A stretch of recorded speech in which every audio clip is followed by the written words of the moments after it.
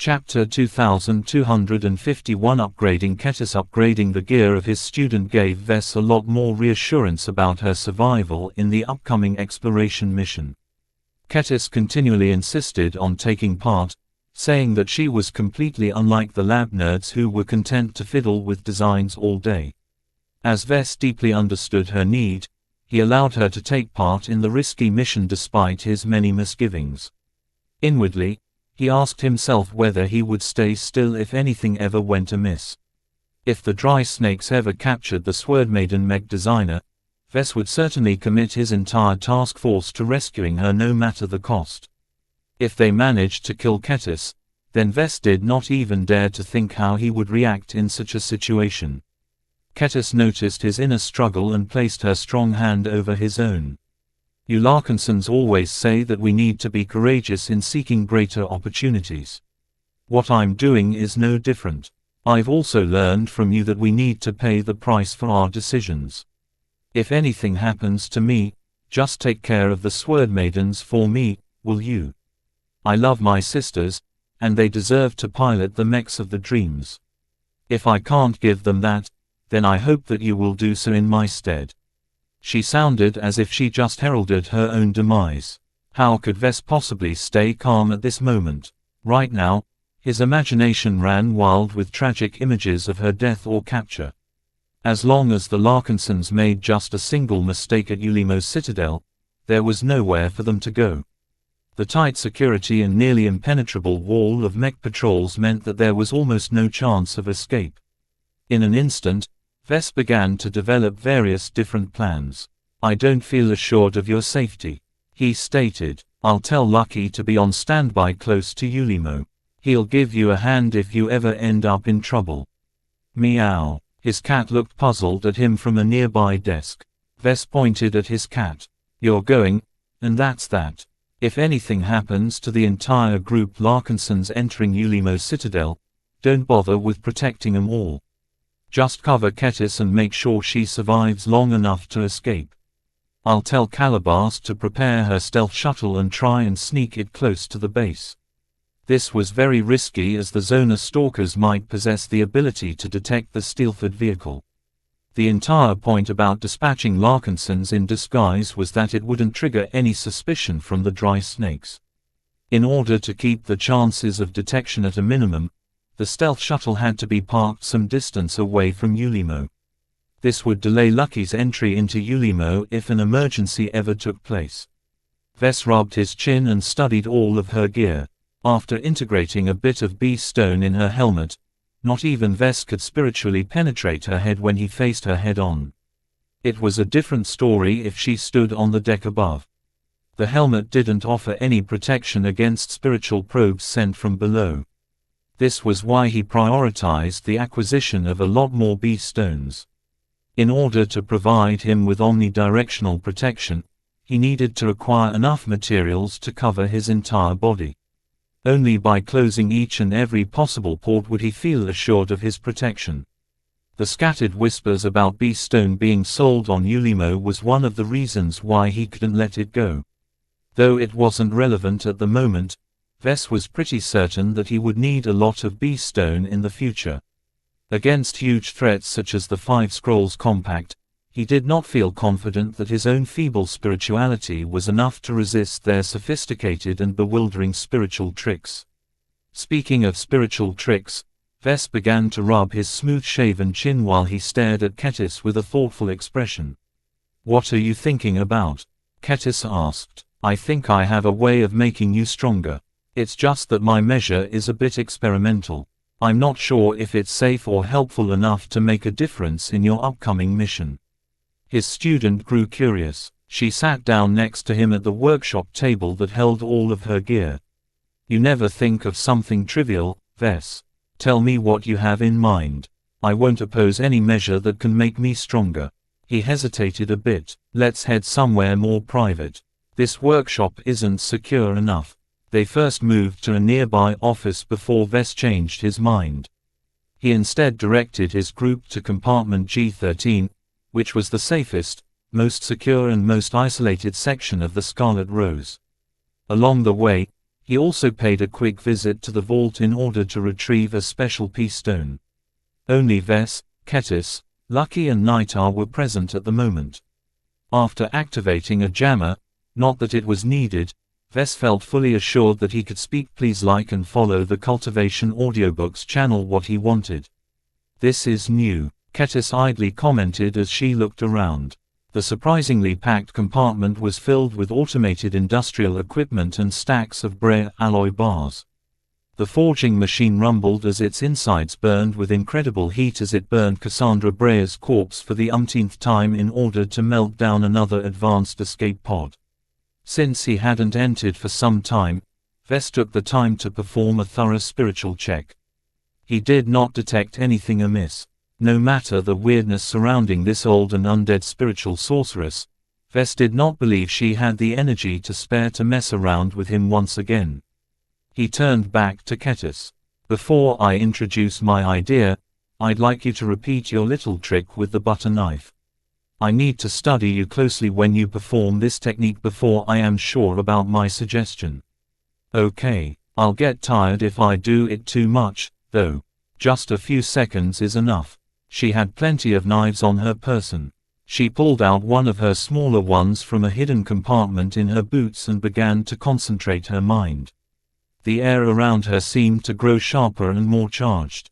Anyone who was spiritually sensitive would know that Ketis was trying to accomplish something exceptional. Slowly but surely, a shimmering glow appeared over the sharp edge of her blade. While Ketis didn't cut anything, the threat that Ves was able to sense was no joke. This time, Ves did not study the spiritual patterns that overlaid the knife. Instead, he directed his senses towards Ketis' mind. Though she lacked a design seed, her active spiritual potential boiled with excitement.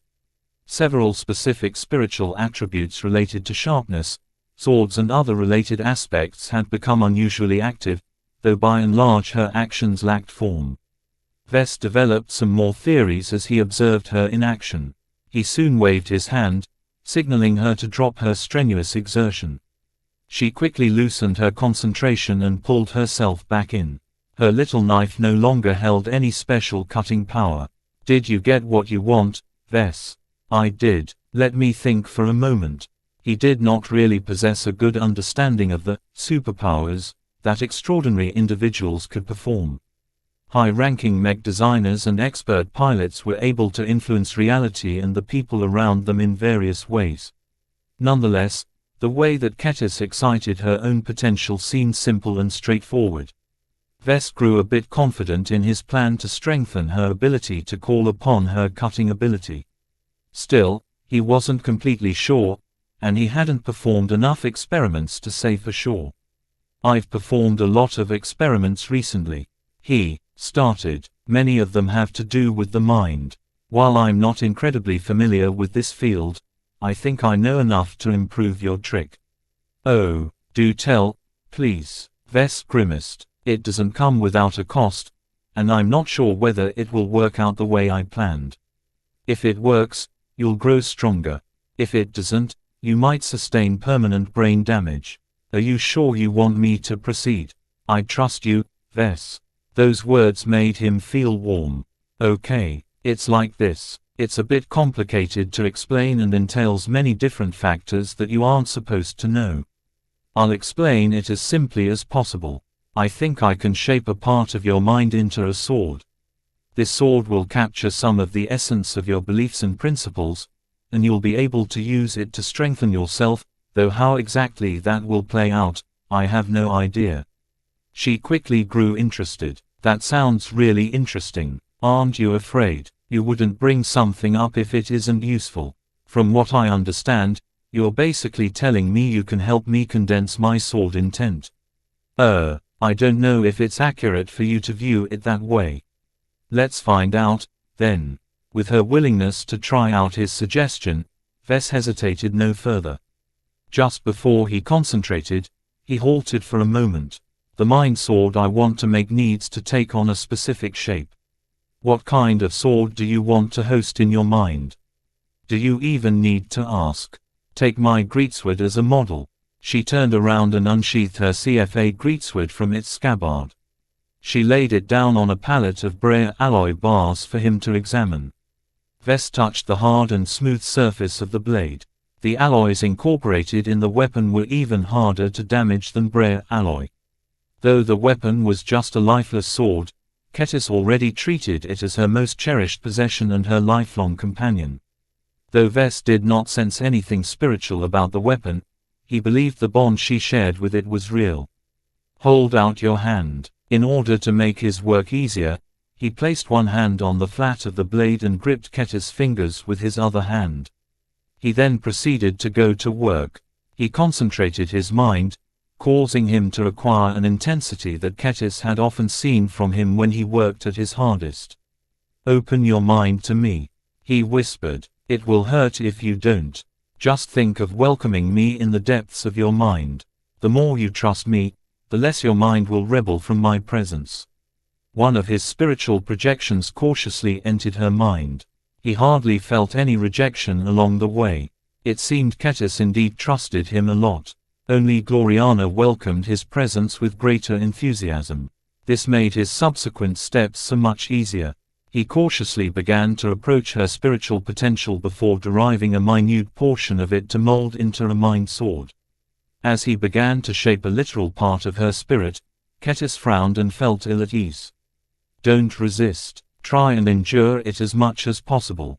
"I'm trying." It was deeply uncomfortable for anyone whose spirits underwent substantial changes. After half an hour's work, Vess completely reproduced a small portion of her spiritual potential into a facsimile of her favorite weapon. In its current form, her prototype mind sword looked rather weak and feeble. In order to prevent it from collapsing, Vess quickly isolated a small portion of the spiritual attributes that Kettis drew upon when she performed her superpower and stuffed it into her mind sword. The new spiritual augment gradually turned solid and cohesive. Already, Kettis widened her eyes as she sensed something remarkable forming in her mind. Due to the relative weakness of her spiritual potential and the tiny size of her mind sword, the spiritual augment did not seem very potent. It was difficult for Vess to draw upon more without seriously impairing his student's ability to design mechs or work with swords. He only drew just enough of her spiritual energy to create a stable construct. Potency and effectiveness did not come to mind at this moment. He had a different solution in mind. He had arrived at the riskiest step of his plan. He directed his attention to the life stone that he placed by the side. The life stone was nothing more than a AP stone that held a trace amount of life-attributed energy that he had derived from the high-grade life-prolonging treatment serum. It constantly swelled with vitality to the extremely high quality of the energy locked within. The sheer potency of this life energy was enough to blow up someone's head. Vess still remembered what had happened when he recklessly inserted some of this incredibly powerful energy into Peter Cetron's mind. The last thing Vess wanted to do was to repeat the outcome on Kettis. Chapter 2252 Mind Sword Failure was the mother of success. Just because Vess accidentally exploded Peter Cetron's mind did not mean he intended to fail again this time. The stakes were higher this time. Vess did not care a thing about the life of a former slave turned bad. Kettis was different. Vess genuinely cared about her life and well-being. So far, Vess learned many lessons from his human experimentations. Many of his captives suffered horribly from his callous spiritual manipulation. Due to his penchant for limit testing, Vess often tended to pursue extremes, much to the detriment of his unfortunate test subjects. He did not feel guilty for harming them, distorting them or killing them. To Vess, they were irredeemable pirates who deserved to die. At least this way they at least contributed back to society before they inevitably succumbed. His test subjects did not suffer in vain. Vess gathered a huge amount of research data and discovered many new rules. He possessed a deeper understanding of various spiritual mechanisms. Most importantly, by constantly exploring and breaking different boundaries, he became much better at judging how much he could get away with. As long as he did not go overboard, the risk of inflicting permanent damage was much less. All of this research progress made him feel confident enough to proceed with his latest experiment. Ketis was no test subject though. He treated her as his patient and client. This meant that he did not dare to act recklessly. Rather than exploring new horizons, Ves tried his best to stick to familiar ground. This was not the time for him to engage in limit testing. Though Ves had not executed this exact series of steps on someone else, Ves had already performed them in isolation plenty of times for him to feel somewhat confident about the outcome. The only real uncertainty was that he never performed any spiritual manipulation to this degree on a mech designer. None of the test subjects that fell into his hands were mech designers, let alone apprentices with notable spiritual potential and nascent design philosophies. Nonetheless, at this stage, Ketis was not much different from an ordinary person with spiritual potential. Hers was just a bit more developed towards her interests and her design philosophy.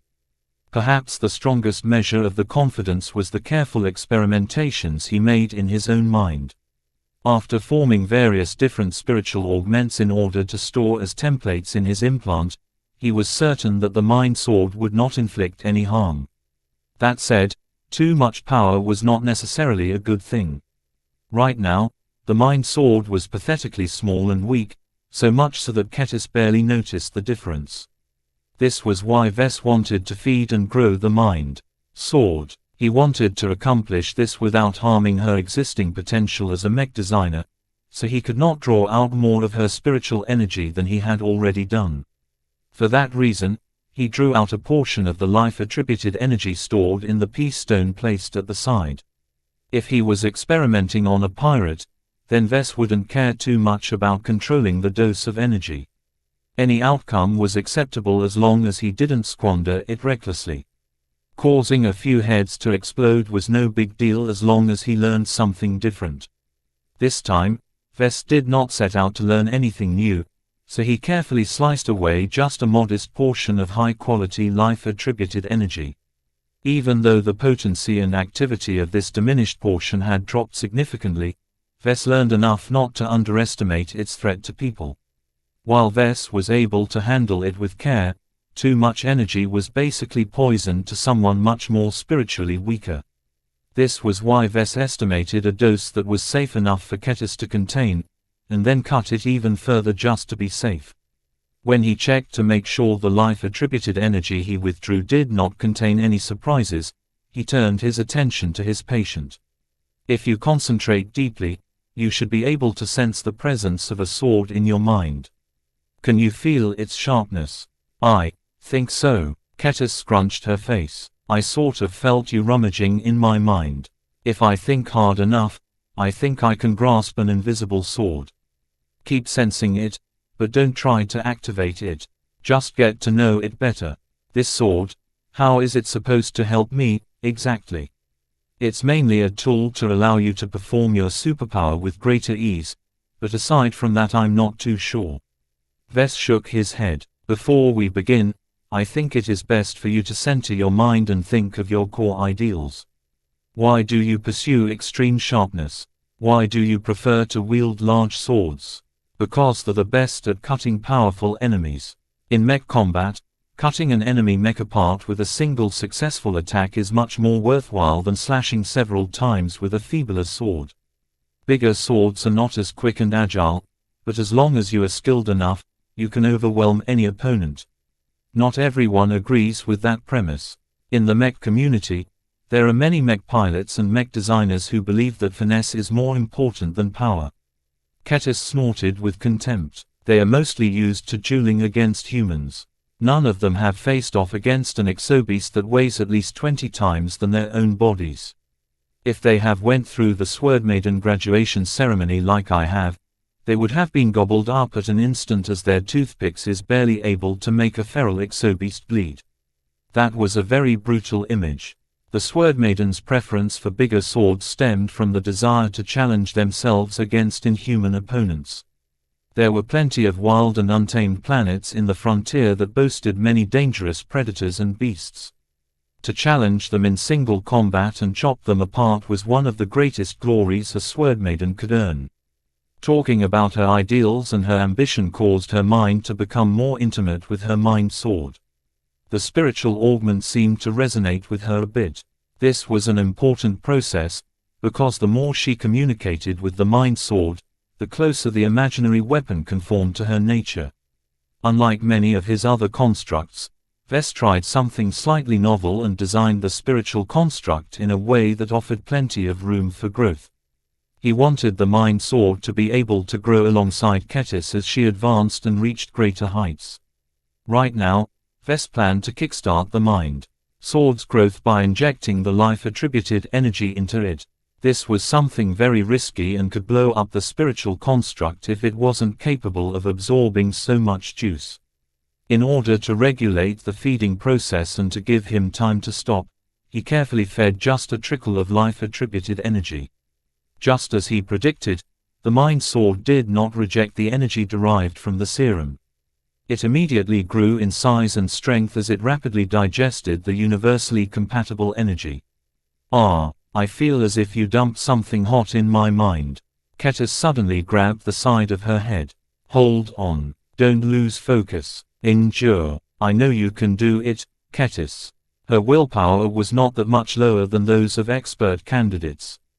Her capacity to live through pain and hardship was incredibly high due to her swordmaiden heritage.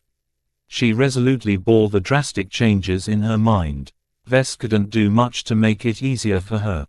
The mind sword, which was previously just a small and weak construct, rapidly grew in strength. All of its sharpness and sword-related attributes began to proliferate as the energies inside the mind sword rapidly grew in quantity. If not for the fact that he designed the mind sword to be able to grow, it would have exploded by now. As it was, the stretchiness factor of the mind sword could barely keep up with the rapid absorption of high-quality energy. Though Vess had not expended all of the life-attributed energy he drew out, he instinctively felt as if he was nearing a safe limit.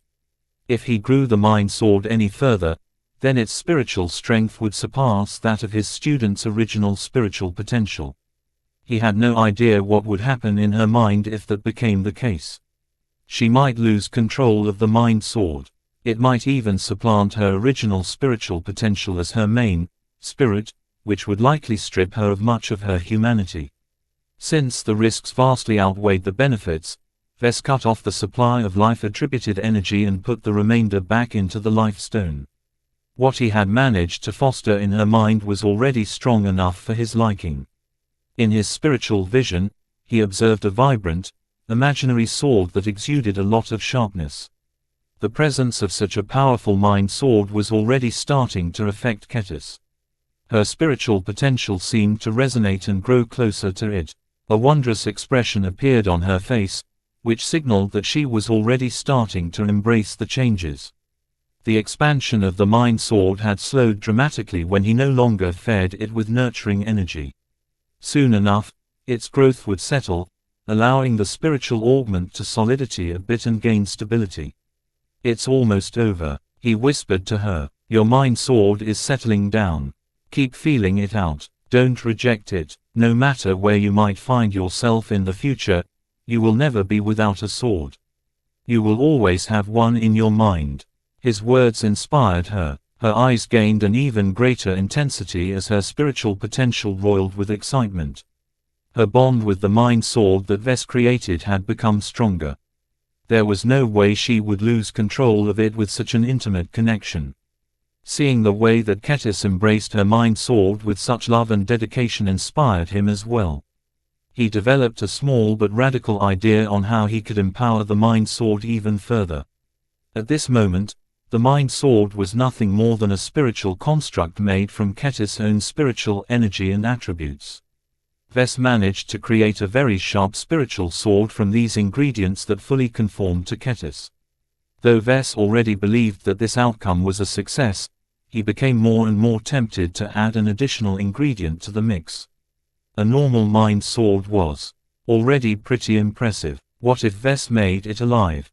He immediately recognized the dangers of attempting to make it alive. He had not performed enough experiments in this direction to be able to tell for sure whether his wild idea would succeed. However, he was too excited to dismiss this idea out of hand. Intuitively, he felt that this might just work, though that did not mean that everything would go smoothly. He decided to try it. At this critical moment, once the mind sword fully ceased its growth, it would be too late for him to pull off this measure. Similar to the formation of new design spirits, Ves began to impart some of his own spiritual energy into the mind sword. He did not dare to inject too much for fear of exceeding what Ketis could bear. The small seed of life that he injected in the mind sword significantly increased Ketis' discomfort. "What are you doing? I feel as if the sword in my mind is going crazy." "Focus. Don't lose control. Bear with it. What I just did was to make your mind sword alive." "What? Think of what I have been doing to mechs. It's the same for what is happening at this moment. You don't need to think so much. Just keep your mind open and embrace the birth of your mind sword." Under his constant guidance, Ketis no longer put up her guard against her mind sword no matter how much it convulsed. Her acceptance and closeness towards it helped the mind sword absorb and integrate the foreign spiritual energy. If not for her trust and friendship to Ves, she would have never been able to integrate his spiritual energy. Even so, the process went anything but smoothly. Ves partially regretted moving so quickly ahead of his experiments. Everything that took place now was completely new to him. It was useless to perform this experiment on pirates because they hated him so much that their minds and spirits always rejected his spiritual energy. Fortunately, his assumptions and theories did not lead him astray. Spiritual energy was intimately intertwined with thoughts and emotions. With a silent cry, the mind sword had completely integrated the energy that Ves had donated. An exultant wave of emotion spread from Ketis' mind as her mind sword had succeeded in coming to life. "I can feel her," Ketis stated with wonder. "My sword. She's perfect." Ves managed to create his first living spiritual construct.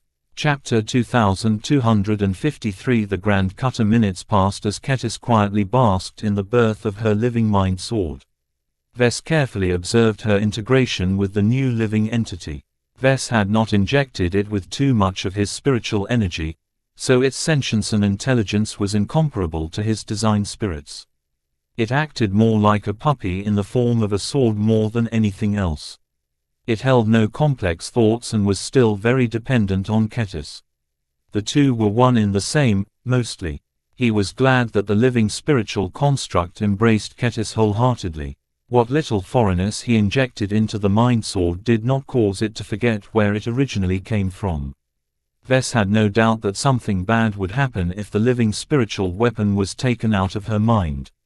The formation of this wondrous living spiritual construct had been an eye-opening experience to Ves.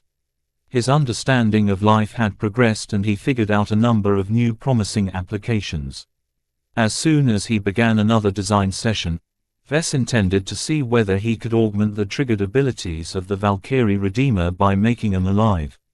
It sounded ridiculous, and Ves had no idea whether it would work at all, but he really wanted to see what resulted from basing triggered abilities on actual living spiritual constructs. While Ves began to fantasize about implanting abilities into his mech designs that could grow and adapt over the course of their existence, Ketis began to get a better grip on her young but eager mind sword. She smiled brilliantly at Ves. "My sword intent has become alive. This is amazing, Ves. While I feel a bit disappointed at myself that I haven't been able to form her on my own, I would have never been able to form something so vivid and sharp on my own." Hardly any of her earlier discomfort remained. At this stage, she fully accepted the new addition to her mind. Likewise, the living mind sword fully embraced Ketis as her soul partner. The only thing strange was that Ves didn't see anything about the mind sword that suggested that she was female. Ves didn't bother too much with it. As long as this little quirk helped increase her compatibility with her mind sword, it should be fine. An odd thought came to his mind. He chuckled a bit at its absurdity. "I guess I have finally fulfilled my promise of gifting you with a new pet. Congratulations." The mind sword was not quite a pet. She was actually a piece of Ketis that gained some independent life with his help. Ves actually didn't really know how to regard her existence. Living spiritual constructs differed from the design spirits he was familiar with, so he did not have a good grasp of what they were capable of at the moment. Nonetheless, Vess did not believe that the mind sword would become a burden to Ketis. Already, he could see that her spiritual potential was slowly growing more vigorous. Her path to advancing to journeyman just became a little smoother. In fact, Vess had a suspicion that the formation of the mind sword might even trigger the process of forming a design seed right away. That was actually an undesirable outcome to Vess. While Ketis was a fine apprentice mech designer and knew a lot about mechs and swords, he did not believe she designed enough mechs to reach a sufficient degree of maturity with regards to her work. Letting her advance to journeyman while she was still in a relatively immature state would only doom her career later on. Only by climbing up through her own power would she be worthy to a higher rank. As Ketis acclimatized to her new pet, she suddenly stood up and grabbed her sword from the stack of Brea alloy bars. She lifted her greatsword over her head before concentrating her mind.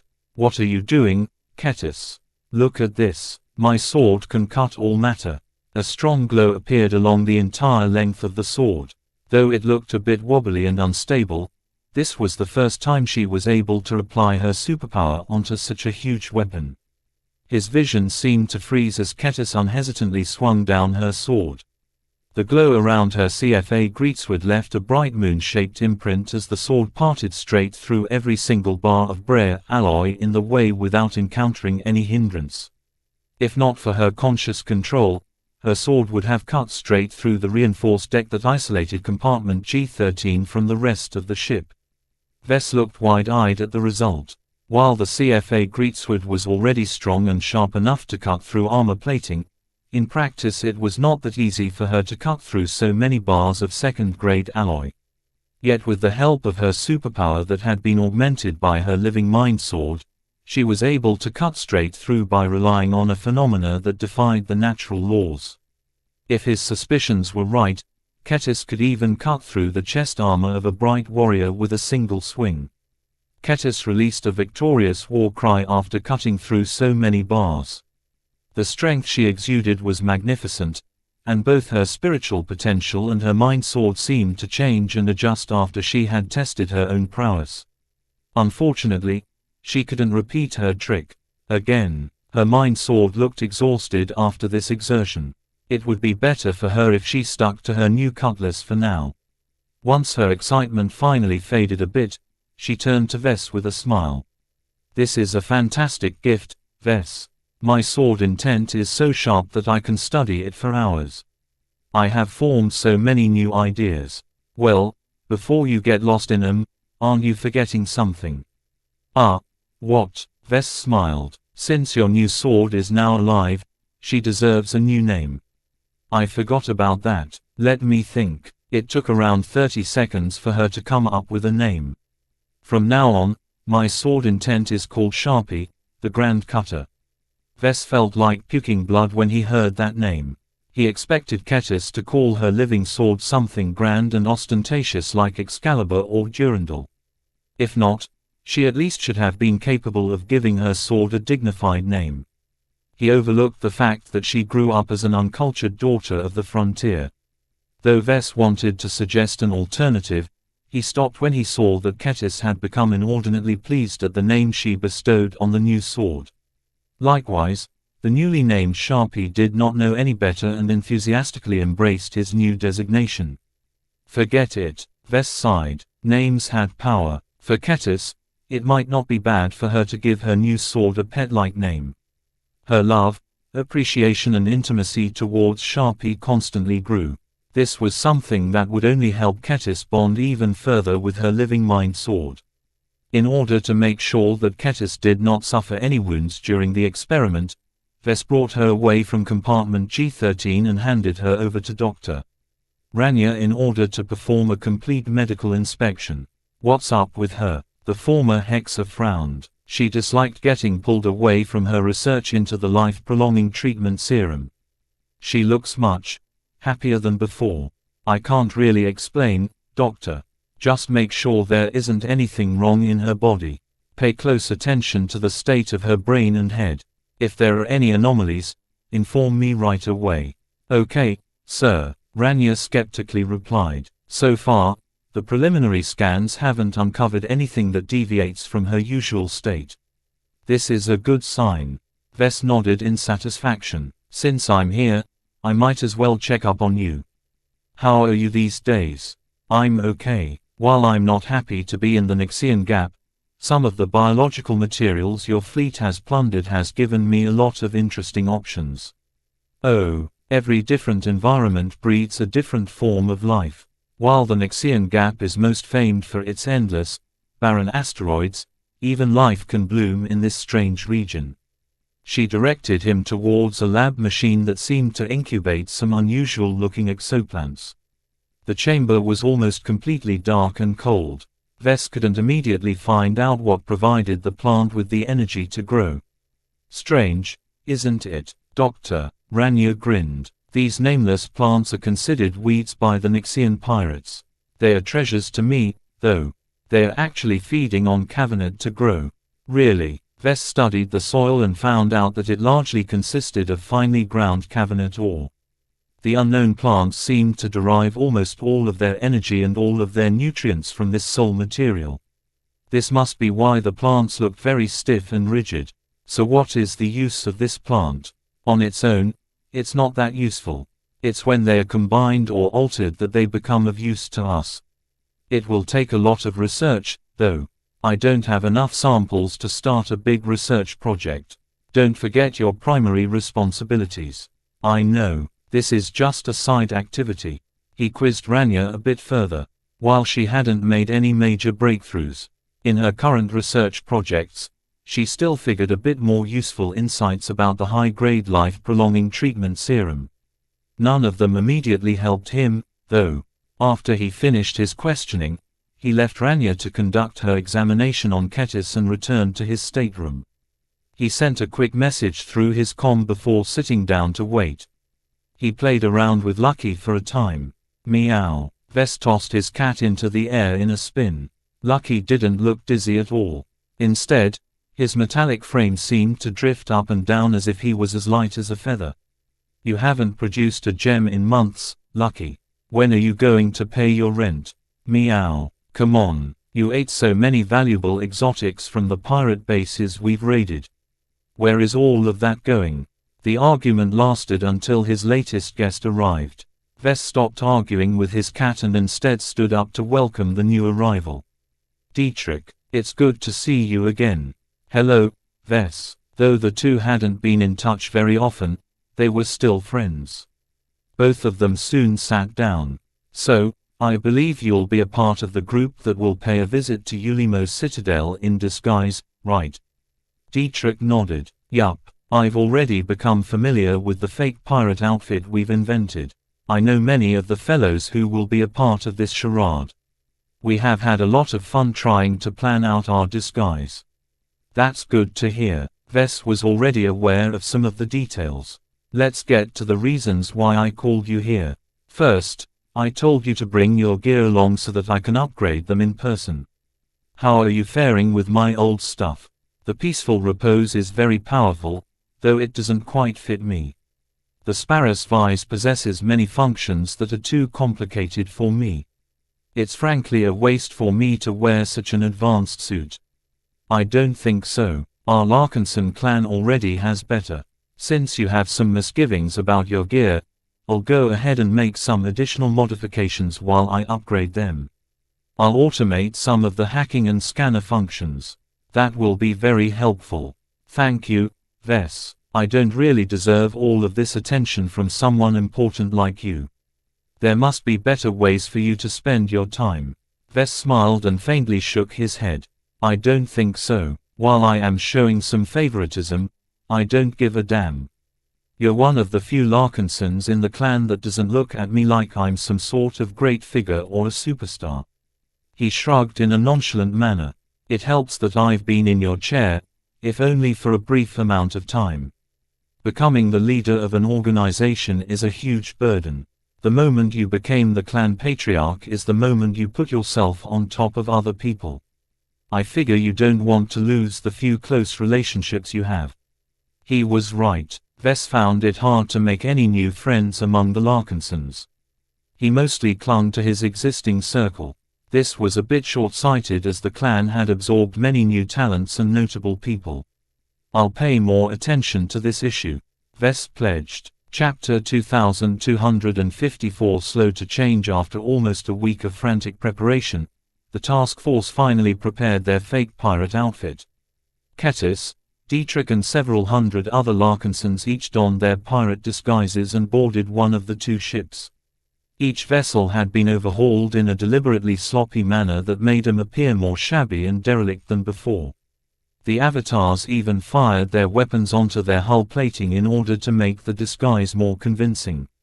In fact, the damage to one of the light carriers was so severe that it desperately required repairs. If the damaged vessel couldn't be patched, then she would certainly shut down in a matter of weeks. With such a disaster hanging over their heads, the so-called mirror raiders possessed ample reason to approach and dock at an unfamiliar pirate base. As the ships and mechs of the mirror raiders carefully left the bosom of Task Force Predator, Vess watched them go on the bridge of the Scarlet Rose. Though he felt great concern for the Larkinsons who left, he had no way to influence their situation anymore. Due to several reasons, smaller pirate outfits generally didn't possess any quantum entanglement nodes. Even if the ships of the mirror raiders did possess one, there wasn't much of a point. Ulimo's citadel locked them all down as a rule. The dry snakes who reigned over the base did not want any visitor to coordinate their actions with people outside. Information was power. Communication was power. Now that the mirror raiders were suddenly deprived of the quantum entanglement nodes, they could only rely on themselves to solve their problems. "The people we've sent can take care of themselves." Major Verl spoke at his side.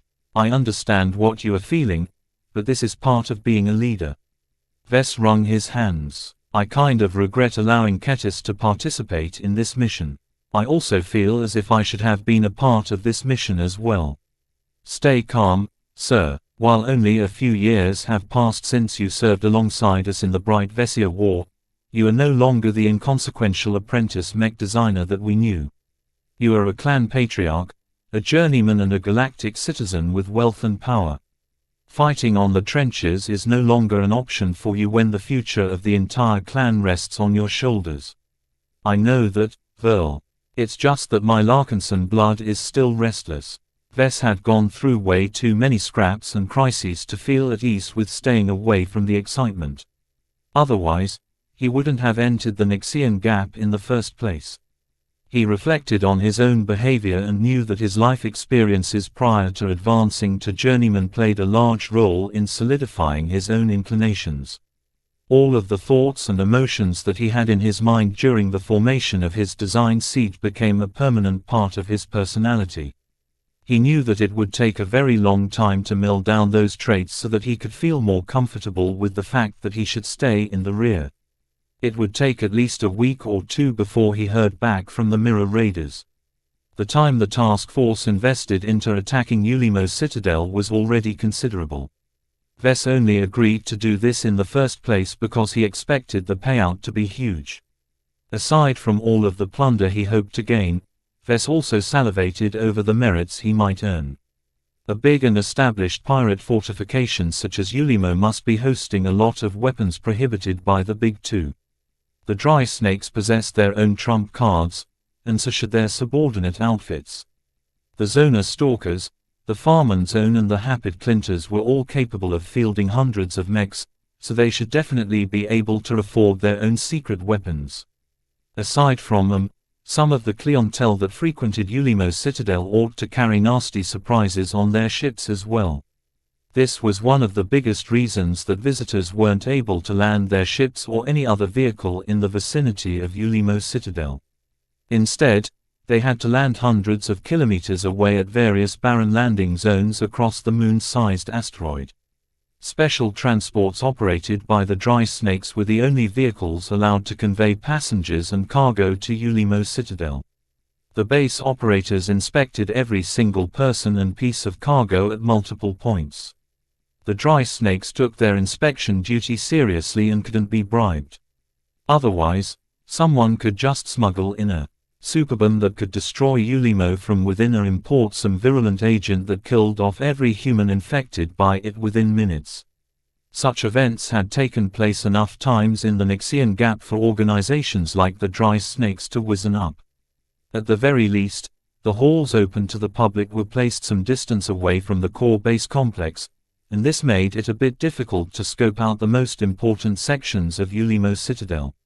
Infiltrating these parts of the pirate base was the biggest challenge of the Mirror Raiders. "Well, there's no use procrastinating any further," he muttered. "I might as well do something more productive." He reluctantly left the bridge and returned to the design lab. After handling some miscellaneous tasks, he called out all of the braves who were preoccupied with working on their respective projects. He also allowed Xantha and Michael to sit next to him in order to observe the meeting.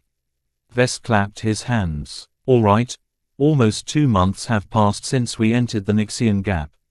All of us have spent plenty of time on designing the mechs in the pipeline. Let's pause for a moment in order to see how much we have accomplished." The LMC's design department worked on 4 minor design projects. Vess and Gloriana assigned 3 design teams to every minor project, of which at least one consisted of braves and one consisted of erudites. In the first couple of weeks, a lot of friction occurred between the braves and the erudites. The former preferred to work briskly while the latter wanted to be thorough. It took a lot of coddling from Kettis and Miles for the 2 groups of assistants to settle some of the differences. By now, the braves should have gotten into the groove. As long as none of the projects fell behind schedule, Vess didn't really care how the assistants organized themselves. He gestured towards the 9th design team. "Miss Rena Orion, please report the current status of the Crystal Lord Mark II project." The heavily mechanical augmentations on her body were partially visible to the naked eye. This made her look like a cyborg. She looked just like any other citizen of the Coman Federation. It was too bad the Coman Federation existed no longer. The Sandman engulfed the state before crashing headlong into the defensive lines of the Bright Republic and other prepared states. The woman stood up. "The Crystal Lord Mark II project is proceeding according to schedule, though our progress is uneven due to the addition of Luminar technology. Ever since Vess struck a deal with Master Willix, he gained access to exclusive MTA research on Luminar or Crystal Builder race technology. Aside from improving his understanding of laser weapons, he also gained the capability to integrate better alien crystals in the design of the Crystal Lord. Due to the sensitive nature of the classified MTA research data, only Vess and Gloriana worked with this new tech. Their busy schedules and lack of time meant that they couldn't contribute as much as they wanted to this project. On the other hand, this freed up Rena and her fellow assistants from some of the duties, allowing them to invest more work in other aspects. Since Vess had not upgraded its design spirit yet, he refrained from engaging in any spiritual engineering. He still needed to see how the upgraded Crystal Leader turned out before he knew what kind of glow and triggered ability he wanted to impart in the mech. Even without them, Vess still believed the Crystal Lord Mark II could make a substantial impact on the battlefield. What are the most serious challenges facing this project? There are several problems slowing down our work. The lack of coordination between the work on the Luminar crystals and the rest of the mech design makes it difficult for us to expect what is necessary. Another problem is the lack of testing facilities. Even if we are far from fabricating a prototype, it is still useful to produce some incomplete models and test their performance under specific circumstances. The last significant issue we are dealing with is trying to elevate its performance as much as possible in order to justify its high sales price. I'm already aware of those issues. Vess replied and waved his hand. The Crystal Lord Mark II won't be easy to sell, but as long as we enhance its value through combining superior performance and a unique glow, it will have a place in the market. They discussed some more issues, allowing the rest of the Braves to gain a better understanding of the state of the Crystal Lord Mark II project. Occasionally, they even provided some feedback. Vess turned to Malta Ringer, the team leader of the 5th design team. Report on the Sanctuary project. It's proceeding slightly ahead of schedule. The former Reinaldan spoke. As a third-class space knight, it is not that complex compared to other spaceborne Mech types. Since the Sanctuary's main selling is its glow, we focused on designing a durable support mech that is mobile enough to move around but also defensible enough to withstand significant attacks. The projection of the incomplete Sanctuary design showed a mech that shared some resemblance to the Blessed Squire.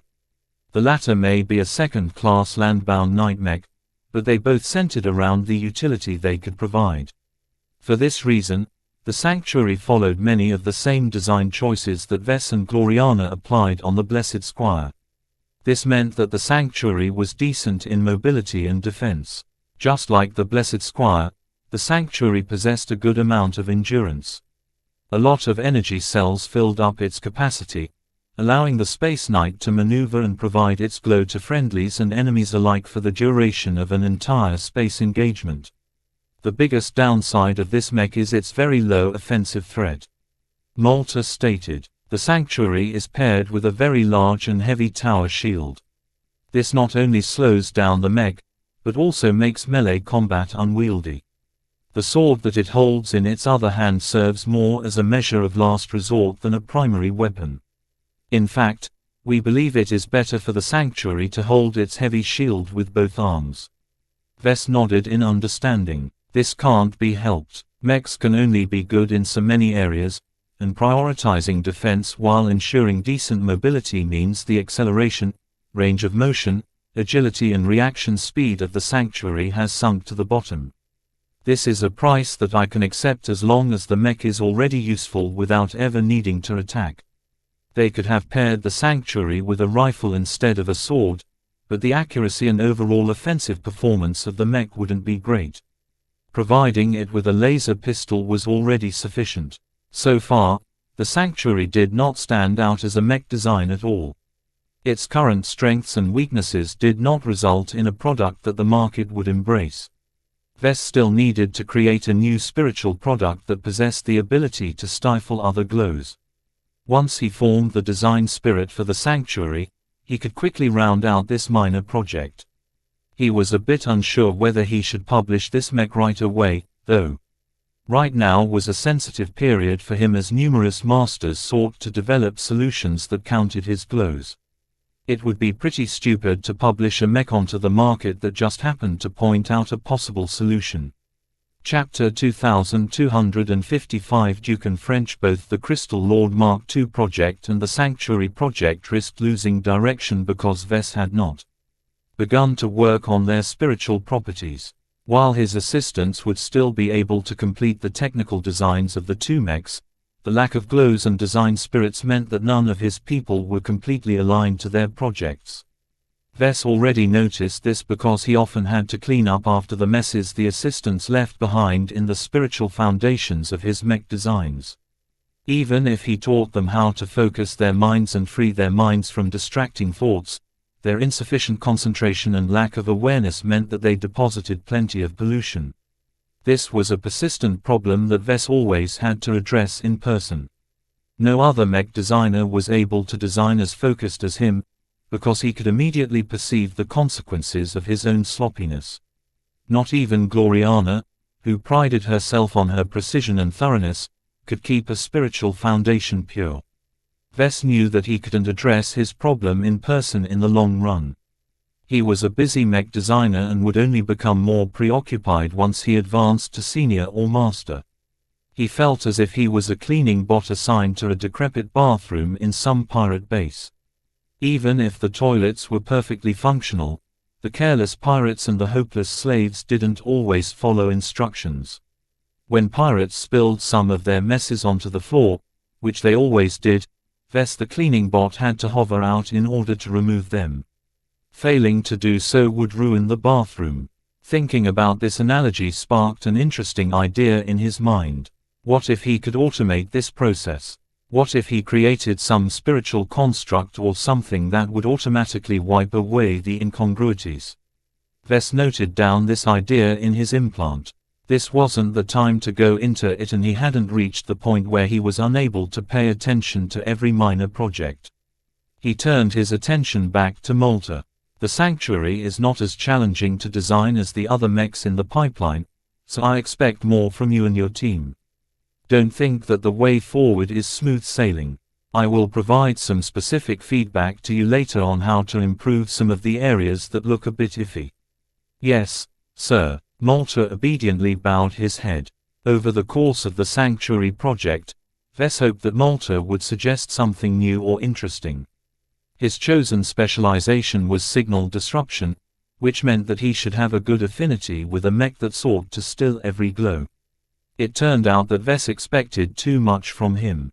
His progress in his chosen field still hadn't left the starting line, which meant it would take a good amount of years before Malta even came close to advancing to journeyman.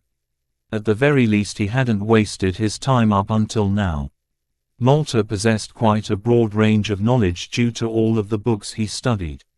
He just needed to transition from learning to innovation. No matter how pathetic the results, every apprentice had to start somewhere with their original research. Vess quickly moved on to Catherine Evenson, who led one of the design teams assigned to the Ferocious Piranha project. Our work is proceeding exactly on schedule, she began. As a spaceborne light skirmisher, we have tried our best to turn it into a peak performance machine that can disrupt and assassinate enemy elements. While we don't have its adapted fear glow to work with, we believe that the mech should be more than capable of disrupting the rhythm of enemy mech pilots. How is the endurance of the design? Pretty bad, even if we account for its generous budget. It's not suitable for extended deployments and can't perform too many attack runs. Catherine looked a bit helpless at this admission. This is a deliberate design choice on our part, Miss Evenson. You don't have to feel too ashamed at this shortcoming. We just have to make sure that the mech provides sufficient value in the short time that it is active. In this regard, the Ferocious Piranha possessed the opposite performance profile to the Sanctuary. Part of this contrast emerged due to their diverging roles. The Ferocious Piranha had to leverage its terror glow to disrupt and break enemy formations in the shortest amount of time. The Sanctuary did not engage in any risky maneuvers.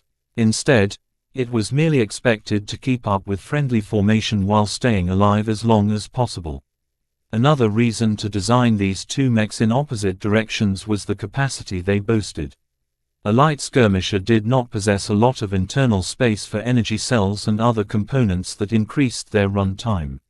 Space Knights were much less limited in this aspect. Even if much of their volume consisted of armor plating, they were still big enough to fit plenty of energy cells inside. Knowing that a light skirmisher like the Ferocious Piranha would never be able to last hours on the battlefield, Vess and Gloriana did not even attempt to do so. It was already good enough for the mech to be able to maneuver around and engage in medium-intensity combat for 30 minutes straight. Perhaps the only saving grace for light skirmishers such as the Ferocious Piranha was that they expended much less energy. Their lighter mass allowed them to accelerate with ease, which meant that their flight systems didn't have to be as powerful and wasteful as those of bigger mechs. Another mitigating factor was its budget. While the Ferocious Piranha cost 50% more than the Doom Guard, its size and dimensions were considerably smaller. This allowed the design teams to implement a much better armor system to the light skirmisher. Even if it looked thin and fragile, its compressed armor meant that it shouldn't go down after suffering a couple of direct hits.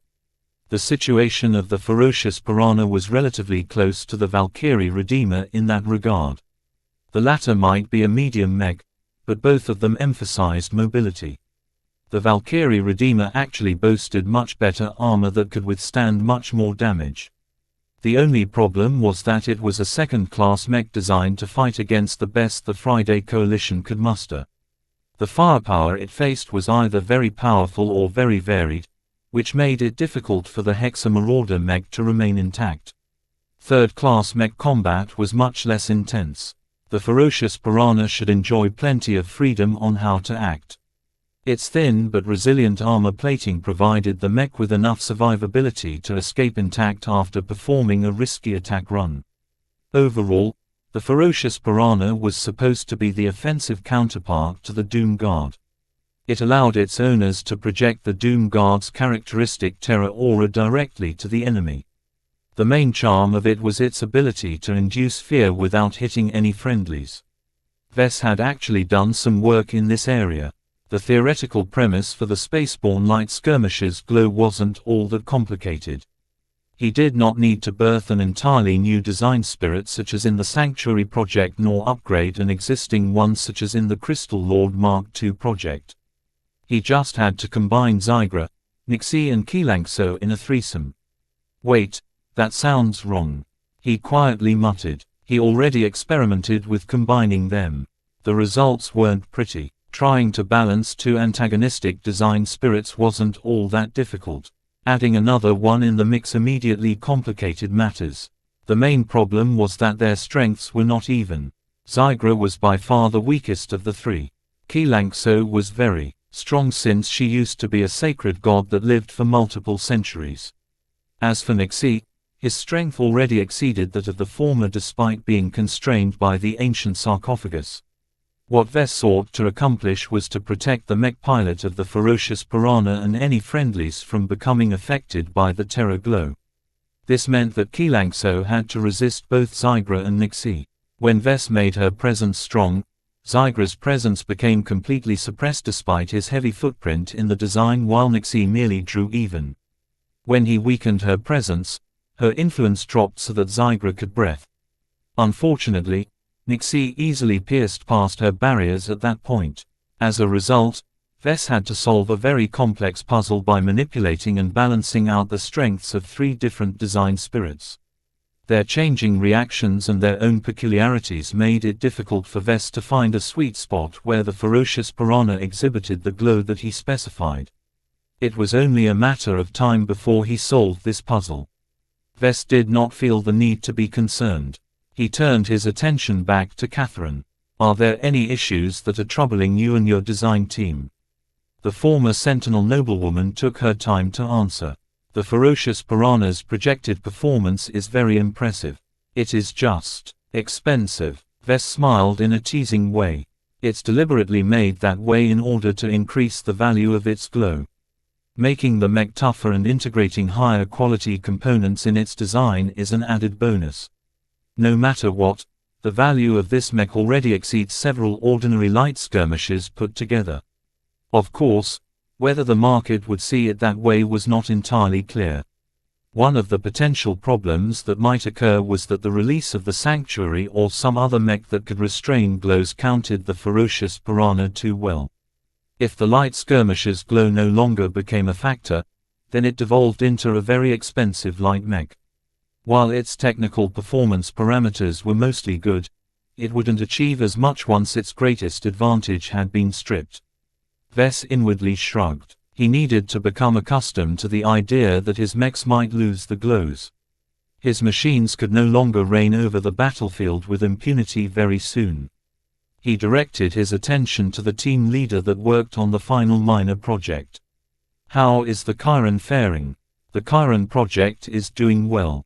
The two erudite design teams deserve much of the credit. The technical complexity of designing an adjustable, morphing teaching mech is very daunting. All of us are forced to spend a lot of time on designing the different mechanisms. Vess nodded. Designing a mech that does not stay in a single form is always difficult to design. What do you think about the budget? It's a lifesaver to us. Duke French replied. With 6 million hex credits, we can outfit the Chiron with excellent, sturdy materials that possess a high tolerance for abuse. The current iteration of the Chiron would have never been as feasible if it was made out of cheaper materials. That's not a good way to approach the Chiron's design, Mr. French. We need to get away from our dependence on using the Chiron's superior fault tolerance as a buffer for our failures. The mech needs to work even if its frame was made of materials that are just a third as strong. The team leader reluctantly nodded. We are trying, but it will take time. Duke French happened to be one of the mech designers that Vess recruited right away without undergoing any of the bravery tests. He who possessed amazing spiritual potential and used to be a bright talent as well. The reason why he ended up joining the Larkinson clan was that he used to be a citizen of the Chuko Republic. Vess remembered visiting the state on his previous tour. He had already sensed plenty of decline back then. Dukan French was one of the local Chukans who managed to get out quickly enough to escape the butchering of the state by its 3 greedy neighbors. Though Dukan possessed plenty of talent, Vess found that the former Chukan lacked a bit of passion and resolve. Hopefully, spending more time in the Xian Gap would remedy this problem. Chapter 2256 Mirror Raiders. 2 light carriers slowly flew past the asteroids as they made their way to a famous pirate stronghold. The Bloody Fang and the Cruel Intention were light carriers that served as the main possessions of the Mirror Raiders, a small and forgettable pirate outfit. There were so many different pirate gangs operating in the Xian Gap that it didn't matter if the Mirror Raiders possessed no prior history. Due to the inherent instability of pirate society and the devastating consequences of losing battles, a lot of pirates were used to forming and disbanding outfits within the span of a few years. The larger pirate organizations that managed to build and protect a stronghold possessed much more permanency. Once they began to become productive members of the rudimentary pirate economy of the Xian Gap, they were no longer under the threat of falling apart due to suffering a single, devastating mishap. Not everyone could be like the dry snakes. Bottom feeder outfits that barely managed to eke out a living were much more common. In that regard, the Mirror Raiders were slightly better off despite the damaged state. They had 2 ships instead of 1, and both of them were light carriers. Even though they suffered moderate battle losses that dwindled their protection to just 57 mechs, that still provided them with enough strength to fend off many opportunistic enemies. Even so, the carriers were not in good shape. The Cruel Intention still looked rather decent, as most of the damage only marred her hull plating. The Bloody Fang was worse off as one of her thrusters suffered some direct hits that impaired her mobility. What was worse was that the rest of the Bloody Fang's propulsion system had begun to deteriorate. Any naval engineer who looked at the Bloody Fang would immediately know that the ship would soon become dead in the water if she did not receive timely repairs. The damaged pirate ships along with the decent but shabby-looking pirate mechs that escorted them looked no different from any other pirate outfit that was down on its luck. That did not mean the Mirror Raiders was on the verge of falling apart. Their battle scars told of a hard-fought battle which they eventually won. A considerable amount of containers rested in the cargo holds of the Bloody Fang and the Cruel Intention. Each of them was filled with either cavernite or a random assortment of other valuable minerals. This was the capital the Mirror Raiders relied upon to replenish their strength and rise up from their setback. Before their arrival at Ulimo Base, the 5 most important members of this fake pirate outfit gathered in a meeting room aboard the Bloody Fang. Ketis wore her upgraded Rising Red Dragon that had been decorated with numerous pirate trophies. She looked completely unlike a mech designer with her large laser pistol and her broad cutlass. She now went by Avery, and her official function was infantry captain. Absolutely no one should ever be able to know that she was technically adept and a very capable mech designer. Dietrich wore the lighter Sparus Vise which had been modified to look deliberately more gauche. It looked like a poor pirate's attempt at adding some class onto a serviceable suit of combat armor. He played the role of Bo, the heir to the Mirror Raiders and a slightly foolhardy and inexperienced pirate. Sitting quietly next to him was Lieutenant Sodo Roden, a Black Cat intelligence officer trained by Calabast. While he didn't excel in fighting, he was very good in hacking and communications. He played a key role in trying to scope out Ulimo's citadel's defenses. Leaning against the side of the bulkhead was Lieutenant Sendra, a rough-looking woman who clearly hailed from the Sword Maidens. She only looked kindly at Ketis and her fellow Sword Maidens. She put up a gruff face to everybody else, which didn't make her very popular. Sendra took on the guise of Captain Idris, the strongest mech pilot and the second in command of the Mirror Raiders. The final person to enter the compartment was Lieutenant Commander Abyss Firelight, a mech officer of the Flagrant Vandals. Major Verl chose the commanding officer of the Mirror Raiders carefully. After contemplating several options from several mech forces, he settled on Abyss.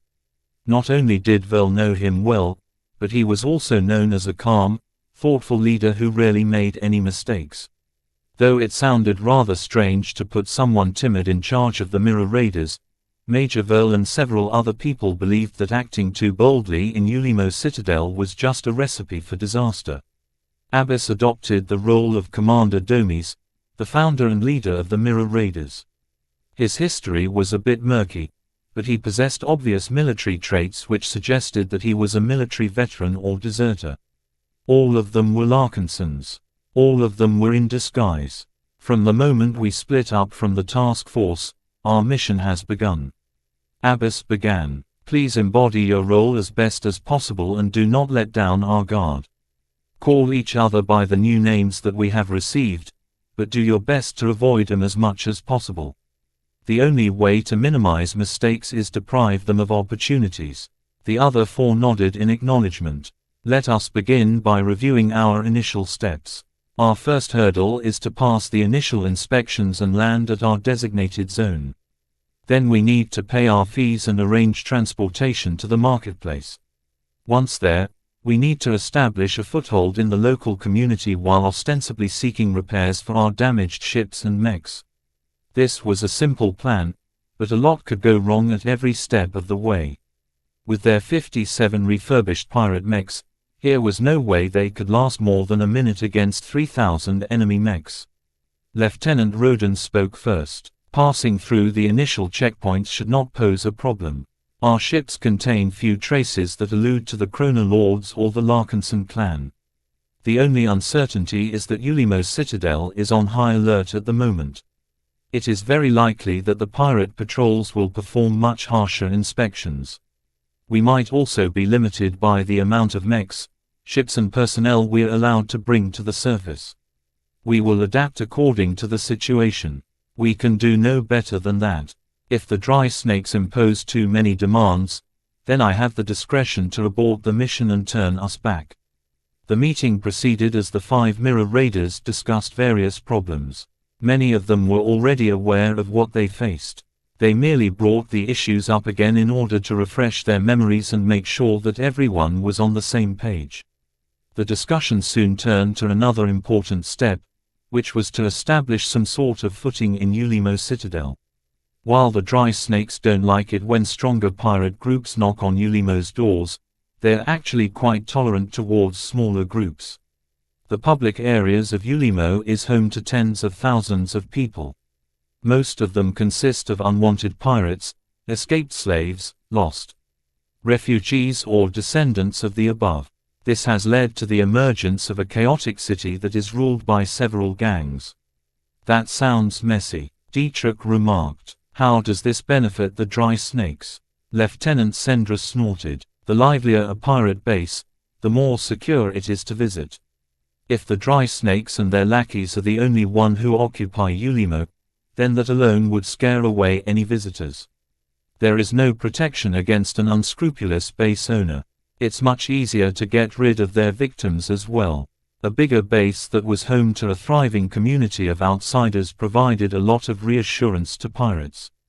This meant that the pirate authorities protected the property rights and other rights of outsiders.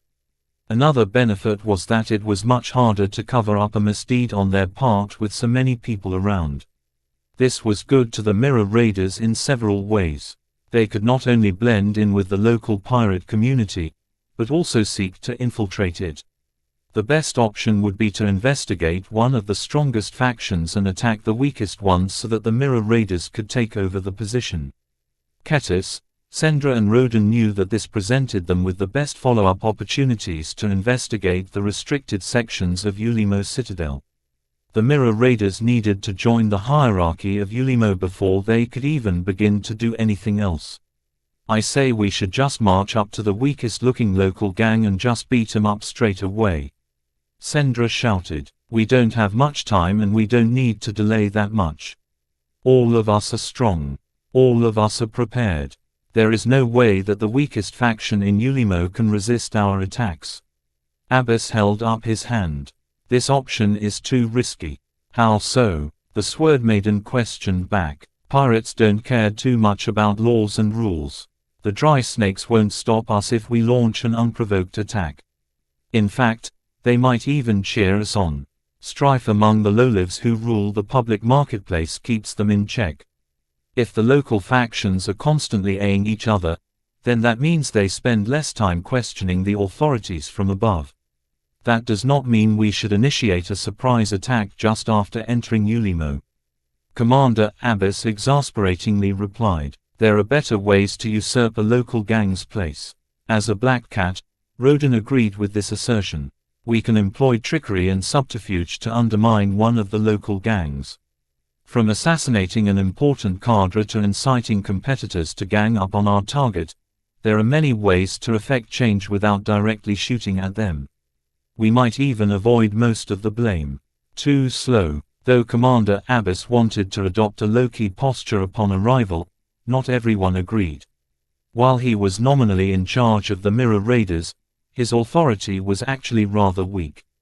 This was one of the adverse consequences of mashing different people from different forces together. No one knew each other well aside from the folks who already worked and fought alongside each other. Dietrich slowly began to frown as he witnessed the growing contradiction between Commander Abbas and Lieutenant Sendra. The flagrant vandals and the sword maidens may have a history with each other, but their mindsets differed a lot. The vandals still possessed a core of military discipline and expectations, while the sword maidens had always clung onto their savage pirate heritage. Still, despite their quarrels, Dietrich believed that they knew better than to mess around. Once they arrived at Ulimo, they all needed to cover each other's backs. Ketis. Commander Abbas changed the topic. Aside from Lieutenant Rodin and his black cats, we will be leaning on you to keep your eye out for any details the task force needs to know. I know what to do, she replied. I will do my best to stay in the background and pretend to be a dumb guard. I'll assign you to act as Dietrich's bodyguard. He will be heading out with a small group in order to make new friends among the locals. It would be best if we can befriend a direct member of the Dry Snakes, but that will be challenging. Whatever you do, don't stray in the more dangerous parts of Ulimo. From what we know, the security and monitoring system of the marketplace is quite good, but the more remote portions can be jammed long enough to launch an ambush and leave before the base patrols arrive to enforce order. The monitoring system mainly existed to prevent pirates from unleashing mass destruction. As long as the visitors and locals refrained from making excessive moves, the Dry Snakes didn't care whether someone shot another person on the street. The law and order on Ulimo was very mixed. Chapter 2257 Thorough inspection. The Mirror Raiders slowly limped towards the vicinity of Ulimo Citadel. The Bloody Fang battle damage was not cosmetic at all. The inherent instability of her propulsion system caused the ship to vibrate, shudder and sometimes even skip. It was as if she was a wounded pig limping back to safety while leaving a bloody trail on the ground. Due to the damaged state, the Mirror Raiders adopted a defensive posture. Their mechs might not be in the best of shape, but with danger potentially lurking around every corner, the pirates did not dare to drop their vigilance. Their course led them closer and closer to Ulimo, but not in a direction that suggested they were familiar with the route. They acted as if they stole the route from hacking an enemy ship's navigational database or beating it out of a captured ship captain. This disguise appeared to work. The Dry Snakes soon noticed the arrival of a small outfit and diverted a patrol. A small frigate and a squad of mechs slowly came into view. The green and yellow coating along with the symbol of a snake immediately caused the Mirror Raiders to slow their approach. The pirate frigate transmitted a message to the newcomers. Halt, you are on approach to Ulimo Citadel. Cease translating forward and prepare to be boarded for inspection. Retract your mechs and shut them down. Transmit your cargo manifests, your mech roster and your personnel roster within 120 seconds. Failure to comply will lead to blocking your entry. As if expecting these demands, the Mirror Raiders quickly complied. All of their mechs that currently guarded the two ships meekly withdrew into the hangar bays. This was a fairly time-consuming process as only so many mechs were able to land at a time. During this time, the two carriers also accelerated backwards in order to stall their forward momentum. This was no joke. If the vessels strayed too close to Ulimo without undergoing any inspections, the dry snakes would definitely shoot them to pieces. After some time, the dry snake frigate coasted forward. The pirates affixed a large, modified sensor array on her bow. The vessel soon began to pump a prodigious amount of power to the sensor array, causing it to perform powerful active scans that penetrated straight through the hulls of the two carriers. Such a brute force scanning method was very invasive and discomforting. Though there were ways to block or frustrate the scanning, the mirror raiders did not dare to voice a protest. Along with scanning the newcomers, the dry snake frigate also dispatched a shuttle. After landing inside the cramped hangar bay of the Bloody Fang, a pair of inspectors in uniformed vac-suits emerged from the vehicle. Lieutenant Commander Abbas Firelight of the Flagrant Vandals along with some of his officers greeted them immediately. Unlike the clean and utilitarian uniforms they wore when they were part of Task Force Predator, they had all changed into flamboyant, trophy-laden dress uniforms. Their simple black and white uniforms were barely visible under all of the bones, banners, pelts, emblems and other trophies they adorned on their bodies. In most cases, it was easy to judge the status of a pirate. The dry snake inspectors quickly glanced at the quality and quantity of the trophies adorning the offices of the mirror raiders and made a silent impression. In their experienced judgment, the mirror raiders were experienced but not that successful. None of the trophies on their offices were exceptionally valuable or came from strong opponents. The fact that they dared to wear so much was a signal that they had been in the pirate business for some time. "Welcome aboard the Bloody Fang," Abbas welcomed. "I am Commander Domes, the boss of the Mirror Raiders. We are seeking a harbor where we can repair our ship, buy some mechs and recruit new crew. We are not short on cabinet." The lead inspector smiled. The open tone of Commander Domes meant that the Mirror Raiders weren't trying to hide their condition. This underscored their submission towards a stronger and more superior pirate organization. Only the most deranged among the noble profession ranted and raved against stronger pirates. Those idiots that dragged down the reputation of pirates never lasted long, though there always seemed to be more taking their place. "We have detected plenty of cabinet in your holds. I am sure that you will be able to obtain what you desire." The inspector spoke in a firm but slightly amiable tone. "We are slightly concerned about some of your cargo and the areas that appear fuzzy on our scans. Please allow us to inspect your two carriers. We cannot allow any threats to approach Ulimo. Please feel free to observe our ship. Mind you, some of those areas contain sensitive goods. We understand. We care not for your business. Our job is only to ascertain your threat to our base." The inspectors took their time to do their jobs. If not for the piratized uniforms, this process looked no different from the inspections carried out in civilized space.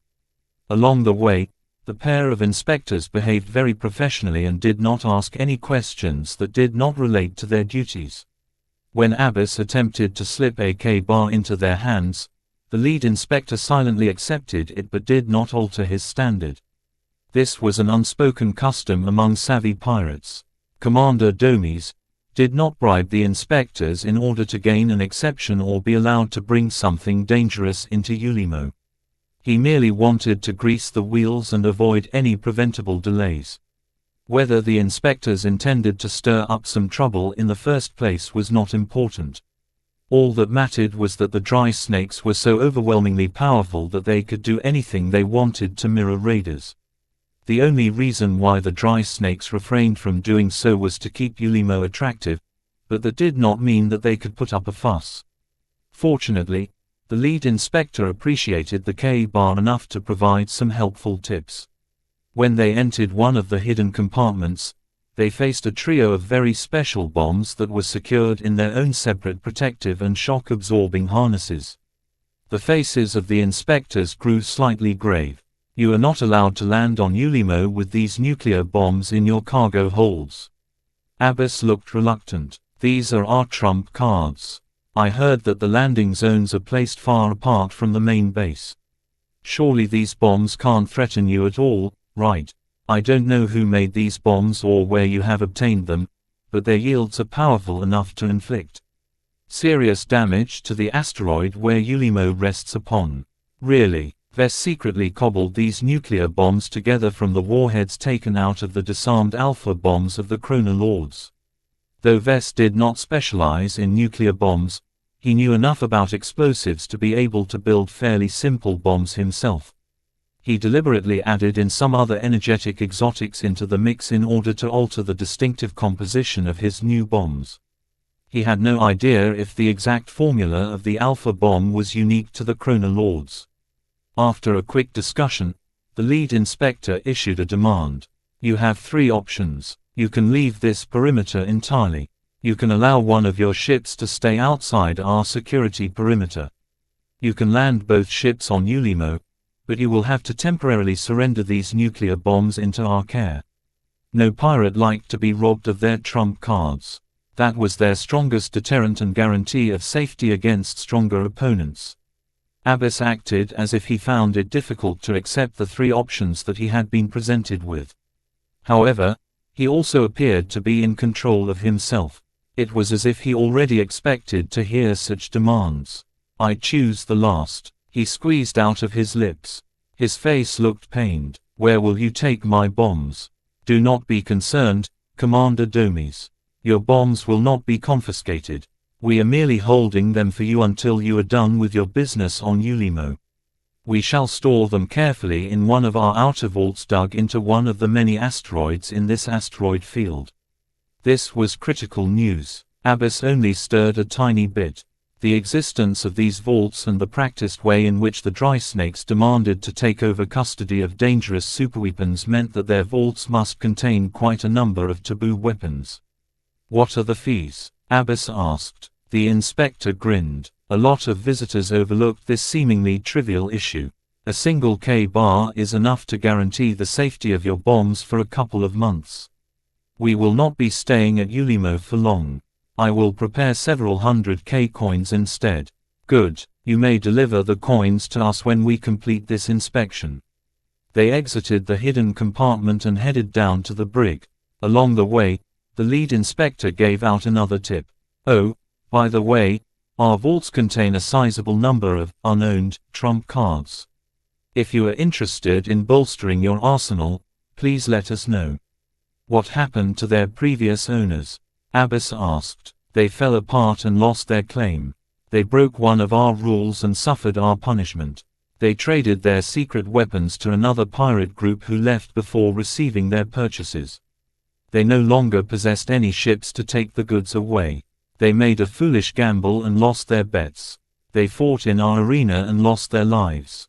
There were many different reasons why so many pirate outfits lost their ownership of these valuable trump cards.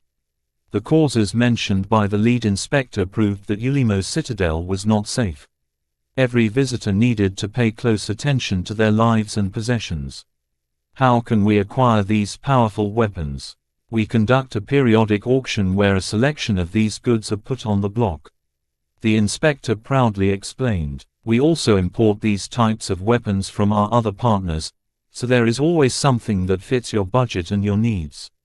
I heard that we have recently received a batch of ship-grade lasers that can be mounted on light carriers such as yours.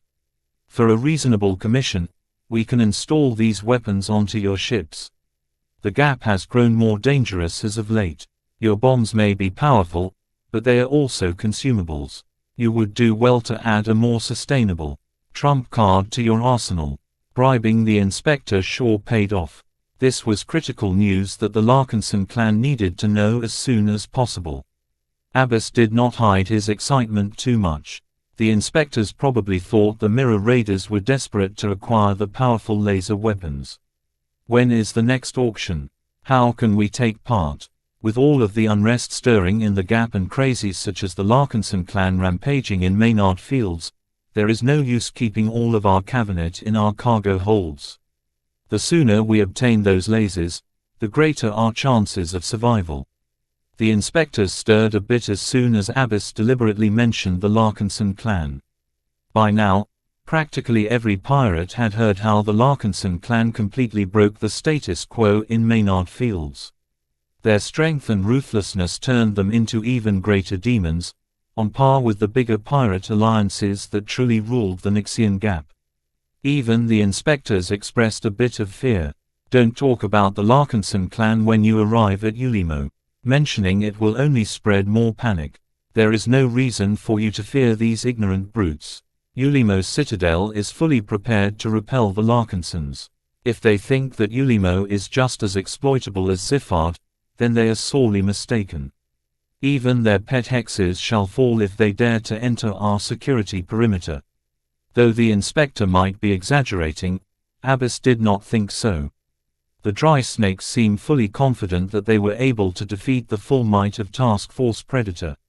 Chapter 2258 Don't Eat the Food. Chapter 2258 Don't Eat the Food. The inspectors examined a lot of suspicious compartments that were difficult to scan. Some of them contained sensitive or valuable goods. This was normal pirate behavior. It would have been odd if the mirror raiders didn't squirrel their most valuable trade goods in these hidden nooks and crannies. The only concern for the inspectors was to see if they posed a threat to their base. The value and provenance of these valuables were not their concern, and the dry snakes weren't stupid enough to rob them from their visitors. The dry snakes already earned plenty of cabinet coins from collecting fees and taxes. This was the kingly way of doing business, no matter if it took place in a lawless region like the Nixian Gap or in a bastion of civilization at Centerpoint. The pirates, at least the clever ones, had more in common with the MTA than most people thought. The inspectors paused a bit once they reached the brig. Locked inside the cells were dozens of prisoners who appeared to be in awful shape. They were obviously pirates or slaves that the mirror raiders had captured. What was odd about them was that they weren't physically injured. Instead, they looked broken or listless. Some of their eyes looked dull and their bodies rarely moved. Others twitched and shook at irregular intervals. Some of them even spoke gibberish. Gwehuth, Orwewe. The inspectors frowned at the prisoners as he passed by the cells. What is wrong with these prisoners? We were a little too rough with them. Abbas casually dismissed the issue as if it was just a trivial issue. We considered voiding them into space, but they should be worth at least something, so we're keeping them here until we can sell them at Ulimo. The lead inspector shook his head.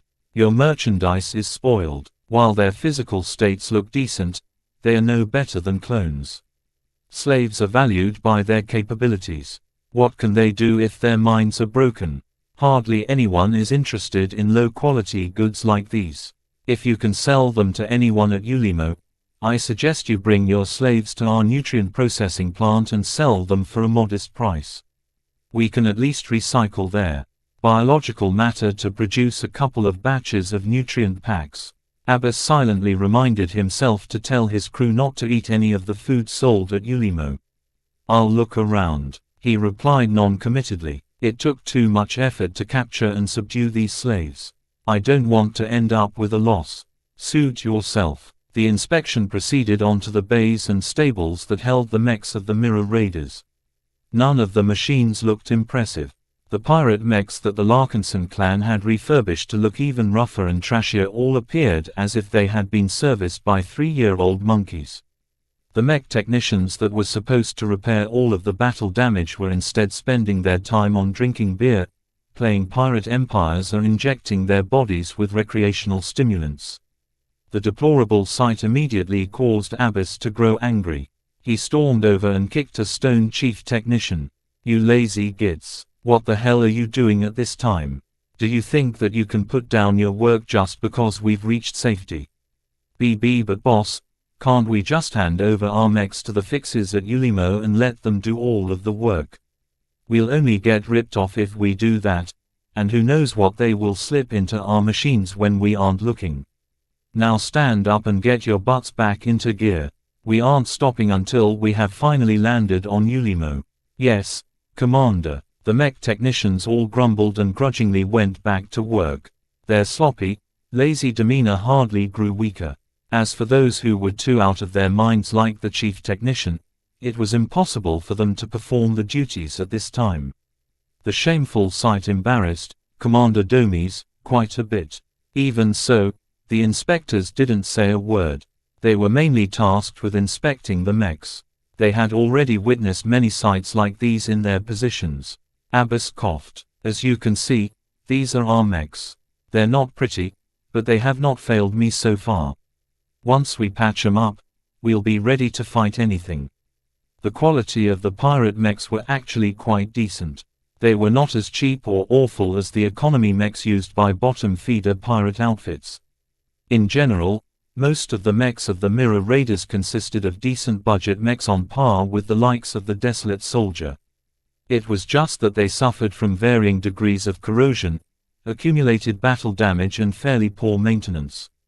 Against a brand new budget mech, these pirates' mechs likely performed 30% worse. While some of that was due to the recent battle that the Mirror Raiders had fought, some of the problems stemming from lack of care truly dragged down the performance of the mechs by as much as 10 to 20%. This was one of the many reasons why pirates never fared too well against peacekeeper outfits. The latter were better funded, possessed access to legal channels and could easily recruit some competent technical personnel. The lead inspector made a conclusion. You are allowed to keep these mechs inside your ships, but must allow us to lock them once you land. You will not be allowed to activate your mechs or take them away without our express permission. Is that clear? Though Abbas looked uncomfortable at the thought of being unable to defend himself with his mechs, he knew that this was a mandatory rule. You are free to do so. How much does that cost? Right now, we charge 2 cabinet coins per locked mech per day. We suggest you pay in advance. If you do not pay this fee in time, then do not blame us if we confiscate your mech. Abbas winced at the thought. We understand. I'll hand over AK-bar when we land. The Mirror Raiders hadn't even landed on Ulimo yet, but already they were being swept by several fees. Running out of money or valuables while remaining in the clutches of the dry snakes was a very bad idea. As long as the Mirror Raiders failed any payment, endless troubles might ensue. Was the founder of Ulimo's citadel a Reinaldan or something? The round of inspections soon ended without any remarkable events. The Bloody Fang and the Cruel Intention proceeded onwards at a controlled pace under heavy escort. Along the way, a small pirate transport flew close in order to carry the 3 potent nuclear bombs of the Mirror Raiders to a remote vault built into one of the surrounding asteroids. Soon enough, the 2 carriers traveled close enough to approach the moon-sized asteroid that hosted Ulimo up close. A formidable amount of mechs, ships and fixed defenses patrolled the entire space. The ships that belonged to visiting pirate outfits meekly obeyed the instructions issued by the dry snakes and did not dare to stir any trouble. With all of their fighting assets locked or taken away, there was no way for them to win even if they all simultaneously rebelled. Moons came in various sizes and dimensions.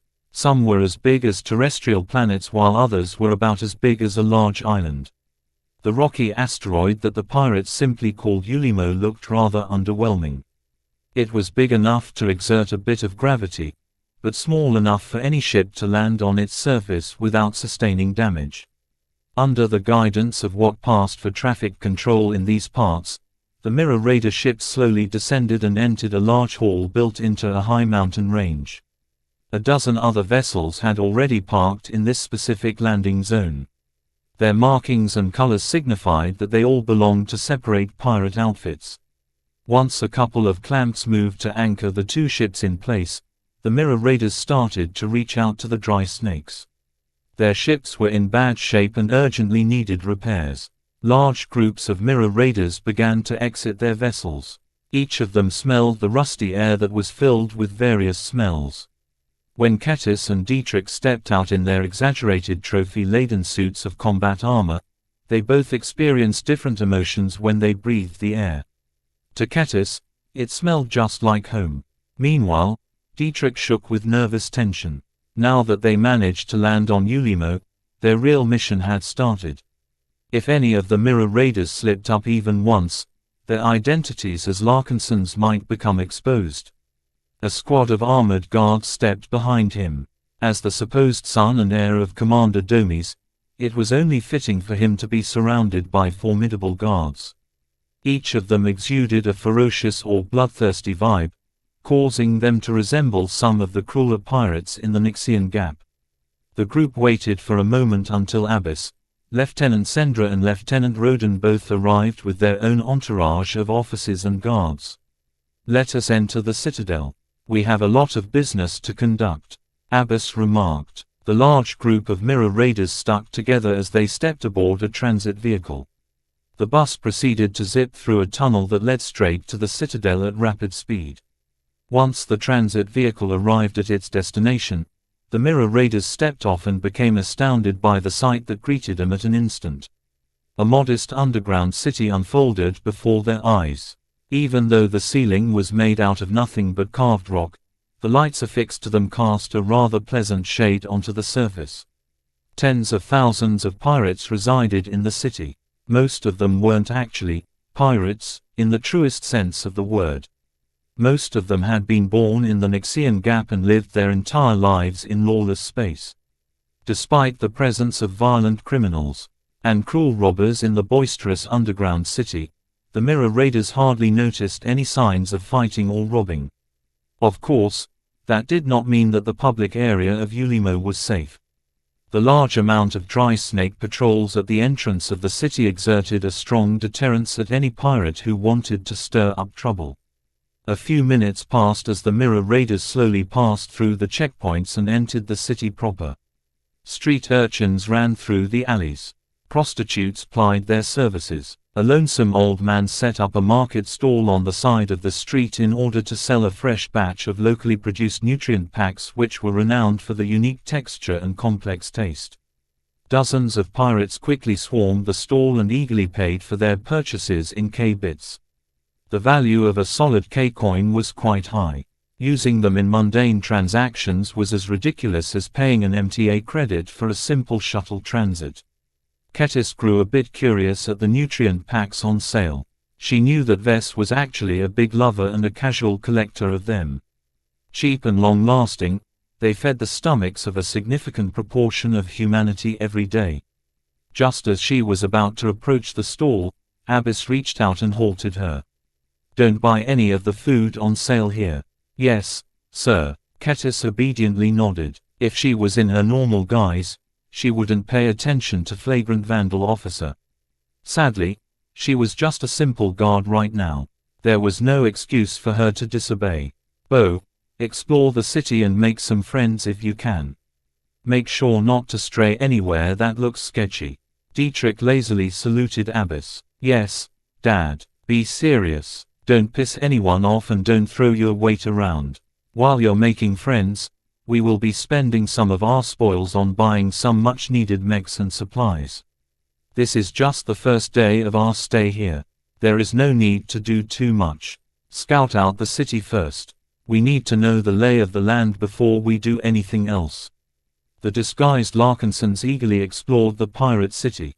Chapter 2259. Not enough room. While the mirror raiders scoped out Ulimo's citadel, the remainder of Task Force Predator had backed off in order to reduce the chances of discovery. Though Vess constantly worried about Kettis, he really couldn't do much this far away. The only consolation he had was that Calabas dispatched a stealth shuttle bearing Lucky to the vicinity of Ulimo's citadel as backup. He missed his cat a bit, but he didn't let the absence distract him from his many duties. Aside from progressing his mech designs, he also paid a bit more attention to his subordinates. Many of the braves he recruited merely possessed a lot of potential at the start. Whether they would bloom or not in the LMC remained to be seen. Luckily, every new hire in the LMC's design department adjusted well to their new life and job. None of them were unmotivated or neglected their work.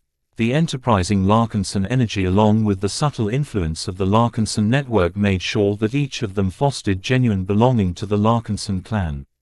Whether they L.U.S.Ted after the rewards offered by the Larkinson Merit Exchange or wanted to offer their support to the clan, the assistants under his care all worked dutifully to keep their projects on schedule. Enough time had passed for the differences to become clear. For example, Catherine Evenson performed well enough to keep up with most of the erudites when it came to solving complicated technical problems. Her noble temperament attracted the friendship of mech designers with better backgrounds. Malte Ringer exuberant unleashed his passion during every design session. His solutions were slightly more original and innovative as a result, though they weren't always executed well. He was still struggling to make something special out of his chosen specialty of signal disruption. Rena Orion made few friends due to her cybernetic implants. Her design philosophy was very interesting, though. She specialized in targeting systems, which was something that was useful to all ranged mechs. She had already accomplished a decent amount of progress in her nascent design philosophy before she joined the Larkinson clan. After spending her merits on a select number of Clarion University textbooks, her understanding in her chosen field grew by leaps and bounds. Aside from her competence, leadership ability and interesting specialty, Vess had another reason to pay attention to the former citizen of the Coman Federation. She possessed spiritual potential. That was always remarkable, but hers was a little special. It looked dim. For some reason, Vess felt as if he was looking at a starved puppy that had been leashed onto a pipe and left in the yard for hours or days. Vess scratched his head at the perplexing sight. Why did Rena possess such a defective spirituality? From what he observed of her work, she was truly passionate and engaged in her craft and specialty. While Rena might be overly bossy towards the members of her design team, she didn't behave too excessively. A mech designer like her should possess a more vigorous spiritual potential. While she may not be as talented as Duke French, at the very least she should be slowly getting closer to advancing to journeyman. She presented an odd puzzle, and Vess felt the urge to take her aside and see what was wrong with her. He refrained from doing so after he figured that it might be weird to talk to her about a strange problem out of the blue. For now, he intended to keep her in observation and monitor the changes to her spiritual potential. If it remained stagnant or began to deteriorate, then Vess would step in no matter whether it was appropriate or not.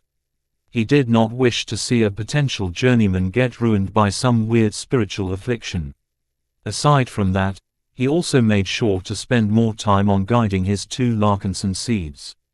Michael and Xantha were still too young to his liking, but they behaved like sponges as they observed the design teams at work. Vess was also pleased with their studies. He had fed enough attribute candies to them to give them a leg up, but not so much as to distort or unbalance their personalities too much. Their high concentration allowed them to absorb knowledge from basic science textbooks for hours on end without getting distracted by their comms.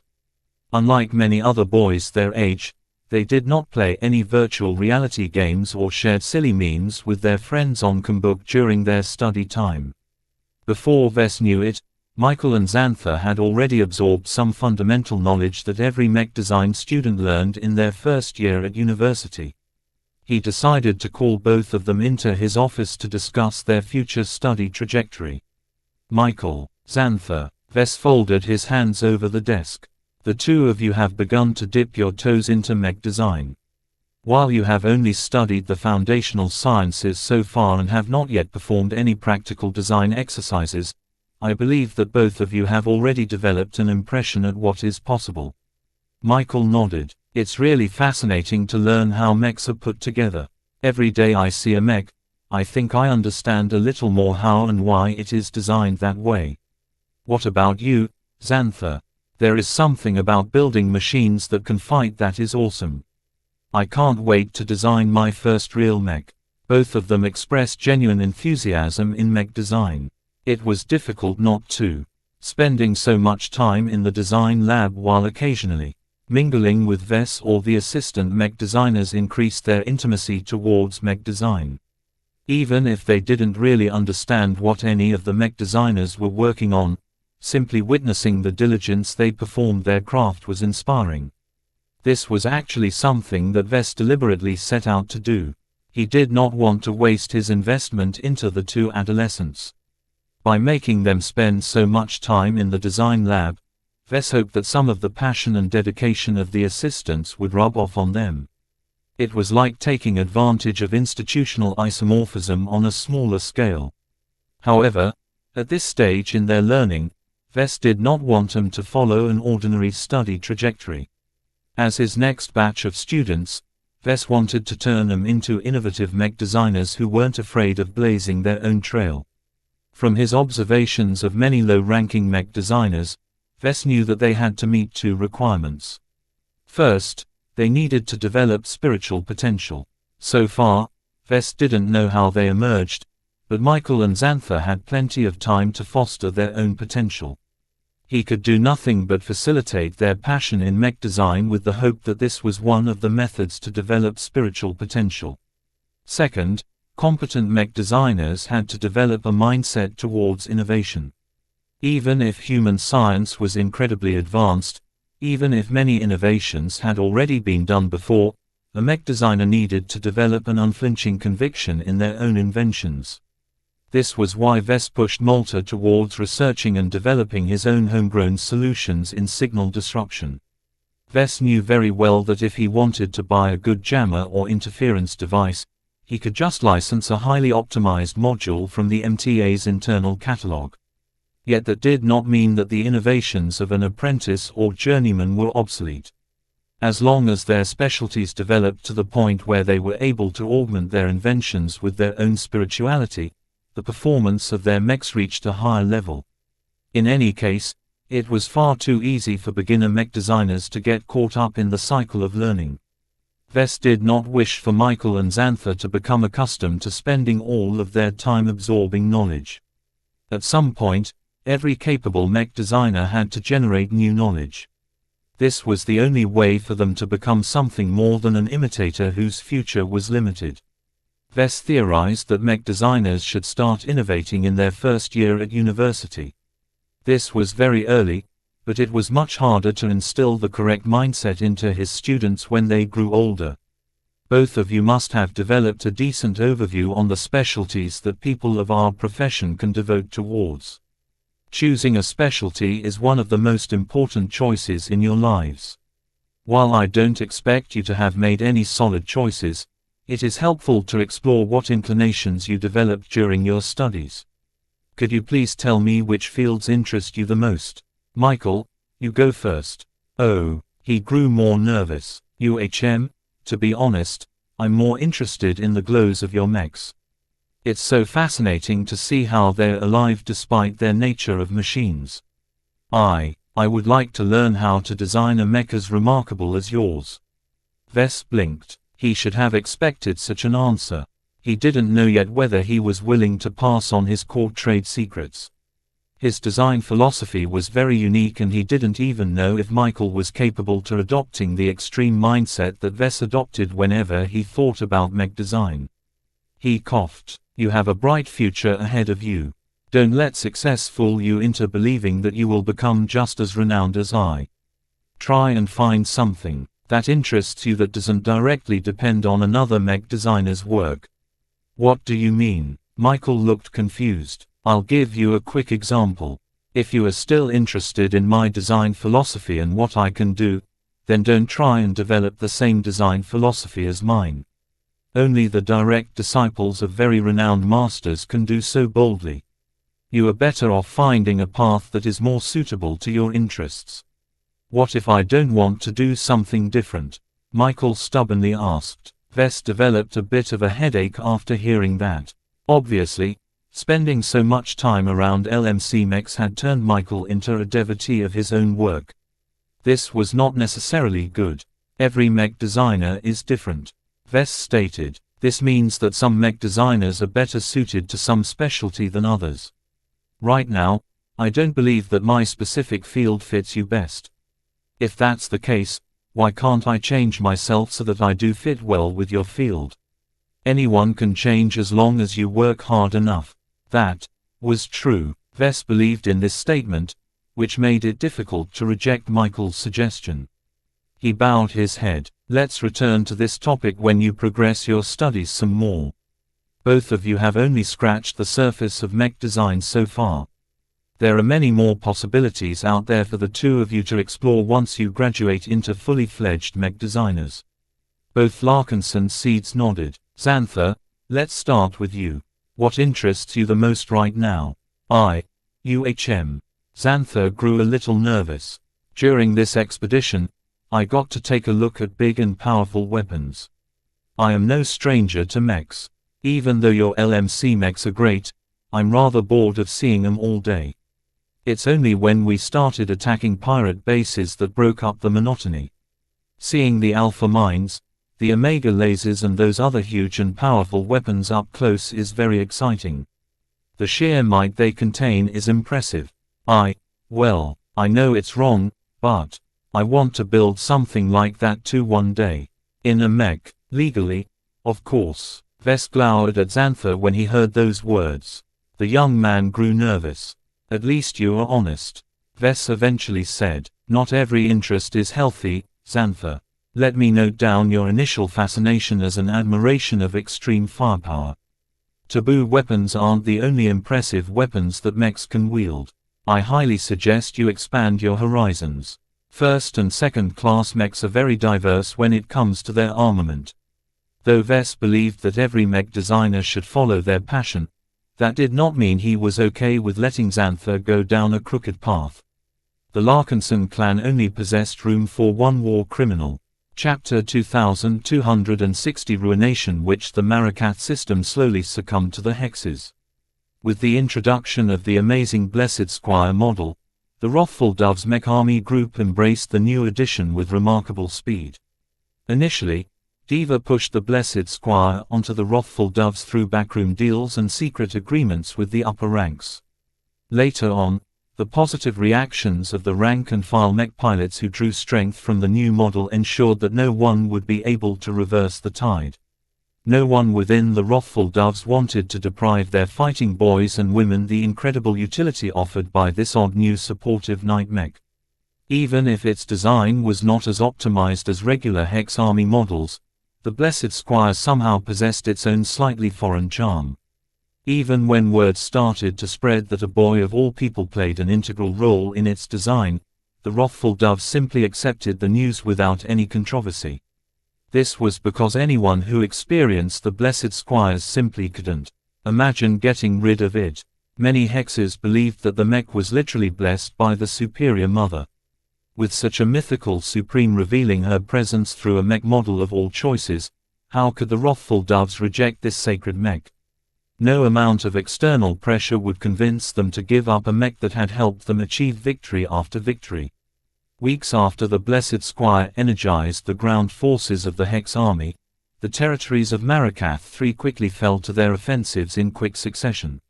Like falling domino stones, the rapid conquests rapidly caused the defenders to lose an enormous amount of supplies and war materiel. In too many cases, the hexes advanced so rapidly that the Fredamen were only just beginning to evacuate their exposed fortifications. The Fortune Legion, and more specifically the Opal Trident mech army group, suffered calamity after calamity. The constant defeats and retreating actions depressed the morale of every Fredamen mech pilot. The dark cloud looming over them not only caused the Opal Tridents to lose their edge, but also made them more susceptible to the Blessed Squire's glow. Only a fourth of the available land surface of Marikath III remained in Fredamen hands. Ordinarily, any invasion would slow down at this point. If the Opal Tridents kept pulling off orderly retreats, then they would have been able to concentrate their remaining strengths across a much tighter defense line. This was not the case this time. Too many times, the Fredamen failed to retreat in order. They either sacrificed too many valuable supplies or failed to make it back to friendly lines. Without enough mechs, supplies and other equipment, the Fortune Legion simply couldn't resist the Hex Army on even ground. With the rear of the Fredamen occupied territory in disorder, the hexes pushed themselves to the limit. They had to advance as fast as possible. The sooner Marikath III fell, the sooner they breached the gates to the interior of Carnegie Group space. The momentum of the Wrathful Doves couldn't be stopped at this point. High Command decided that the cost of slowing down the inflamed hexes was too much for them to bear, and began to issue orders to evacuate from the fortress planet. Marakath 3 will fall. We've given up on this planet. Those damn hexes. The Fortune Legion elements attempted to retreat as orderly as possible. Crucial production equipment and other heavy machines were shipped away first. After that, various mechs and high-value supplies were taken away next. The war-stricken orbit of Marakath 3 became even more hazardous due to the non-stop struggle for orbital supremacy. The battle in orbit and in space unfolded more evenly as the spaceborne elements of the Hex army lacked the support of the Blessed Squire. Yet even that started to change as the wrathful doves started experimenting on putting Blessed Squire in space. From attaching external flight system harnesses to its frame to simply placing it onto an armored flight platform, the Hexes tried many ways to deploy this remarkable mech in space. Some of these inelegant solutions actually worked. While it was very wasteful to employ Blessed Squires in this fashion, the amplification effect provided by the glows made the calculus worthwhile to the wrathful doves. The performance of every spaceborne mech increased remarkably. Under these circumstances, the Fredaimon became more desperate than ever to evacuate the ground troops and as much equipment as possible. Near a large, military spaceport, an entire city had almost become flattened and cratered due to the sheer amount of fighting that unfolded recently.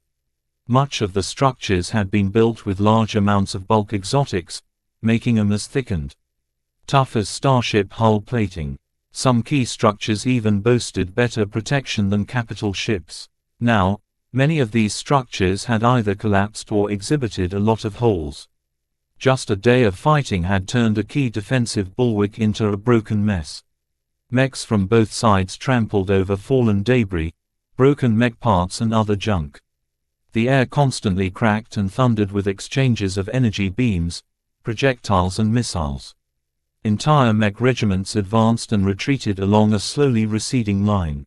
The Fortune Legion put up a stiff but increasingly hopeless resistance as the hot-blooded Hexes relentlessly assaulted their lines without stop. Flying very low over the ruined streets was one of the few morale boosters left among the Fredaimon that had gained more prominence during the current campaign. The Charlemagne and the Scarra had become famed in a matter of weeks. After its foreign experts slayed 7 Hexa expert pilots in total, the Fredaimon no longer turned up the noses in front of venerable Ganso Larkinson. His heroism and valiant performance paved the way for the introduction of other foreign expert pilots. The Coalition Reserve Corps would have encountered a lot more resistance if Ganso and his Charlemagne hadn't killed so many enemy expert pilots. Unfortunately, the blood on his hands enraged the Hexes. After losing a string of valued expert pilots to the Charlemagne and his 50 quasi-expert mechs, the wrathful doves finally put down their arrogance and treated Unit L as a serious opponent. The Hex army analyzed Venerable Ganso and his assets and tried to figure out a way to counter him. With all of the protection that the Opal Tridents bestowed on him, it wasn't easy to take out the Charlemagne. However, the Fortune Legion couldn't protect all of the Scarra. Above a ruined supply depot, the Charlemagne hastily flew back while firing a resonance-empowered positron beam. The quasi-expert mechs that accompanied the expert rifleman mech fired their rifles as well. Unlike before, their volley of beams looked ragged and not as nearly overwhelming as before. The Scarra incurred many losses. With the Hexes focusing their fire on the cheaper and less well-protected rifleman mechs, Unit L gradually lost more and more of its teeth. By now, only 23 intact quasi-expert mechs accompanied Charlemagne in battle. Their beams, though still fairly potent, barely even scratched the armor of Venerable Ganso's current opponent. Marakath 3 shall fall, and so shall the crestfallen stars. The Carnegie Group will be the first to fall to ruin, and the rest of the Friday Coalition shall follow next. Ganso did not even bother to reply to his current adversary's taunts. He was too busy with trying to keep the remainder of his Scarra alive. The loss of a couple of dozen quasi-expert mechs was not regrettable. They were just mechs that could be produced at any time, though they weren't cheap by any means. What truly pained Unit L and Master Huron was the loss of the mech pilots. Not even a powerful master was able to replace the dim-witted clones so easily. Something about them made it very difficult to cultivate them in greater numbers. The losses suffered by Unit L might take quite some time to replenish. Venerable Ganso instinctively felt acute danger. He immediately responded by commanding his Charlemagne to dodge to the side as fast as possible, no matter how disgraceful it seemed. His urgency also passed on through the neural network, causing the surviving Scarra to split up as fast as possible. Too late. A glowing shell rapidly reached the position that the Charlemagne occupied just half a second ago and exploded, unleashing a fiery blast that was large enough to engulf several quasi-expert mechs that hadn't moved away fast enough. Venerable Ganso felt a spike of pain and strange emotions. 3 of the nodes within the neural network had disappeared, which meant that a single explosive shell had taken out 3 of his Scarra at once. Damn it, you witch! He hastily reorganized his scattered Scarra and began to unleash another empowered volley against his current attacker. 21 positron beams empowered by rage struck one of the largest mechs on the battlefield. Though the concentrated attacks managed to pierce the resonance shield, the attacks had lost so much potency that they only managed to burn away some coating. The uppermost armor layer suffered negligible damage. Surrounding by numerous mech companies, a doom crawler that was half as taller and much more wider than the Charlemagne steadily advanced with the help of its 6 spider-like legs. The armored limbs were thick and plated with broad slabs of armor. When linked together, they could even form an impromptu shield that could withstand nearly every form of attack. This huge expert mech was the infamous Death Blossom, an extremely powerful doom crawler that outputted a mind-blowing amount of damage at various distances. It was one of the most renowned expert mechs of the Wrathful Doves. Piloted by Ginevra Costa, a high-tier expert pilot, the appearance of this infamous Doomcrawler spelled the end of the Fortune Legion's stand in this city. This was because the so-called Ruination Witch was one of the most powerful artillery specialists in the Hex army. 6 different weapon mounts fired in an alternating pattern at various targets on the battlefield. Even as the Death Blossom put the Charlemagne under pressure, entire Fredaman mech companies and defensive fortifications succumbed under its prodigious firepower. Each and every attack unleashed by the huge Doom Crawler was powered by as much resonance as the Charlemagne's fully charged attacks. Whereas Ganso had to exert himself in order to magnify his expert mech's attacks, the Ruination Witch could easily empower all 6 weapons of her Death Blossom in quick succession. A ruinous positron beam bore straight through a thick and powerful bunker, penetrating through meters of armor plating and inflicting untold damage from within. Another weapon mount fired a split laser beam that lanced in over 100 different directions, intercepting missiles, blasting through aerial mechs, taking out sensor arrays and more. A thick and heavy Gauss cannon fired a powerful projectile that slammed straight through the shield of a heavy knight mech. Immediately afterwards, the round pierced straight through the mech itself before punching through 8 more mechs further backwards until it finally slammed into an evacuated headquarters, causing the entire structure to be blasted into pieces. As the Charlemagne and the Scarra continued to give ground, the Death Blossom's gravitic cannon fired a strange orb that rapidly landed in the midst of some of the quasi-expert mechs. Soon, the orb expanded, causing 4 more rifleman mechs to be caught in a powerful localized gravity well. No, not again. The plasma cannon mount of the Death Blossom ruthlessly fired, causing all of the trapped mechs to melt into pieces due to the incredible energy and heat impacting their frames. Throughout this entire rampage, the largest weapon mount of all thundered once again. The howitzer placed on top of the expert Doom Crawler had fired an empowered explosive shell that arced over everyone's heads. Despite the various mechs and turrets that attempted to intercept the incredibly powerful shell, the glow surrounding the shell easily resisted the hasty attacks. Soon enough, the shell landed within the perimeter of the military spaceport many kilometers away. Boom! A huge explosion engulfed several transports, hundreds of Fredaman, and a large amount of critical equipment and strategic supplies. An exultant war cry erupted from the ranks of the Hexes. Women shall reign supreme. Chapter 2261 Trouble in Ulimo. While the Hex army was on the verge of kicking out the Fortune Legion in the Marakat system, the Nixian Gap experienced more tension than ever. The peacekeepers and the Nixian pirates confronted each other much more often. Driven by greed and other reasons, more and more pirate gangs intruded into civilized space in order to raid the border region of the Sentinel Kingdom and other nearby third-rate states. In response, the Peacekeeper Association heavily encouraged its affiliate outfits to invade the periphery of the Nixian Gap. While the Peacekeeper outfits managed to defeat many pirates, most of the scum they eliminated were decrepit, bottom-feeder pirate gangs that rarely possessed any trump cards. No matter how many incentives they received, the peacekeepers were very reluctant to move past the outer periphery. Once they entered a territory like Maynard Fields, the mercenaries in the service of the Sentinel Kingdom risked getting overtaken by the powerful, entrenched pirate factions that long held sway in their respective territories. Therefore, the heated conflict didn't actually generate much concern among the higher-ups of both sides. Yet everyone knew that this was just the calm before the storm. Much greater movements took place in the dark.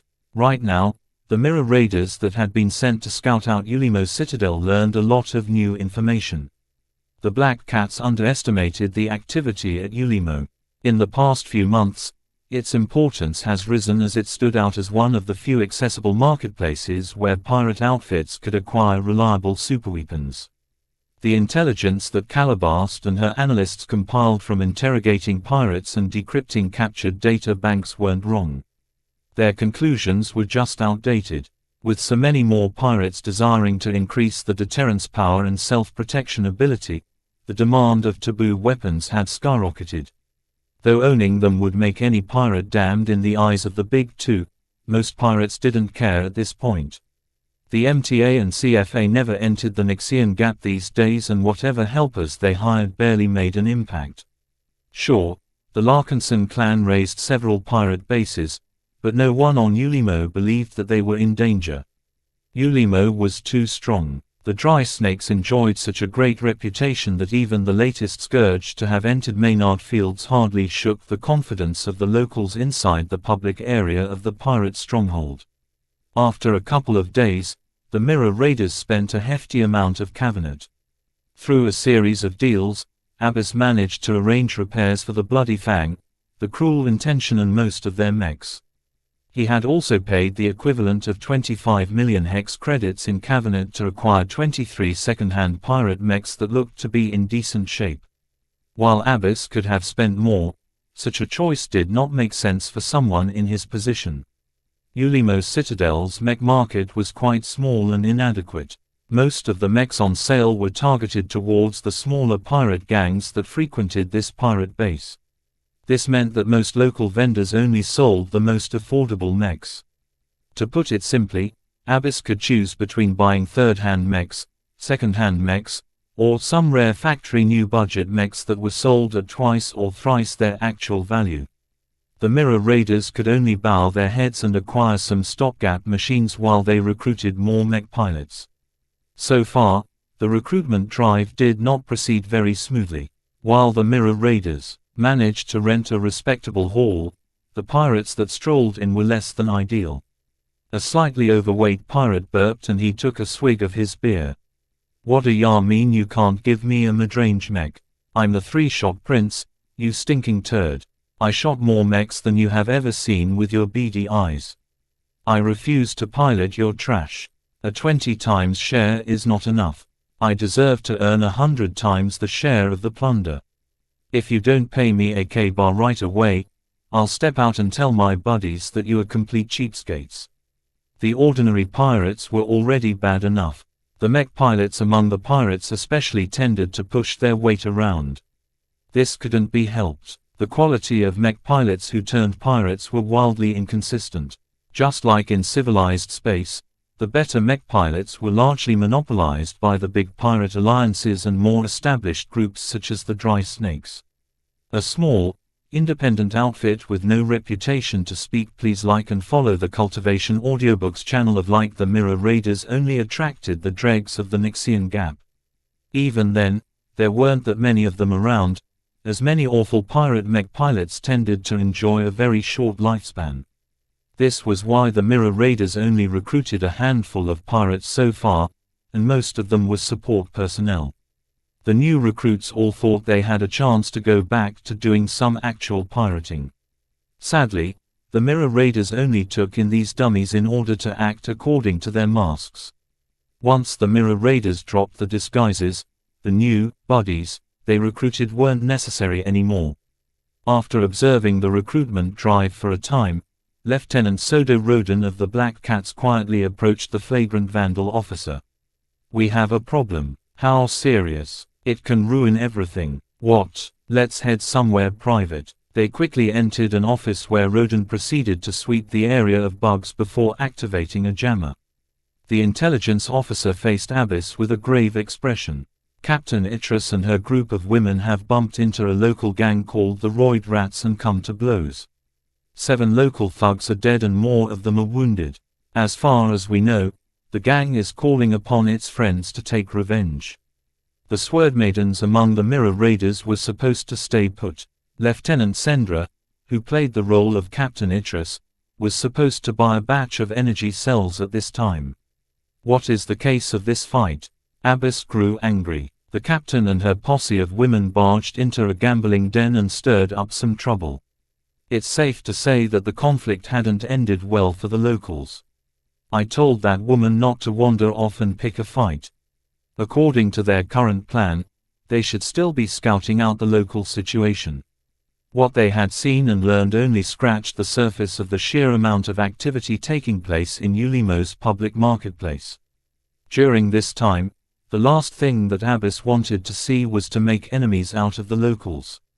Even if the local gangs didn't possess any mechs or ships, within the confines of Ulimo, heavy weapons were forbidden. As long as the gangs united together, not even the Mirror Raiders might survive. The troublesome aspect about this was that Abyss knew that Lieutenant Sendra strongly disagreed with his cautious and patient approach. In her opinion, the Mirror Raiders didn't need to be so circumspect. The dry snakes didn't really care what took place within the marketplace area as long as nobody damaged the infrastructure. In that case, why not attack the local pirates? As long as the Mirror Raiders took over their footholds, they would definitely become more integrated in Ulimo's citadel. Once that happened, the disguised Larkinsons would gain deeper access to the pirate base they intended to destroy. Though Abyss did not disagree with this plan, he wanted to take it step by step. They had barely finished the first couple of steps before the Sword Maidens recklessly sprinted a dozen steps forward. "That woman is too reckless. Blood has been spilled," Roden grimly spoke. "Now that it has come to this, we can only take up arms and take the Roid Rats by storm." The two swapped some quick ideas and formed a hasty plan. When Roden finally shut down his jammer, their comms suddenly chimed. Their worries increased further. Bo and Avery are in trouble. At a lobby in one of the many small arenas that provided the most visceral form of entertainment to the locals, Bo, Avery, and a squadron of armed guards all held out their weapons as they faced 10 times their numbers in gang members. "Big rat," Dietrich shouted as he wore his excessively decorated Sparus Vise Mark II.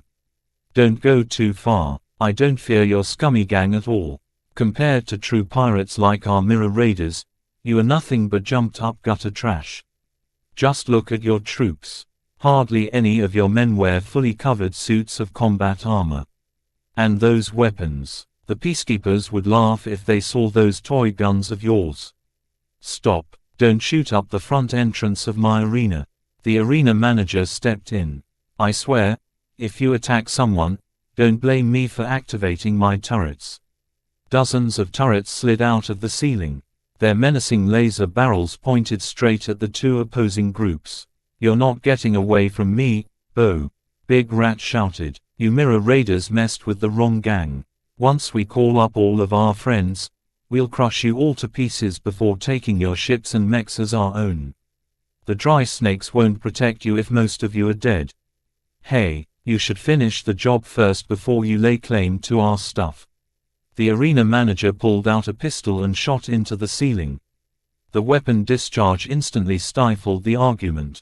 "Boys, stop it. If you have any differences, fight it over in the arena if you dare. If not, then get the hell out of my lobby." Both Dietrich and the so-called big rat eyed each other menacingly. After several seconds of staring, they nodded. "See you in the arena.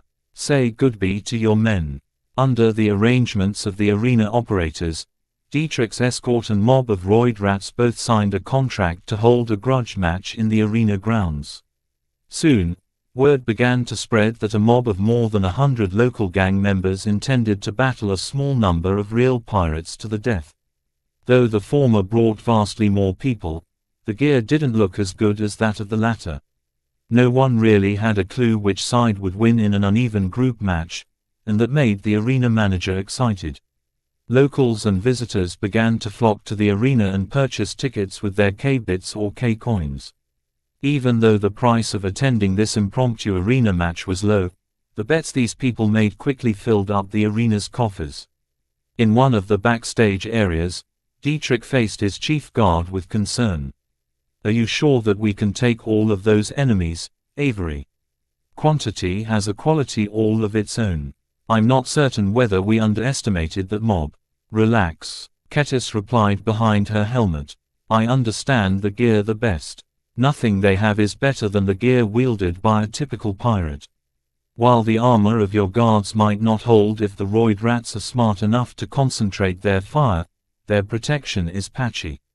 Just slaughter them quickly and we won't have a problem anymore." Soon enough, the arena stands had filled up sufficiently to begin the match. Both sides began to enter the arena grounds. Dietrich held his modified peaceful repose tightly in his armored grip. As for Kettis, she eschewed her Udor in favor of unsheathing her new broad cutlass. A bloodthirsty glint shone on her medium combat armor.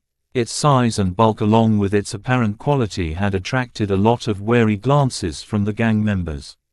A few minutes passed as the arena manager hyped up the crowd. With the emergence of a rare grudge match, the battle in the arena wouldn't end until one side was completely wiped out. The amount of bloodshed the spectators would get to see would be enough to keep their tongues wagging for weeks. Dietrich shook a bit as he attempted to pick out Big Rat from the crowd. He was a mech pilot, not an infantry soldier.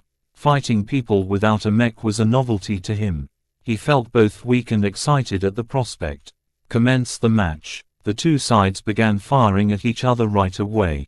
Chapter 2262 Drowning in Blood. The arena match between the visiting Mirror Raiders and local roid rats attracted the interest of a lot of people. Both locals and visitors filled up the small arena until there was no room left. Even then, the late arrivals merely decided to stand wherever there was space. Something as exciting as a grudge match between two organizations didn't happen every day. The roid rats may have provoked this fight, but they weren't completely brainless. As unkempt and dirty as they looked, they actually made some preparations and brought in a lot of extra equipment. The moment the match commenced, only half of the roid rats fired at the Mirror Raiders. The other half kept their weapons on their bodies. Instead, they slammed down various large plates onto the arena floor. Most of the plates consisted of corroded or damaged armor plating. All of them had been machined to the point where an average human could carry them around. A T-shaped base had been welded onto one of their ends in order to keep them upright. Cheaters, you damn roid rats. It's not enough for you to outnumber those pirates by 10 to 1. Now you're building up your own fortress. Even though it wasn't quite proper to bring all of the extra gear, the critics were only making noise. The arena had witnessed many displays like this. As far as the arena operators were concerned, the roid rats were only leveraging their resources to give them a leg up in the match. After layering the armor plates, most of the shots fired by the Mirror Raiders failed to overcome the defenses. This was because the materials were all built to resist mech attacks. Even if the handheld plates weren't as thick as genuine mech armor plating, they offered a lot of resistance against small arms fire.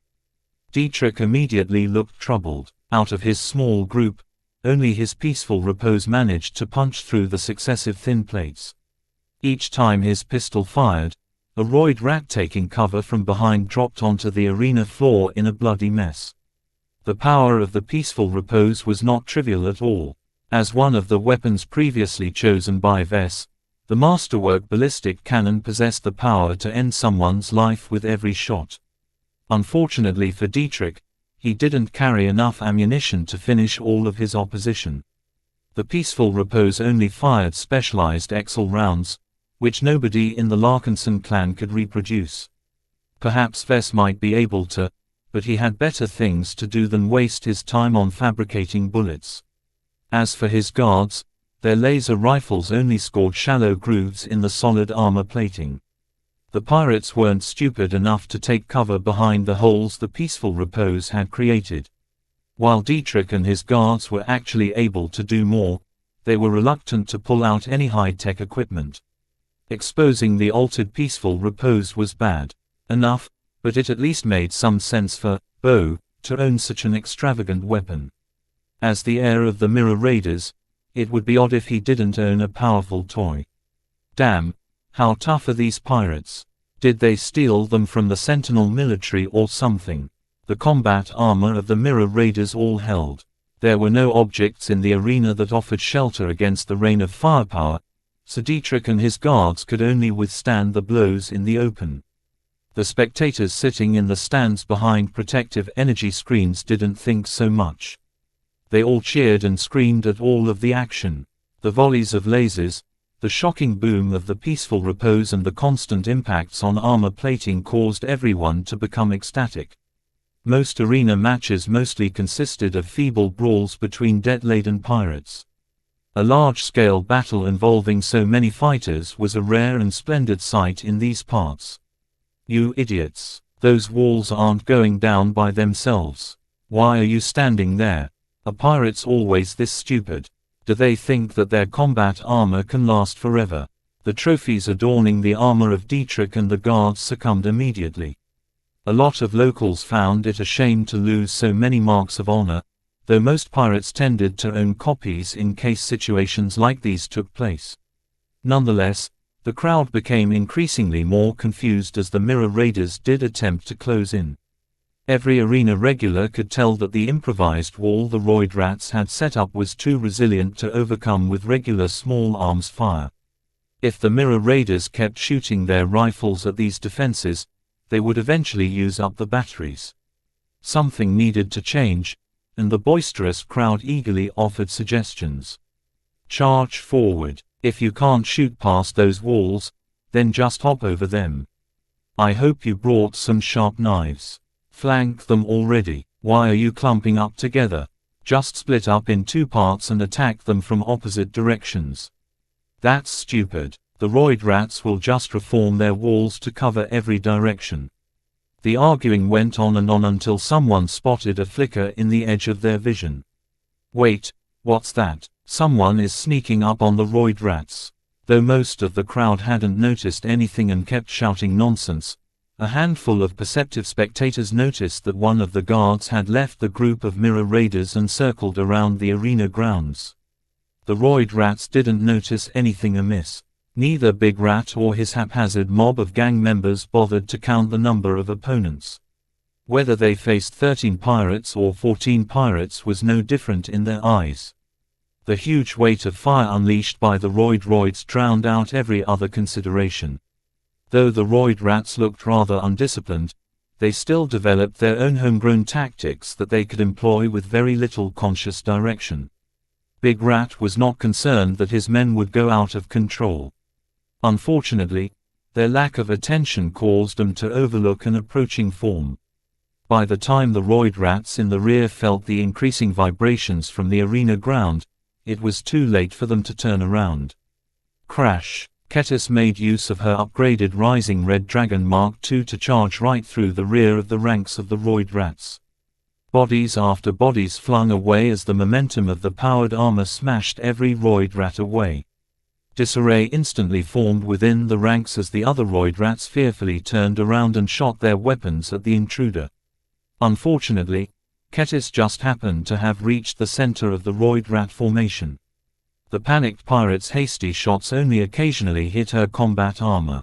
The rest of the shots missed and instead hit the other roid rats. Though most shots merely dented or melted the improvised armor plating on their bodies, some of the shots hit naked flesh, causing numerous bodies to drop. Big Rat immediately became alarmed. "You idiots! Stop shooting! You're killing your own brothers!" Before the roid rats had time to reorganize themselves, Kettis did not stand still. She lifted her new cutlass and eagerly wished to baptize it in blood. Inside her mind, Sharpie vibrated with excitement. The newly birthed living spiritual construct shared a close bond with Kettis. What Kettis liked, Sharpie liked. Simple as that. With their intentions completely aligned together, Kettis turned into a human disaster. Her armored body outright ignored every weapon impact. Even though the laser beams and ballistic rounds scarred her armor, the damage was contained at the upper layer. The top layer merely consisted of generic alloys in order to camouflage the fact that the lower layers actually consisted of Brea alloy. "My blade seeks your blood." For a long time, Kettis felt repressed. Spending time in the Larkinson clan was all right, but she felt as if she was slowly starting to lose her edge. In the frontier, every day was dangerous. In civilized space, she could go years without facing a single threat to her life. It made her feel uncomfortable. She did not dedicate her life to become a sword maiden just to let her blade rust. She believed every warrior needed to fulfill her purpose in battle. What was the point of learning how to kill only to let these skills remain dormant all the time? Even though she was a mech designer, she believed that exercising her skills in battle would help her design better mechs. How could she ever know what the Sword Maiden mech pilots truly wanted if she never wielded a sword and spilled blood herself? Times like these allowed her to truly deepen her understanding of sharpness and swordsmanship. New design concepts already started to fill her imagination. With Sharpie supporting her all the way, she unleashed her repressed urges regardless of how many gang members attempted to take her down. She swung her cutlass with a single powered arm. Though she did not employ much technique, the raw power and the sharp blade of her weapon cut straight through the exposed limb of the pirate, shooting a pistol right into her helmet without much result. "Weak!" Another pirate screamed and charged at her flank while swinging a hammer.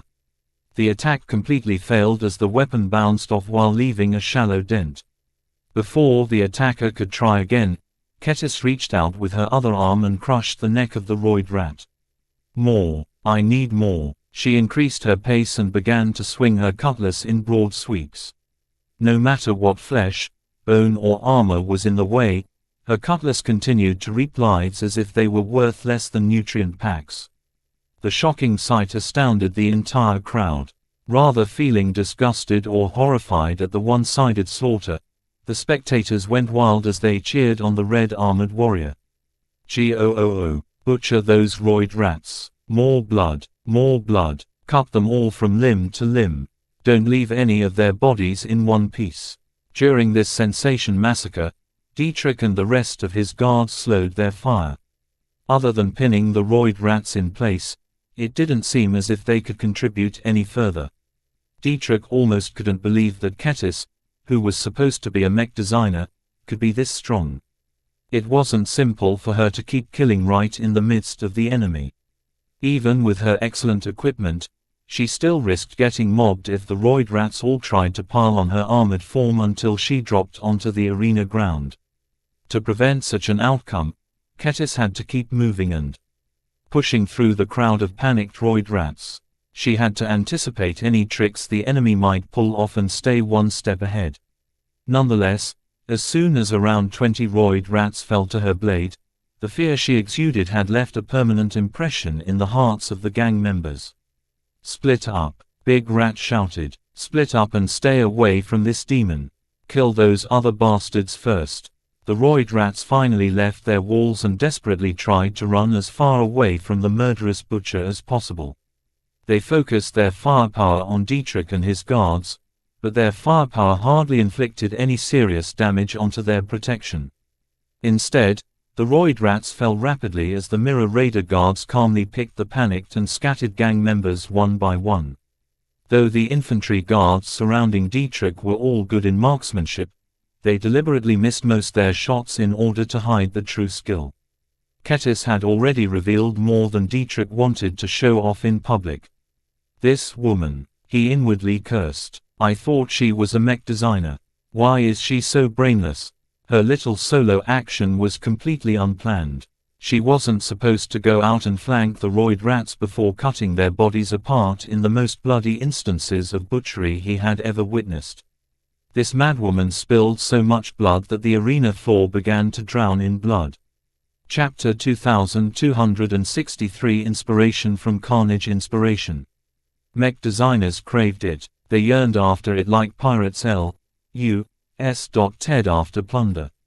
Without inspiration, how could they fuel their imagination? Without inspiration, how could they design works that stood out from the competition? Without inspiration, how would they be able to stand out from AI mech designers? It took skill, effort, talent and serendipity to gain inspiration. Not everyone was cut out to be an artist. Those who failed to get inspired when needed would not be able to create works that dazzled their target audience and put them ahead of their peers. To some people, inspiration came as easy as breathing air. These blessed individuals possessed both a rich imagination and a mindset that was receptive to new ideas. Most people lacked this blessing. There was nothing wrong with that. To those whose views were less than vivid, they could often compensate for their lack of vision by acting more proactively. To mech designers such as Vess, it was enough for them to travel around and experience different cultures and customs. Every adventure, every war and every tour provided a wealth of inspiration to Vess. The majority of his mech designs directly originated from sparks of inspiration that he gained over the course of his travels. As his student, Kettis developed a similar inclination to gaining inspiration from new experiences. However, she was different from Vess. Her mentor grew up as a relatively average third-rate citizen in a fairly normal third-rate state. His sudden improvement shortly after his graduation launched an eventful career that constantly propelled him towards new horizons. He was living the dream he developed over the course of his fairly mundane life. Every average person yearned to become exceptional, and Vess was no different. As for Kettis, she lived and breathed through danger ever since she became self-aware. She grew up in a typical rural pirate settlement in the frontier. Her life wasn't all that good in that lawless backwater. If not for the sword maidens touching down and picking up some stray girls, Kettis would have lived a much worse life. Since then, she drilled and trained under the harsh but ultimately beneficial regime of her sisters and succeeded in slaying an exobeast with her own sword. The constant cycle of training, killing, studying as well as developing deeper bonds with her fellow sisters had shaped her entire mentality. She had become so indoctrinated in the creed and customs of the sword maidens that hardly anyone recognized her as a talented mech designer. In fact, she knew that her ability in mech design wasn't all that great in the beginning. Despite Mayra's diligent tutelage, she had become too enamored with practicing her swordsmanship to completely dedicate herself to mech design. She was a bit better now. Under Vess, she discovered her love for mech design, found her design philosophy and learned how to marry her passion for swordsmanship with her primary profession. Marrying swordsmanship with mech design was not something commonly seen in mech design. Although it made absolute sense to Kettis, most mech designers were nerds who rarely entered gyms, let alone practice with any weapons. Even Vess, who couldn't beat even the youngest swordmaiden trainee in swordsmanship, dared to design sword-wielding mechs with great confidence.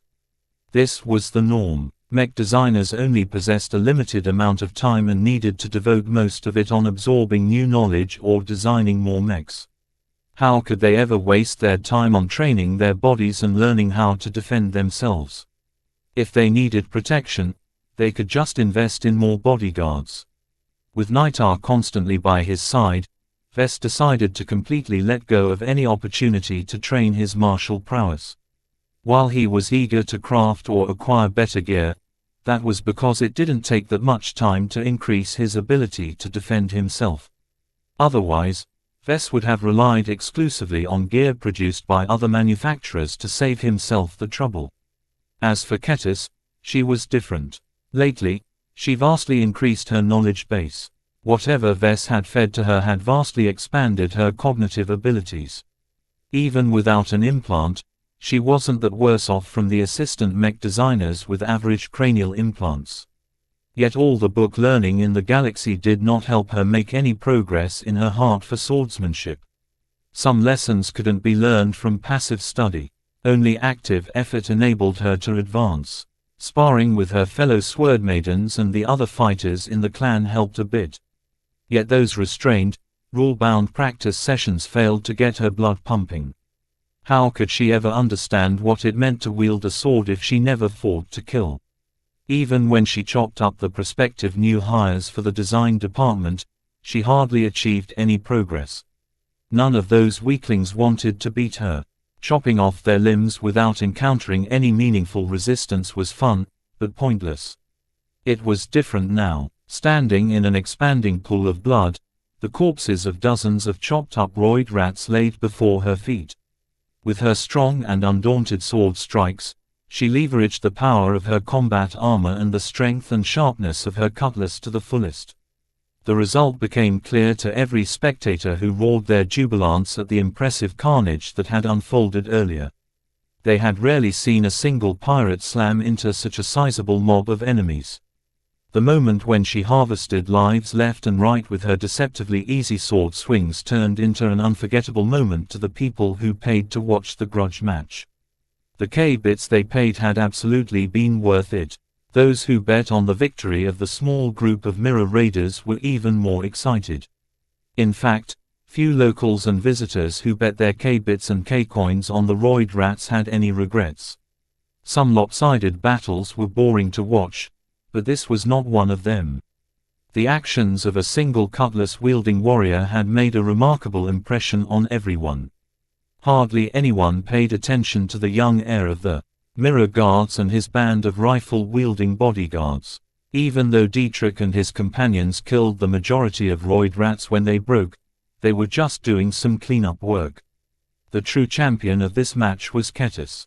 Amidst the elation of the audience of thousands, an expression of extreme ecstasy appeared on her face.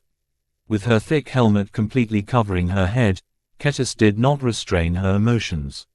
She completely allowed her body and mind to become engulfed by the brilliant emotions that burst out from the depths of her being. The sensation was indescribable. This is what I sought. This is what I want. This is what I need. Like a gladiator who gloriously vanquished his foes, Kettis spread her arms and raised the tip of the cutlass into the ceiling. The cries of joy from the crowd instantly doubled. Blood, blood, blood, kill more people. Where are the rest of the roid rats? Bring them here right now so we can dye the entire arena with red. The degenerate locals weren't squeamish at all. Every single individual who chose to attend this arena match lived for spectacles like these. Dietrich and some of his disguised companions all frowned at the unrestrained bloodle, U.S.T. from the audience. The star of the show paid no mind to how barbaric she seemed. In her exceptional state of mind, her bond with Sharpie had reached an even greater degree of intimacy. During the grudge match, she not only baptized her physical sword in blood, but also her spiritual one. A subtle flicker appeared on the edge of her cutlass. In her mind, Kettis imagined herself gripping the hilt of her mind sword. A subtle aura surrounded her. If anyone stepped close enough, they would have noticed a strange intensity emanating from her body. To Kettis, this was her sword intent manifesting. The other swordmaidens often spoke in airy terms about sword intent. A lot of sisters chased after it, but no one had ever developed it aside from Commander Dice. Now, Kettis believed that she had taken an important step forward in nurturing her sword intent. The sharpness radiating from her would have stung anyone who approached her at the moment. Since she fused her swordsmanship with mech design, something else took place as well. Her mind and imagination churned and began to produce numerous mech concepts and mech ideas. Vague design schematics blended with her sharp sword intent, causing a portion of her mind to produce vivid mental simulations where mechs that resembled her current self unceasingly rampaged through formation of hostile mechs. The moment passed too soon, much to her regret. Her aura disappeared as Dietrich guided her away.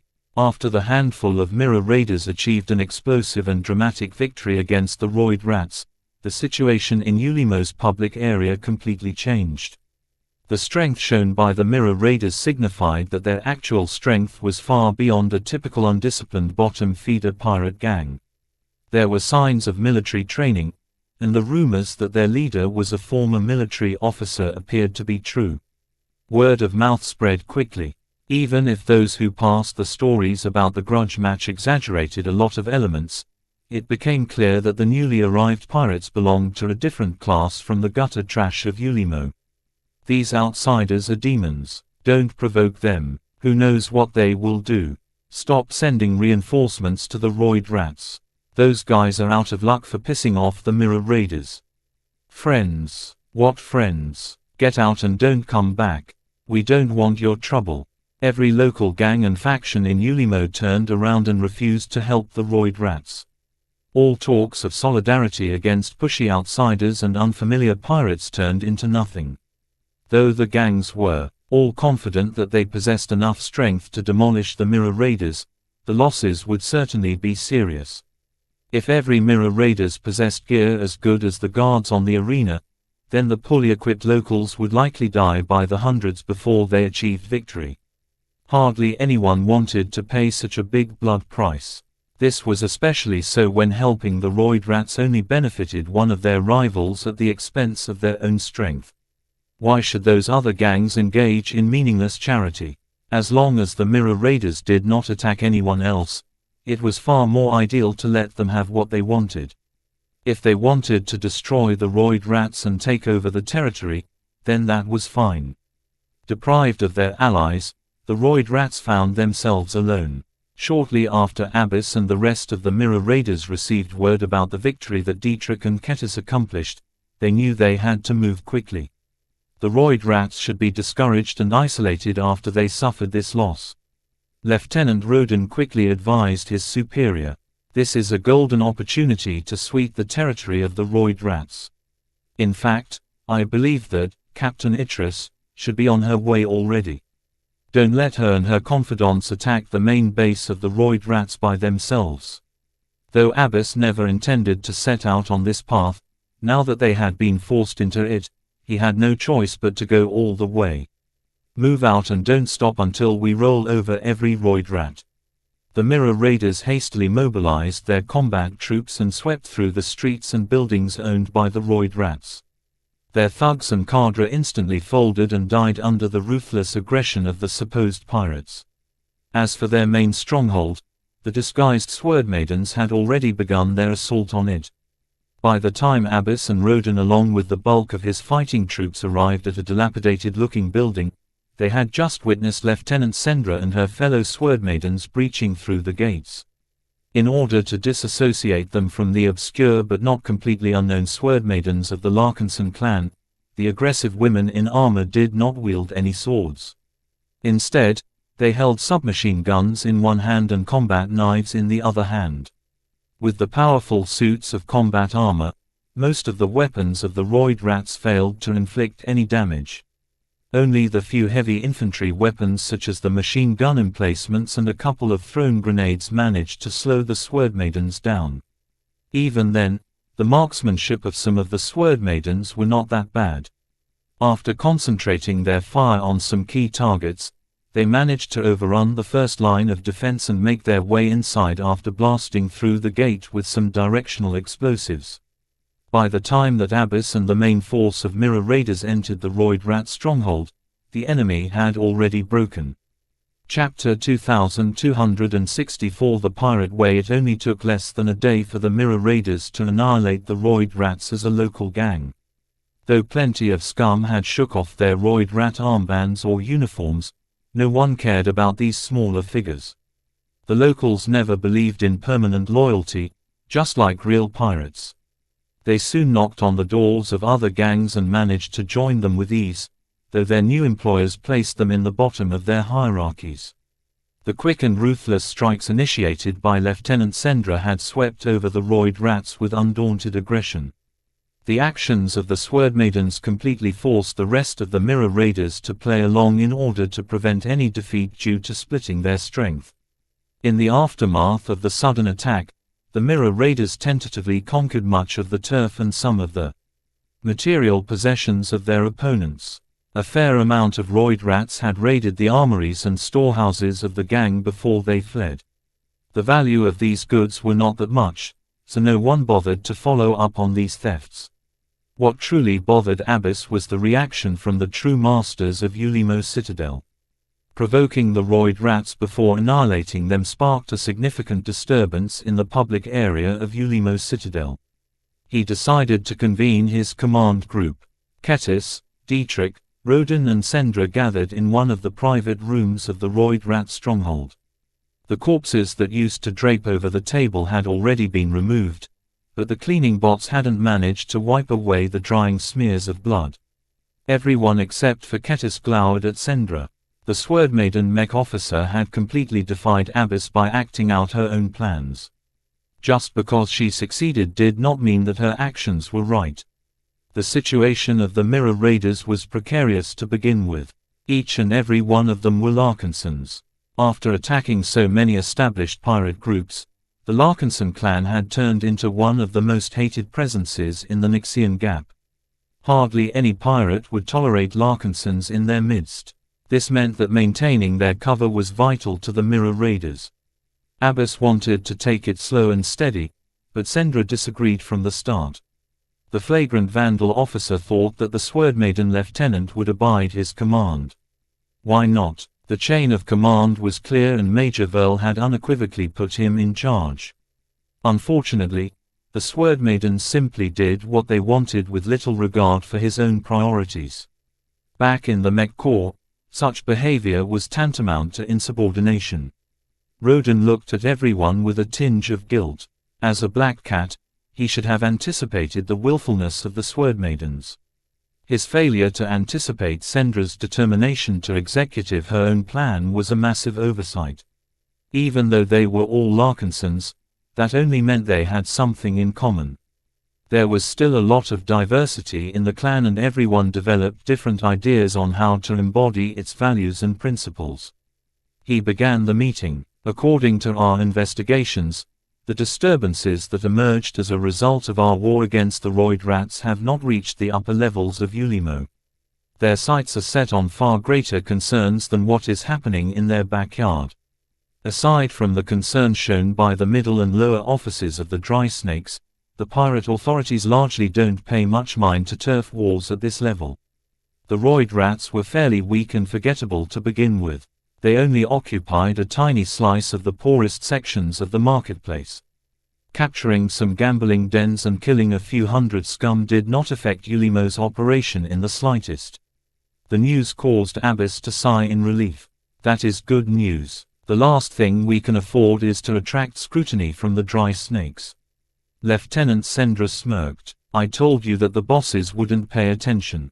Taking baby steps is completely necessary. If you want something, take it. That's the pirate way. What if we lost? Then we only have ourselves to blame for lacking judgment and being too weak. The Sword Maiden officer was completely unrepentant. Abyss already began to feel a headache from this. Including the Sword Maidens into the ranks of the Mirror Raiders sounded great in theory. The words spoken by Sendra made it clear that she possessed a true pirate mindset. Yet Abyss would have rather kept her and her fellow Sword Maidens out of this mission. They were too high profile and way too daring for his liking. Just one mistake could spell their doom. In such a situation, it made sense to minimize their risks. Each step they took could end up triggering a landmine. This was why Abyss deliberately wanted to move slowly. As for Sendra, she just pointed her finger at a direction that she felt right before sprinting straight through a minefield. To Abyss and most of the Mirror Raiders, the Sword Maidens only managed to avoid stepping onto the many mines due to luck. Abbess argued with Sendra for a few minutes. The atmosphere in the room grew hotter as their opposing mindsets clashed. Roden stretched his hand in order to interrupt their shouting. Stop, we have already fought the roid rats. Our enemies are no more and we have managed to avoid attention from the big shots. What we should do now is to continue playing with the hand that we have been dealt. Do you have any ideas? Maybe we can make use of the territory we have conquered to set up a foundation in Ulimo. Once we take over the properties of the roid rats and operate them ourselves, we can become a permanent fixture in Ulimo base. What does that matter? Abbess looked confused. We'll be on the same side as the dry snakes. Sendra shouted with a grin. Don't you realize what I have been trying to do? The first way to get closer to the pirates in charge of Ulimo is to become a part of Ulimo. Now that we are able to do this, we might have a chance to receive invitations from the dry snakes. They might recruit us or ask us to become their subordinates. If we're lucky, some of us may even be assigned in the core sections of Ulimo. Ulimo's citadel was not a single underground stronghold. Instead, the pirates dug up multiple caverns in the moon-sized asteroid that they called home. There was a fair distance between the public marketplace and the restricted core sections of Ulimo. Sneaking into the latter was incredibly difficult for that reason. Not even the Black Cats dared to use their infiltrator suits and stealth gadgets to cross over. Roden and his fellow intelligence operatives had already scouted out some of the security checkpoints and discovered that they were partially manned by security experts of the Zona Stalkers.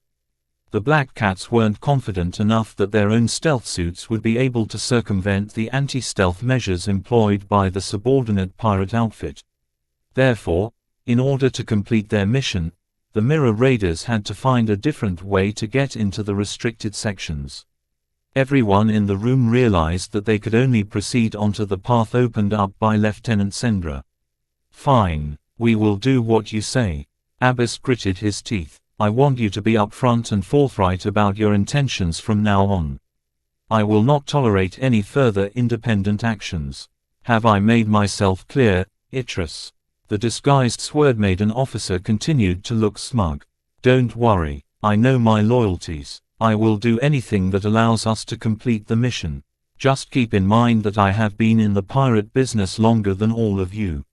All of you have been acting as if we are in the shadier parts of civilized space, but that is completely wrong. The rules are different in the Nixian Gap. Since we pirates dare to employ taboo weapons, what else won't we do? She made a very clear point. Abbess felt as if it might not have been a good idea to put him in charge of this mission. Major Verl had good reasons to appoint him as the leader of the Mirror Raiders, but his understanding only stretched up to a point. Standing at the side, Kettis and Dietrich didn't bother with joining this discussion. They were younger than the rest and didn't possess enough of a voice in command decisions. They opened a direct channel with each other in order to chat in private. Your fellow sister's actions have really caused us all a lot of trouble. Dietrich said. She makes complete sense, you. No, Kettis calmly replied. The Nixian pirates are the same as pirates in other places. Don't let Ulimo's citadel lack of anarchy fool you. Any law and order you see on the surface is just a shallow means of staying in power. The dry snakes possess cold hearts and really won't be bothered if we wipe out a single gang. They will only step in when the operation of the marketplace is under threat. As long as we don't affect the bottom line, we can do anything. That was something that Dietrich felt was a step too far. You women are playing a dangerous game. I did not sign up for this. Will your sister keep stirring up trouble? Kettis chuckled. I know her well. She has already plotted out her next 3 steps. As soon as she leaves this room, she'll immediately engage her follow-up plan. The Swordmaidens disliked waiting around. They were women of action. Her words only made Dietrich more worried. Before he signed up to the Larkinson clan, he was just the son of the leader of Walter's Whalers. Back in Cloudy Curtain, his old gang didn't really amount to much. This modest background had quickly caused him to feel out of depth. This mission was far more dangerous than he thought. With teammates such as Sendra who just did what she wanted with little regard for Abbas authority, who knew what enemies they attracted next. Abbas eventually put an end to the discussion. All right, that's enough. Let us proceed with taking over the former assets of the Roid Rats. We will have our hands full in the next couple of days.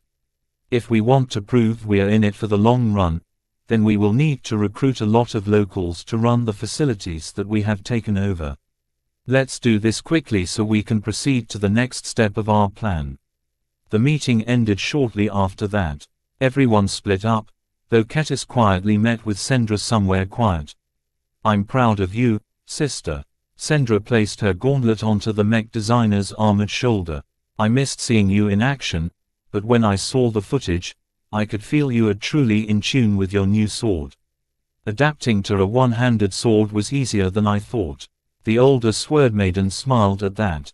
It's a shame you aren't a mech pilot.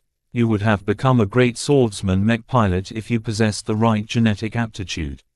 It's okay, sister. I can do so much more for us after studying under my new boss.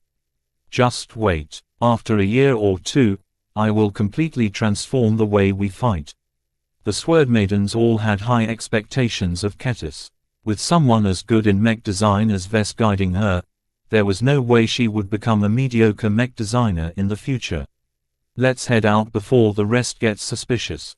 In the following days, the Mirror Raiders quickly made their apparent intentions known. The locals, visitors and rival gangs all heard how the newly arrived pirate outfit intended to establish a foundation in Ulimo. When it became clear that the Mirror Raiders truly wanted to join Ulimo's power base, the Dry Snakes finally sent an envoy to discuss important matters. Chapter 2265 Lovers of Mech Designs. The physical projection of Master Willix calmly inspected the design schematics of the cat's paw.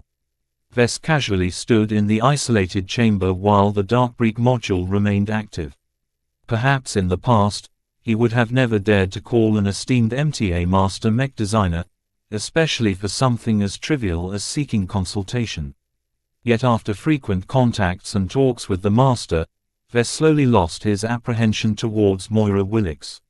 Certainly, he did not dare to act too presumptuously in front of other MTA masters.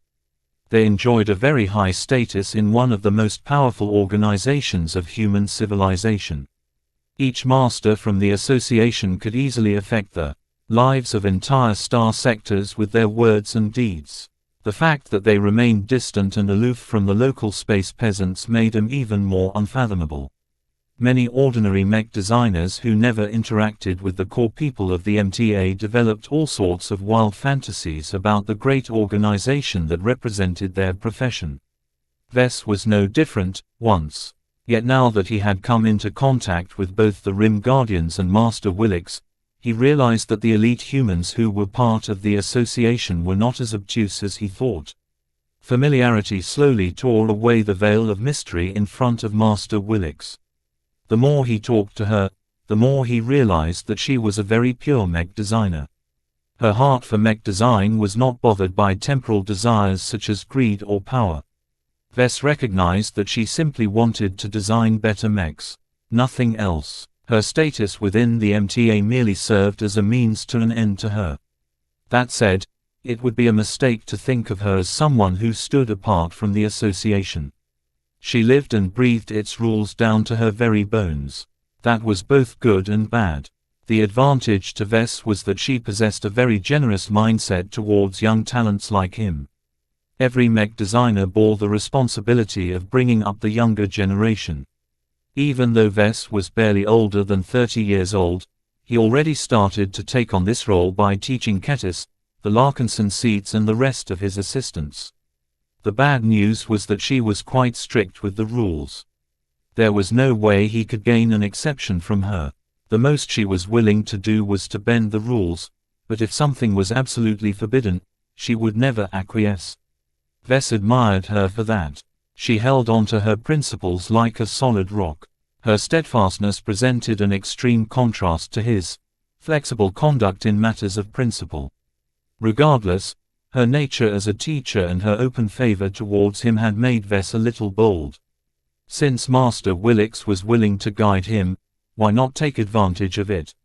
As long as he no longer paid so much stock to her identity as a powerful and inscrutable MTA master designer, she was just a very enthusiastic lover of mechs. Vess happened to love mechs as well. Over the course of his interactions with many people, he gradually learned an important lesson. No matter how different he was from others, he could still get along with them as long as he focused on what they held in common. No one was the same, and there were many people who possessed completely different backgrounds, ideologies and principles than him.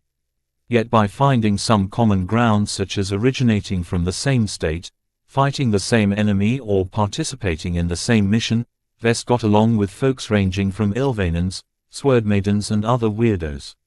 If he could befriend religious nuts and former pirates, why shouldn't he be able to have a normal conversation with one of the most influential people in the Komodo Star sector? Master Willix finally gathered her thoughts. To be honest, Vess didn't believe this was the first time she studied the incomplete cat's paw design. Vess had collaborated with Gloriana many times through the Darkbreed module, so Master Willix should have easily been able to peep at them while they slowly pieced the heavy artillery mech together. I didn't have to study your record to know that the Cat's Paw project is your first heavy mech design. She began. It is very arrogant for you to design a heavy mech of this caliber for the very first time. You also have no experience in designing artillery mechs. The rifleman mechs you have designed in the past are completely different from what you are trying to tackle. Vess grew a little hot. My partner has helped shore up my shortcomings. Miss Wadden is not a heavy mech designer. Just because she has been involved in some heavy mech design projects as an assistant in the past does not mean she understands the essence of heavy mechs. The two of you lack too much comprehension to design a competent heavy mech.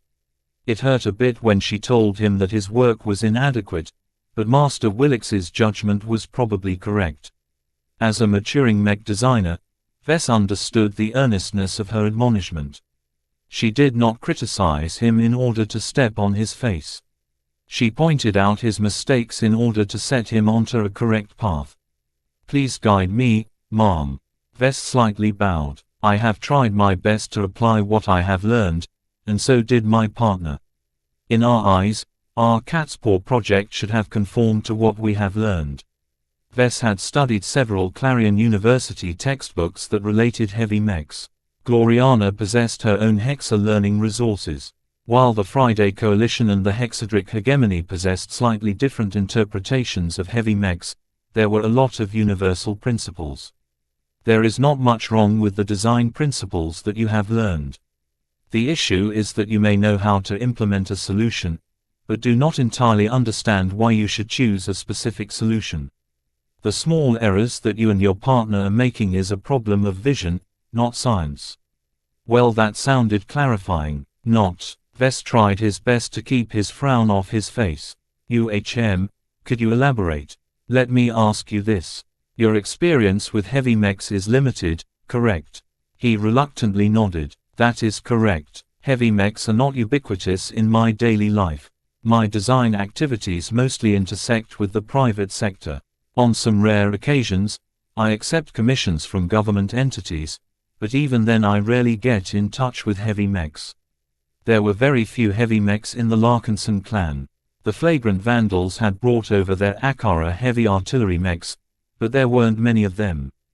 Vess never visited the princely Jackal or other vandal ships, so he had never studied those impressive mechs up close. You need to develop a better feel towards heavy mechs, Mr. Larkinson. Therefore, the first step you need to make is to see and study them up close. You need to understand the raw power they possess, the enormous amount of mass that make them solid and the many limitations they possess that make them vulnerable to certain attacks. While I am certain that you already possess a good amount of understanding of the theory, this is slightly different. He understood what she was trying to convey. His perspective towards heavy mechs was too distant and too heavily based on theory. This caused him to develop a skewed and shallow understanding towards these majestic machines that was very flawed in the eyes of a high authority in mech design. Normally, Vess would have sought to undergo a mastery in heavy mechs, but this was not the time for him to mentally wander off for a week. As long as Task Force Predator remained in the Nixian Gap, Vess had to assume that a crisis could burst out at any moment. I will take the time to get up close to heavy mechs. Thank you for the advice. Do you have any other advice, ma'am? The physical projection of Master Willix began pacing around the isolated chamber. She wasn't in a hurry to open her mouth. For a moment, Vess developed a strange thought.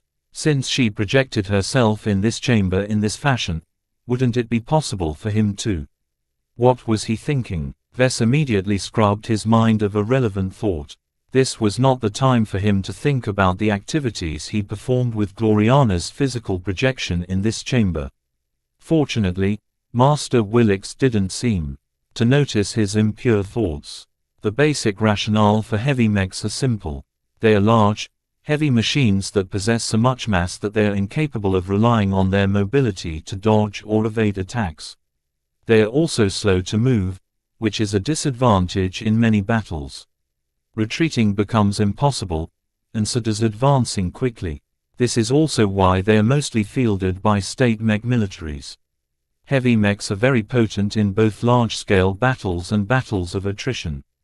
Vess nodded. Another reason why heavy mechs are used by states is because they provide much more value relative to how much capacity they occupy on a carrier vessel.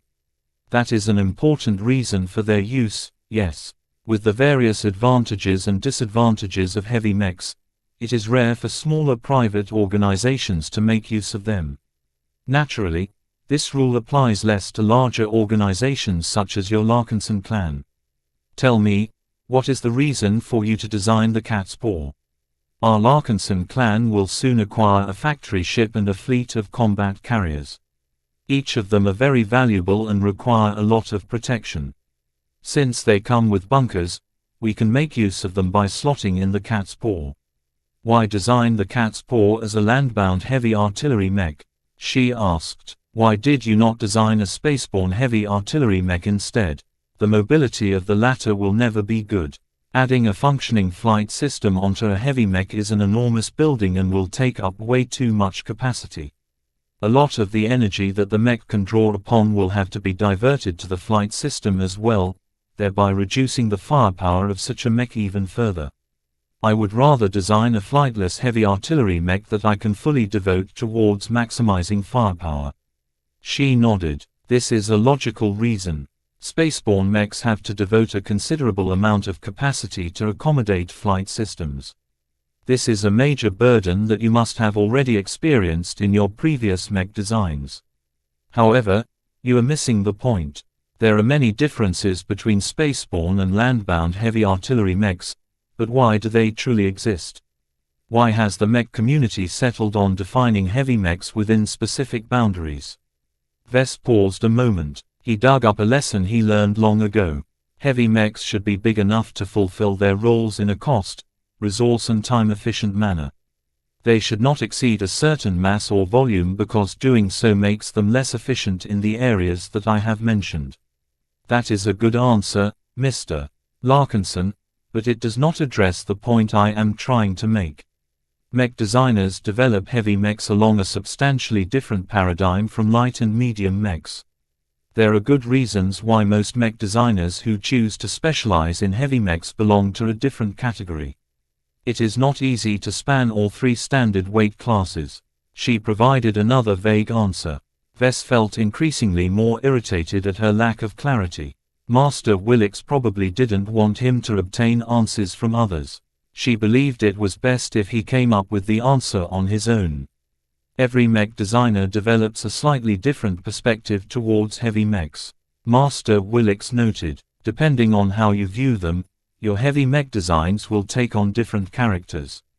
This is something you must explore on your own. This is a deeply personal process.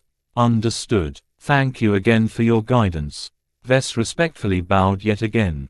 The guidance of a genuine master mech designer neatly made up some of his weaknesses that he had developed as he rose up into prominence.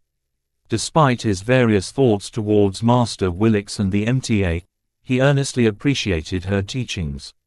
As a mech designer, He could set aside everything else in order to learn some valuable lessons. Chapter 2266 Kelendra Wadden Chapter 2266 Kelendra Wadden. Kelendra, you're finally here. Two Hexa women both approached each other before hugging each other with great affection. A large number of Wadden warriors and Glory warriors stood guard around the landing zone of the Larkinson clan's temporary base on Sinnoh Vi. Both mechs and foot soldiers diligently scanned the perimeter for any threats. The reason for their caution was because two of the Wadden dynasty's descendants had both gathered on a foreign planet. The identity of Gloriana Wadden had always been special. As the sixth child of Constance Wadden, she had always been the baby of the family. She enjoyed the love of 5 older siblings as well as her parents and many other relatives. Yet it was only in the last few years that she made her mark in Hexa society. Ironically, she only managed to break into prominence by leaving the Hexadric hegemony and entering into a relationship with a foreign boy of all people. Many of the Hexes back home who knew Gloriana silently or overtly disapproved of her shameful actions. Why in the galaxy did she decline to choose from the billions of eligible and well-bred pretty boys of her home state in favor of pursuing a rustic space peasant? Gloriana paid no mind to the jeers. She had already made a determination to stay with Vess forever, and even her own relatives couldn't stop her from making her dreams come true. Fortunately, the bet she made on Vess had paid off. With the help of his unique design philosophy, the so-called miracle couple shot up into prominence. With their reach expanding into other star sectors, there were hardly any journeymen in the Yana star cluster who had achieved more impact in the Mech community. The Wadden dynasty eventually changed their mind around Vess. While there were still many conservative old women in the expansive dynasty who still opposed the relationship, Constance Wadden and many other forward-looking Hexes saw the potential to rise up and benefit from the miracle couple's rise. The latter faction soon received vindication in the form of the successful reception of the Blessed Squire. The supportive Knight Mech designed by Gloriana and Vess not only caused the Marikath system to fall ahead of time, but also inspired great fervor among the Hexes who fought under its glow. Even though the Blessed Squire was very problematic in terms of quality and attribution, many Hexes believed it was only a matter of time before the Council of Matriarchs reluctantly approved the use of the unique new Mech model. In fact, Gloriana had even heard rumors that other units of the Hex army had secretly begun to mass-produce the Blessed Squire. As soon as the stubborn matriarchs ceased their resistance, a flood of mechs that was partially designed by a boy would quickly flood the battlefields across every front line. Under this enormous momentum, more and more people in the hegemony paid attention to those who were pivotal in designing and realizing this huge contribution to the war effort. Though it was hard to believe, in the perspective of the hegemony as a whole, Gloriana Wadden had quietly become the most famous and prominent member of the Wadden dynasty. Not even matriarch xianxia Wadden, the 200-year-old leader of the dynasty, could match one of her descendants' fame. This was one of the most universal quirks in human society. No matter how much the hegemony differed from other states, most of its citizens never paid much attention to the leaders and politicians who governed the way they lived their lives. Instead, celebrities such as famed expert pilots and prominent mech designers were much more dazzling from their perspectives. The work they performed and the achievements they made resonated much more to the masses. The marketability of their efforts made it easy for the media to hype and promote the greatness. In contrast, matriarch xianxia and minister Constance largely escaped the public eye despite their high positions and advanced ages. Fortunately, there was hardly any conflict within the Wadden dynasty on this matter. After Kelendra and Gloriana finished hugging each other, they separated and took a good look at each other. Gloriana wore the typical red and white uniform of the Larkinson clan. Even though she hadn't asked for permission, she added some extra emblems and markings to it to allow her to stand out of the other clansmen. She also wore some tasteful Hexa jewelry this time in order to make a better impression on her older sister. In addition, she wore her opulent engagement ring with pride. As for Kelendra Wadden, She wore the blue and grey officer uniform of the Wadden warrior as if she was born into it. After letting herself go for a moment, she regained her impeccable, disciplined demeanor, causing her to exude the unmistakable aura of a senior military officer. The various gold-rimmed markings and epaulets on her shoulders signified that she bore the rank of Mech colonel. Within the Wadden warriors, she commanded an entire Mech regiment. With 2,000 Mechs and Mech pilots at her beck and call, she expected to be deployed to the front lines of the Komodo War this year.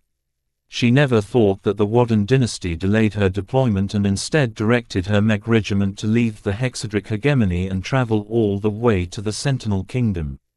And that wasn't all. She arrived alongside several other Mech regiments and reinforcements to the Glory Battalion. Right now, the Waddens appeared to have taken over the entire Cynic system. While regular traffic and commerce still kept the star system busy, the presence of hundreds of Hexa carriers and thousands of Hexa Mechs loomed heavily on the local sentinels. House Evenson and the other noble houses in the star system did not dare to make any peep. The Wadden dynasty might not be a great power in the hegemony, but they were more than strong enough to sweep their forces in a matter of days. The increasing amount of Hexa combat assets reflected the growing value of Gloriana. The wedding scheduled to begin a couple of months had become an increasingly more notable event. Some of the Hexes who had rejected Gloriana's invitation regretted the decision. "I have waited so long for your arrival," Gloriana giddily said. "Let me show you around the Larkinson clan. While they are rather rustic and misguided, they mean well. Don't let their shabbiness fool you.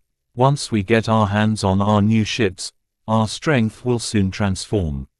Kellandra raised her eyebrows at her younger sister's choice of wording. She already showed an obvious belonging to the Larkinson clan. This was not entirely proper, as boys usually married into the families of women instead of the other way around. Still, Vess was such an exceptional boy to the Waddens and the Hexes that Kellandra opted to let this matter slide. The matriarch herself had issued some decisive commands. "Meow. Oh, let me show you my new cat that I've picked up from Centerpoint." Gloriana eagerly held out her hands, causing Clixie to jump into her grasp in a practice motion. The Rubathan Sentinel cat looked similar to a calico cat, but her glossy fur exuded a sense of class and elegance that was far superior to her more mundane cousins. Meow Tilda, even though Kellandra was an accomplished Mech colonel, she couldn't help but drop her stern mask once again as she petted the cat's head. "What a lovely feline. You have acquired two great companions. Instead of one. You have grown up so fast. I told you that I would be able to find my success once I left home." The pair of prominent Waddens continued to chat while they toured the base where the Larkinsons had made their home for many months.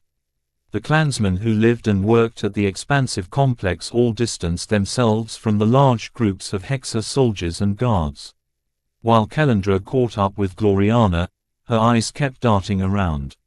She paid especially great attention to the various LMC mechs that Gloriana expressly showed off. The unique glows each left a profound impression on the older Wadden. Before she left for the Sentinel Kingdom, Kellandra had already experienced the glows of the Blessed Squire. She had witnessed the performance of the prototypes during the testing phase and had become mildly impressed at the time. Yet the mech model's actual performance in the Marikath system completely exceeded her expectations. When the Blessed Squire's glow had reached its full form, its utility astounded every Hexa who experienced it in person. This happened to be related to one of Kellandra's goals for visiting the Larkinson clan today. As they continued to tour the base as if it was their own possession, Kellandra and Gloriana soon discussed some of the new arrangements. "The batch of Wadden warriors that have just arrived with me won't be the last. There are more Mech regiments on the way. During the wedding, we hope to have a full Mech division in place." "A full Mech division? That's much more than I expected."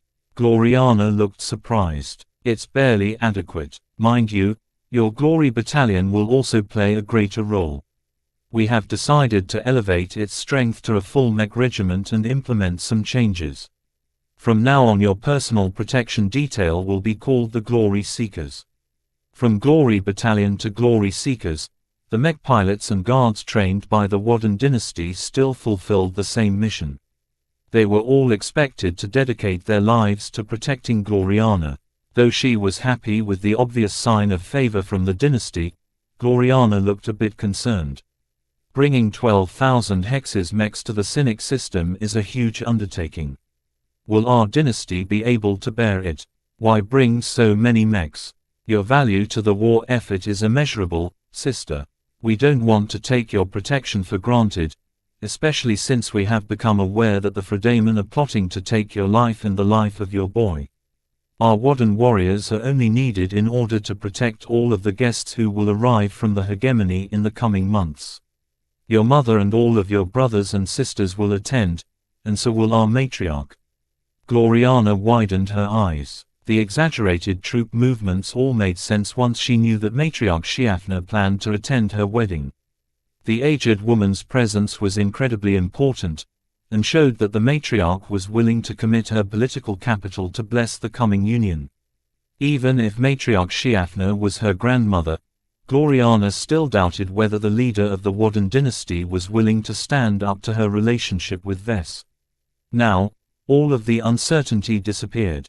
Thanks to the Blessed Squire, Gloriana had gained a great amount of credibility, enough to excuse all of her radical actions in the past few years.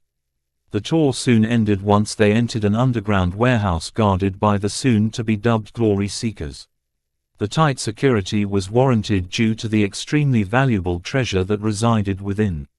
After passing through the security checks, the two Waddens and Cat slowly approached the marble-like statue of the Superior Mother. Ves had left it behind to keep Gloriana and her fellow hexes happy. Each day, she and her hexa bodyguards worshipped in front of the tall and imposing artwork. Its face imperiously stared forward as it exuded both love and consequence. As expected of the Superior Mother, Kellandra gasped. Her emotions grew turbulent as she experienced the raw glow emanated by the statue. Its glow, so much more purer than the glow of the Blessed Squire. Gloriana smiled piously at the work of art. This is my fiancé's mother. What you are feeling now is just an inkling of her power. During the ceremony that baptized this statue, I had the honor of experiencing the Supreme's full might. Kellandra slowly adopted a similar pious expression. I hardly believed when you initially told me about it, but now I believe you. I believe in the Superior Mother. No wonder your fiancé managed to make a mech as remarkable as the Blessed Squire. He is truly the son of the Superior Mother. That makes him a hexa. Gloriana grinned. Isn't that right? Your logic is impeccable. It's a travesty to call him a brighter. We should correct his citizenship right away. Chapter 2267 Ornamental Gem Chapter 2267, Ornamental Gem, Meow. Something small but hard smacked his cheek. Ves yawned and stretched as he sat up from the bed. He rubbed the faint stubble that grew over his face while he wearily looked around for whatever hit his face. He became a bit more awake when a mysterious-looking gem rested on the side of his pillow. The gem attracted his attention due to the pulsing glow emanating from its center. Though faint, its irregular rhythm reminded him of the heartbeat of a dying person. Ves felt a very faint sense of instability and danger from the purple gem. He carefully pinched it with his fingers and brought it in front of his face. Soon, his system vision provided him with a description. Unstable chaos essence, a terrible essence of chaos is locked within this gem. The essence is stolen from a great and ancient horror that would dearly wish to regain it. Carry this gem at your own risk. That's it. Ves wondered if he was still dreaming. What kind of stupid description was this? The system's description completely failed to tell him what it could be used for. Could this mech even be used on mechs at all? Or was it merely another bauble that was only useful as an ornament? At least it looks good. Ves muttered as he rubbed his eyes in the hopes that the description changed. No luck. Maybe I can integrate it into one of my wedding bands. He still hadn't worked on the bare but extremely high-quality wedding rings given by his mother. Even though they consisted of some unknown but exceptional high-grade exotics, their lack of color or decoration made them a little boring for the moment. Someone as exacting as Gloriana would never accept such plain rings. While Vess managed to keep her happy with the engagement ring he presented to her some months ago, he knew that he needed to come up with something better in less than 4 months or Gloriana would definitely become angry. He frowned. So far, raiding pirates yielded a lot of cabinet and random exotics. Yet none of the spoils aside from beastone fit his marriage rings. While some high-quality mechs and equipment contained trace amounts of high-grade exotics, they weren't stable or safe for humans. Vess needed to get his hands on materials that met all of his requirements. Hopefully, he might be able to obtain what he sought from Ulimo Citadel.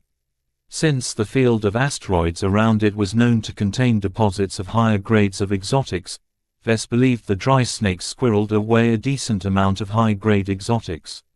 He turned his body until he faced his cat, who floated curiously next to his bed. He lifted up the gem. Is this what months' worth of eating exotics has produced? Meow. You have literally eaten tons of metals. Why couldn't you have produced something of practical value? Meow meow. What? The Xianxian gap is upsetting your digestion system. PFF. What a useless gem. I can't use it at all on mechs. I'll only forgive you if you produce an identical one before the wedding, got it? Otherwise, you can forget about eating my rare alloy. Meow. You heard that right. I'm relying on you to decorate my wedding rings. I need an identical pair. At the very least, they need to look similar. Try and produce an orange or red gem. That would go nicely with this purple one. Meow. Lucky hissed and quickly dove through the deck. Vess merely shrugged at his cat's antics. He climbed out of his bed and went through his morning routine. After undergoing a quick cleaning cycle, he dressed himself in his ordinary clan uniform while a grooming bot lightly styled his messy dark hair.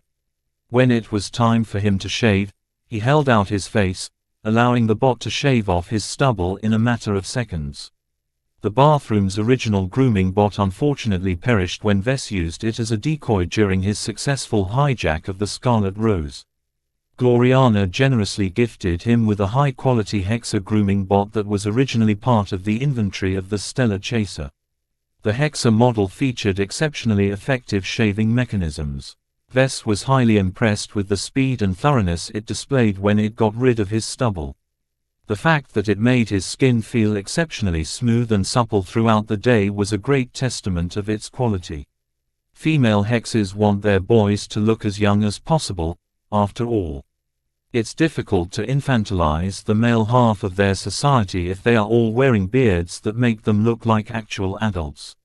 Once he finished shaving, he ate his breakfast quickly before visiting the isolated communication chamber. After placing a call, Gavin's projection soon appeared to provide a daily briefing. A lot has happened, boss. The assistant succinctly described the thousands of hexamechs that had entered the Cynic system as well as the revised plans for the wedding. Though Vess had expected the upcoming wedding to change according to the circumstances, hearing that the Wadden dynasty planned to station an entire mech division of the Wadden warriors was out of his expectations. I thought the Waddens would only dispatch a mech regiment or something. And the Glory Battalion wouldn't have more than 1,000 mechs. The Blessed Squire finally caused the Waddens to acknowledge your great value to them, boss. It shouldn't be a surprise that they want to express their sincerity in this fashion. The matriarch of the dynasty and around 50 other Waddens will be attending the upcoming wedding. Vess did not look happy at all. To the Hexes, having a matriarch personally attend their wedding was a grand honor. To him, the presence of an old lady who was used to getting her way only represented trouble.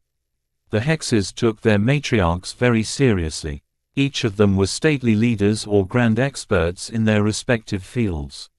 Not any old Hexa could call herself a matriarch. Though Vess wasn't quite clear on how a female Hexa could obtain the title, those who obtained them had undoubtedly become part of the ruling class of the hegemony.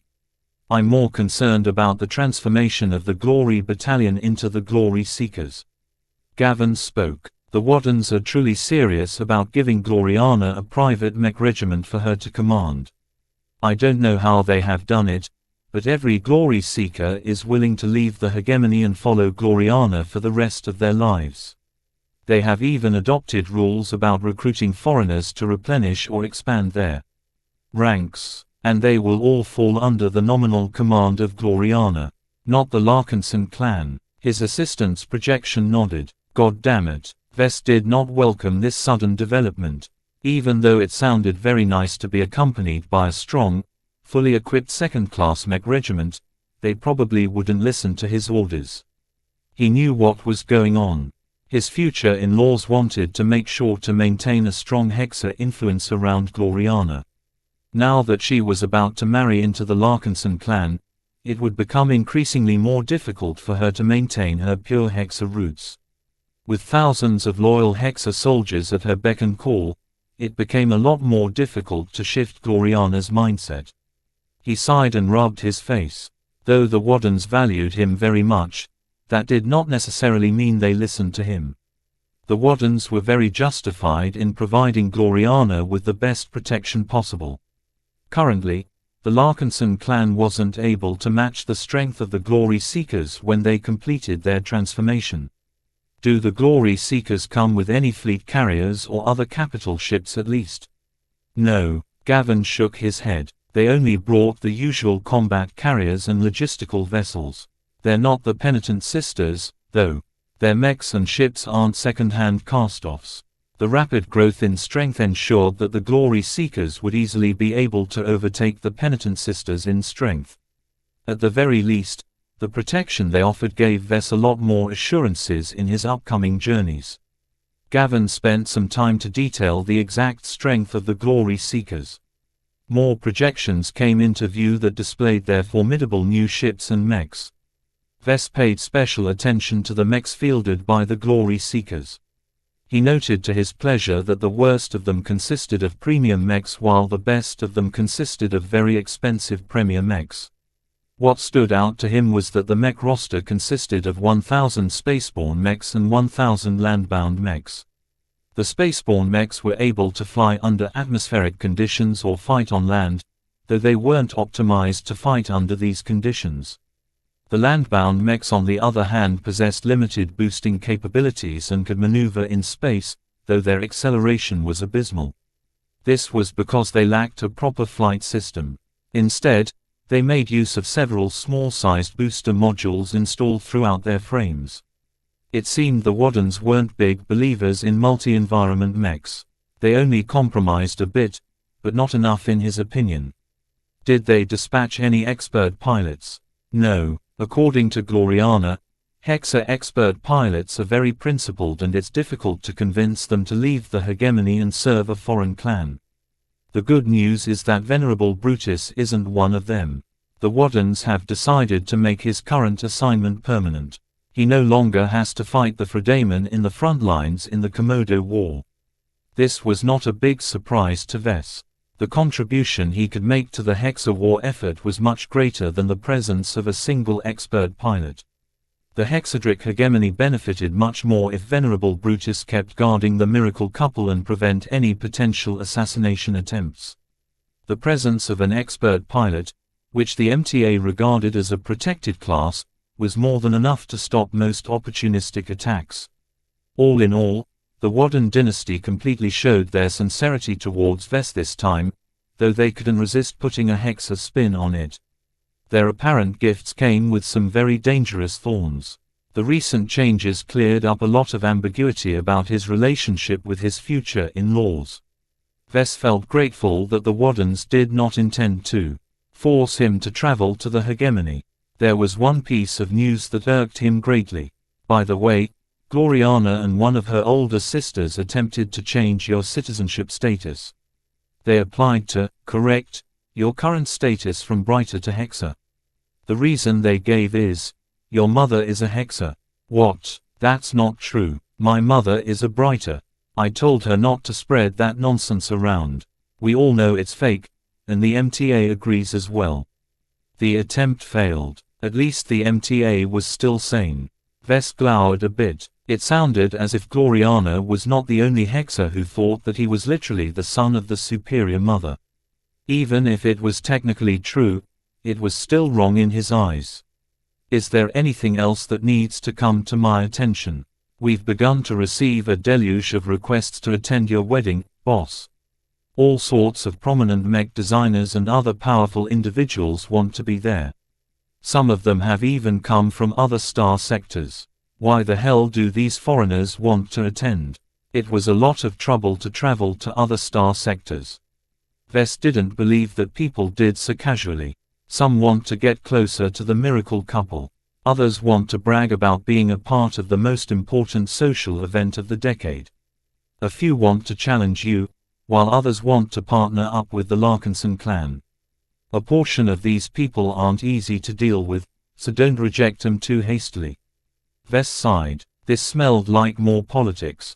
He knew that he needed to take this warning seriously.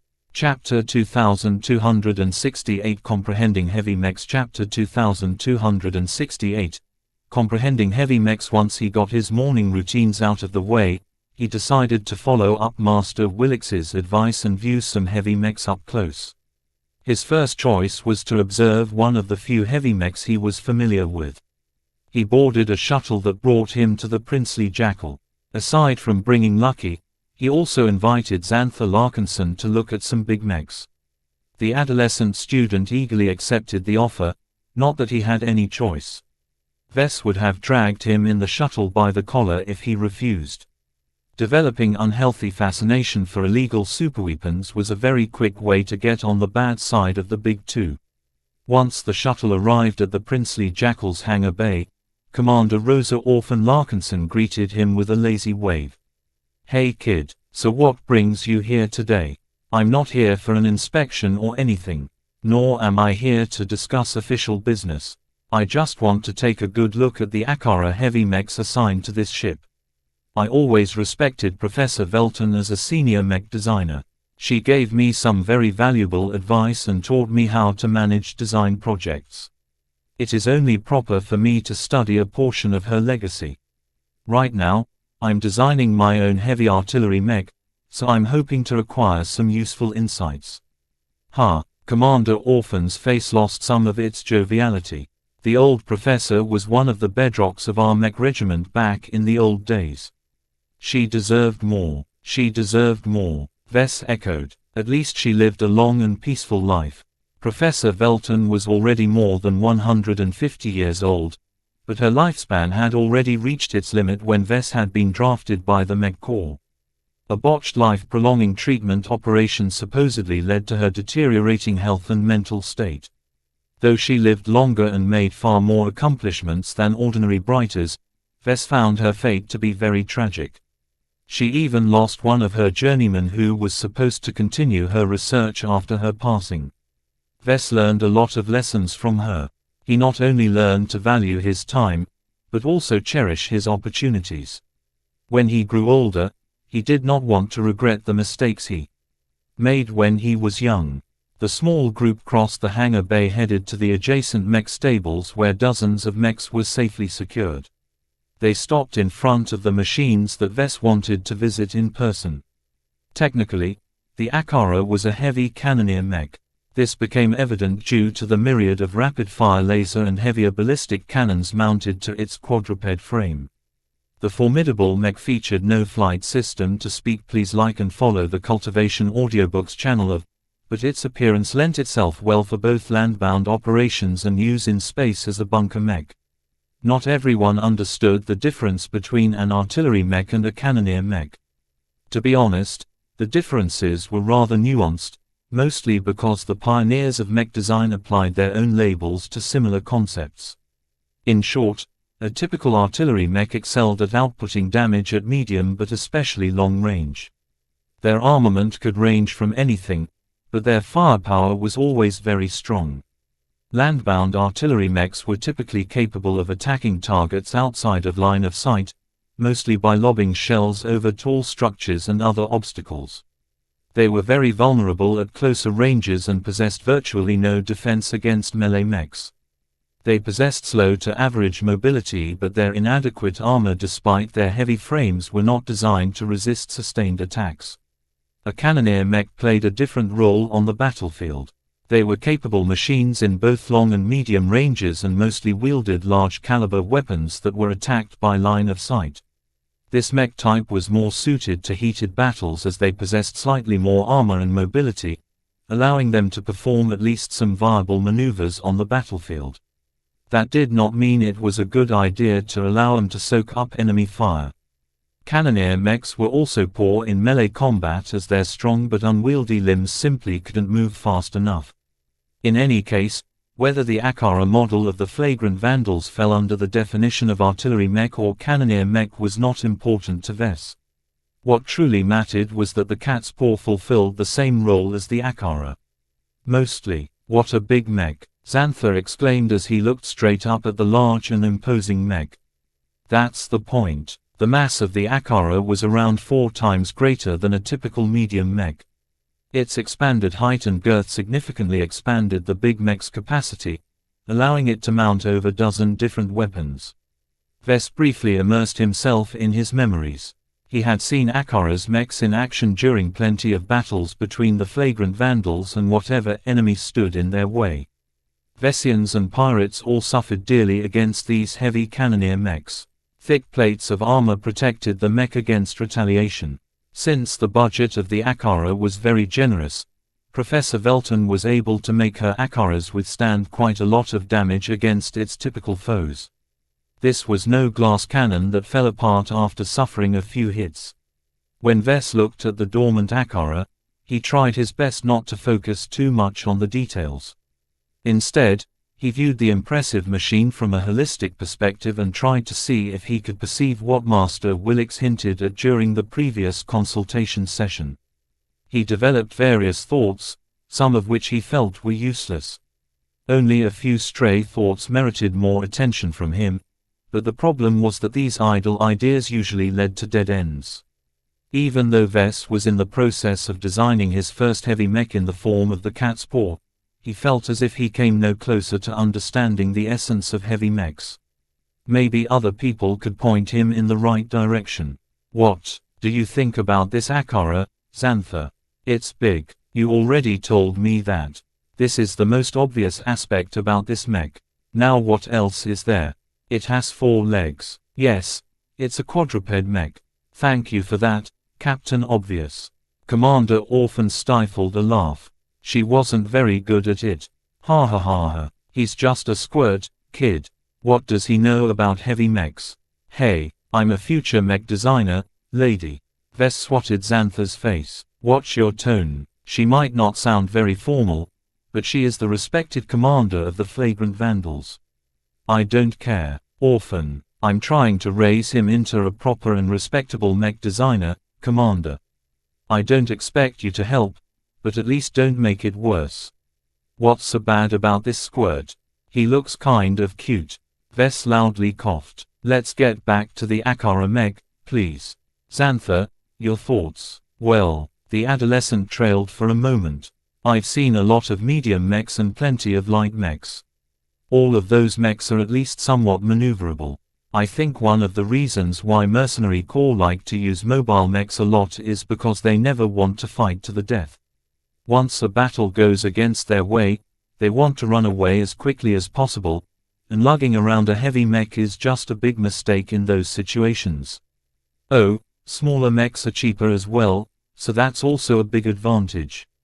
Vess and Commander Orphan shared a bemused glance with each other. They found the remark amusing not because it sounded ridiculous, but because Xantha's argument was both right and ridiculous. The Vandal commander actually looked thoughtful this time. "I think the greater point of this fellow is right. I fought in many battles where moving quickly and being in the right place at the right time was crucial. Battles between mechs is one big maneuvering game where you try to position your mechs to the greatest advantage while the enemy is doing the same. It's a mistake to think you can simply win every battle by investing loads of money into fielding a force that consists entirely of heavy mechs. Heavy mechs possess their own distinctive weaknesses. At the very least, Their slow mobility made them vulnerable to either massed bombardment or committed melee assaults. How did you and your fellow Vandal officers work with the limitations of the Akaras? Vess asked. The Akaras are strong, but they aren't the right solution in every situation. We try to use them as the core of our defensive posture. When an enemy attacks us, we try to lure their mechs into the kill zone of our prepared Akaras. When we do the attacking, we don't overtake our Akaras but instead match their pace when there is no need for haste. Time. Vess suddenly felt he grasped something. The situations you mentioned are times where the Vandals didn't need to hurry. They traded time for greater opportunities, and they did so in order to leverage the strengths of the Akara mechs. Heavy mechs were so slow and cumbersome that they rarely took part in any offensive maneuvers. That limited their usefulness as the enemy wasn't obliged to run in front of the guns to get blasted. What the flagrant Vandals attempted was to invest time and effort into putting the Akaras into situations when they were useful. From luring enemies into the range of the Akara mechs to slowly pushing them forward so they could bombard enemy formations and defenses, all of these scenarios demanded patience and planning. Heavy mechs possessed awesome power, but the critical flaw limited their applicability. Those who owned them and fielded them in battle had to learn how to work around the known weaknesses in order to fully express the great advantages. He formed his first important insight. Heavy mechs are sort of extreme versions to their medium counterparts. They are specialized to a much greater degree than regular mechs, which means that they impose much higher requirements on the command ability of the people in charge. This is also why they are largely limited to the military or large-scale organizations, as only they are able to hire or nurture competent commanding officers. It's kind of like they are fixed in place somewhat. You can't easily move them around. Xantha remarked. The squirt is right. That's how we Vandals usually treat our Akara mechs. We don't try to move them if it's not urgently required. We treat them similar to stationary defenses that are just easier to install and remove than actual turrets and defense platforms. You could say that they are a hybrid between medium mechs and stationary defenses. Vess widened his eyes when he heard that. Commander Orphan's words caused him to view heavy mechs from yet another perspective. Viewing them as fixed defenses that just happened to move a bit from time to time caused him to develop a different standard towards them.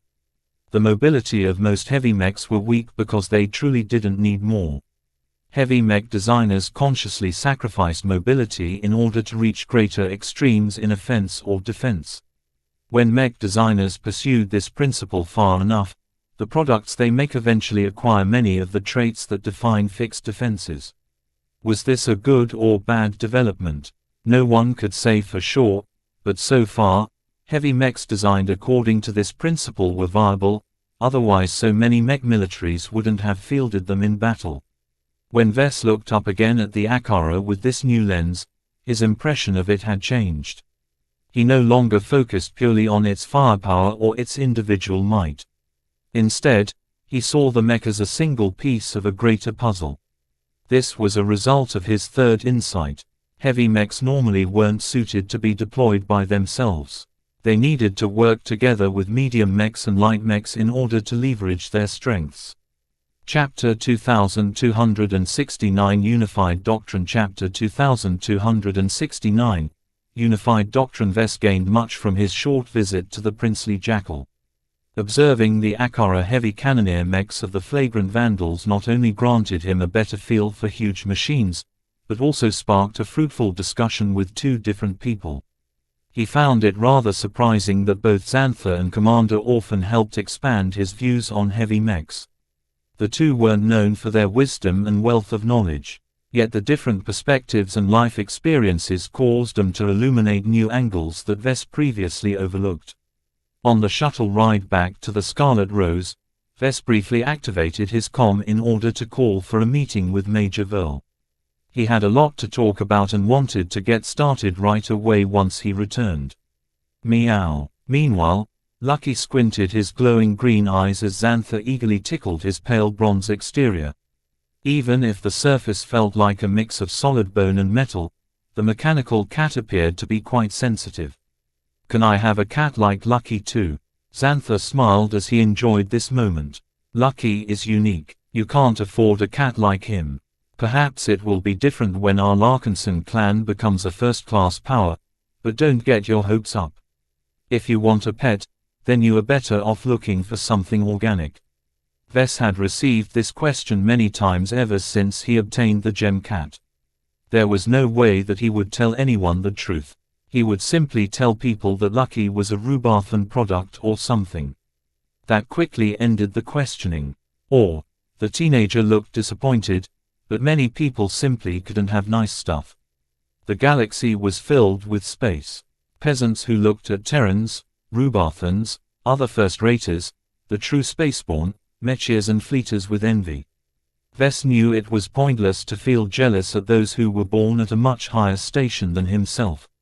Rather than engage in unproductive behavior, he might as well invest in himself in order to improve his ability and qualifications. Slowly but steadily, he would catch up and even surpass those privileged people.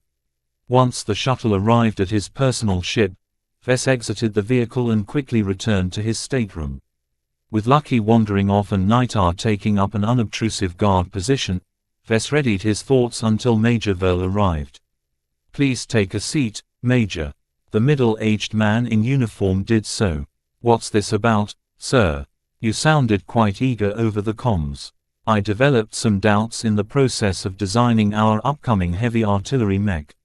I decided to seek some consultation and received some advice." Vess quickly explained what he had been up to. He also enumerated the most important insights he gleaned from studying the Akara mechs. "Several aspects of heavy mechs stand out to me. First, heavy mechs are incredibly specialized. By sacrificing mobility, they also sacrifice flexibility. Using them effectively in battle becomes more challenging, and many options simply aren't available due to their limitations." Major Verl nodded as if he had long understood this point. It is very easy to squander heavy mechs. Commanders need to pass special courses in order to gain the qualification to command them. They are so valuable that their loss can easily cripple a unit. This leads me to the second point. To make effective use of their pronounced strengths, we need to put more effort into manipulating the circumstances of the battle in our favor. Heavy mechs are assets that require time and patience to employ. Once we have set up the perfect circumstances, their extreme firepower or other strengths can be played to the fullest. That's why heavy mechs exist, sir. A smaller formation consisting of heavy mechs can actually achieve far greater results than a larger formation of medium mechs. This is because you can concentrate much more firepower or defenses in a much smaller area. Thirdly, heavy mechs aren't very good by themselves. Vess pressed on. They lack mobility and flexibility, hence they can't take the initiative. Heavy mechs perform at their best when they are part of a larger unit that boasts faster mechs. Combining different mech types and different mech classes is the key to achieving victory against many different opponents. In order to do that, our clan needs to develop a coherent strategy and configuration to make sure all of the pieces of the puzzle fits together. Major Verl looked quite pleased when he heard that. "This is something that I have been working on in the past few months. Ever since you gave me permission to establish the military bureau, I haven't spent all of my time on unifying our personnel management and establishing rudimentary cooperation and coordination between our mech forces. With the help of some of the commanders and senior officers in the clan, I have been drafting a unified mech combat doctrine for the Larkinson clan. The battles we have fought recently have allowed me to test, verify and refine its principles." A unified mech combat doctrine. Vess sat up a little straighter from his chair when he heard that. So far, the mech forces of the Larkinson clan each fought in their own distinctive way. While the various battles against the Xianxian pirates allowed the avatars of myth, living sentinels and the others to become accustomed to working together, there was still a lot to go before they reached the same standard as the military. "Tell me what you have come up with, Major." The Major breathed deeply. "This is a very big proposal, sir. In our opinion, the Larkinson clan's mech combat doctrine rests on 3 legs. They are as follows: psychological warfare, elite development and maneuver warfare. Even before the Major explained the three legs, Vess already understood the gist of them. He had personally witnessed each and every battle against the pirates and could recognize elements from all of the three strategies. Major Verl raised a finger. Let's begin with the first one. Psychological warfare is something that I happen to specialize in. To put it simply, it is an attempt to defeat the opponent by forming a disparity between the morale of our own side and the morale of our enemies. It doesn't matter if our enemies outnumber us, fields better mechs or employs better trained mech pilots. As long as our fighting forces are more confident than the enemy, we can still win. This was something that Vess had always been impressed with, and one of the reasons why he was so eager to hire the former mech officer and flashlight operative. Major Verl possessed an excellent grasp in manipulating the morale of his subordinates. Vess smiled. I take it that the existence of glows makes it much easier to wage psychological warfare. Exactly so. Verl grinned back. While it is dangerous to become too dependent on glows, that is no reason to discount their use. Right now, our use of glows is more a result of using what is available. We still lack a more unified and strategic approach towards leveraging glows. It's not enough to come up and implement some plans. This cooperation needs to start from the beginning of the design process of your mechs. Ah, I see. I shouldn't have designed a new mech without obtaining sufficient input from my target audience. This was something he overlooked. As the patriarch of the Larkinson clan, Vess was accustomed to getting his way.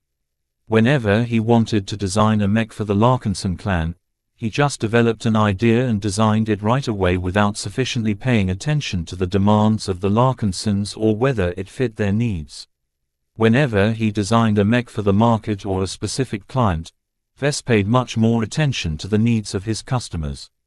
Skipping this essential step when he designed a mech for his own clan was an unforgivable mistake. Fortunately, Vess only designed a single mech for the Larkinson clan so far. As a modular mech platform, the Bright Warrior possessed a lot of versatility, which meant it was always useful in a battle. The same could not be said for heavy mechs. Their extreme specialization meant that Vess had to pay much more attention to how they would be used in the battles waged by the Larkinson clan. The Major explained the need to focus on psychological warfare. Compared to many other powers, our Larkinson clan possess a great advantage in this aspect. Since you are the originator of glows, you can design any mech that manipulates the morale of both friendlies and enemies to our liking. Don't take the fact that we can affect the morale of multiple sides lightly. For example, if we say that a benign glow provides us with a 10% boost in performance, our battle results won't differ that much. However, if we pair that with a malignant glow that suppresses the enemy's performance by 10%, then the difference widens to 20%. The ultimate impact of such a wide disparity was not that simple. If the disparity became too wide, then that meant that the superior side would easily be able to snowball their advantages throughout the battle. A close battle with even losses on both sides could easily turn into a lopsided massacre with such a difference in morale. The Battle of Marakath system also highlighted the drastic difference that glows could make through this effect. While it sounded great to achieve an easy victory through waging psychological warfare, Vess did not immediately embrace the notion. What if the enemy fields some sort of counter to our glows? The Friday Coalition's masters and many other mech designers are already starting to research methods on how to counter my specialty. That's okay. I don't believe your glows can be negated so easily. At the very least, it is likely that those counters require very special solutions that only work against LMC mechs. The enemy will have to invest considerably in those counters in order to fight us on even ground. That is time and resources that they could have spent on something deadlier. Besides, I doubt most of our opponents will have sufficient counters ready. From our understanding of glow interactions, quantity is also a factor.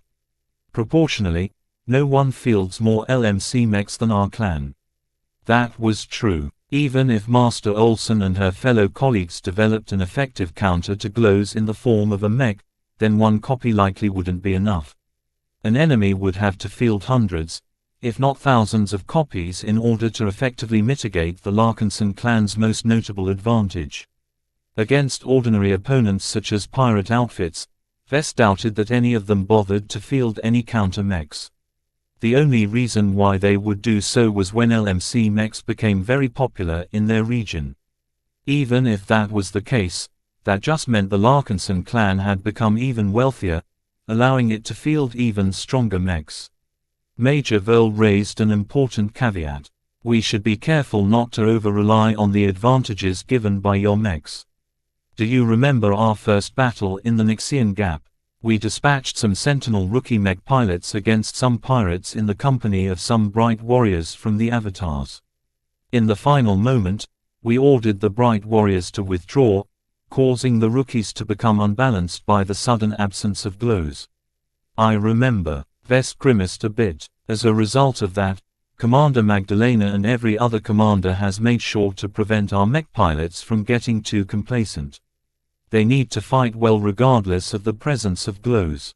This does not mean that our emphasis on psychological warfare has reached a dead end. Humans and aliens have waged psychological warfare before the emergence of your glows. There are many other levers that we can manipulate in order to obtain advantages on this front. Propaganda, training and many other measures could all achieve some of the effects of glows. The main difference was that glows were much more directly applicable during battle while those other options had to take place beforehand. On top of that, the Larkinson clan also possessed another advantage that Major Verl wasn't entirely aware of. The Larkinson network that bonded every clansman to the Golden Cat and with each other could also play an important role. All of these measures had the potential to overlap, resulting in a qualitative disparity that was difficult to surmount. Vess readily agreed with Major Verl that the Larkinson clan should pursue this advantage to the fullest. Chapter 2270 Hand Motions Chapter 2270 Hand Motions. Up until now, the Larkinson clan's approach to glows was just to make use of them whenever convenient. There was hardly any greater thought behind their use because they were just there already. The Avatars of Myth, which was arguably the greatest user of glows in the Larkinson clan, just took whatever mech that Vess shoved at them. It was up to them to figure out how to make effective use of the new glows. This was a rather faulty approach. What actually needed to happen was for Commander Melkor to approach Vess and request the addition of a mech that fulfilled a certain role or requirements. The needs of the Avatars had to fit its chosen doctrines and approaches. This is something that we can work out in the future, Major Verl remarked. Right now, it's more important to formulate and verify each mech force's respective development trajectories. Once we exit the Nixian Gap, we can review all of the battles we have waged and use the conclusions to confirm our plans. You're the expert in this matter. I will defer to your judgment. Vess waved his hand. He needed to remind himself that he was primarily a mech designer, not a military strategist. There was no need for him to provide his input on every single issue. That said, his work as a mech designer was influenced heavily by what kind of mechs the Larkinson clan needed to win its battles. Verl brought up the next leg that propped up his unified doctrine. Let's move on to elite development. As you can probably surmise, elite development is all about training and developing our various elite mech troops. In our case, that is every mech pilot aside from the ones belonging to the living Sentinels. Our clan is quite unusual compared to other nomadic, spacefaring powers. Usually, a nomadic clan of our scale only employs a single mech force that is exclusively used to defend its fleet. Nothing more, mostly because there is no need. Originally, Vess only started off with the Avatars of Myth. He later decided to narrow their scope as elites and founded the Living Sentinels to fill up the void. After that, various other forces such as the Battle Criers, Swordmaidens and Flagrant Vandals merged with the Larkinson clan while still retaining the unique identities. A mech force with a strong, decades-long martial tradition was more than the sum of their mechs, mech pilots and other assets. They formed a cohesive, synergistic whole that employed time-tested strategies, distinctive training and strong specialization to achieve far greater results than a band of random mechs and mech pilots could ever accomplish. Vess disliked waste and did not wish to throw all of those advantages away. While that had led to the fracturing of the Larkinson clan's fighting forces, the growing diversity was not universally bad. As long as the Larkinson clan can manage and combine the specialized mech troops effectively, then the disadvantages of fracturing our fighting forces and splitting up our attention are tolerable. We just need to invest sufficiently in not only their individual development, but also how to combine them together. That is the third leg of our doctrine, which we will discuss later. Vess tapped his fingers against his desk. So you are saying that our clan should decisively focus on quality rather than quantity? Correct, sir. This fits best with our circumstances. Compared to other organizations, our Larkinson clan has an abundance of capital. This affords us the luxury to spend enormous sums of money on better mechs and mech pilots. We could spend that money on expanding the living sentinels as well. Right now, the LMC is doing fantastic in terms of selling mechs and collecting a lot of licensing fees. There is no reason why we can't invest all of that money into acquiring more mechs, ships and manpower. Major Verl grinned and crossed his arms. We have already undergone a major expansion. One of the reasons why we are picking fights with Nixian pirates is to merge the old and new clansmen together. I doubt you want to repeat this cycle too much. Also, a large fleet protected by average quality mechs and mech pilots is much harder to manage and defend than a smaller fleet which is protected by a smaller core of elites. That was true. Are you happy with our current lineup of mech troops? Not entirely, sir. If we want to invest fully in elite development, then we need to expand our roster with at least 2 other units. One needs to specialize in long-ranged artillery and wide-area bombardment. The other one should focus on special operations and stealth operations. Neither of the two sounds easy to set up. Vess looked a little pained. It's possible but very difficult to set them up from scratch. Verl admitted. The best option is to acquire existing mech troops that already specialize in these areas. Is that difficult? Perhaps. I'm not sure. Usually, artillery mech troops are mainly in the hands of states and ruling powers. Stealth mech troops are largely exclusive to state intelligence agencies. Do you think you can just knock on the doors of a state and offer to buy out either of them? I think not. Our best bet is to travel to a collapsing state and be on the lookout for rats that are trying to flee a sinking ship. The flagrant vandals used to be one of those fleeing rats. Unlike their fellow critters, the vandals just happened to flee in a specific direction. If I had known that, then I would have directed my clan to consider the option of poaching other brighter units. Vess grimaced. In hindsight, that was a missed opportunity. You don't need to fret over these matters. Wars always take place in the galaxy. While certain conflicts such as the Komodo War are too dangerous for us to approach, there are always smaller conflicts where our clan can safely swoop in and recruit some of the elites nurtured by the losing side of a war. Otherwise, we need to nurture these elite mech units from scratch, and that is a long process as it takes decades to formulate and mature their martial traditions. I'll keep that in mind once we cross into other star sectors. It would be best to acquire these new additions before we enter the Red Ocean. What about the living sentinels, by the way? As our only non-elite mech force, the sentinels serve as a counterweight of our elites. We can't defend the Larkinson clan by relying entirely on the latter, after all. They sentinels will primarily orient the development towards static or defensive warfare. This poses significantly less requirements in terms of capital and manpower, but the sentinels will have to rely more on quantity to compensate. That is acceptable. Vess mused. Our clan isn't backed by a state. Our clan's population will never surpass that of a settled planet. Limited manpower will always be one of our biggest bottlenecks. That said, with a successful mech designer like me in the clan, money won't be a major issue. Even if the mech pilots of the Sentinels are of a lower standard, we can still make up for that by issuing higher quality mechs to them. Of course, our elite mech forces will also enjoy this benefit. That's also the largest vulnerability of developing our elites.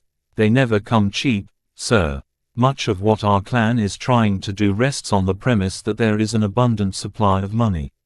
From my understanding, business is booming at the LMC. How long will that last? What if our mech company enters into a slump again? The upkeep of elite mech troop is multiple times higher than a regular mech troop, and that is assuming that waste and embezzlement is minimal. While you have raised a good point, I think we can manage the risks. If our clan's income ever dries up, we don't immediately have to sell off our most valuable mechs and ships. Running them is expensive, but as long as we accumulate enough savings, we can still hang on for a couple of years while we attempt to restore our income. If that doesn't work, we'll just downsize. Even though Vess spoke lightly about this problem, he still understood that this might become a very real threat someday, especially when the scale of the Larkinson clan had ballooned. Major Verl moved on to his last point. The two strategies I've mentioned previously complement our third strategy. Maneuver warfare fits well with our strengths and weaknesses. Take for example the opposite, which is attrition warfare. He stretched out his palms and pressed them together. The most basic mech battles is quite simply a brawl that directly pits one group of mechs against another group of mechs. The Major began to rub his palms back and forward. The resulting friction generated some rubbing noises. Such a battle is waged by grinding each other mechs against each other until one side gets tired, loses confidence or runs out of mechs. Vess looked at Verl rubbing his palms as if his fingers were cold and needed to warm up. The way you put it sounds as if anyone who fights their battles in this manner is stupid. It's not stupid, it's just not suitable to everyone, especially smaller powers such as our clan. Our pool of mech pilots is only in the thousands. How can we compare against the likes of states that can call up millions of mech pilots? Much of the Komodo War has descended into attrition warfare because both sides are simply too strong, numerous and prepared. Neither the Friday Coalition or Hexadric Hegemony exhibit any holes in the defenses which can easily be exploited. The only way for either state to win the war is by pitting their strengths against the other state's own respective strengths. This is something that we should avoid as much as possible. Vess remarked. The modest losses we have sustained so far has hurt our clan quite badly. We'll be set back a lot if we lose just 1,000 mech pilots. I agree, sir. This is why our Larkinson clan should try its best by leveraging our high-quality mechs, our ability to generate disparities in morale and our investment in elite mech forces. There is no better way to do that by specializing in maneuver warfare. What does that actually mean? Well, that's a bit of a lengthy story, sir. You should have already seen it in action plenty of times in our previous battles against the Xianxian pirates. In short, it's attempting to win a battle by employing our strengths against the enemy's weaknesses. The senior mech officer stopped rubbing his hands. Instead, he kept one palm stretched while extending just a single finger with his other hand. Instead of pressing the finger into the palm, Verl exaggeratingly circled the finger around until it poked sharply into the back of his stationary palm. We aren't cavemen anymore, Vess. We humans have developed many more refined tactics and strategies. A battle doesn't have to be won simply by destroying more mechs than the enemy. We can instead make clever use of our strong elite mechs to attack critical enemy assets. Think of targeting their officers, commanders, carriers, ranged mechs and so on. If nothing else, we can always employ our elites as cavalry and attack the flanks of an enemy formation. The Sword Maidens happen to excel in this tactic. Vess nodded. He could still remember how the Sword Maidens easily caused the strong and troublesome Aladis Archons to collapse by nipping at their flanks. The avatars of myths on the other hand were locked in a frontal engagement against the pirate elites, which was the more stupid way to fight. Even so, the Sword Maidens could have never pulled off the brilliant feat without the avatars pinning the enemy mechs down. We still need at least some of our mechs to fight the enemy head-on, right? That is so. The typical hammer and anvil tactic can't work without them. This is why combining different mechs and different mech troops is so important. We cannot neglect the role of slower and defense-oriented mechs even as we rely mainly on maneuverable mechs to achieve our victories. Chapter 2271 Fitting the Cat's Paw. Chapter 2271 Fitting the Cat's Paw. Now that Major Verl explained the three legs that supported his proposed mech combat doctrine, it was time to tie them all together. Vess looked thoughtful as he processed what he learned. The three strategies each support and complement each other. Major Verl repeated, on their own, they are fairly strong, but if we employ all three of them at the same time, we can achieve greater results. This is not a guess. This is an outcome that we have already proven in our previous battles. Combining glows, elite mechs and clever maneuvering can allow us to achieve quick, decisive victories while suffering minimal losses. Of course, this doesn't apply to enemies that are too strong or numerous. Quantity alone can overcome everything as long as the differences are large enough. As long as we don't pick fights against states or powerful organizations, we should be fine.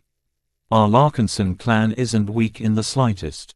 At the very least, most private sector outfits should steer clear of us.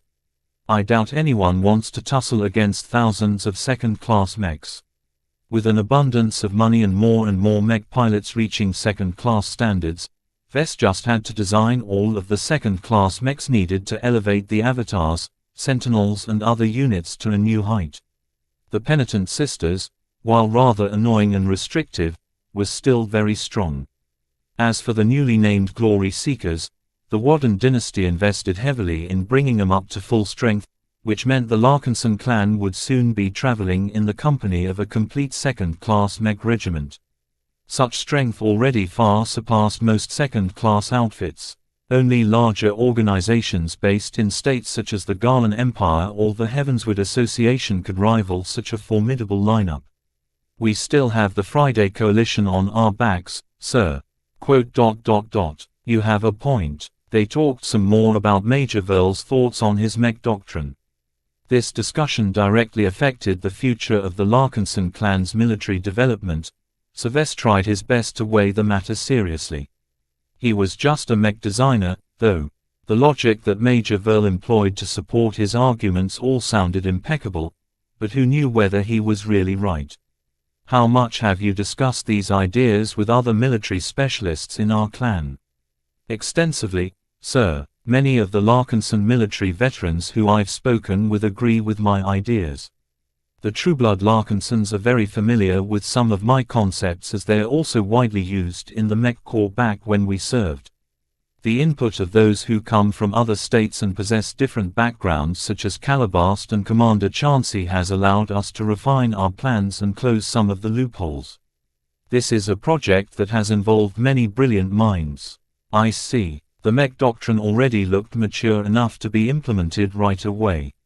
In fact, the different mech forces of the Larkinson clan already followed many aspects of it to a large extent. What the Larkinsons mainly needed to do was to unify their individual and disparate efforts in order to follow a single, cohesive development trajectory. The clansmen also needed to start additional initiatives in order to bolster the three legs. To Vess, the most pertinent issue right now was to establish a more systematic cooperation between his design department and the clan's respective mech troops.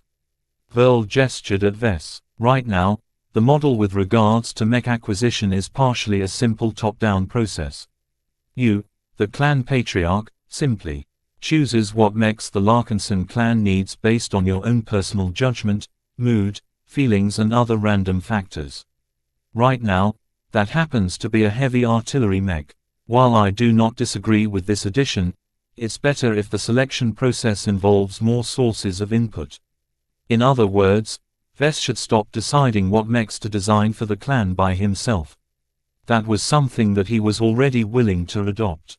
I will take that into account next time, Major.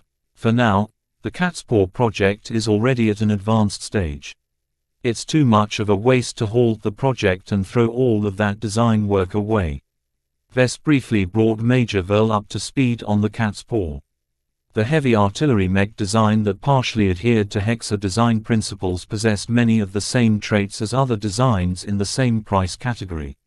Its remarkable glow was the primary reason for its existence. Remember my Deliverer design. I want to design a much more formidable second-class mech that possesses much more firepower with similar predictive targeting abilities. There are a number of limitations, though. The most critical one is that only devout Ilvanen mech pilots are comparative with such glows. So your cat's paw is essentially an Ilvanen mech design. Vess reluctantly nodded. That is an issue, but not a big one. Major Verl responded after a brief pause. There are hundreds of Ilvanen mech pilots in our clan. As far as I'm aware of, their numbers are slowly expanding as they have begun to convert some receptive clansmen to their faith. Both of them grimaced at that. As Briters, they possessed a dim view on religion. Even so, both of them knew that the Ilvanens and their faith were here to stay. Whatever they believe in makes them useful. The Deliverer's extraordinary targeting assistance is not something that I can replicate without involving the Ilvanen faith. I believe strongly that the cat's paw will be able to save much more lives and defeat enemies considerably faster if it possesses the same capability. On the surface, I can see the logic. Major Verl thought back on his memories of seeing the Deliverer in action. The Vandals fought alongside them several times during the Sand War. Each time, the Ilvanen marksman mechs managed to snipe the Sandman admirals hidden in the middle of a swarm with unerring judgment. While a heavy artillery mech on land or locked inside a bunker wouldn't be asked to find a needle in a haystack, the predictive targeting assistance could still play a huge role in a battle. The main problem with long-ranged combat was that the hit rates were abysmal, especially in space. With hundreds or thousands of kilometers separating both sides, even a 0.01 degree deviation in aim resulted in solid misses. If this pattern was repeated on a larger scale, then that effectively meant that most of the ranged mechs of the Larkinsons quite frankly wasted at least 90% of their energy and ammunition. Lightspeed weapons such as laser rifles boasted the best accuracy at longer ranges, while physical weapons such as ballistic rifles fared much worse. Even so, factors such as imperfect senses, enemy ECM, environmental interference, mech-based limitations all reduced the hit rate of laser weapons as well. This was where Ilvane's spiritual fragment could play a great role. As long as this precognitive bastard fed its predictions on the enemy's evasion patterns to the mech pilots of the cat's paws, the latter could easily nail their hard-to-hit targets before they came close enough to pose a threat. While Major Verl easily understood Vess' intentions for this mech design, from his perspective the design came with a few problems.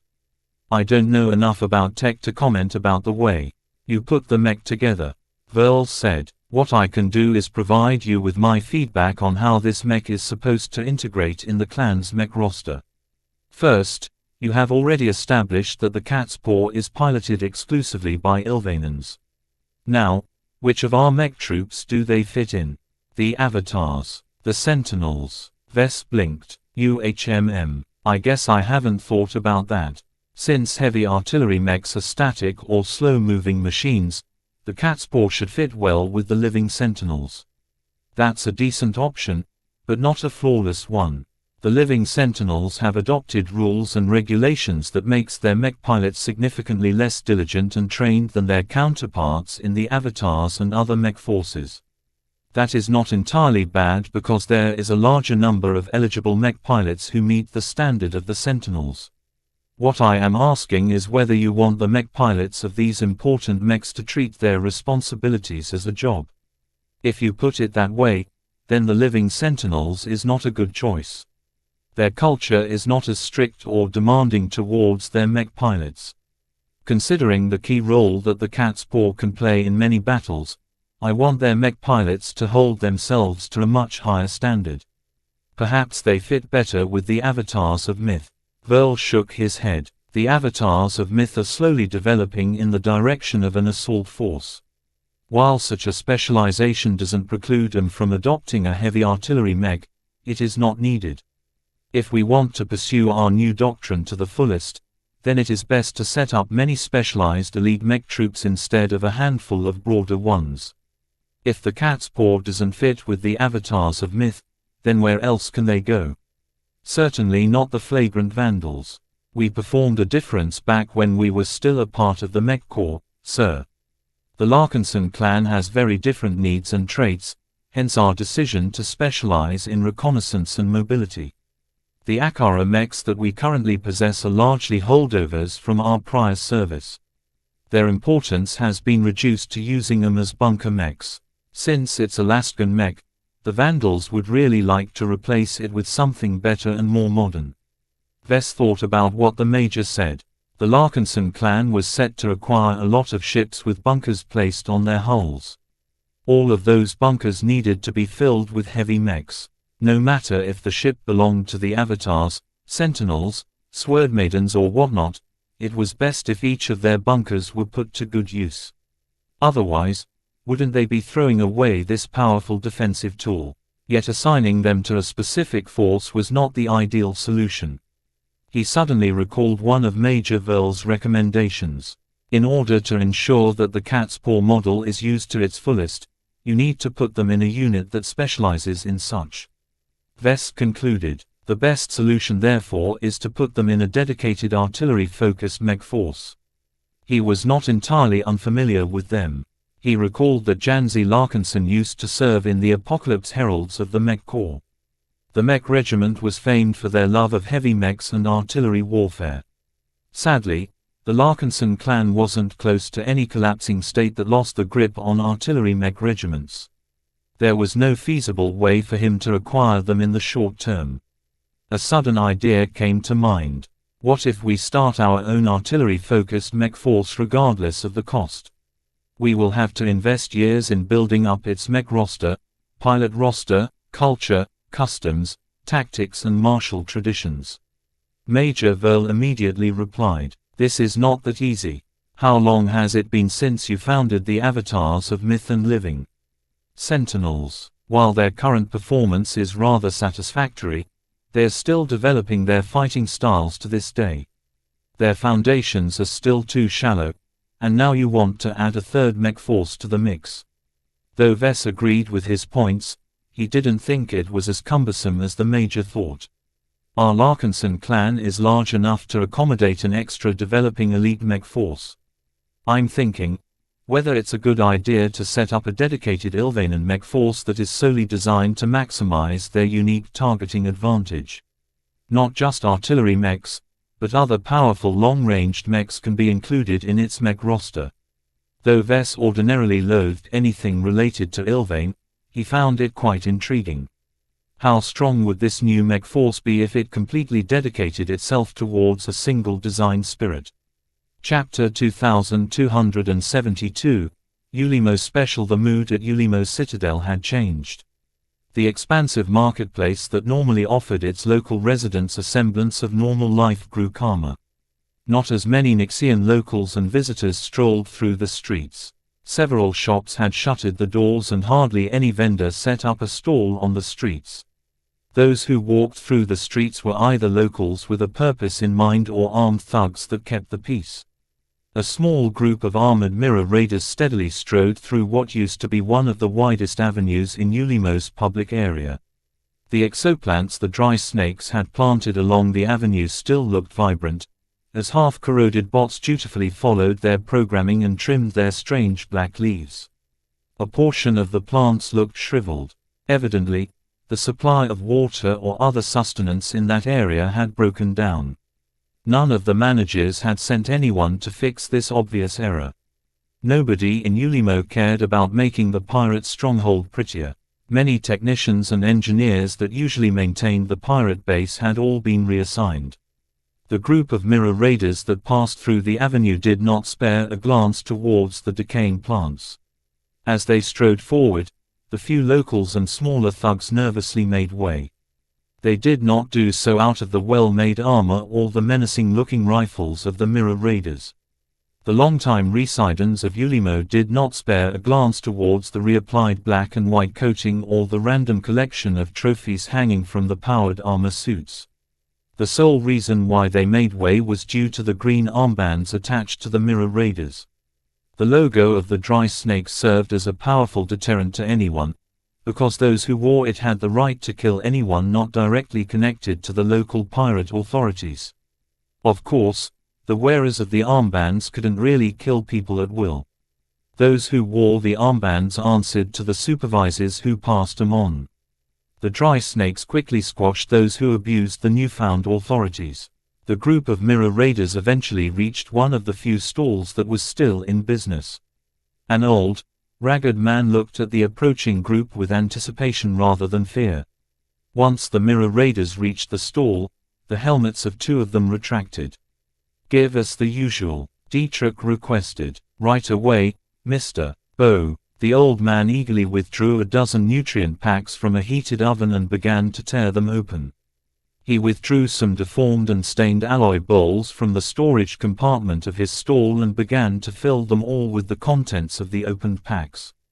The stall vendor then proceeded to pick up a warm water pitcher and mix the dry nutrient matter with some much-needed moisture. After hydrating the food, the old man picked up some dried herbs and some other unknown ingredient and carelessly tossed them into the bowls.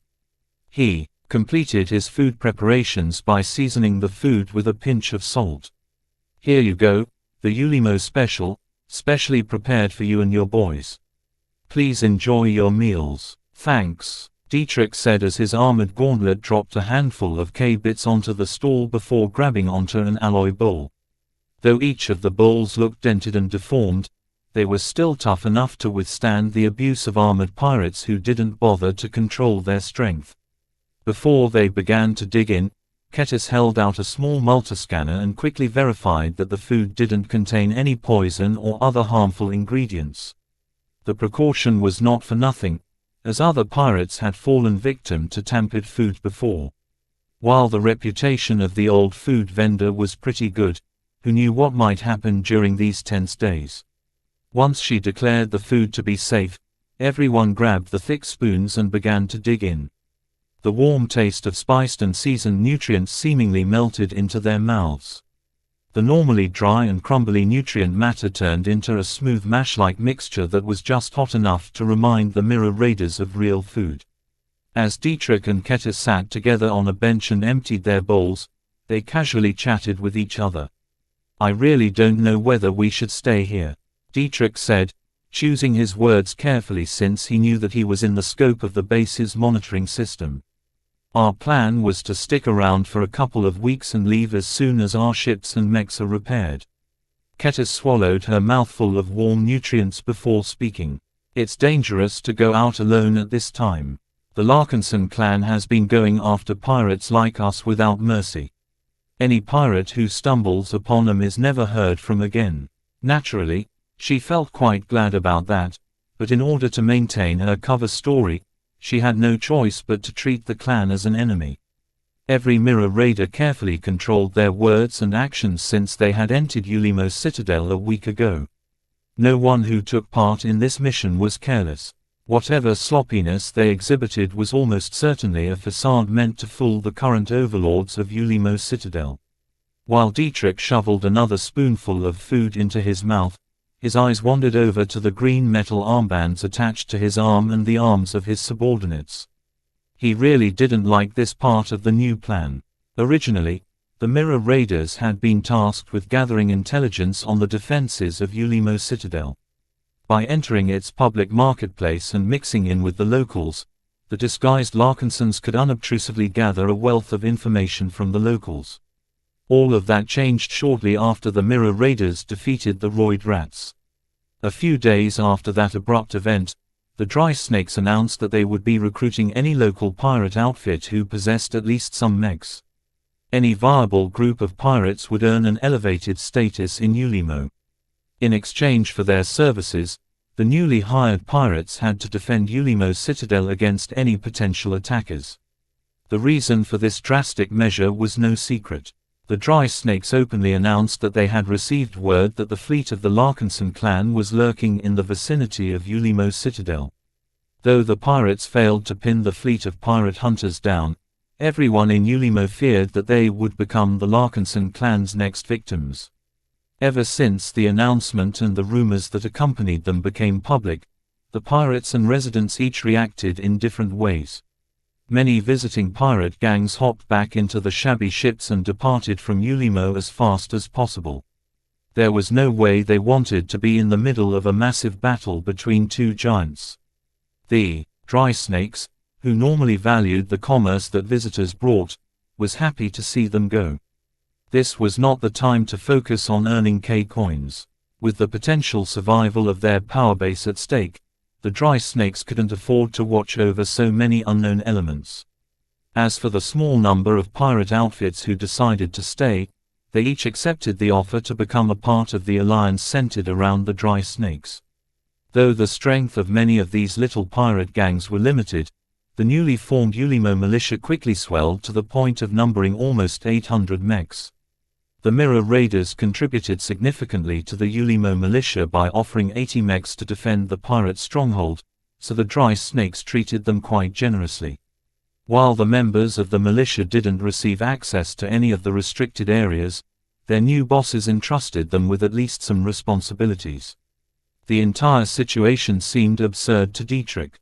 The Mirror Raiders, who were pretty much Larkinsons in disguise, now formed a part of Ulimo's citadel's defense force. From what he heard, Lieutenant Sendra of the Sword Maidens played a very big role in making the pirate overseers accept the Mirror Raiders. The dry snakes weren't stupid and they did not accept the loyalty of any random band of pirates. For some reason, the fact that the Mirror Raiders destroyed the Roid Rats and took over the former gang's territory was a very big mark in their favor. It showed that the Mirror Raiders were serious about settling down in Ulimo. Dietrich really didn't know what else Lieutenant Commander Abbas and Lieutenant Sendra pulled off to gain the trust of the dry snakes. It seemed that there were very good reasons for putting them in charge of the mission. All he and Ketis had to do now was to wait and stick to his cover.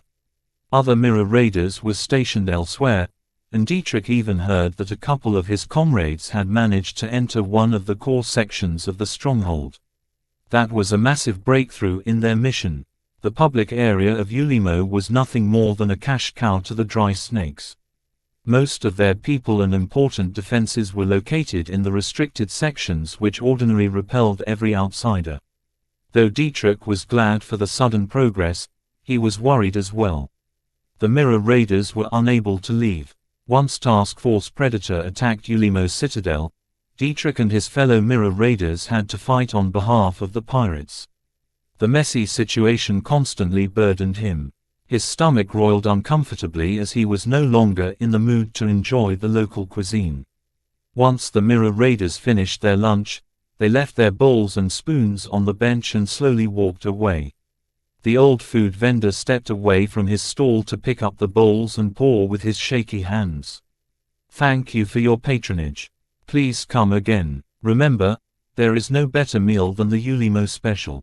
Our ingredients are 100% organic and locally sourced." The group of Mirror Raiders eventually ended their patrol and returned to their new base, which previously belonged to the Roid Rats. A thorough cleaning and new furniture made the interior of the base look at least somewhat respectable. While the rest of the Mirror Raiders went off to relax, Dietrich and Ketis marched to a secure room that was already under a jamming field. "Ah, I see the two of you have arrived. Good," Lieutenant Roden greeted. The Black Cat officer had turned into a strong supporter of Lieutenant Sendra's initiative. The Sword Maidens may have acted recklessly, but they succeeded in earning some trust from their targets. The rewards for all of the risks they took became evident from the printed sheets lying on the table. At this point, it was extremely dangerous to store any incriminating material in a digital storage medium. The Mirror Raiders didn't carry suspicious data chips or stored anything dangerous in their low-quality comms. Instead, Lieutenant Roden and the few Mirror Raiders who had entered the restricted section of Ulimo's citadel relied on their memories to note down anything important. Once they returned from their shifts, they used primitive means such as using pen and paper to record their observations. Kettis walked up to the tables and carefully studied the handwritten documents and sketches. The autopen ensured that every mirror raider wrote in neat and legible handwriting. However, it couldn't do much to make their sketches clearer. Only the precisely drawn sketches of Lieutenant Roden conveyed the best impression of Ulimo Citadel's restricted sections. "What have you learned?" Lieutenant Roden asked after a while. "There are a lot of powerful energy channels in the base. I can vaguely estimate how many energy weapons there and how much power they use. If I have more sketches from different angles, I can even point out some critical components that you can tamper with in order to cut the power flows." "Good. I will prepare the additional sketches as fast as possible. Have you detected any more concerning elements?" Kettis frowned. "No. So far, I believe we have only scratched the surface of Ulimo's defenses. We know. Our investigation takes time. By the time we are ready to report back, I hope to provide the clan with something material." Just as Kettis was about to reply, a hidden entrance suddenly opened. A pair of sword maidens dragged an injured man into the room. "What is the meaning of this?" Roden exclaimed as he backed off a bit. Lieutenant Sendra passed through the hidden entrance a second later. She grinned at everyone and gestured at the capture. "This is a Zona Stalker." Everyone looked astonished. The Zona Stalkers were one of the greatest threats in Ulimo Citadel. Now that the Mirror Raiders captured one of their men, they could finally learn something material about the stealth and anti-stealth measures of this mysterious pirate group. Chapter 2273, Turbulence. The intelligence gathered by the Mirror Raiders eventually made their way to Task Force Predator through some obscure means. Even if the Mirror Raiders were no longer allowed to leave Ulimo Citadel, they still possessed several sophisticated ways to transmit data. Before, Abbas and Roden were very reluctant about using any of those means.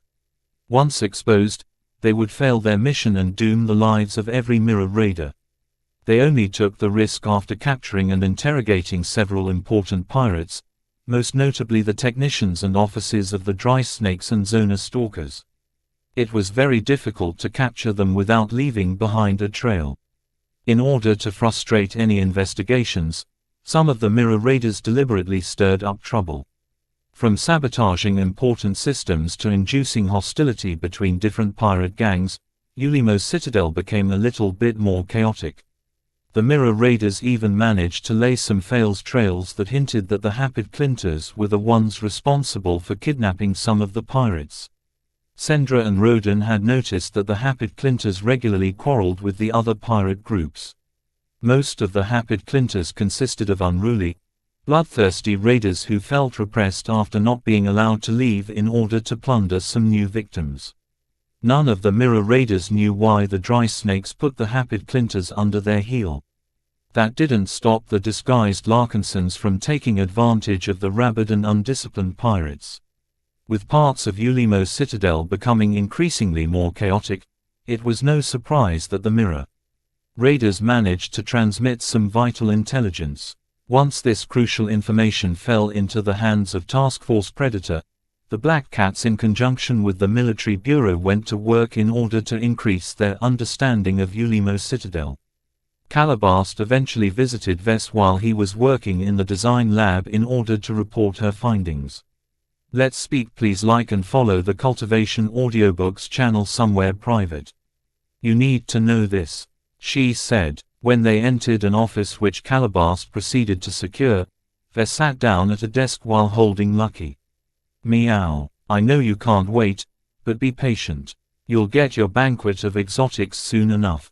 Once Calabast approached the desk and parked her rear end against the edge, she explained what she learned. Ulimo Citadel is a bigger target than we thought. She began and handed over a data pad containing a summary of the intelligence. The formation of Ulimo Citadel shows that the Dry Snakes are very serious about resisting any potential attacks from our direction. They are more prepared than ever against our moves, and that is rather disconcerting. Have we infiltrated the defenses? Do we know what hardware they use to depend on their stronghold? Vess asked as he rapidly skimmed through the documents and sketches in the data pad. The Dry Snakes has long maintained some good relations with some of the bigger pirate alliances. Lately, they have partnered exclusively with the Alliance Alliance. As a result, they have been supplied with additional superweapons, some of which they have installed throughout their fortification. The rest usually go on auction, thereby supplying many other pirate outfits with illegal, destructive weapons. Usually, someone from civilized space would react with horror to such news. Incidents such as the infamous Fremont massacre reminded everyone living close to the Xianxia Gap of the devastation that weapons of mass destruction could unleash. Yet the pirates at Ulimo Citadel paid even less attention to the big two's taboos than before. They cared nothing about the lessons of the Age of Conquest or maintaining the stability of human civilization. They just wanted to survive. Therefore, even if the Fremont massacre made it even more dangerous to own taboo weapons, most pirates feared closer threats such as the Larkinson clan more than distant ones such as the MTA and CFA. Even if the latter organizations were much more powerful, the threat from rival pirate organizations, peacekeeper outfits and the Larkinson clan was much more acute. In effect, our aggressive moves have only encouraged the Xian pirates to increase their arsenal of prohibited superweapons. Calabast looked amused. The Alliance Alliance is profiting a lot from this trade, and Ulimo Citadel is one of the few places where independent pirate outfits can procure the dangerous products. How much? Vess asked. According to our current estimates, compared to Ziphard base, there are at least 10 to 20 times more superweapons at Ulimo Citadel. Vess almost shot up from his chair. That much? How the hell hasn't Ulimo blown up from all of that powerful hardware? Most of these weapons are stored in remote vaults hidden and secured at a healthy distance from the main fortification. Even if some of the bombs inside the vaults were improperly secured and blew up for some reason, Ulimo would only lose a couple of dozen superweapons at most. The data pad held by Vess contained some estimates and inferences of what kind of weapons were stored in the vault. The list included goods such as nuclear bombs, exotic bombs, warship-grade laser cannons, warship-grade torpedoes and even biological weapons. Any of the vaults contained enough weapons to scour at least 10% of the people living on a major planet such as Cynic Vi. The superweapons were more than enough to destroy Task Force Predator if they were activated all at once. The worst aspect of all of this news was that this list only contained the superweapons that were locked in storage.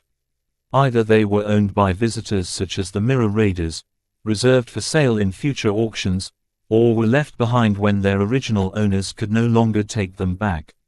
Regardless, compared to these cast-offs, the pirates in control of Ulimo Citadel most definitely made use of considerably more powerful superweapons. Even though Vess felt incredibly threatened by the sheer amount of firepower, he was also very pleased. All of this evidence indicated that Ulimo Citadel was a hotbed of illegal superweapons. This meant that Vess stood to earn a lot of merits once he destroyed the entire arsenal and submitted proof to the MTA. He could already see the merits falling into his hands even now. While he wasn't sure how the MTA calculated the merit rewards for disposing taboo weapons, Vess believed the MTA wouldn't be stingy. With the association doubling every reward related to this contribution, it might be possible for him to earn up to 10 million MTA merits at once. 10 million merits. Vess drooled as he became lost in his fantasies. Calabast frowned as she observed her partner. She quickly snapped her fingers. Hey, don't take Ulimo for granted. The defenses of Ulimo are several times stronger than Ziphard, and worst of all, the pirates are paying close attention to their critical infrastructure. Vess snapped out of his fascination. She was right. A pirate base that was collectively worth up to 10 million MTA merits would never succumb easily to an attack. Compared the Chrono Lords, the Dry Snakes seemed to have learned something from the chain of attacks that recently took place in Maynard Fields. Prepared enemies were so much harder to attack than those who were oblivious to danger. These long-lived pirates are too cautious for their own good. He cursed. Can Lucky infiltrate the base and sabotage the defenses? We're working on that, kid. Right now, my agents are trying to learn more about the tech mastered by the Zona stalkers. We have managed to obtain some of the technical specifications of the gear, but it's not enough to ensure complete dominance. There are also other plans in the works that might allow us to gain some advantages. She cast a mysterious smile at that, causing Vess to believe that she was up to something again. He paid more attention to the incomplete technical specifications stored in the data pad. Every stealth tech possessed vulnerabilities and loopholes. Once the Black Cats obtained enough information, they could modify their stealth shuttle and tweak its settings to minimize the chance of tripping any senses that were on the lookout for invisible intruders. Well, tell me when we have made some substantial progress, Vess said as he handed back the data pad. What is your overall impression on the dry snakes? Why is this pirate organization engaging in trading superweapons at such a large scale? Surely they can't believe the Big Two will ignore their rampant behavior forever.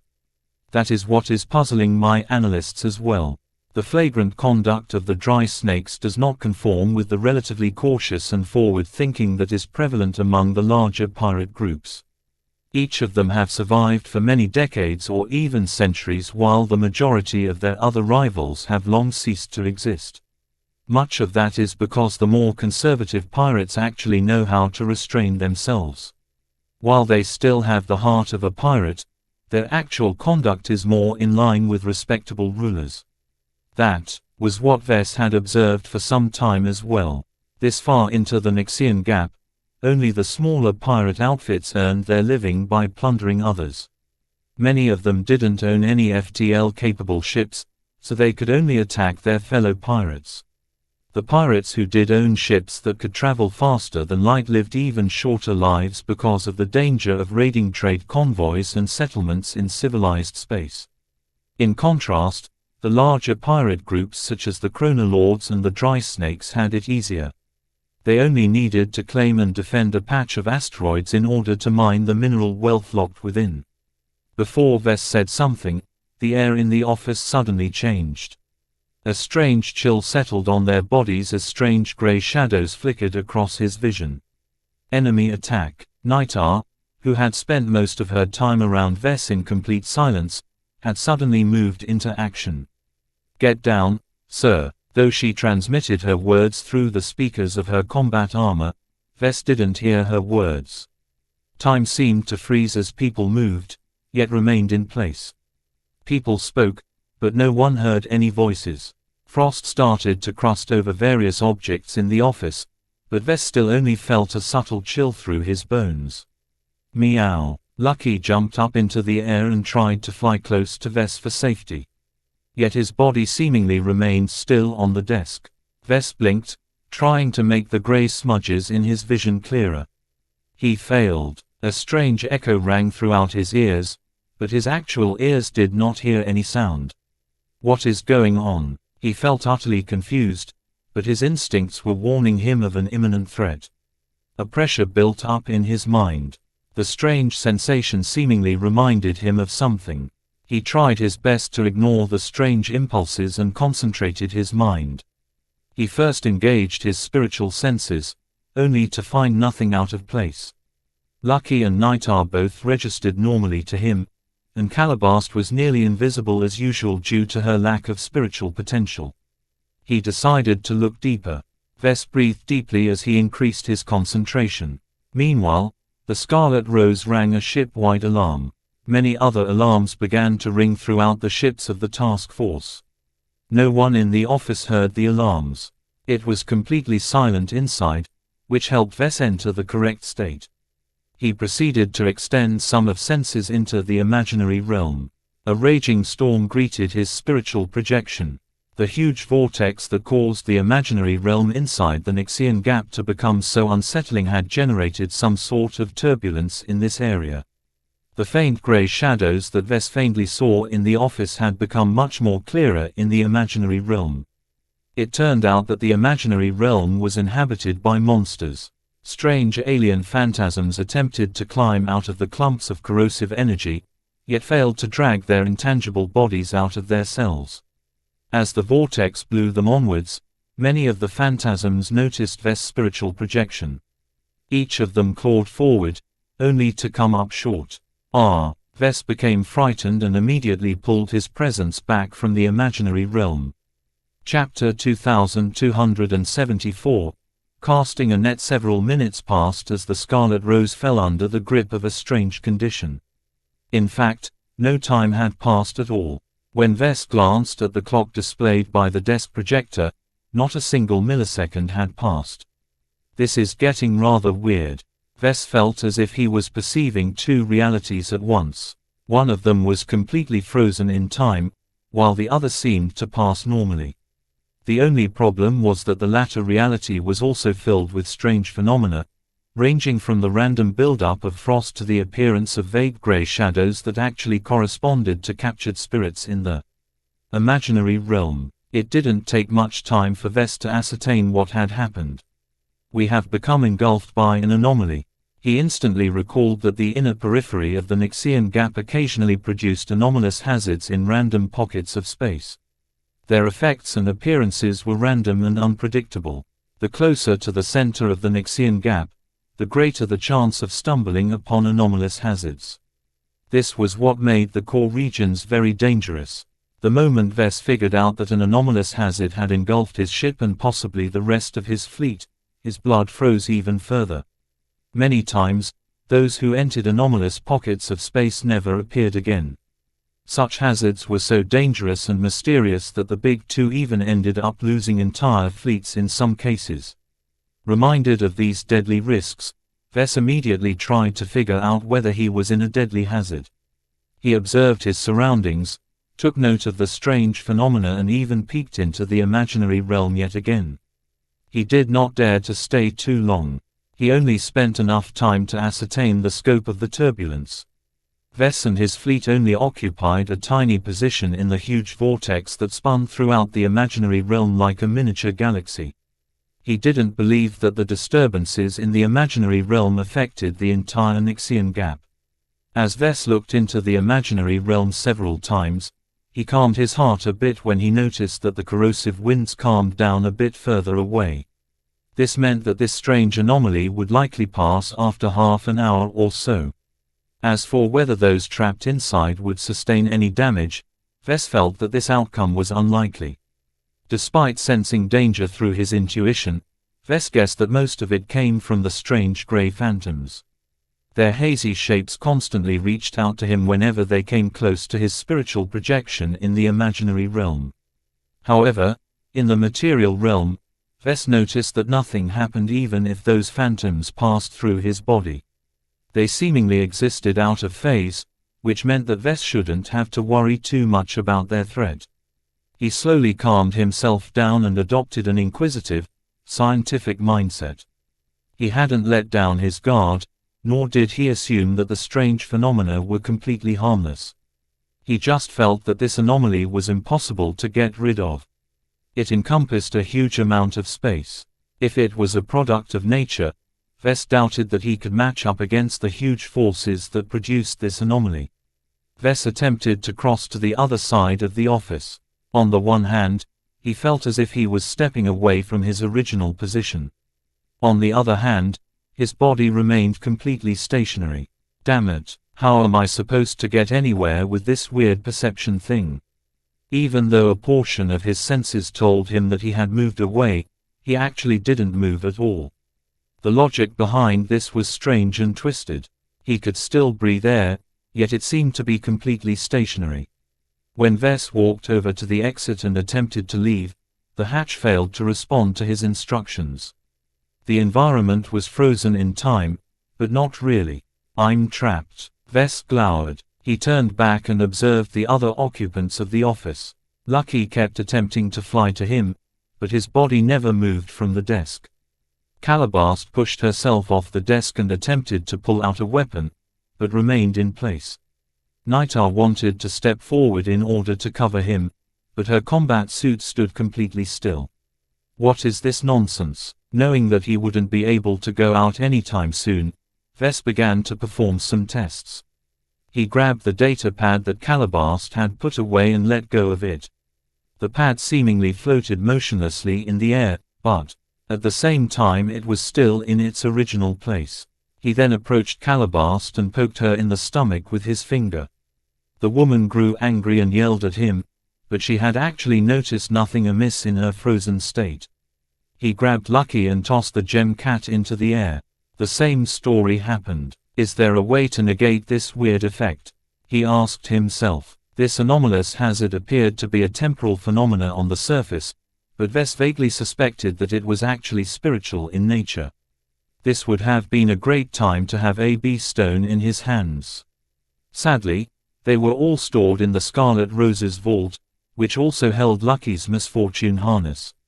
I need to build a suit of armor integrated with B stone as soon as possible. This incident taught him that there were much more potent spiritual threats in the Nixian Gap than he expected.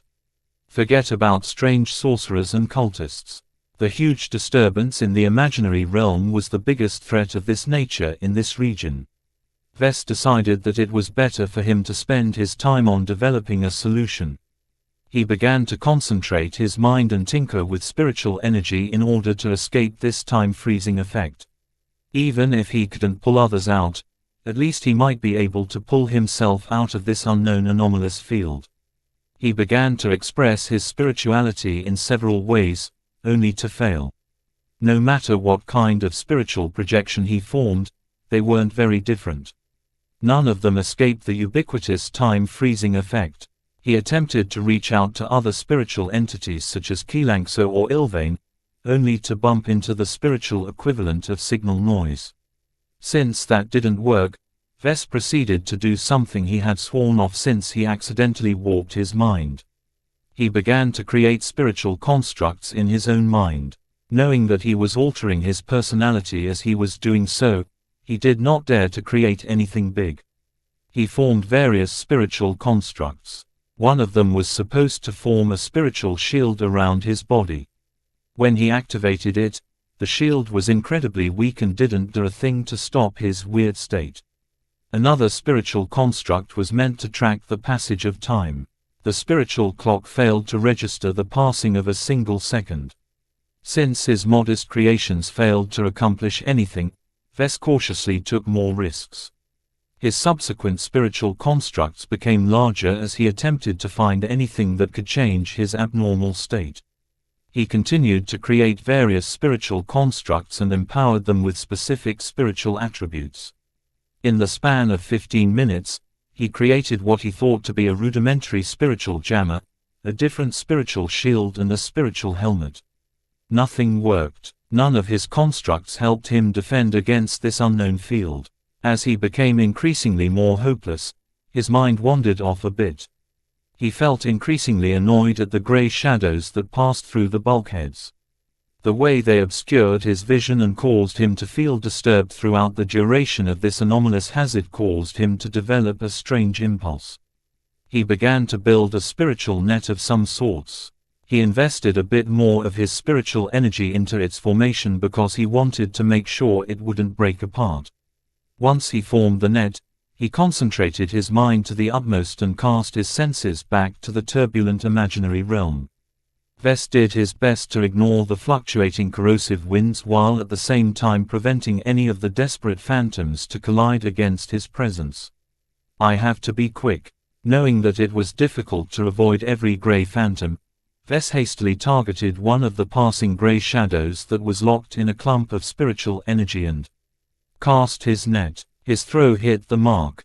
Once the net fell upon the gray ghost in question, the being convulsed and released a tortured pulse. Vess immediately felt a pressure on his mind as his spiritual net seemed to sustain some damage. He tried his best to ignore the pain and attempted to close the net and secure his target. Come on, you're mine now. Even though the pressure on his mind increased, Vess did not give up on tightening the bonds around the phantom. Since the gray ghost was partially fused with a clump of strange spiritual energy that was different from the corrosive winds, the net also encompassed it as well. Though the phantom constantly tried to break the net, Vess was glad that it didn't possess the strength to do so. If the gray ghosts were any stronger, he wouldn't have dared to cast his senses back into the imaginary realm for the duration of this anomalous hazard. Now, let's see if I can get you back. After taking a deep mental breather, Vess attempted to drag his presence and his mysterious catch back into the material realm. The process was a lot more difficult than before.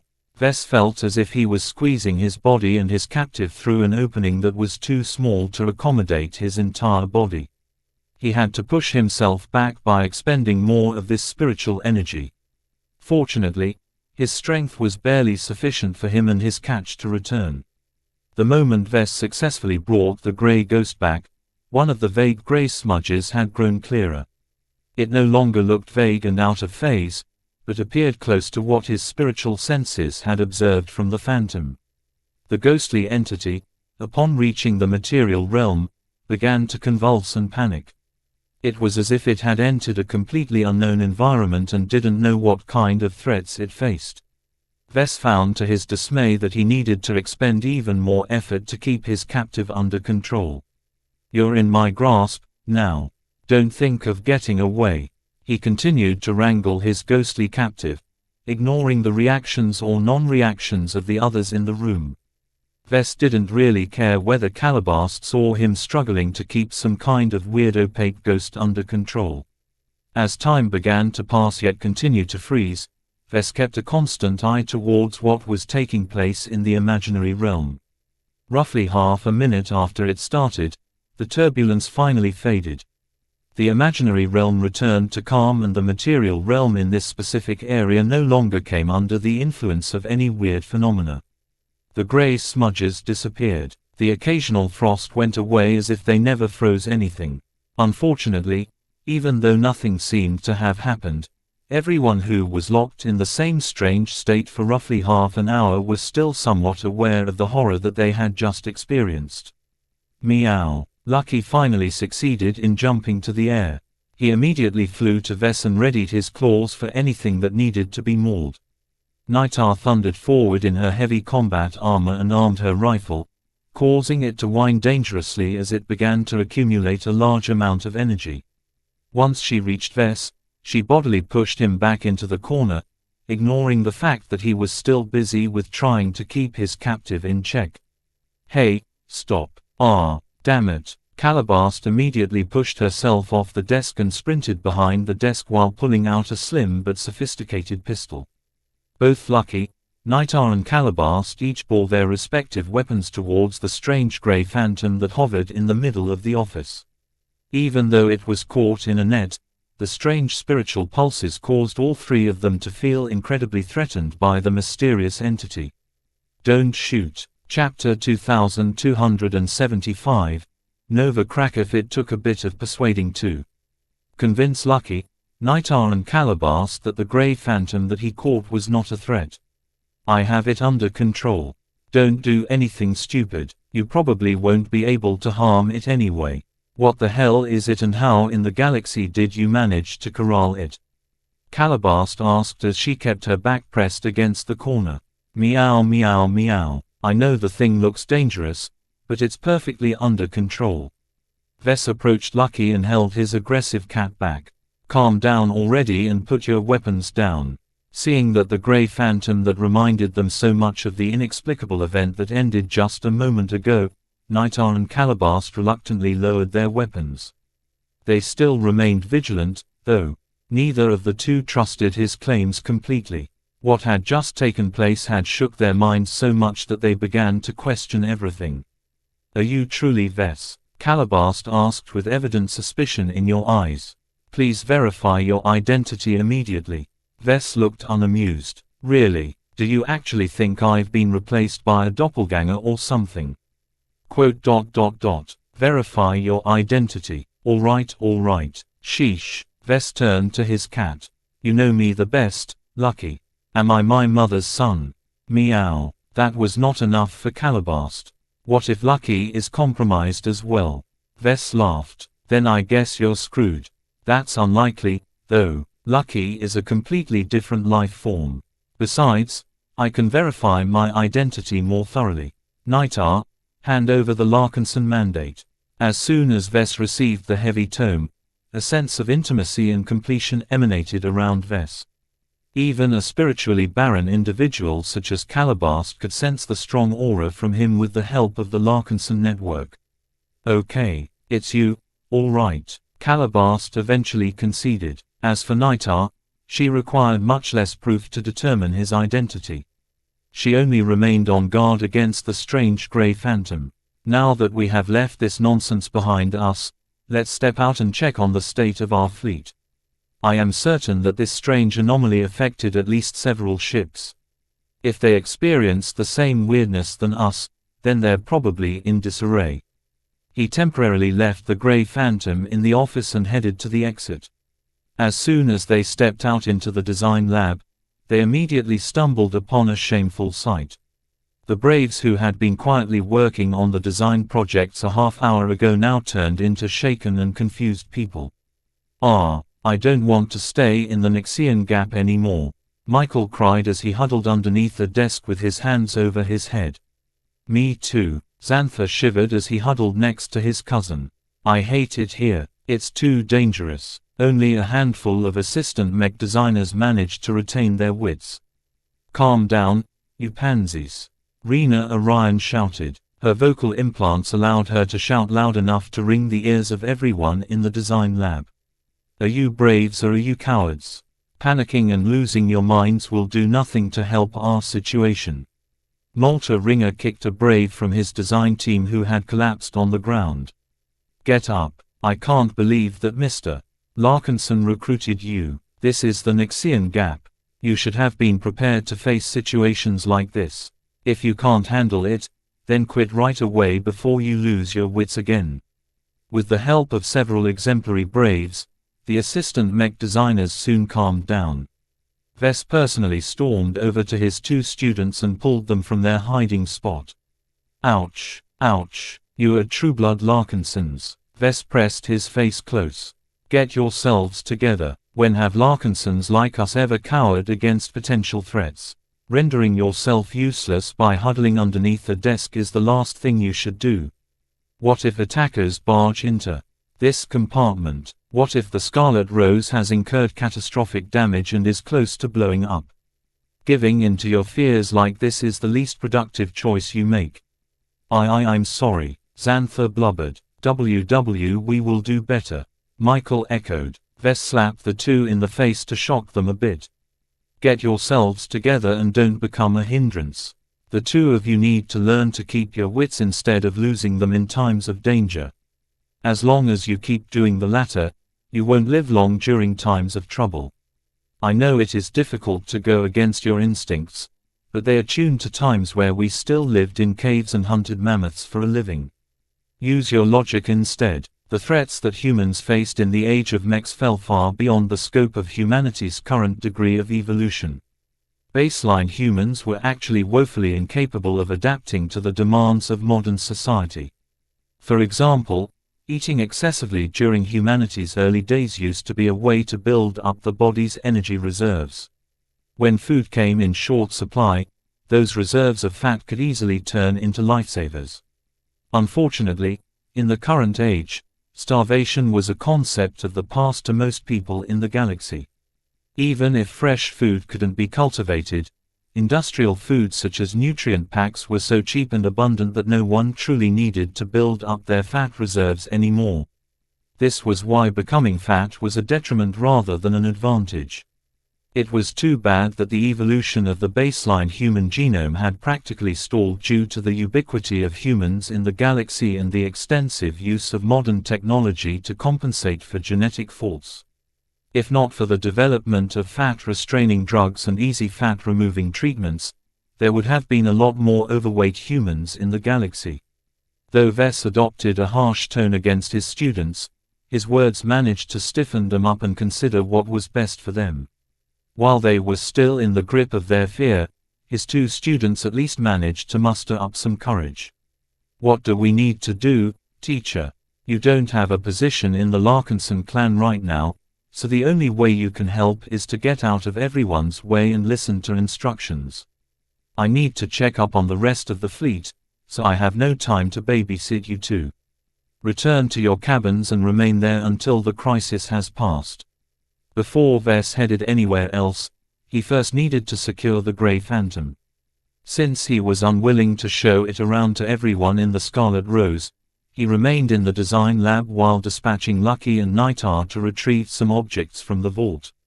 The cat and bodyguard raced off and returned a few minutes later with a P-stone and the B-stone lockbox. Good. Vess grabbed the P-stone and shoved the Grey Phantom inside while ignoring its tortured cries. He then threw the P-stone into the B-stone lockbox and closed it. He waited for a moment in order to confirm the Phantom remained inside. Good. Nightar, hold this lockbox and keep it safe. Yes, sir. With that taken care of, Vess quickly brought Lucky and Nightar out of the design lab and headed all the way to the bridge. Upon arrival, he saw that the bridge officers had their hands full in trying to manage the confusion and panic that had ensued once the anomaly had passed. The communication officer tried to pass on Major Vell's orders to the different commanders of the fleet. The sensor officer urgently tapped into the sensor arrays of multiple ships in order to scan for any anomalies or threats in the vicinity. Other officers commanded the carriers to deploy their mechs or form elaborate patrol routes in order to make sure that nothing threatening had snuck up on the fleet. Sir, Major Vell noticed Vess entering the bridge. A third of the fleet has been affected by the unknown temporal anomaly. We are still in the process of verifying the condition of every ship and crew affected by the incident. The clansmen on the ships unaffected by the anomaly have become incredibly confused by our behavior. In their perspective, no time has passed and no anomaly has taken place. That sounded strange. Vess asked a few more questions, though Major Vell didn't have all the answers. All of the communication channels were filled with confusions and requests for instructions. It took a fair amount of time to impose order onto the ships affected by the anomaly. Fortunately, none of the crew had gone crazy. The clansmen who took part in this excursion had all received extensive training. Their discipline was fairly good and the officers who exercised leadership knew better than to run around like headless chickens. As the task force, which still remained on high alert, gradually regained its composure, some horrifying news passed on to the Scarlet Rose. Sir, one of our carriers is missing. The communications officer immediately reported to Major Vell. The Nova Krakow is nowhere to be found. None of our sensors nor our communication requests has reached the Avatar light carrier. Even her quantum communication node has lost connection to the galactic net. What? Vess shouted. While Major Vell did not blow up, his tense posture signified that he felt just as alarmed. Dispatch our search parties. Search the surrounding asteroids for any sign of the Nova Krakow. Deploy more mech patrols to guard our perimeter. Disperse our fleet formation. We can't afford another anomaly engulfing so many of our ships at once. Aye, sir. As the entire task force went on high alert, the Larkinsons quickly confirmed that the Nova Krakow was truly gone from the fleet lineup. Word of the inexplicable disappearance of an entire light carrier, causing every Larkinson to feel much more insecure about the continued stay in the Nixian Gap.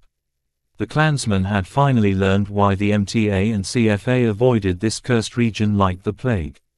Against anomalous hazards that could come and go without warning and devour entire ships without any resistance, no amount of firepower or tech could defend against the danger they brought. This was because the anomalies were the equivalent of natural disasters.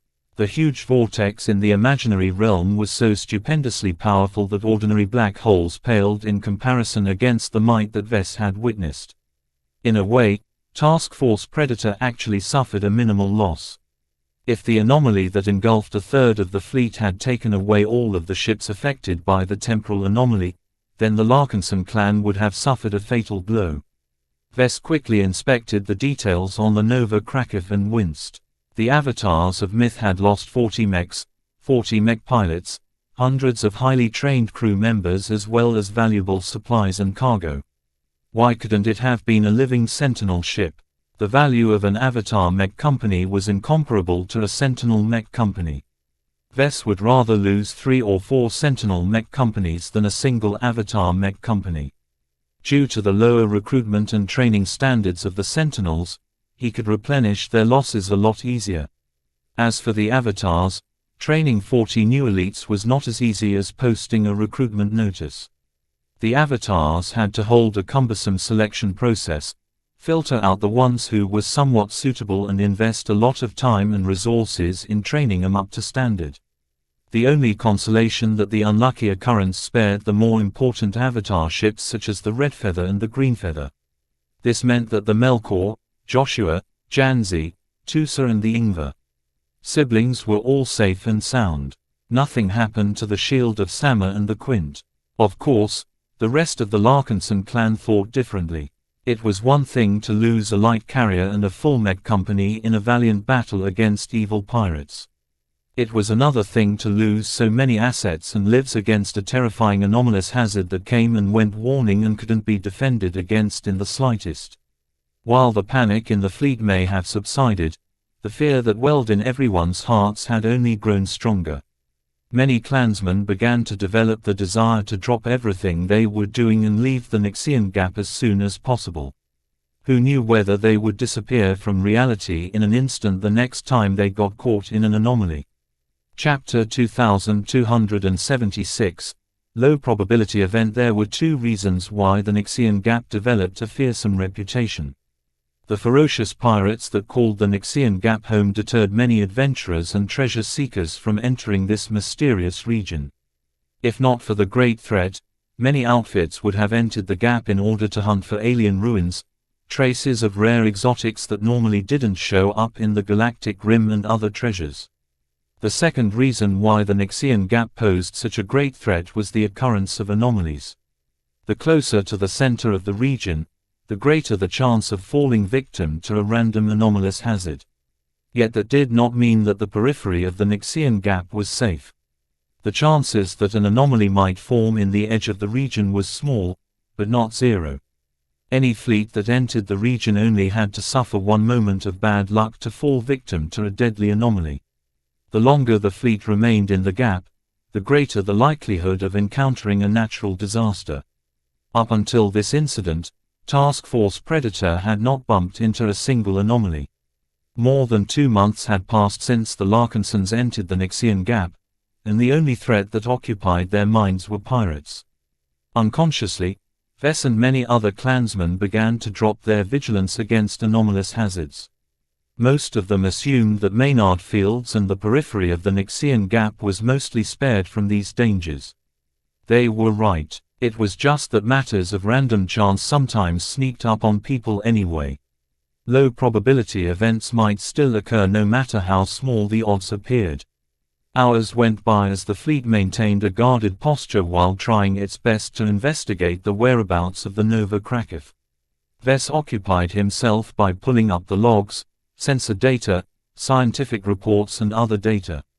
While he wasn't an astrophysicist who specialized in studying temporal anomalies, he was the only Larkinson who possessed a clear understanding of the spiritual side of reality. He tried his best to interpret the mountains of raw and barely relevant data and tried to combine them with his own theories on the turbulence that took place in the vortex raging in the imaginary realm. Sadly, he obtained few results. None of the ship and mech sensors that watched out for any unusual signs had managed to capture any indication that an anomaly was about to form. Vess only realized later on that he was just wasting his time. He knew little better than the various science officers and engineers who attempted to explain the mystery of what had occurred. The temporal anomaly couldn't be solved at the current level of understanding. Their knowledge base simply didn't encompass anything that could put the dangerous incident in context. What all of this meant that Task Force Predator remained vulnerable to the same kind of disaster at any time. Anomalies came and left without warning, and their properties meant that there was no way for the Larkinsons to defend against them. How could anyone in the fleet feel at ease with remaining in the Xian Gap? At the end of the day, Major Verl and a projection of Commander Melkor met with Vess at his stateroom. Clearly, everyone still held some lingering fears about the disaster that had struck their fleet. Lucky had turned into a scaredy cat all of a sudden and didn't want to leave Vess' embrace. Meow. Meow. Vess petted his tense cat. Why do you think I can keep you safe? If a similar anomaly gulps our entire ship from reality, there is nothing I can do. You're no safer whether you're with me or not. Besides, there is a significant possibility that the Nova Krakow and her crew haven't been erased from existence. One of the theories that have been circulating states that the missing ship is simply displaced in time. She might appear again after a couple of thousand years. Meow. Regardless of the ultimate fate of the Nova Krakow, it is likely that we will need to write her off. Major Verl stated with a heavy expression. It gives me no pleasure to give up on our missing clansmen, but every record about anomalies produced by the Xian Gap has made it very clear that anything swallowed by them never appeared again. Commander Melkor looked pained. Even though his modern visor blocked most of his expressions, his clenched hands clearly betrayed the frustration he experienced. The morale of our avatars has sunk. Each of us feels miserable at the loss of hundreds of brothers. The fact that we couldn't have done anything to save them from this disaster is weighing on us as well. Right now, my avatars are not in a prime shape for battle. Not only have we lost around 7% of our battle effectiveness, our confidence has also taken a strong blow. What about the rest of the task force, Major? I have received reports that the other Larkinsons are also concerned. Verl answered. While the drop in morale in our other mech forces isn't as dramatic, the living sentinels and so on have all become less enthusiastic about our current purpose. Our clansmen don't want to stay here anymore because they can't fight against these kinds of disasters. Vess frowned at that news. We can't leave right now. Ketis and a number of other disguised Larkinsons are still stuck in Ulimo's citadel. From what we have gathered, the Mirror Raiders are doing a good job at deciphering its defense measures. Both Major Verl and Commander Melkor looked troubled at that reminder. The Larkinsons valued fellowship. They considered every clansman to be their brother or sister. There was no way the task force would just turn around and leave. From what we know, the chances of suffering a similar accident are still small. Major Verl sighed. We went 2 months without encountering an anomaly. Unless our luck is considerably bad, we will hopefully be spared from similar incidents for at least the same amount of time. In fact, our chances of encountering another anomaly is slightly higher. Vess corrected him. The emergence of anomalies in the Xian Gap is influenced by at least 2 factors. The most important one is the distance from the center of the region. We are quite far from that location, so the odds are fairly low. However, don't forget that the asteroids around Ulimo's citadel contain small amounts of higher grades of exotics. From what we know, a higher presence of energetic exotics means that the chances of suffering a disaster is higher. That caused everyone to feel concerned. Staying in this section of Maynard Fields was quite risky. At least Ziphard Base was mostly surrounded by asteroids that mostly contained cavernite, which was much less energetic and prone to feeding disasters. How do the dry snakes and the other pirates at Ulimo bear with such a capricious and overwhelming danger? Commander Melkor asked. In fact, how are the large pirate alliances in the core regions able to resist suffering the same fate as the Big Two's warfleets? Vess shrugged. We don't entirely know. Calabast came up with 2 guesses. First, the local pirates understand the outbreak of anomalies much better than others. They might even be able to avoid or defend against the hazards. Second, the emergence of anomalies appear to have a strong relation with the presence of energetic exotics. The highly advanced battleships of the CFA and MTA that are filled with high-grade exotics and high technology. What do you think the Xian Gap will respond to such high concentrations of energy? Those huge and powerful warships might as well be magnets for anomalies. The more powerful the ship, the greater the likelihood that some weird phenomena might devour them whole. In contrast, the low-quality ships and mechs of the local pirate organizations possessed a greater chance of survival. Hardly any of their hardware attracted any danger. Are the pirates immune? Have they figured out a way to defend themselves entirely against anomalies? Again, I don't know, Melkor. The intelligence I've read states that pirates such as the ones who linger at Ulimo Citadel have sporadically suffered from disasters in these parts. The dry snakes, the mining vessels and random visitors have all fallen victim to anomalies over the years. Perhaps one day, an anomaly might even vanish Ulimo's citadel from existence. Both Verl and Melkor shuddered. This was the reality of the Nixian Gap. No pirate or scum was truly safe from these great threats. Ves momentarily thought about his own parents. They had spent years in the Nixian Gap. Not only were they being pursued, they also had to fend off many pirates. Perhaps not even his mother possessed the capability of defending or avoiding against these fearsome hazards. He couldn't do anything for his parents at his current state. He still had a lot more to grow before he could help his parents escape their predicament. The three Larkinsons continued the discussion. They talked about how to limit the damage, how to prevent the fleet from becoming affected by awful news, and how to deal with the aftermath of the disappearance of the Nova Krakif. Once everyone knew what they had to do, they left in order to enact their plans. Ves relaxed a bit after the discussion. Meow. Lucky still clung to his body. It's not as bad as I thought. The task force hasn't reached its breaking point yet. Our clansmen won't back down so easily. With Major Verl in charge, I have no worries about the morale of my soldiers. A confident grin appeared on his face. He had experienced firsthand how Major Verl was able to use the power of speech to manipulate his listeners. Restoring calm and raising morale happened to be one of his strengths. Since Ves didn't have to make any moves, he turned his attention back to his unexpected gain. Let's visit the vault after I perform a quick inspection. He left his stateroom and toured the entire ship. While he trusted the crew of the Scarlet Rose to inspect every component and device, he didn't think they would be able to detect anything on a spiritual level. Ves patiently inspected every single compartment in person. Fortunately, nothing looked out of place. The only sign that something had changed was the strange fluctuations in compartment G13. Obviously, the hidden chamber where Cassandra Brea's escape pod constantly duplicated itself had also been affected by the disaster. Damn it, has something gone wrong? Alarms should have gone off if any serious changes took place in compartment G13. As the main source of Brea alloy in the Larkinson clan, Ves really did not want to lose this free source of armor plating. He felt massively relieved when he observed that the Brea alloy production loop was still intact. The escape pod failed to resist the great heat of the forging machine and melted down without any issue. The corpse of Cassandra Brea remained as dead and silent as ever.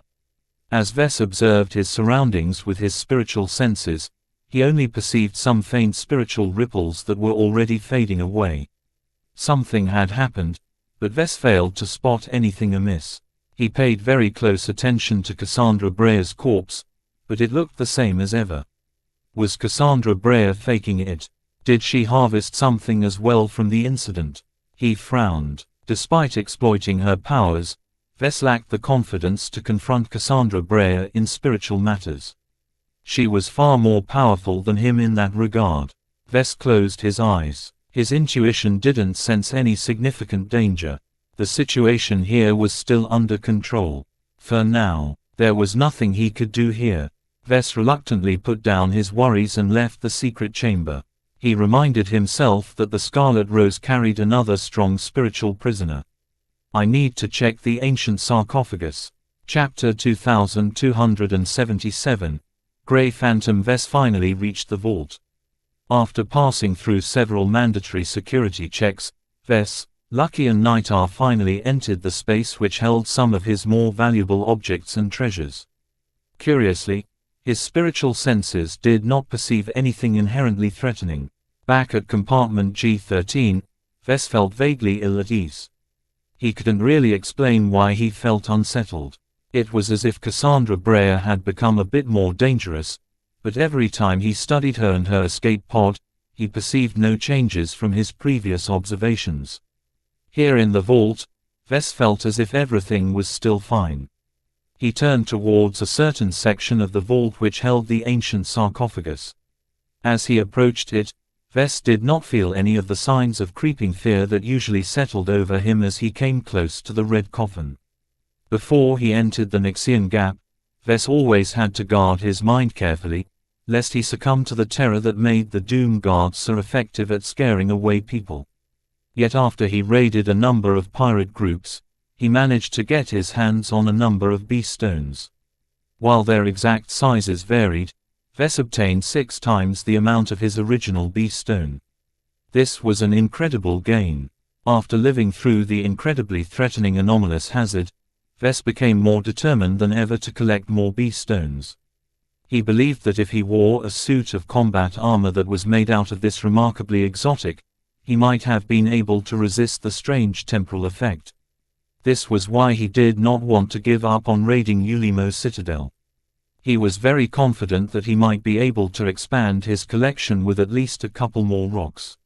While Vess didn't have enough beast stones to build a solid suit of combat armor, he had enough to form a vague net around the ancient sarcophagus. Vess cautiously exposed the ancient sarcophagus and drew back some of the beast stones. Once he was able to perceive the red coffin with his spiritual senses, he performed his inspections carefully without getting too close.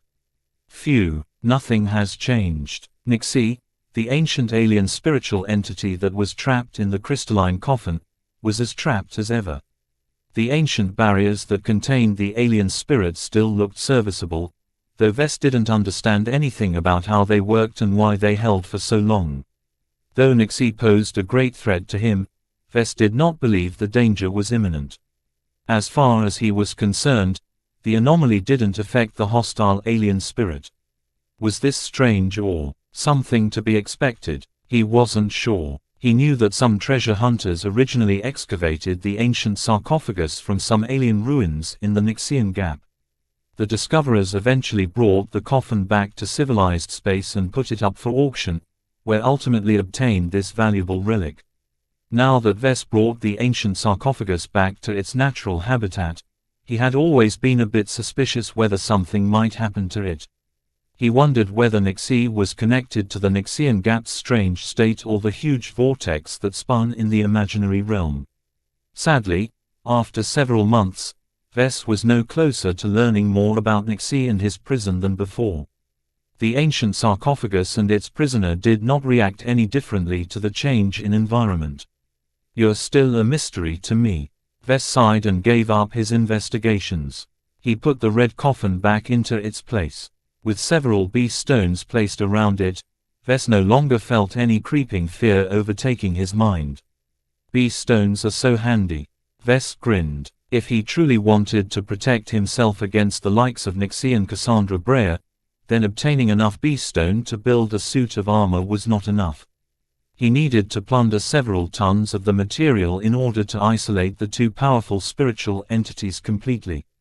Until that happened, Vess always had to remain on guard against any spiritual attacks from the direction.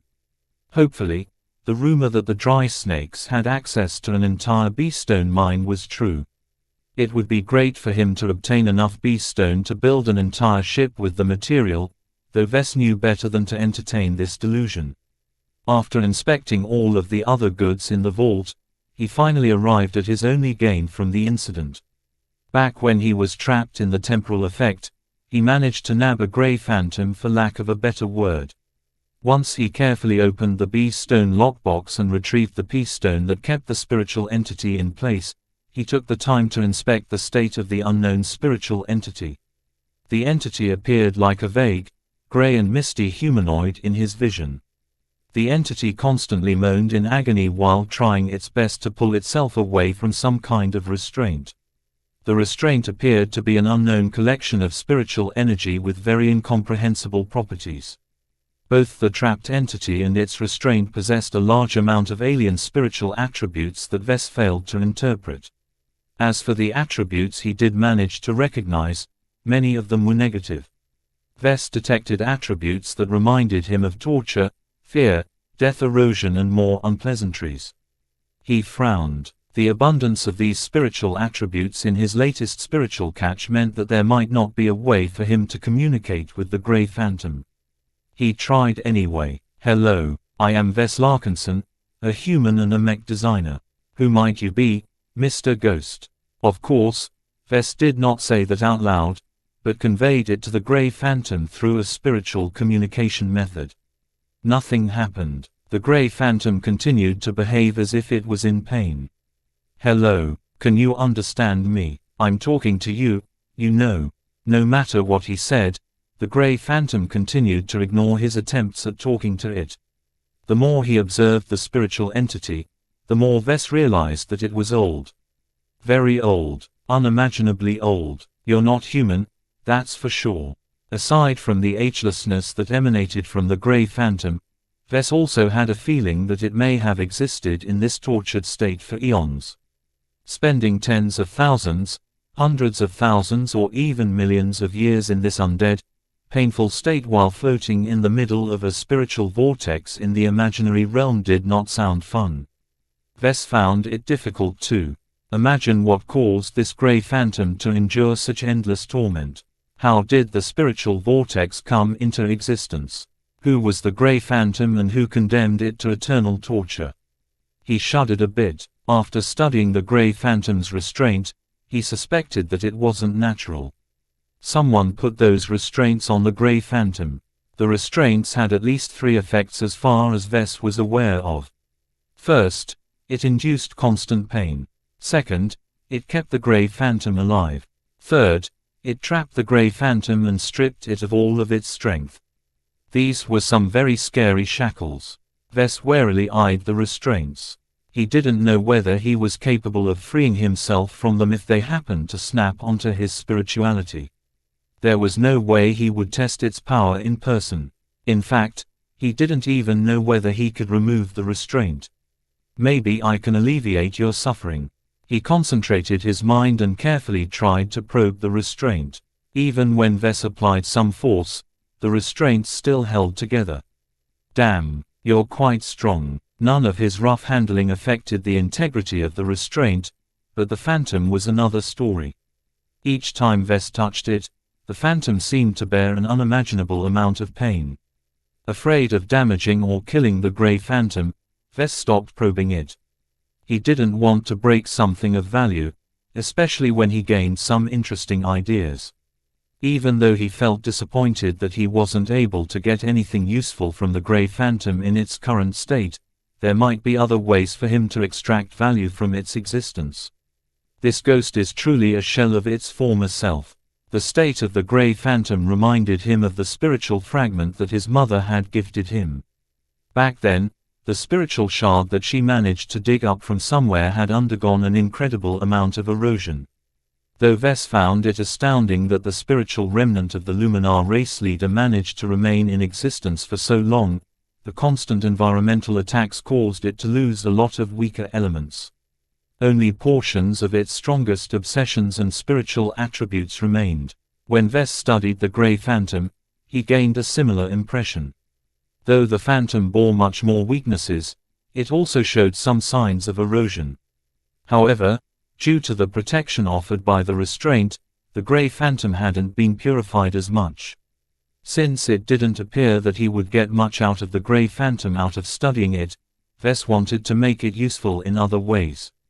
He first thought of using it as a design spirit, only to scrap the idea immediately afterwards.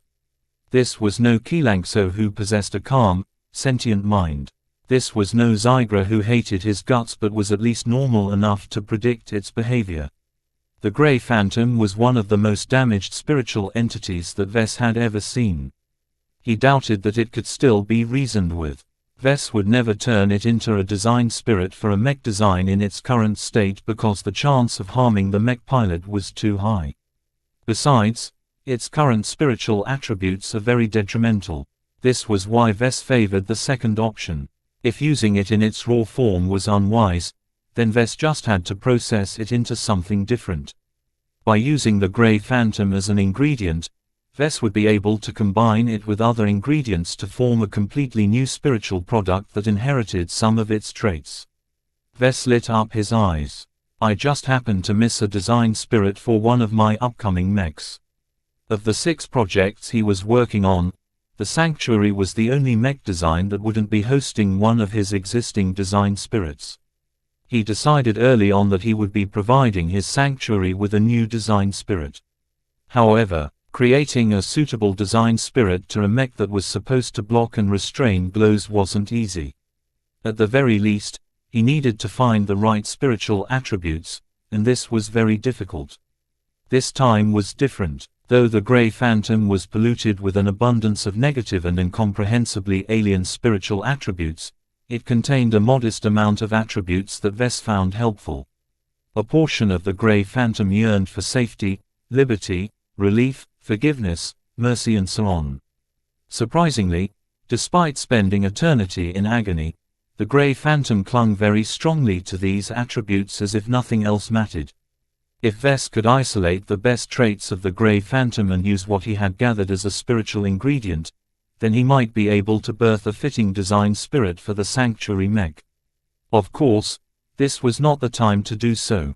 Vess still wanted to perform a lot of studies on the Grey Phantom in order to make sure he hadn't missed anything vital.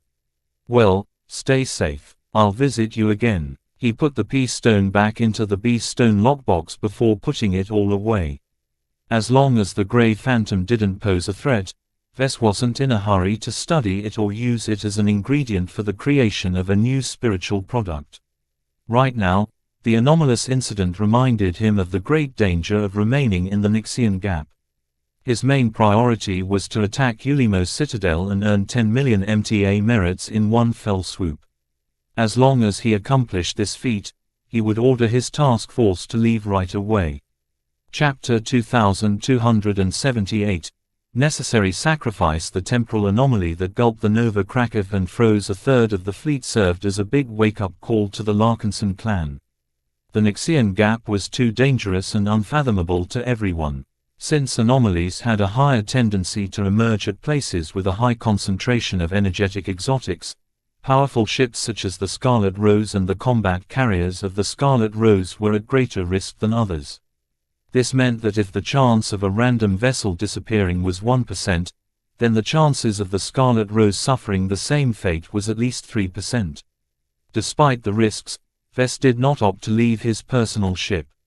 The weaker vessels in the task force might offer him a greater chance of survival against inexplicable anomalies, but they were much more vulnerable against pirates. What if a group of pirates fired a warship-grade laser cannon at the ship he was on? A third-class light carrier that boasted relatively frail armor such as the Redfeather would instantly crumble. In contrast, the much smaller Scarlet Rose might get heavily damaged depending on the power of the attack, but would more than not survive a direct blow. Since the Xianxia gap was infested with pirates, Vess figured that protecting himself against material threats was a lot more important than mitigating his exposure to the unexplainable. The strange incident left a scar in the hearts of the Larkinsons. In order to restore everyone's morale and make them willing to attack Ulimo's citadel, Major Verl visited each and every ship and held a speech to the crew in person. Though this was a very time-consuming endeavor, his speeches nonetheless managed to get the members of the task force to focus on what was important. Will you let the missing clansman down by running away like a coward? The Xianxia gap will not break us. If you want to become a true Larkinson, then summon your courage and prove you have the guts to laugh in the face of danger. Even though a number of scientists still worked on the futile task of deciphering the anomalous effects that had engulfed the fleet, fewer and fewer people paid attention to the disappearance of the Nova Krakow. Through Major Verl's deliberate manipulations, even the avatars of myth began to direct their attention to the future rather than the past. This was exactly what Vess wanted. There was no benefit to worrying over the Nova Krakow and her crew. While many of his clansmen believed that there might be a way for them to pull the Nova Krakow from whatever temporal hole they dropped in, Vess knew that the Avatar light carrier had long moved out of reach. The strongest indication for that came from the Larkinson network. When Vess held the Larkinson mandate and attempted to find the clansmen who crewed the Nova Krakow, the bonds that connected them to the Golden Cat had snapped. Nya. Goldie looked truly upset at the disappearance of hundreds of Larkinsons. She knew each of them for months or years, But now the anomaly had moved them out of reach, if not wiping them out entirely. "I know, Goldie," Vess sighed as he caressed the embossed surface of the book. "Chasing after riches is always accompanied by danger. No one, not even us, can avoid these threats. Nya nya. In an ideal reality, we wouldn't need to take so many risks. Sadly, we don't live in that reality. There are great threats in this galaxy. If our Larkinson clan wants to thrive, we will inevitably come into conflict with others. We need strength in order to survive these clashes. What we are doing here in the Nixian Gap is vital to our future success." He had already harvested plenty of gains from this excursion. The loss of a couple of hundred loyal and committed Larkinson Mech pilots and other personnel was regrettable, but within his range of tolerance. As the patriarch of the Larkinson clan, Vess actually had a duty to safeguard the lives of his fellow clansmen. However, he had made it clear from the start that those who became a part of the Larkinson clan would not be enjoying comfortable lives. Vess promised plenty of rewards to those who actively took part in this dangerous excursion. This was the compensation that he was willing to pay in order to obtain the fighting strength needed to accomplish his goals. Therefore, he felt no guilt for leading hundreds if not thousands of clansmen to their deaths. The loss in talent and manpower pained him quite a bit, but as long as his gains exceeded his losses, everything was worth it in the end. Of course, Vess knew that voicing his true thoughts would not go well with his clan, so he kept them firmly to himself. Only Goldie understood his rationale, and though she was a lot more sentimental than him, he had raised her with the belief that sacrifices were always necessary to achieve ambitious goals. Per Angusta ad Augusta, as the living embodiment of the Larkinson clan, the Golden Cat ultimately abided by its motto. Personally, Vess felt that her reaction to the disappearance of the Nova Krakif was too sentimental. While he wanted the ancestral spirit of the clan to be compassionate, that did not mean he wanted her to grow soft and weak. "We live in a violent, war-torn reality," Vess taught her. "Human space alone is filled with conflicts between humans. The Komodo War that is causing millions of citizens to die each day is just one of many instances of instability. Anyone caught in the vortex of one of these confrontations must have the strength to defend themselves. We are no different. If we do nothing, we will remain weak, allowing anyone strong enough to wipe us out to the last man. This is why I'm working so hard to progress my career and strengthen my clan. As long as we join the ranks of the powerful, we will have a lot more capital to survive." From the Age of Stars to the Age of Mechs, a lot of spacefaring powers emerged in human civilization. Many of them shot up like rockets, but few of them avoided crashing after the passing of a couple of generations. While Vess did not spend too much time on performing his duties as a clan patriarch, he still took the time to study the rise and fall of various organizations. What he admired the most were states and organizations that managed to withstand the test of time. They managed to achieve continuity through good times and bad times by displaying exceptional patience and planning. For example, the Greater Terran United Confederation used to reign over the entirety of human civilization, but had now devolved into a diminished state that had to abide by the strictures of the MTA and CFA. It was no secret that the Big Two wanted to get rid of the first-rate superstates. Yet even after suffering great damage from the Rubathan Rebellion and the defection of a lot of warfleets to the CFA, the Terrans still survived to this day. Many people eagerly learned from the examples set by these ancient and enduring powers, but few managed to succeed. This was because everyone's circumstances were different. What worked for the Terrans and Rubathans might not necessarily work for others. What Vess merely did was to study some of the successes and derive some good practices that he could easily apply to the Larkinson clan. One of the most important lessons he derived was that suffering setbacks was inevitable. The Terrans failed to overcome the Rubathans and the Big Two surpassed them both. Perhaps in the future, the Great Mech Trade Association and the Common Fleet Alliance might succumb as well. Their continued survival depended upon whether they could adapt with the changing times. If even the most powerful organizations of human civilization couldn't guarantee their continuity, how could Vess remain complacent about the continued survival of the Larkinson clan? For this reason, he consciously wanted to push his recently founded clan to its limits. Heading into the Xian Gap was just one of the ways he came up with to stimulate his clansmen. He wanted to prevent them from growing stagnant in a phase which was very conducive to rapid growth. As he explained all of these theories to Goldie, the young ancestral spirit reluctantly accepted his rationale. "Nya, I don't want to destroy our clan, Goldie," he whispered to the intangible spirit as he stroked her back with a spiritual projection. "However, you should know that creation is often accompanied by destruction. Without tackling any challenges, how will our clansmen be able to exceed their limits? The upcoming battle will be our final and most dangerous test." All he cared about right now was cracking open Ulimo's citadel in order to harvest a huge amount of loot and merits. Once he accomplished this feat, Vess immediately intended to leave the Xian Gap as fast as possible. As for the various goals he set, such as searching for his parents, rescuing Sokik Raver, learning the mystery behind the spiritual vortex raging in the imaginary realm, Vess had long thrown such considerations away. The Xian Gap was filled with unknowns, many of which bore a lot of relations to spiritual phenomena. If Vess had the time and leisure to stay, he didn't mind going deeper in order to study some of these secrets. His time happened to be in short supply, though.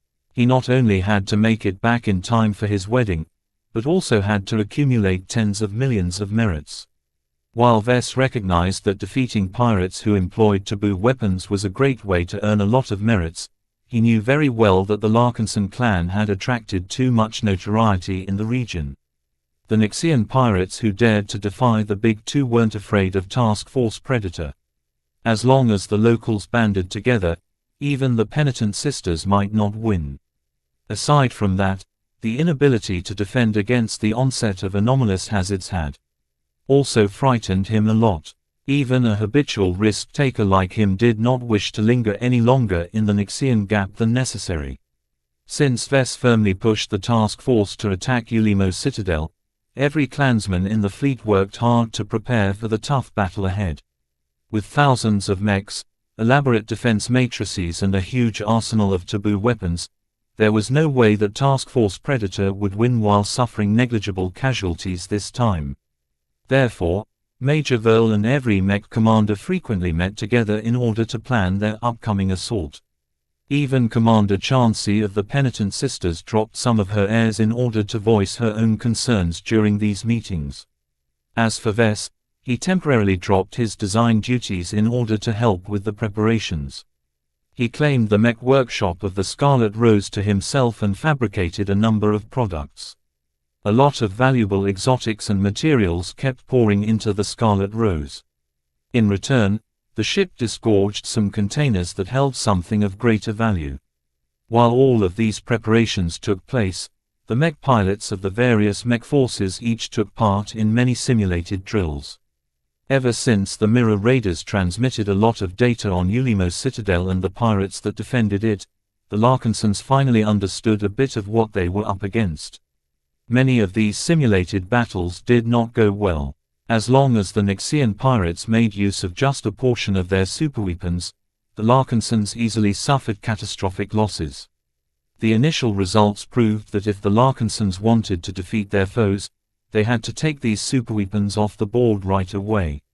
It's difficult, but not impossible. Vess often glanced in the direction of Ulimo's citadel during this time. No matter what, in order to advance his ambitions, the base must fall. Chapter 2279, Spiritual Restraint. During the time he assisted with the preparations for the upcoming attack on Ulimo's citadel, Vess also directed some of his attention to studying the Grey Phantom.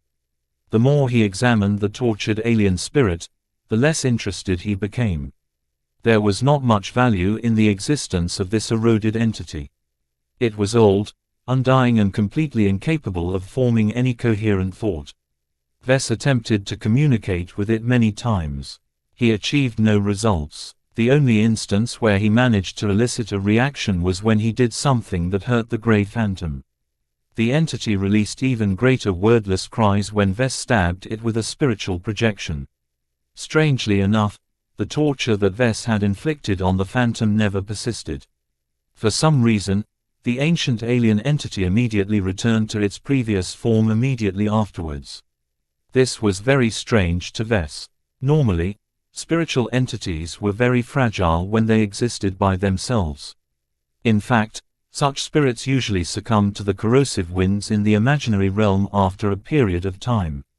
Whether that meant that the actual souls of the deceased had returned to nihility or passed on to a completely different realm, Vess didn't know. He had not performed any studies on life after death. His mother probably knew a lot more, but she was never in the mood to share. Though Vess found the Grey Phantom's condition to be intriguing, he soon found out that this remarkable property did not originate from the entity itself. The more he knew the alien spirit, the less exceptional it appeared. It lost too much. There was no sentient thought left in the Phantom. Long years of torture had rendered the Grey Phantom into an instinctive beast that solely existed to endure the endless soul-searing pain inflicted on its being. This was why the Phantom managed to cling on to a few helpful notions such as relief, forgiveness and mercy. Without at least some pillars of strength, the Grey Phantom would have certainly devolved into an even more pathetic existence. As Vess spent hours in the vault to study the Grey Phantom, he no longer paid attention to the upper half of the spiritual entity. Instead, he cast his eyes downwards. The interesting part about the Grey Phantom was that it was visible to the naked eye ever since Vess pulled it out of the spiritual vortex. This was why even Calabast and Nitar could perceive the spiritual entity with the naked eye. The cause of this effect and many other abnormalities was the spiritual restraint that had fused with the Grey Phantom. Visually, the Grey Phantom looked like a humanoid whose feet and lower legs were engulfed by a swirling cloud of energy. It was this cloud of energy that was truly responsible for turning the Grey Phantom into an undying, tortured soul. Even Vess exhibited a little fear at the spiritual restraint. While the Grey Phantom was fairly weak, Vess could not say for sure whether he would be able to defend himself against the powers of this fearsome spiritual tool. Yes, spiritual tool. Vess recognized the spiritual shackles to be a very sophisticated application of spiritual engineering. While Vess could study the grand dynamo in his mind at any time, it was just a single example to him. Its extreme complexity and profound, high-level principles meant that he couldn't really derive anything valuable from the spiritual energy generator. When he cautiously studied the spiritual restraint from a distance, he vaguely felt a similar degree of incomprehension. It was too advanced. Vess felt as if he was a first-year mech design student staring at a mech designed by a master. The gap was so wide that it would take hundreds, if not thousands of years of dedicated study in order to decipher all of its principles. Obviously, Vess couldn't spare the time on such a marginal endeavor. As powerful and versatile as the spiritual restraint appeared, its design principles were completely alien and did not conform to his own methods. As an innovator, the work of other spiritual engineers merely served as references to him. Vess never wanted to follow the footsteps of others. He preferred to innovate his solutions that fit his needs and capabilities the best. Therefore, Vess also planned to shatter the Grey Phantom and its shackles and reform the broken shards into a completely new spiritual product. This way, not only would he be able to obtain a design spirit for the sanctuary Mech, but also convert something incomprehensible into a form that he was more familiar with. Turning something that had completely lost every coherent thought into a design spirit that he could communicate with was a solution that suited him best. Of course, Vess was aware he needed to pay a price for this radical act. At least some form of destruction preceded each act of creation. Destroying the precise, exquisite spiritual engineered mechanisms that empowered the spiritual shackles meant losing a lot of strange but powerful restraining capabilities. Vess would lose access to much of the unknown, alien spiritual engineering principles. It's a worthy price to pay. He muttered as he continued to stare at the dangerous cloud of energy engulfing the lower half of the Grey Phantom. It's not as if I'm interested in learning these alien methods in the first place. He didn't mind learning some alien engineering principles if it was worthwhile for him to do so. The reason why he eagerly studied luminar crystal technology was because it was accessible and didn't impose too much demand. This was different. He didn't have access to textbooks or research papers that could help pave the way for him. Wes would have to start from scratch, and that was unacceptable. He constantly reminded himself that he was a mech designer rather than a spiritual engineer. He only dabbled in spiritual engineering because it improved his mech designs. When his studies in spiritual engineering began to form a detriment to his primary profession, then Wes resolutely stopped his current pursuit no matter how interesting it seemed. I'm only one person. I can only do so much. Therefore, Wes did not exhibit excessive interest in the Grey Phantom's shackles. He only studied and recorded as much as he could observe on the surface. He had no intentions of probing deeper, knowing that he wouldn't be able to make any short-term gains. When Wes reached the limit of what he could learn from the Grey Phantom on the surface, he resolutely halted his examinations. Instead, he began to plan the formation of his latest design spirit. The sanctuary mech was supposed to dampen and weaken any glow that entered its range. Before, Wes did not have any solid ideas on how to accomplish this feat. Yet now that he obtained the Grey Phantom and figured out some of the properties of the spiritual restraint, Wes believed he held the key to achieving the effect he desired. This restraint has an interesting interaction with beast stones. In order to indulge in his curiosity, Wes had commanded a bot to pick up a beast stone and bring it close to the Grey Phantom. When the beast stone touched the Grey Phantom's body, the entity suffered a great amount of discomfort. Sadly, the experiment failed to prove that beast stone could be used to make weapons that were easily capable of harming spiritual entities. The material merely blocked spiritual energy, which vastly limited its offensive properties. What surprised Wes a bit was that beast stone interacted much differently when it came into contact with the spiritual restraint. As far as he knew, as long as a beast stone was big enough, it could block any spiritual energy. Yet as soon as the bot caused the beast stone to overlap with the spiritual restraint, the two showed no signs of repulsion. This is amazing. Exceptions were very rare, and now he happened to observe one of them in action. Wes immediately revised his theories on spiritual energy and beast stone upon observing this seemingly impossible phenomenon. Beast stones weren't supposed to get along with spirituality, yet now it did, and that interested him a lot. What are beast stones, and how are they connected to spiritual restraints? No one could answer this question for him.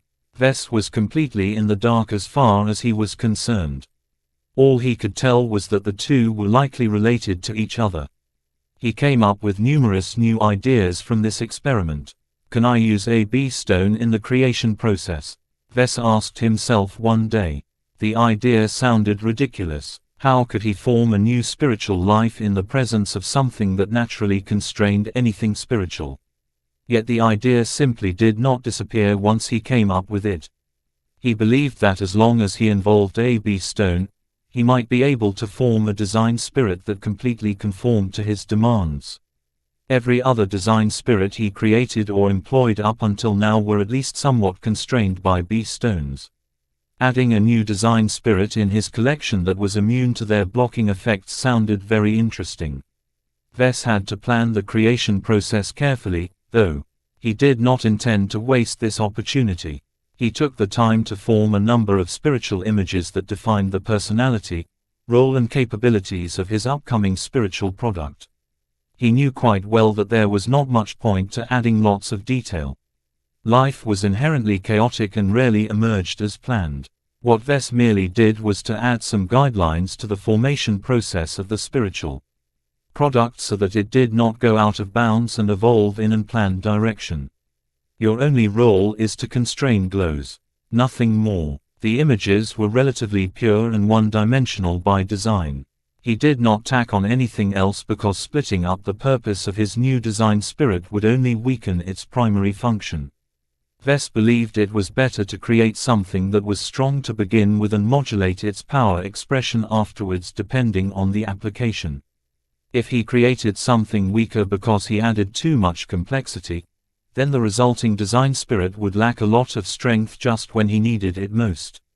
The more he planned the creation of his upcoming design spirit, the more he feared its potential. What would happen if the resulting design spirit turned against him? What if it defected to his enemies and used its spiritual restraining powers to neuter his strong spirituality? This was an unacceptable outcome. As someone who believed in good preparation, Ves implemented some additional solutions that would hopefully minimize these frightening possibilities. It would be stupid of me to create my own doom. After a couple of days, Ves was ready to form his latest spiritual product. With his fleet slowly calming down and the preparations for the upcoming base assault nearing completion, Ves calmly prepared the ingredients for his latest act of creation. This might be one of his riskier acts of creation, yet it would also be one of the more exciting ones due to the innovations he came up with. He couldn't wait to implement his ideas. He grinned. If one of these innovations succeeds, then all of my future spiritual products will possess greater potential as well. Ves moved ahead with this creation process because he believed the resulting spiritual product might be useful in the coming days. Even if he did not instill the newborn entity in any Mech, its intrinsic properties and powers might be able to protect him against unconventional threats. Meow. Lucky huddled on the far side of the vault. As a cat who accompanied Ves for years, he keenly recognized that his owner was up to something again. Relax, Ves dismissively replied. This won't be like last time. The main reason the birth of the superior mother went out of control was because I involved my mother. She's not here right now, so there is no way that the situation will spin out of control. Meow. Chapter 2280. Repulsion. Ves did not intend to use a lot of spiritual ingredients this time.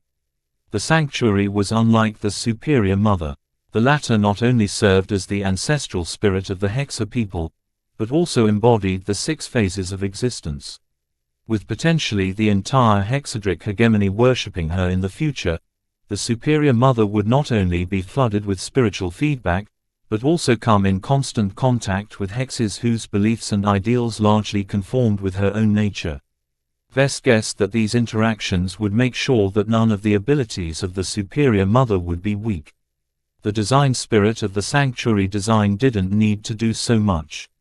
Ves could already resort to other design spirits if he wanted to fulfill a different purpose or needed some additional versatility. He aimed to instill the strongest spiritual restraining abilities to his next spiritual product. He gave up everything in order to achieve this extreme. This was why he only made use of 4 main ingredients. He did not include the minor ingredients in this consideration. The spiritual images that served as the initial programming of his upcoming creation only guided the birth process. Only the main ingredients were capable of defining the resulting spiritual entity. Ves carefully inspected each main ingredient. The gray phantom that was caught in its spiritual restraint looked as tortured as ever. Nothing had changed despite pulling it out of the imaginary realm for a number of days.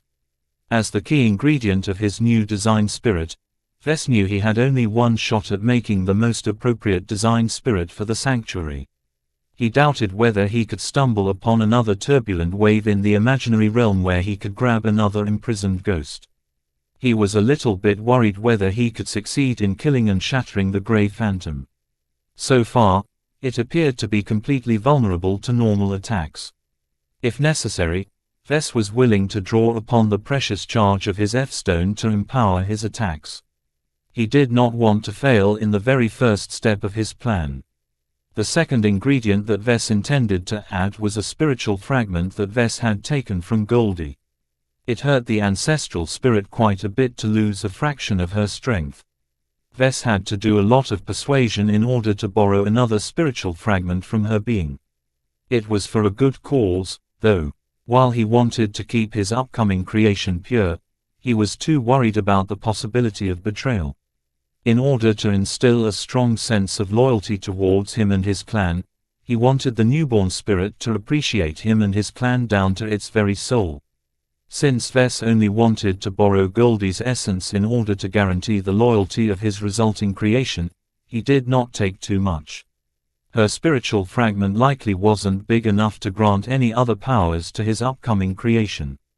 The third ingredient was a dose of universal life-attributed energy derived from another drop of life-prolonging treatment serum. Though he only had so many drops in his possession, Vess did not intend to save it up. It was worth it for him to invest this rare resource in the upcoming process.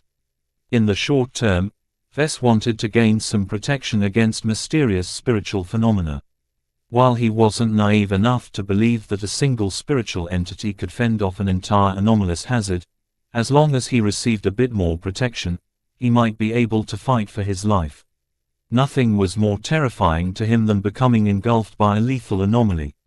He did not want to become the next victim who lost his bond with the Larkinson network. In the long term, Vess wanted to continue to enjoy the protection of such a useful spiritual entity. He couldn't wait for it to grow into power gradually. Making it as strong as possible right from the beginning was much more desirable to him. Expending some universal life energy was not a big deal, especially since it might empower his spiritual product in other ways. In fact, Vess already prepared a very specific plan for that. Some of his previous experiments granted him the confidence that this little addition might turn out well. The last major ingredient was his own spiritual energy.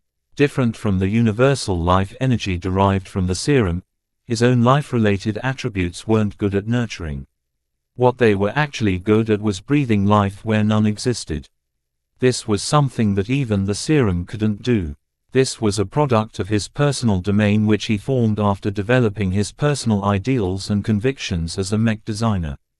Considering the ambitious nature of this creation attempt, Vess prepared a peace stone filled with excess spiritual energy. He had constantly pumped at least some of his spiritual energy into peace stones every day. Since his grand dynamo churned out lots of spiritual energy, why should he waste it by leaving his mind at full capacity all the time? He was glad that he did so, because he intended to invest a lot of his own spiritual energy this time. He had a feeling that trying to combine the spiritual shards that originated from the spiritual restraint was going to be very difficult. Its properties were opposite to more conventional varieties of spiritual energies. The fact that it was able to get along well with beast stones was reason enough to believe that the spiritual restraint was difficult to process. After he finished his inspections and ran through his plan one last time, he decided to pull the trigger. Well, this is as good a time as any to start, he muttered. Vess concentrated his mind and began to form a spiritual hammer in order to shatter the Grey Phantom. Of course, he did not waste his time on attacking the main body of the tortured ghost. The key in breaking the Grey Phantom lay in destroying the spiritual restraint. As soon as his hammer slammed against the cloud of spiritual energy, it met a surprising amount of resistance. I knew it wouldn't be easy. The toughness of the spiritual restraint exceeded his imagination. However, Vess had plenty of energy left to spare. He paid no mind to his previous failure and struck his spiritual hammer again. Damn, why is it so hard? He repeated his actions again and again. He kept slamming the spiritual restraint, guessing that its ability to withstand attacks was finite. Vess suspected that the vortex and the spiritual energy contained within may have fed the spiritual restraint. Right now, the Grey Phantom and its shackles no longer floated in the spiritual vortex. Like a fish out of water, Vess hypothesized that the spiritual restraint could only last so long out of its natural habitat. After dozens of repeated impacts, Vess finally saw some signs that his guess was right. It's breaking down. The resistance had lessened after each hit. The strange cloud with unusual properties visibly weakened, and after his 30th strike, the spiritual restraint eventually broke. As soon as the Grey Phantom lost its shackles, it experienced an unprecedented feeling of relief, hope, bliss and other positive emotions. It had awaited this moment too long.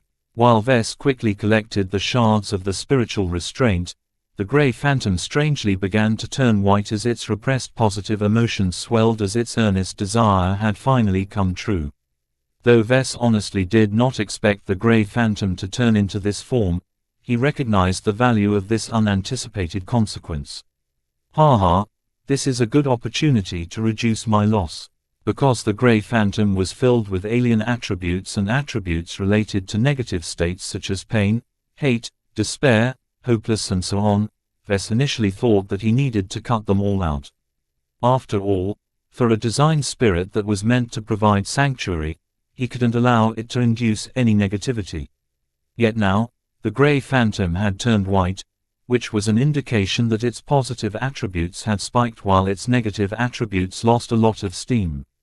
Before this spiritual torture victim could ascend to the afterlife or enter the cycle of reincarnation or something, Vess quickly slammed his spiritual hammer against its spiritual body.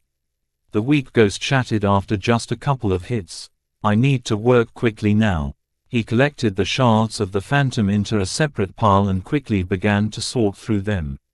He pulled out any shard contaminated by a large amount of alien, irrelevant or negative spiritual attributes and tossed them away, causing them to slowly fade back into the spiritual realm.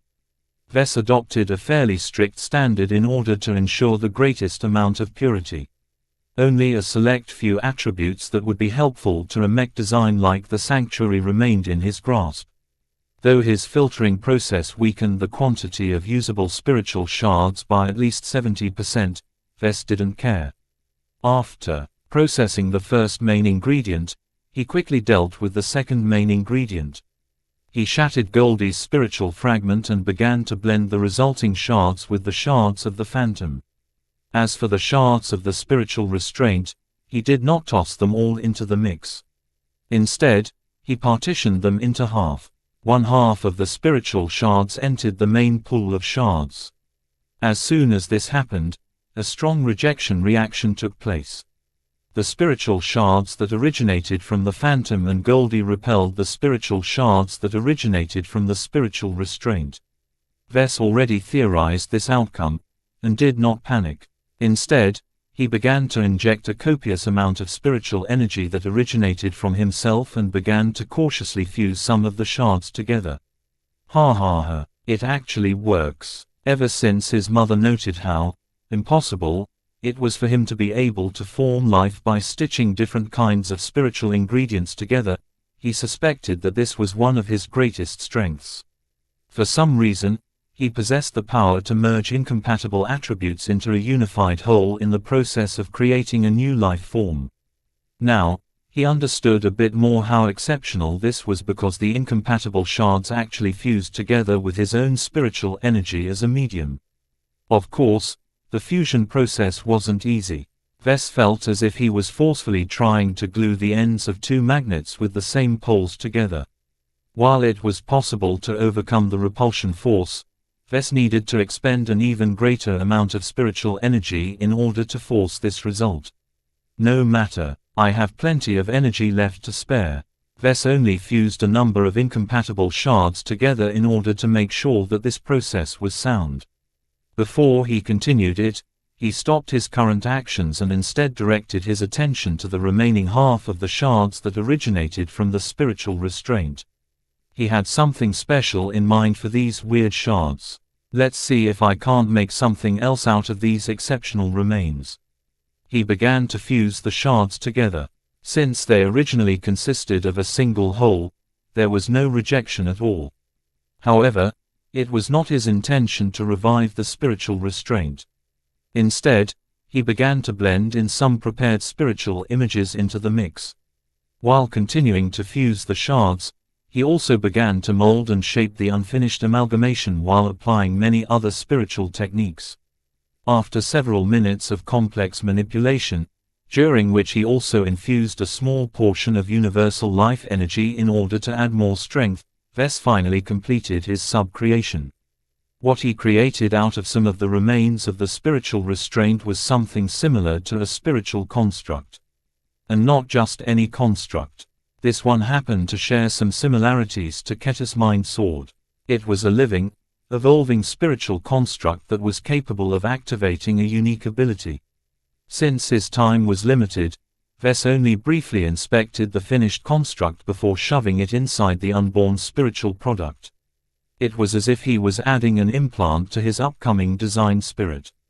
If this experiment worked as expected, then his design spirit would likely be born with the ability to activate a specific effect. My new design spirits will finally come with their own innate abilities. Innate abilities. None of his artificially created design spirits possessed this powerful feature. Xianxia was able to form space barriers. Zygra was able to induce corrosion. Ilvain could cast his sight into the future. As for his design spirits, they couldn't do any of that. Most of their abilities mainly pertained to manipulating the moods of people. Not even the Golden Cat and the Superior Mother were capable of affecting reality so directly. This was different. If this experiment truly worked, then he was one step closer to creating actual gods. Not gods. He quickly corrected himself. I mean extraordinarily empowered artificial spiritual entities. Chapter 2281. Restrained Hoop. After some time, his latest spiritual product took shape. Through his deliberate manipulations, Ves formed it into a more definable shape compared to his previous creations. Artificial design spirits such as the Solemn Guardian, Bravo and so on evolved their forms according to their evolution. What they looked like and how they presented themselves wasn't as important as their inner self. The Golden Cat and the Superior Mother were different. Ves birthed them with a solid appearance in mind. The Golden Cat would always be a cat while the Superior Mother would always appear in the guise of his mother. Now that he had come up with another innovation in the form of implanting innate abilities into his artificial creations, Ves felt that he should take another step forward and purposefully define the shapes of his spiritual products. As a spiritual entity meant to suppress glows and offer relief, Ves decided to mold it into a benevolent shape.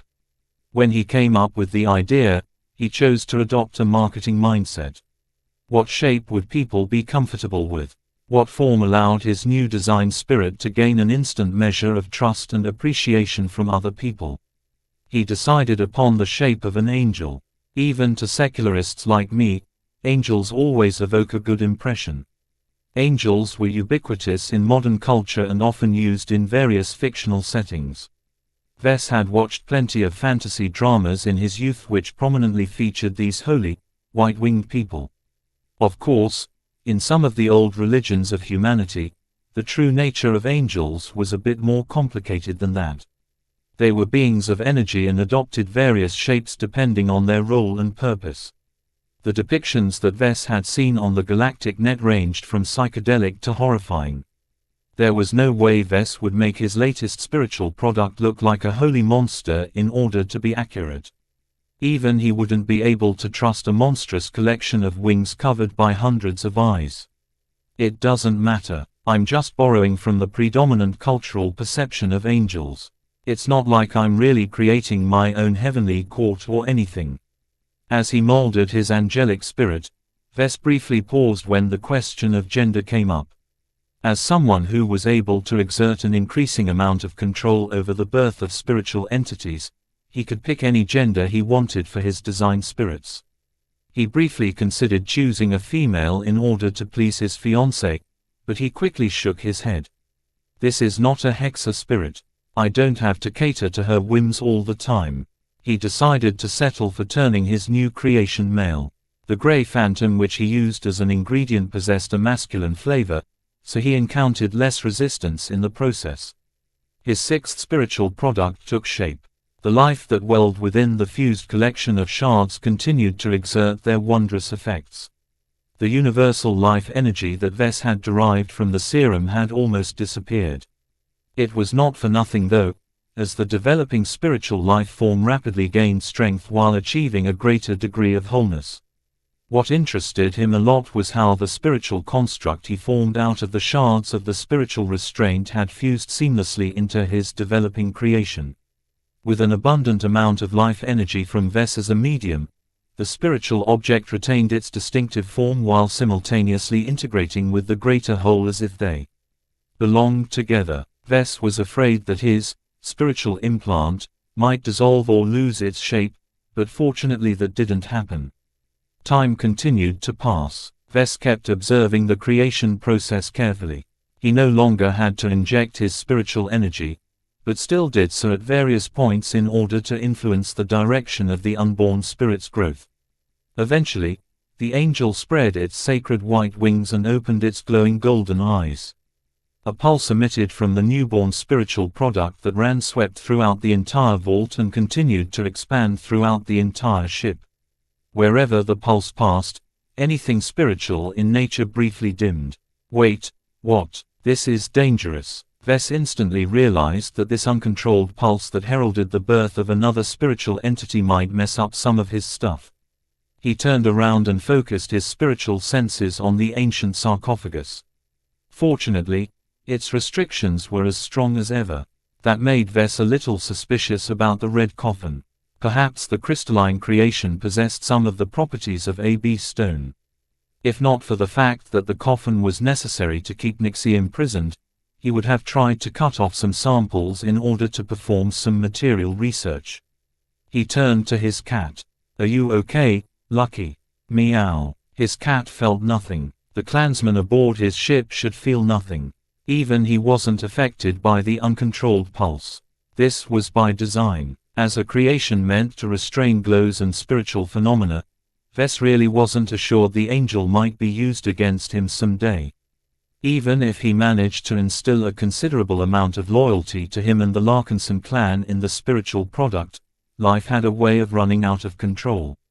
Living entities weren't always defined by the circumstances of their birth. No matter how many restrictions that Ves programmed into them, the kind of life that Ves created never possessed the rigidity of ash. Life was all about growth and evolution. If something about them became a hindrance to their survival or ambitions, then they always had the opportunity to change themselves. For this reason, Ves never put too much stock in behavioral programming.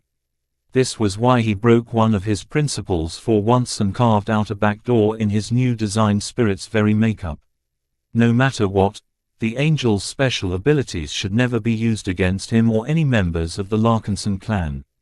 Ves spent a lot of effort and ingenuity to turn this backdoor into a core aspect of his spiritual product. While it probably wasn't foolproof by any means, it was incredibly hard to subvert this backdoor. Ha ha ha, he erupted after he noticed that at least one of the features of his new spiritual product worked as he intended. No matter who you are and who you will turn into, never forget your allegiance. The newborn angel might not have much of a personality as of yet, but the copious amount of universal life energy infused in its spiritual existence had likely accelerated its mental development. The angel was already smart enough to understand Ves. The spiritual entity recognized his own creator and knelt down to show his thanks for coming into existence. The gesture of obedience pleased Ves immensely. His spiritual senses continued to rake over the winged spirit. A quiet field surrounded the entity, causing the area around him to gain a measure of unnatural calm. Ves nodded with satisfaction. Even though he could feel the new entity's glow, his spiritual energy received no disturbance. For now, the angel was literally incapable of impeding his creator. Even if he did, Ves was not weak by any means. He always held a few tricks back against his own creations. After observing his prostrating angel for some time, Ves pulled out a palm-sized hoop from his pocket. "I name you Lufa, the angel of tranquility. Now, enter this totem that I have fashioned for you. Don't worry, you will be paired with a mech design soon enough." Lufa's glowing golden eyes pulsed as he received his name. The newborn spiritual entity quickly obeyed his first instructions and entered the hoop that Ves had made. Ves grinned even wider. The hoop he created was not made out of regular material. Underneath its Brea alloy exterior was a ring of B stone. As expected, Lufa's nature allowed him to ignore the blocking and dampening effect of B stones. Seeing that Lufa was safely stowed inside the medium he prepared, Ves approached Nitar and held out his hand. Give me the Larkinson mandate. Once he obtained the book, he carefully bound the hoop around the thick medallion that depicted the head of the golden cat. The new edition hardly changed the look of the front cover. The purpose of the hoop was simple. Vess hoped to keep the Angel of Tranquility close to the golden cat. By ensuring constant close contact with the embodiment of the Larkinson clan, Vess hoped that Luthor would never become estranged to the Larkinsons. Keeping them in close proximity also served another purpose as well. Goldie's value to the clan was essential, but Vess wasn't sure whether she was capable of defending herself against every possible threat. More importantly, the Larkinson mandate was her physical anchor. If anything happened to it, Goldie would surely suffer. Therefore, adding the restrained hoop to the Larkinson mandate would hopefully protect the book and the ancestral spirit from extraordinary threats. Was Vess being excessively cautious and paranoid? Probably. Did he regret going through so many extremes? Not at all. He might not need this much protection today, but who knew what threats he faced in a couple of decades from now. Vess would rather have too much protection at hand than come up short when he faced an insurmountable enemy. Meow. Lucky floated towards the Larkinson mandate and sniffed at the restrained hoop. This is not for you to eat. Vess tapped his gem cat's head. Meow meow. Nya. The golden cat looked curious as well at the new addition to her home. The bee-stone core of the hoop partially reduced her sensitivity, but other than that she didn't suffer any detrimental consequences. What do you think about your little brother? Nya. Nya. That sounds weird. Even though Luthor was made with pieces of you, he's not actually your child. Anyway, can you mentor him for a time? He's completely new and needs to be integrated in his new life. You can pass him over to other friendly design spirits if you like.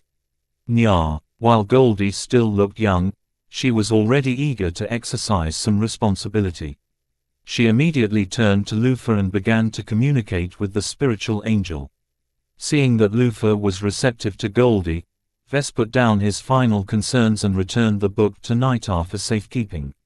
After tidying up the vault, Vess returned to his stateroom and began to reflect on the creation process. Even though he hadn't tested the innate ability that he added to Luthor, he wasn't in a hurry to test it out. There was plenty of time to test Luthor's various properties and abilities when he stabilized his existence and gained a finer grip on how copious amount of power. Vess ran back the creation process in his mind with the help of his implant. While he hadn't recorded any footage because much of the process happened out of sight, he made sure to record all of his thoughts, emotions and other mental fluctuations in digital form.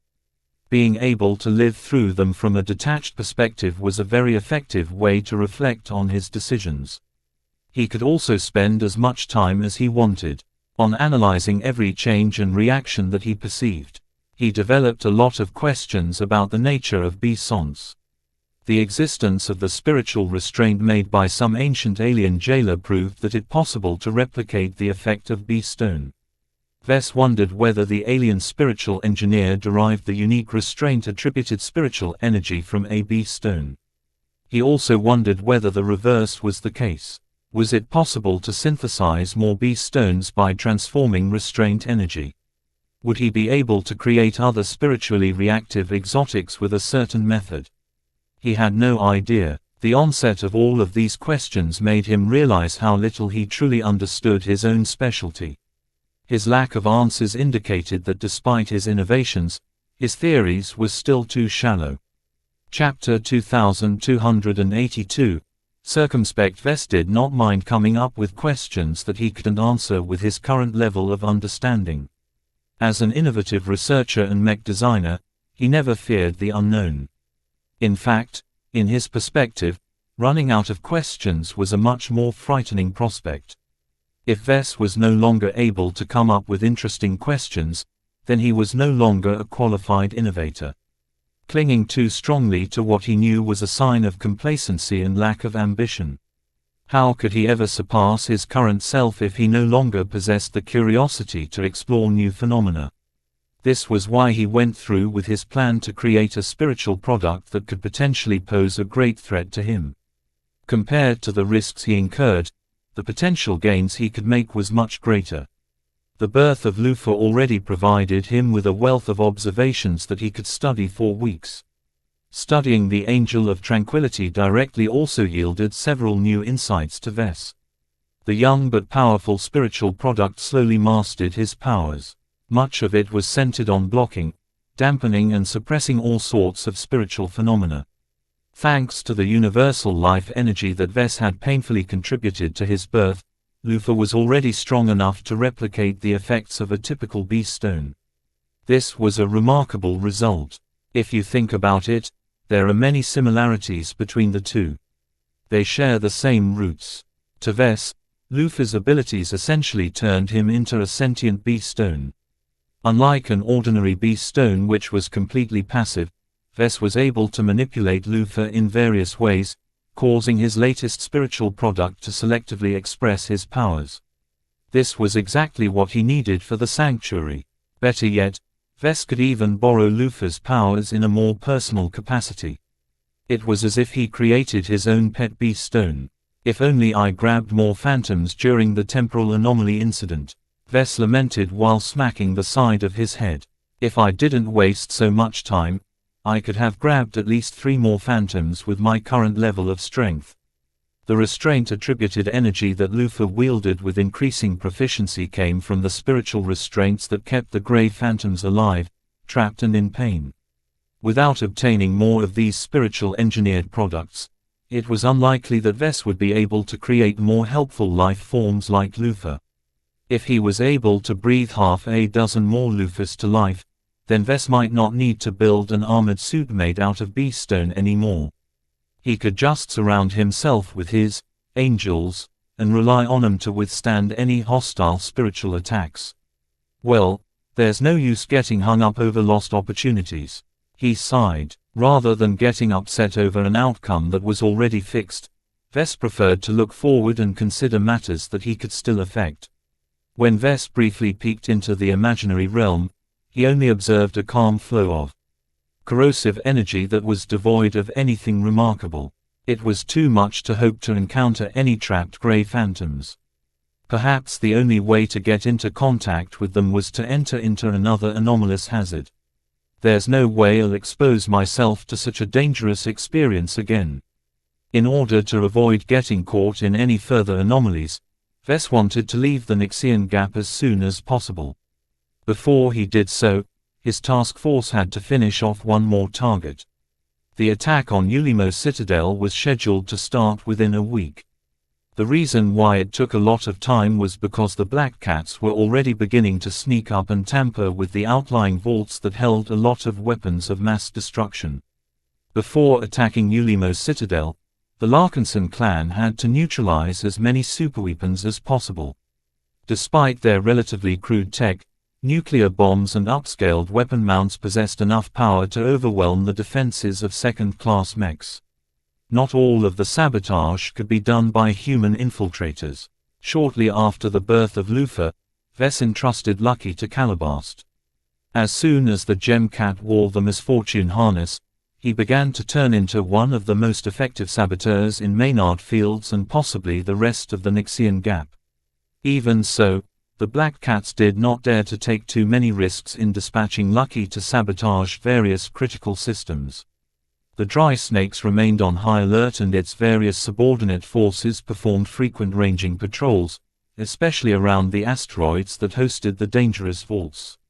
"Are you sure your stealth shuttle will remain undetected?" Ves asked with worry. "We already managed to keep it hidden when we initially placed it in the periphery of Ulimo's citadel. We kept it within the range of enemy long-ranged sensors for days as we kept it on standby in case the mirror raiders ever became exposed. We pulled it back, though. That's because the pirates can't be fooled forever.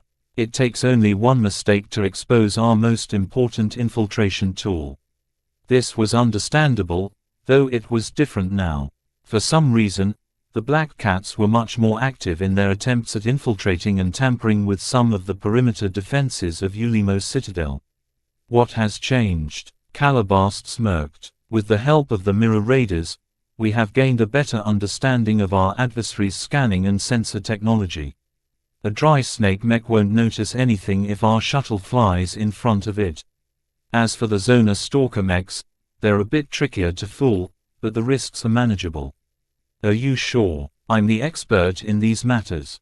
If I am sure about something, I won't act modestly. Vess peered at her suspiciously. You've been acting a bit circumspect recently. I know you're up to something. Ever since you presented Ulimo's citadel to us, you have been behaving as if you can't wait to bring it to heel. What is it that you are after, exactly? A girl's got to have some secrets, you know. You are hardly a girl. Oh, Vess, how cruel. I am still in the prime of my life, you know. Old hag, naughty boy. Hey, don't call me that. She pressed her finger forward and poked his nose. You are the definition of a naughty boy. Your unscrupulous experiments on pirates are the embodiment of a hex's greatest nightmare. Don't change the topic to something irrelevant. Vess angrily pushed away her finger. Just tell me directly, what are you chasing after? Why is it so important to proceed with this attack? His pleas fell on deaf ears. Calabas chuckled and stretched out to ruffle his hair. That's not for you to know. Not now, not when everything is still uncertain. The situation can change at any moment. Just trust me. With my help, breaching Ulimo's citadel's defenses is not impossible. Vess hated spies and their penchant for keeping secrets. If the power dynamic between him and his strategic partner wasn't so weird, he would have used his authority to coerce her into opening her mouth. As it was, Vess eventually gave up and allowed Calabas to play her games. He left to inspect the other preparations. He visited the Red Feather in order to check up on the avatars of myth. As soon as he stepped aboard the ship, he noticed that the loss of the Nova Krakow and her entire crew still affected the avatars to some extent. Despite Major Verl's efforts, it was not so easy for avatars to forget about the lives of hundreds of brothers and sisters. When Vess talked to Xianxia and Joshua, they both expressed their feelings. I could have done something to prevent the Nova Krakow from disappearing. Xianxia lamented. Her calm facade broke as soon as she talked about the tragedy. My body was stuck in time, but my mind was still working. If I exerted some more, I might have been able to break the freezing effect on my body. Vess looked skeptical. Anomalous hazards are far more powerful than you think. Let alone an expert candidate. Even an expert pilot can't withstand the cosmic forces that are responsible for causing these reality-warping eruptions. There is no need to feel guilty, Xianxia. Even the Big Two can't do anything about these anomalies. Joshua concurred and placed his hand across her shoulder. Let's focus on the Larkinsons we can save in the attack that we'll launch on Ulimo's citadel. Vess urged. If you keep moping like this, you won't be fighting at your best. I'm not telling you to let it go, Xianxia, but there are plenty of Larkinsons who escaped this calamity. Will you let them down because of a past regret? No, Xianxia said. She slowly began to regain her fighting spirit. You're right, Vess. Mourning the lost should never get in the way of protecting the living. I know what to do now. Thank you for your concern. No problem. You are one of our most important champions. Fight well. If I have some time in the future, I'll upgrade the Aurora Titan to a full second-class mech design based on the upgrades that I have applied to the Shield of Sama. Your mech won't be fitted with a dinky polarizing module anymore. I'll try my best to fit it with a fully fledged shield generator. Her Shield of Sama was still a very strong defensive mech. However, as the Larkinson clan gained more second-class mechs, the Aurora Titan-derived mech became increasingly less relevant. Many Bright Warrior mechs were able to fend off almost just as much attacks as Xianxia's custom mech. Both of them were clad with copious amounts of Brea alloy. The Shield of Sama possessed a greater advantage due to its larger frame and its thicker shield, but it was woefully inadequate as a whole. I am still pleased with my mech. You don't need to go out of your way to upgrade the Shield of Sama immediately. Vess smiled. Strengthening your mech will strengthen you. Strengthening you will strengthen our clan. Don't neglect your value. Will you upgrade the Bright Warrior design as well? A lot of avatars have already reached the standard of a second-class mech pilot. The bright warriors are constraining us at this point. Oh, your avatars are that eager to pilot better machines. Despite the comfortable glows of our machine, some of our mech pilots would rather pilot a more powerful virtual mech. We can barely satisfy our craving for powerful mechs in simulations. They're not realistic enough. That was an interesting development. While it was still impractical to supply his upgraded mech pilots with ready-made second-class mechs, they seemed to be doing okay by resorting to virtual solutions. Be patient, Joshua. The bright warrior is still a young design. I need to gather more data and observe the long-term use of this mech by its pilots before I'm confident in tackling the Mark II version. I want to do the Larkinsons justice with this product line. The Bright Warrior mech is the future backbone of the Larkinson clan. As a modular mech platform that came in 4 configurations, the Bright Warrior served as the base of Major Verl's mech doctrine. The mech was both powerful and versatile enough to meet most of what the senior mech officer sought. We can also use more variety, Joshua requested. Our Larkinson clan still needs a light skirmisher. Tusa has been complaining to me almost every day. He's pretty jealous at us because we both pilot your mechs on a daily basis. He almost forgot about that. Vess had exchanged his precious DP to learn more about light skirmishers, but so far he hadn't done anything with what he gained. I'll speak. Please like and follow the Cultivation Audiobooks channel to Tusa later. He promised. It will probably take a year, if not 2, for him to obtain his own mech. We'll make it worth it, though. The Larkinson clan urgently needed to add more light mechs in its mech lineup. Chapter 2283. Repressed Voice. An empty star system welcomed a rare visitor. The Serendipity flew silently through dust-laden space. After reaching a desolate coordinate, 2 mechs launched from the frigate. The Star Dancer flew splendidly through the particles of sand and dust that filled the local space. A more mundane rifleman mech followed the expert mech. They flew several hundred kilometers forward until they suddenly came to halt. The 2 Hexa mechs floated in silence while their senses observed the sight with exacting detail. I thought there would be more. Davia Stark eventually spoke through the private communication channel. There is not a single trace of the Sandman Emperor. Brutus grunted. There is no debris. The CFA warfleet must have swept the battlefield for every piece of ship components that the Sandmen have managed to knock loose. The CFA broadcasted their attack on the capital of the Sandman Empire on the galactic net, allowing many people to witness the near debacle. No one thought the Sandman race had transformed an entire planet into one of the biggest Sandman amalgamation ever known. Not even the arrogant Fredaemon and Hexes could remain calm against such a horrifying threat. The CFA's punitive attack almost ended in failure. If the CFA warships weren't so powerful, they would have been crushed by the living planet. Fortunately, the might of one of humanity's apex organizations was much more formidable than the Sandman Emperor could cope with. The CFA warships survived the sneak attack and the alien planet suffered their wrath. Now, only a huge cloud of inert sand remained of this huge amalgamation. The sight of the Sandman race's biggest loss did not provide Davia with the satisfaction she desired. A profound sense of emptiness and disappointment ran through her body. She had dreamt so long about visiting the grave of the Sandman Empire. Unfortunately, the CFA left nothing behind. Their vengeful warship shattered every piece of rock that was larger than a fist. Even so, the 2 mechs lingered in the orbit of the former planet. Half an hour passed as Davia and remained introspective. Brutus eventually broke the silence. Are you satisfied? No, not at all. This is the fate that aliens deserve after attacking humanity. Brutus spoke. From the moment that the Sandmen crossed our border, they were doomed to die. They died too late. The MTA and CFA ignored our pleas for help. That's true. The Friday Coalition and the Hexadric Hegemony ignored our plight as well. Davia accused in a more acid tone. That is true as well, Brutus readily admitted. I do not deny the callousness displayed by my state. I have already explained our considerations to you. My fellow hexes never took the Sandmen seriously. They care even less about the lives of the third-raters. They held this argument many times.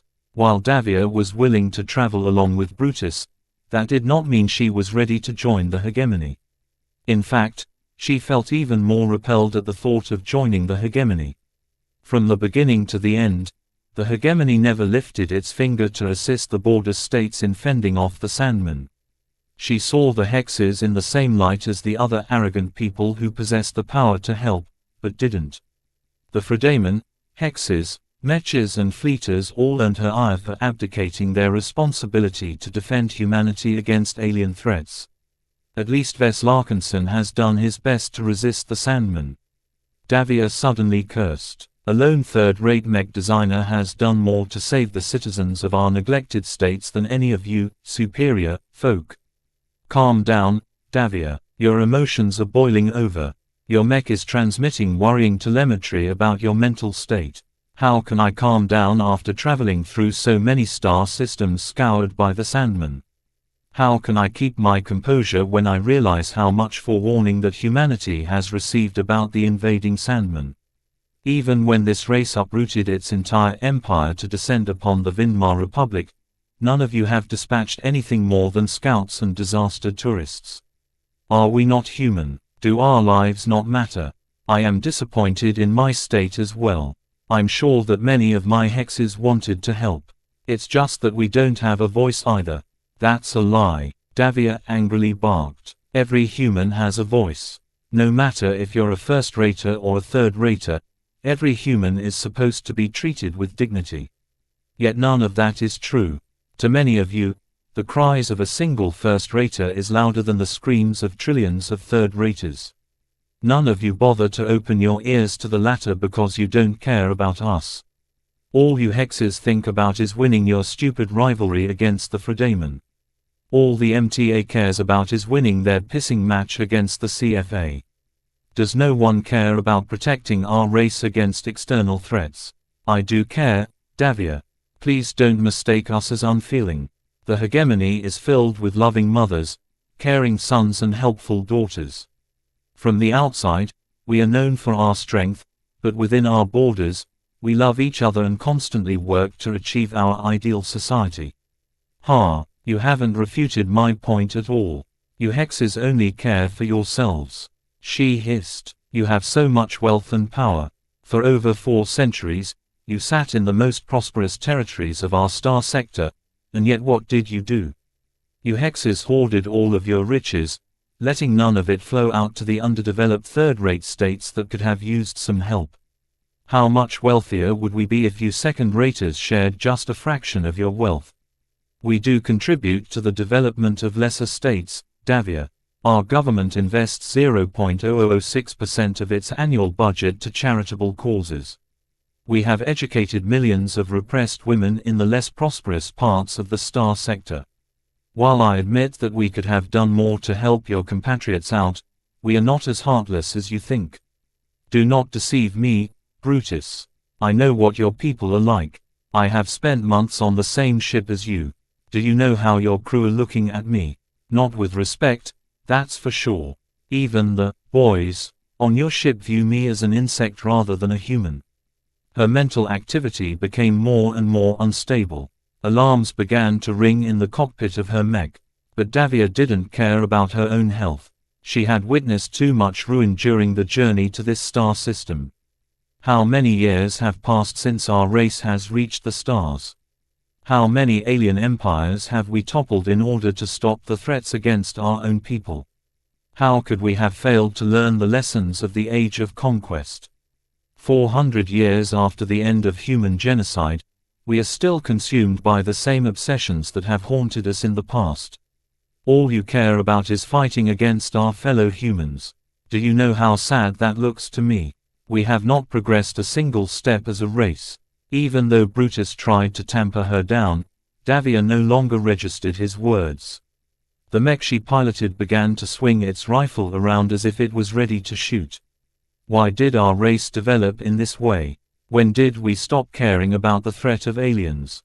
When did we begin to see each other as archenemies? Doesn't anyone in charge care about the weakest of our civilization? I hate what people like you have turned into. I hate how little regard the Big Two possesses towards the plight of those they call space peasants. I hate how mechs are used to fight against fellow humans ever since they were first invented. Brutus reacted with shock at her statement. While he had guessed that Davia accumulated some grievances, he had underestimated the depths of her fury. This was not a normal outburst. Her damaged mind amplified her pain and magnified her rage. Is this what mech pilots like us are for, Brutus? Are we solely trained to fight against other humans? We are better than this. Our power can be used for so much more. The Sand War may have been terrible, but many humans who are weak and inconsequential in your eyes have summoned the courage to stand up against the Sandmen. That is true courage. That is true honor. That is true glory. In this measure, Vess Larkinson is 1,000 times more noble than a pampered boy on a leash like you. The only hexer who deserves my respect is your sister. At least she contributed, unlike the trillions of other hexes in your powerful state. Davia, I know you're angry, but please calm down. Your mind will collapse if you keep this up. The doctors on my ship are very alarmed. Shut up. You hexes don't care about any third-raters. Our society is flawed. From what I see, greed is rampant and selfishness is the norm. I don't blame you hexes for clinging on to your wealth and power. I have been disappointed too much by people like you to expect any true compassion. In the end, despite the belated intervention of the Big Two, it was third-raters like us who held the line. We don't need your help. Those of us who were born in poorer states can take care of ourselves. The moment she spoke those words, her emotional activity had reached a limit. The star dancer visibly jerked back from Davia's mech as it began to erupt. A vague red glow began to surround the rifleman mech. Brutus watched with astonishment as the outcome he had been hoping for finally became a reality. Davia had regained her power as an expert pilot. Not only that, but Brutus could visibly feel that her resonance strength was growing rapidly. Yet this was not how he wanted to see her restored. Throughout all of the days they spent on the same ship, Brutus had always sensed a kindred spirit in Davia Stark. Even as broken as she appeared, the Hexer expert pilot sensed her inherent compassion and urge to protect her fellow people. He thought that as long as he healed her back together, humanity would regain another noble expert pilot. Yet now, it looked as if Davia Stark had undergone a drastic transformation. This was something that he had never heard of. Expert pilots weren't supposed to change their nature. Yet somehow, the resentment and fury that Davia had accumulated completely engulfed her original conviction. The resonating glow around the standard Hexer mech solidified, signifying that Davia Stark had successfully regained her strength as a demigod. Yet this was not what he sought. Brutus quickly glanced at the resonance sensor. Davia Stark's resonance strength had peaked at 18.74 lavras, which was much stronger than he expected. That was more than Brutus had ever achieved. He remembered that his own peak strength reached just 15.35 lavras, and that was when he was in his best state. Of course, he was a lot younger than the middle-aged woman he tried to help, and he doubtlessly possessed a lot more untapped potential. Yet from Davia's sudden growth, Brutus momentarily feared what she might become. How would she use her strength? Who did she want to fight against? The grudges she held against the powerful had become the source of her strength. Brutus was afraid that the only way for her to develop as an expert pilot was to deepen her ire against immensely powerful states and organizations. The forced resonance surrounding Davia's mech quickly faded. The mech quickly turned dormant, signifying that Davia had suddenly lost consciousness. It seemed that her breakthrough was a lot more volatile than she could handle. The star dancer hovered silently next to the frozen mech.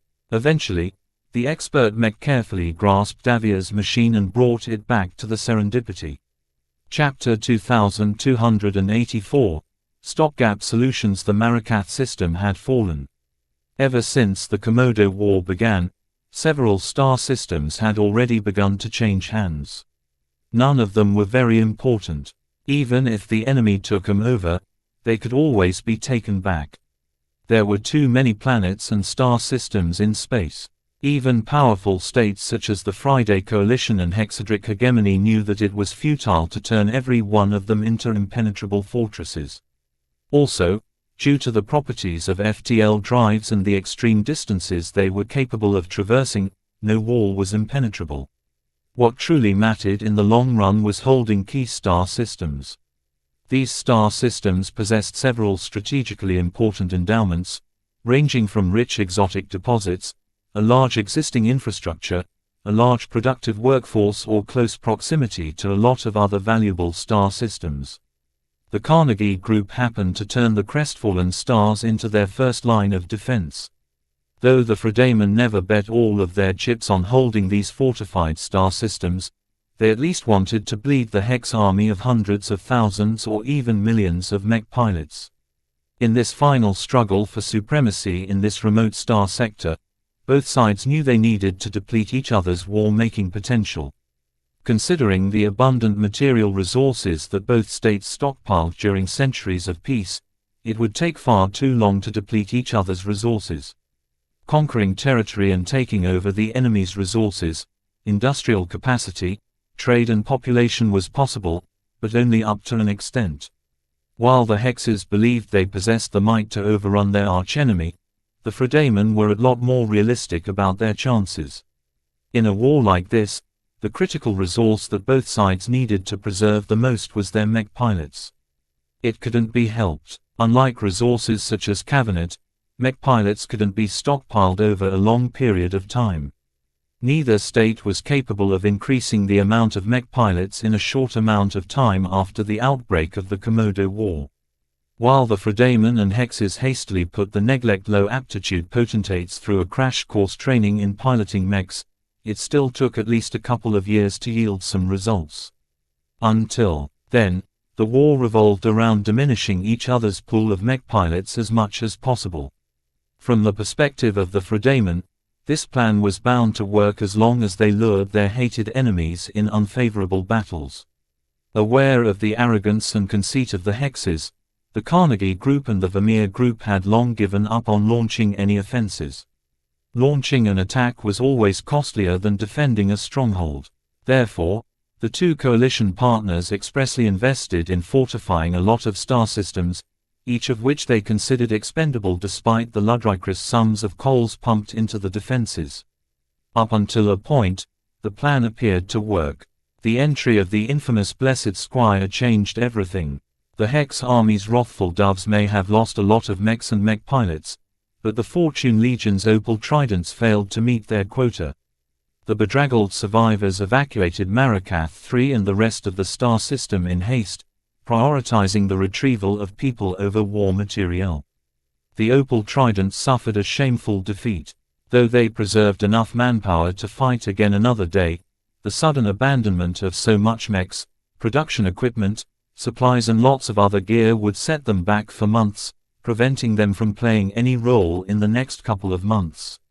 It was different for the wrathful doves. Though the Hexes bled heavily in order to topple the Marakath system, their morale was sky high and their eagerness to battle again had reached a peak. We will go down in history as the first Hexes to conquer a Fredamen fortress system. Let us thank the Superior Mother for giving us strength. For the hegemony. For the Superior Mother, the fall of the Marakath system triggered a chain reaction. First, the wrathful doves earned an immense amount of glory and honor for the great service. Conquering Marakath ahead of schedule in such an overwhelming fashion while preserving most of their mech pilots made the next steps of the Hex army so much easier. While the wrathful doves needed to secure their new prize and weren't quite ready to transfer to another battlefield, most of the reinforcements no longer headed to Marakath. Aside from sending second-line garrison troops to take over Marakath's defense, the other reinforcements changed their route to the other remaining crestfallen stars. The pressure against the Fortune Legion units stationed there intensified as the Hexes built up a greater and greater numerical advantage. On top of that, after weeks of deliberation, procrastination, arguing, deal-making and persuasion, the Council of Matriarchs in charge of approving mech designs finally made the decision that more and more combat troops were waiting for. The Hexa leaders finally permitted the Hex army to deploy the Blessed Squire model in every battlefield. We can finally use our new mechs. We could have used them weeks ago. While I respect the Matriarchs, they have no idea how many sisters we've lost since then. Why couldn't they approve the Blessed Squire faster? Don't complain. At least we can see what the fuss is about. Hours after the Blessed Squire received official sanction, many frontline mech army groups and mech divisions began to deploy the supportive night mech in great quantities. Each of these Hex's units had already diverted their production capacity to build up a stockpile of Blessed Squires. The fact that a significant portion of the Hex army already built hundreds of thousands of Blessed Squires had already forced the hand of the Council of Matriarchs. Rather than permitting that something could be done, the Matriarchs essentially acknowledged reality. The rest of the Hex army had learned from the example set by Diva and the Wrathful Doves. Instead of introducing the Blessed Squire mechs onto the battlefield one by one, the individual Hex army units smashed thousands of them across the front lines all at once. Don't let the Fredaman get used to the Blessed Squire's glow or whatever it's called. We need to ride our momentum all the way to victory. The idea was sound, and the plan largely worked. The Fredaman mech units put up considerably more resistance this time. Now that they became aware of the horrifying influence this foreign mech design could make, the Fortune Legion and other mech militaries had already drawn up some responses. While the Coalition's master mech designers were rapidly trying to develop effective counters against this heinous mech design, the Fredaman settled for several stopgap solutions. Bombard the enemy positions. Snipe those Blessed Squires. Don't let the Hexes get close. Hundreds of Hexa mechs attempted to assault a Fredaman stronghold in a burning city. The Hexa assault unit adopted an unusual formation where a large number of male and female Hexa mechs protected the latest addition to their mech roster. In ordinary circumstances, the female supremacists never showed this much care for expendable male mechs. Yet before the Hexa mechs could make much progress, explosions began to rain down from the sky. Massed artillery peppered their ranks with shells and other ordnance without any regard for cost. Crack, sharp laser beams, powerful positron beams and thunderous Gauss rounds flooded the escorts of the Blessed Squires. The night mechs and other defensive mechs strained to withstand the focused firepower, and the less well-protected mechs did not last long if they didn't move out of the way. The blasted Fredaman want to take out our Blessed Squires from a distance. Don't let them. We need to protect our sons at all costs. We can't. Their firepower is too much. Despicable cowards. Fight us up close if you dare. Even without a specific counter against the Blessed Squire, the mech designers and analysts of the Friday Coalition had already developed an effective tactic against this devilish Hexa mech. Just take 'em out from range. There were three properties of the Blessed Squire that made them so powerful. First, their energy siphoning and energy transferring capabilities significantly extended the deployment time of other Hexa mechs. Second, the glows invigorated every Hexa mech pilots in a radius that was able to encompass an entire mech company under ideal conditions. Third, the same glows also damaged the morale and concentration of enemy mech pilots in the same radius. All of these points shared a common element. They were only effective in close range. The Blessed Squires are one of the most effective force multipliers the Hex army has fielded to date, but they are not omnipotent. A Fredaman staff officer briefed hundreds of attentive mech commanders by remote. Of the 3 points that I have just listed, only the second one is valid as long as the Hexa units haven't collided against our own units. Keeping this new Hexa mech model at bay will minimize its advantages.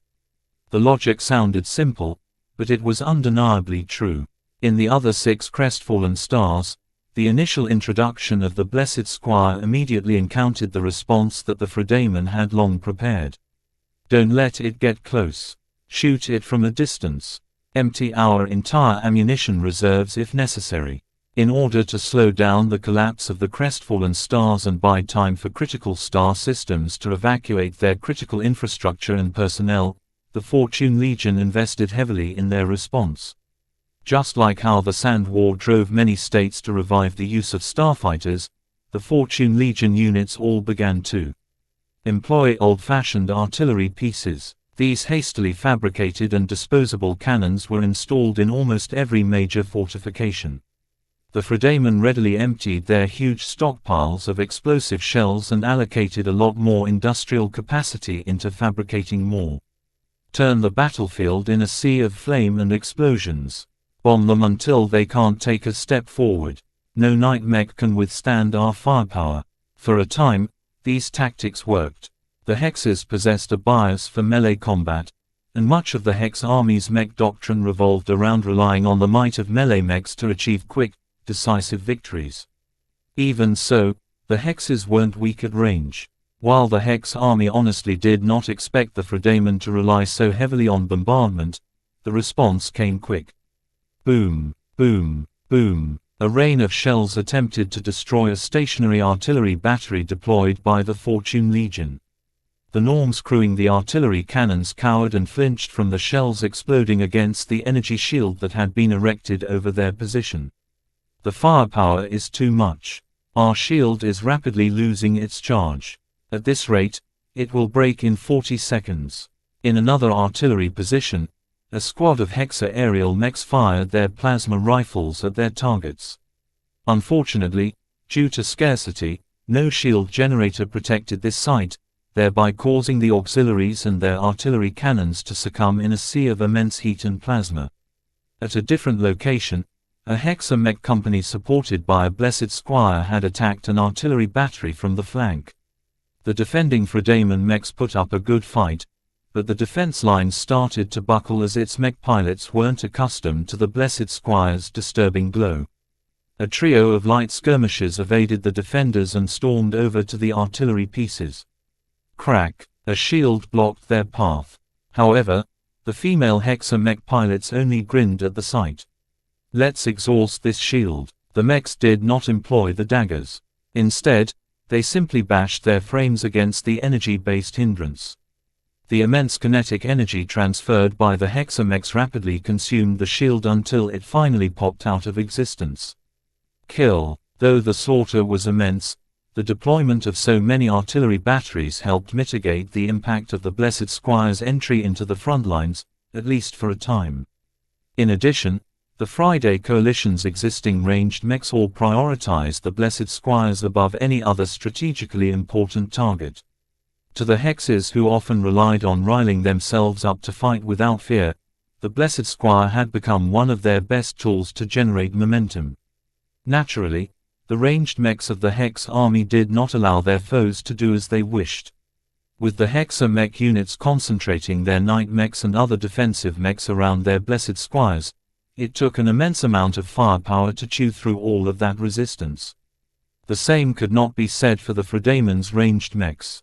Even though they often took advantage of walls and fixed defenses, the fact that they numbered so much meant that they were vulnerable to being defeated in detail, especially when the Fredamen ranged mechs did not suppress their Hexa counterparts. Under these evolving dynamics, the front lines of the Komodo War became more turbulent. Chapter 2285, Glow Limitations. Some of the shortcomings of your specialty have come to light. Gloriana pointed out, by resorting heavily on ranged attacks, our Blessed Squires are being shot left and right before they can even make it to the enemy lines. Her physical projection leaned against Vess. The realism of the Darkbreak module's projection technology was so great that it was as if her body was actually aboard the Scarlet Rose. This time they did not employ this fantastic tech for its original purpose. They had too much work to do to waste their time on expressing their love. Both of them paid closer attention to the progress of the Komodo War since one of their products finally entered the field. Vess enjoyed Gloriana's projected warmth as he studied the limited amount of footage and reports he received from Diva. Tracking the performance of the Blessed Squire was crucial to the development of their subsequent Hexa mechs. From what he had seen so far, Every hexamech regiment that received the Blessed Squire had already embraced the new product wholeheartedly. Neither their males or females neglected this useful mech model and made sure to treat it with reverence. To many hexes, it was unthinkable to employ the Blessed Squire as cannon fodder. Part of it was due to its desirable glow. The superior mother seemed to resonate with hexes of every gender and every background. From the lowest classes of commoners to the noble and arrogant highborn females descended from the matriarchal dynasties, everyone who grew up as a hexer inexplicably valued the Blessed Squires once they experienced its glow. Certainly, there were plenty of conservative hexes who feared this drastic change and suspected that some form of brainwashing was at work, but the victories this mech enabled slowly wormed away their stubbornness. While it was too early to tell whether the Blessed Squire changed the views of the hexes to a more boy-friendly ideology, the signs so far were modestly optimistic. What are you grinning about? This is a serious problem, and this is just the prelude. The Friday Coalition will unveil other responses soon enough. It's fine, Gloriana. The Blessed Squire is still fulfilling its purpose, if not as one-sided. First, the Blessed Squire will always be able to support other hexes. If it can't effectively boost friendly melee mechs, then it can still boost friendly ranged mechs. The differences aren't as big. Emotions play a much bigger factor at close range. In a long-ranged firefight, the material performance of mechs play a much greater role. She was right. Melee combat was quick, fast, brutal and visceral. Mech pilots needed to have the grit and confidence to confront an enemy mech that swung a heavy implement that could easily inflict heavy damage at an instant. The Blessed Squire always provided the Hexa mech pilots with great advantages in these situations. Unfortunately, some of the utility it provided became invalid when the hexes failed to close the distance. Though Gloriana looked quite upset at this development, Vess was a bit more nonchalant about it. As the principal designer of this mech, he had already anticipated this kind of response. It made too much sense to do so. A mech whose greatest strength only took effect at a limited range around its frame would always become a priority target at range. I'm afraid our Blessed Squire won't be as valued by the Hex army anymore after this. Gloriana quivered. It's okay, Vess whispered. The Blessed Squire is not a fragile mech. It's a knight mech with a shield, so the Fredamen always have to invest a lot of firepower into taking it out.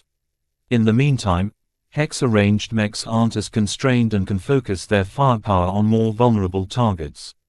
Therefore, even if the Blessed Squire can't play a role, its presence on the battlefield still imposes some constraints on the Fredamen. This was how real battles were fought between states. From some of his previous mastery experiences, he knew that the development and use of different mech models constantly evolved. Even when suppressed, the Blessed Squire still added value to the Hex army. So Vess did not share Gloriana's pessimism. Besides, the Fredamen hadn't unveiled their killer weapons yet. The Miracle Couple's true crisis began the moment the Fredamen masters rolled out the counters against his specialty. Considering the formidable design capabilities of masters, they probably already developed numerous candidates. They were probably being tested in secret labs at this time. Gloriana raised another topic of concern. I'm worried about our Valkyrie Redeemer. As an aerial mech that primarily relies on spear charges to take out its foes, it's very vulnerable to ranged attacks. The same applies to every aerial mech, Gloriana. This is hardly unique to our Valkyrie Redeemer. Different from the Blessed Squire, our second hexamech can selectively project its death-based glow to any distant target. That alleviates the range limitation a bit. Also, our Marauder mech is also designed to fight away from the front lines, so it won't encounter as much ranged firepower. My fellow hexes won't value our mechs that much if they keep encountering so much focused resistance. In the long term, we'll become less valued if this keeps up. I think we need to develop some effective ranged mechs as soon as possible. The worry and urgency in her tone betrayed her need for validation. Ever since the Blessed Squire accelerated the takeover of Marakath, her fame and reputation in the hegemony had grown dramatically. The thought of losing all of these gains made her desperate. Vess kissed her projected cheek and tried to comfort her. There is no point in rushing ourselves. Let's finish our current projects first before embarking on other ones. In the meantime, we can observe all of the counters the Fredaimon will eventually bring to bear against our initial products. Once we know what they are capable of, we can implement specific countermeasures in our subsequent hexamechs. You're right, she sighed. I'm being too hasty. I'm just infuriated at the rampant bullying of our babies. They can hardly poke out their heads these days without getting shot.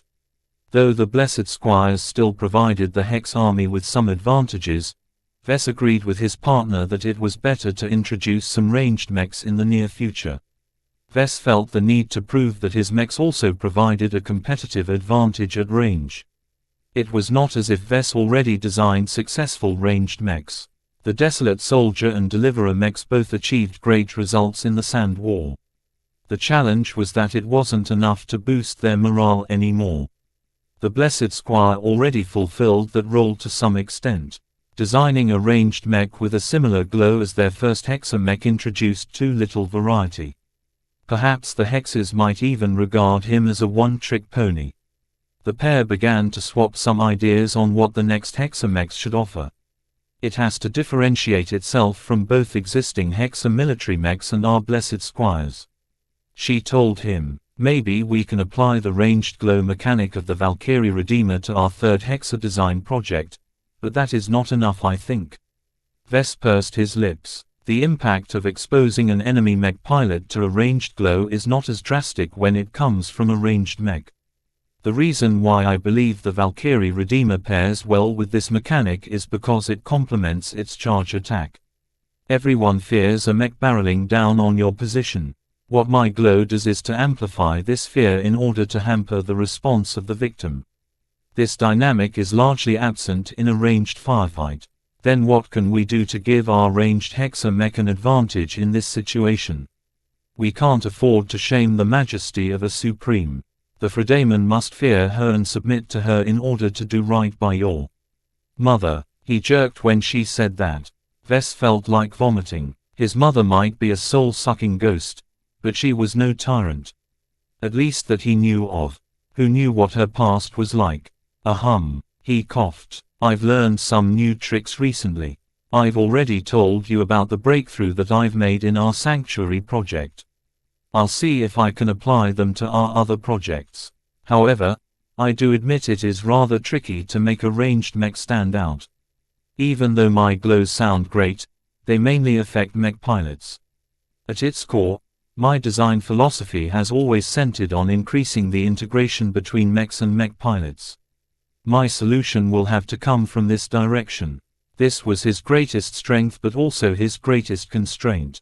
While he entertained some radical ideas, he did not forget that his primary focus was never about enhancing the technical performance of his mechs. That was Gloriana's responsibility. Instead, he should find his own way to increase the applicability of his specialty in ranged combat.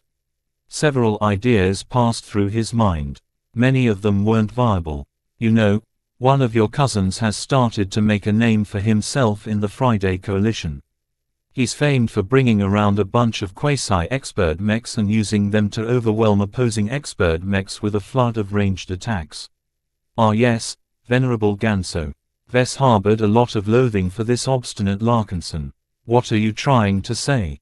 While Ganso deserves death for killing so many Hexa war heroes, I have to admit that Master Huron has developed a novel way of increasing the effective power of expert pilots. From what our spies have managed to uncover, Ganzo's mind is neurally linked with all of those quasi-expert mechs. I know. Aisling explained some of Master Huron's work to me during the brief time I was her captive. I didn't know that this master's specialty could be applied in this way. Gloriana grinned at him. Why not steal his idea? Can you apply your glow in a way that allows hexes to connect each other with the help of the Superior Mother? She's so powerful. There has to be a way, right? Whoa, there. Do you even know what you are talking about? This sounds crazy. It's already dangerous enough to mess with neural connections. Forming these connections through glows sounds absolutely crazy. In fact, Vess did not believe it was as impossible as he made it out to be. The Superior Mother already acted as the hub of an immense spiritual network.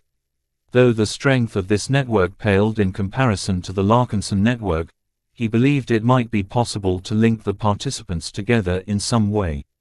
That didn't mean he was eager to do so, however. Such a radical innovation would definitely reveal too much about his specialty.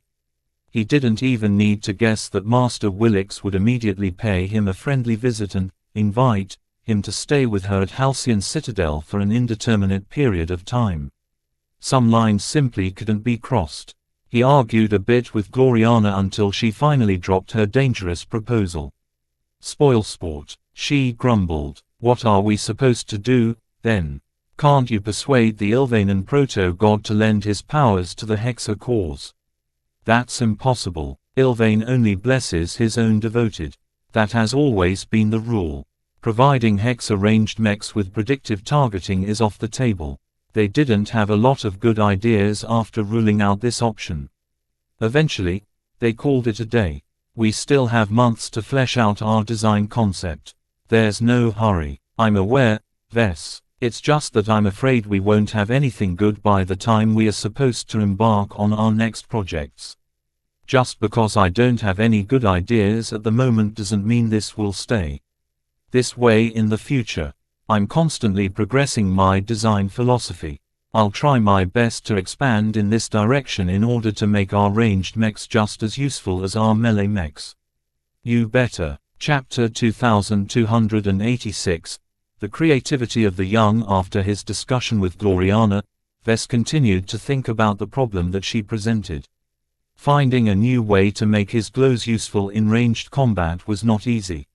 Aside from the effects he already achieved, he really wanted to expand his arsenal without resorting to borrowing the powers of other design spirits.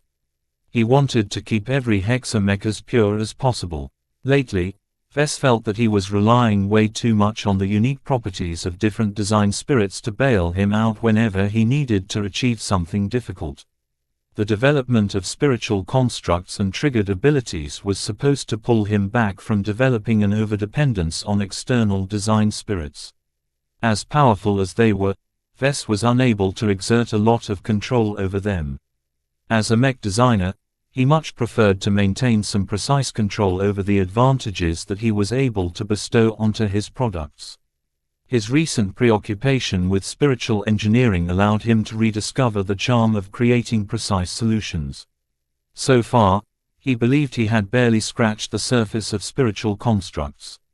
As Vess supervised the design teams working diligently on their respective assignments, he continued to mull over the possibilities. His methods of strengthening his products should always center around the mech pilot. So far, his main solutions fell into two broad categories. He either enhanced or suppressed the morale of mech pilots. He did so by manipulating specific emotions such as appealing to their sense of duty or triggering their primal fears. While many of his mech designs had achieved considerable success by accomplishing these methods, Vess no longer became satisfied with these options. "The too rudimentary for me to feel proud of," he muttered to himself. "My entire design philosophy should not amount to this. Making mechs alive should bring more to the table." Intuitively, Vess sensed that he had come to an important stage in his development as a mech designer. Journeymen like him progressed to senior by expanding their options, deepening their applications and exploring the greater possibilities of the design philosophies. What Vess was able to accomplish at this moment was very helpful in waging psychological warfare, but he didn't want to limit himself in this corner for the rest of his life. This was especially so because he knew his current solutions did not make much of a difference as the quality of mech pilots rose. Vess had already noticed from the footage of the Blessed Squire in action that elite mech pilots from both sides experience much less changes when affected by glows. To the superbly trained Hexa elites, their minds were as strong as steel and their confidence in their own strength was already through the roof. A bit of additional courage and mental support hardly boosted their performance. As for the elite Fredaman mech pilots who braved the blessed Squire's glow, they quickly got used to the discomfort pressing on their minds. In their training, they endured much greater hardships. Their tolerance for pain and other forms of harm were already high in order to ensure they remained high-spirited in the toughest of situations. The Fredaman and Hexes weren't unique in this sense. Vess recalled that Master Willix and a significant portion of her entourage easily endured the terrifying glow of the Doom Guard up close. The power of the human mind is not weak, he concluded. Glows might be effective against regular mech pilots, but the strong are different. I need to develop a different set of solutions to affect their performance. This was very relevant when he considered his aim of traveling to the red ocean dwarf galaxy. In the early years, only the most ambitious and most successful galactic pioneers were capable of reaching this new frontier. Vess easily imagined that many of the enemies he might stumble upon would be fielding lots of well-trained mech pilots. If he solely relied on his old tricks to win his battles, then he wouldn't achieve as much success as he did against Nixian pirates. Additionally, Vess noticed that his glows didn't even exert any discernible effects on expert pilots. They were so strong-willed that no amount of external influencing was able to shake their beliefs. He needed to ensure that his specialty remained relevant in expert mechs and other high-performing machines. Limiting himself to enhancing the value to cannon fodder mechs sounded incredibly depressing to Vess. How would he be able to justify designing his own expert mechs if his contributions in those projects were marginal? Arg. After fruitlessly trying to figure out his own solutions on his, he decided that maybe it was better to hear out other people. Just recently, Vess had managed to gain several important insights on heavy mechs by hearing out the opinions of Commander Orphan and Xantha. If it worked once, maybe it can work again. For this reason, Vess decided to pull Michael Larkinson out of his homework assignment and bring him to an office. Please sit down. Okay. I'm sure you must be wondering why I called you here. As far as I know, you have developed a fascination for my design philosophy, is that correct? The young Larkinson nodded. I really admire you for inventing something that is different and unique. It's so different from what everyone expects from mechs. I want to be able to do what you can do one day. A good mech designer is someone who is able to innovate, Michael. It's not a good idea for you to set your goal on my applications. If you haven't done the hard work of inventing them from scratch, I very much doubt you will be able to achieve a worthwhile career. The earnest warning did not affect Michael's determination. I don't want to do anything else. Designing living mechs is your greatest ability. It should become the Larkinson clan's ability as well. That was a surprisingly high-minded idea coming out of someone as young as Michael. You may have a point, but let's not get ahead of ourselves. You are currently just a first-year mech design student in my eyes. You still have several years of study ahead of yourselves. The more you become exposed to the possibilities of mech design, the more options you'll contemplate. I already know what I want. Didn't you teach me to be decisive?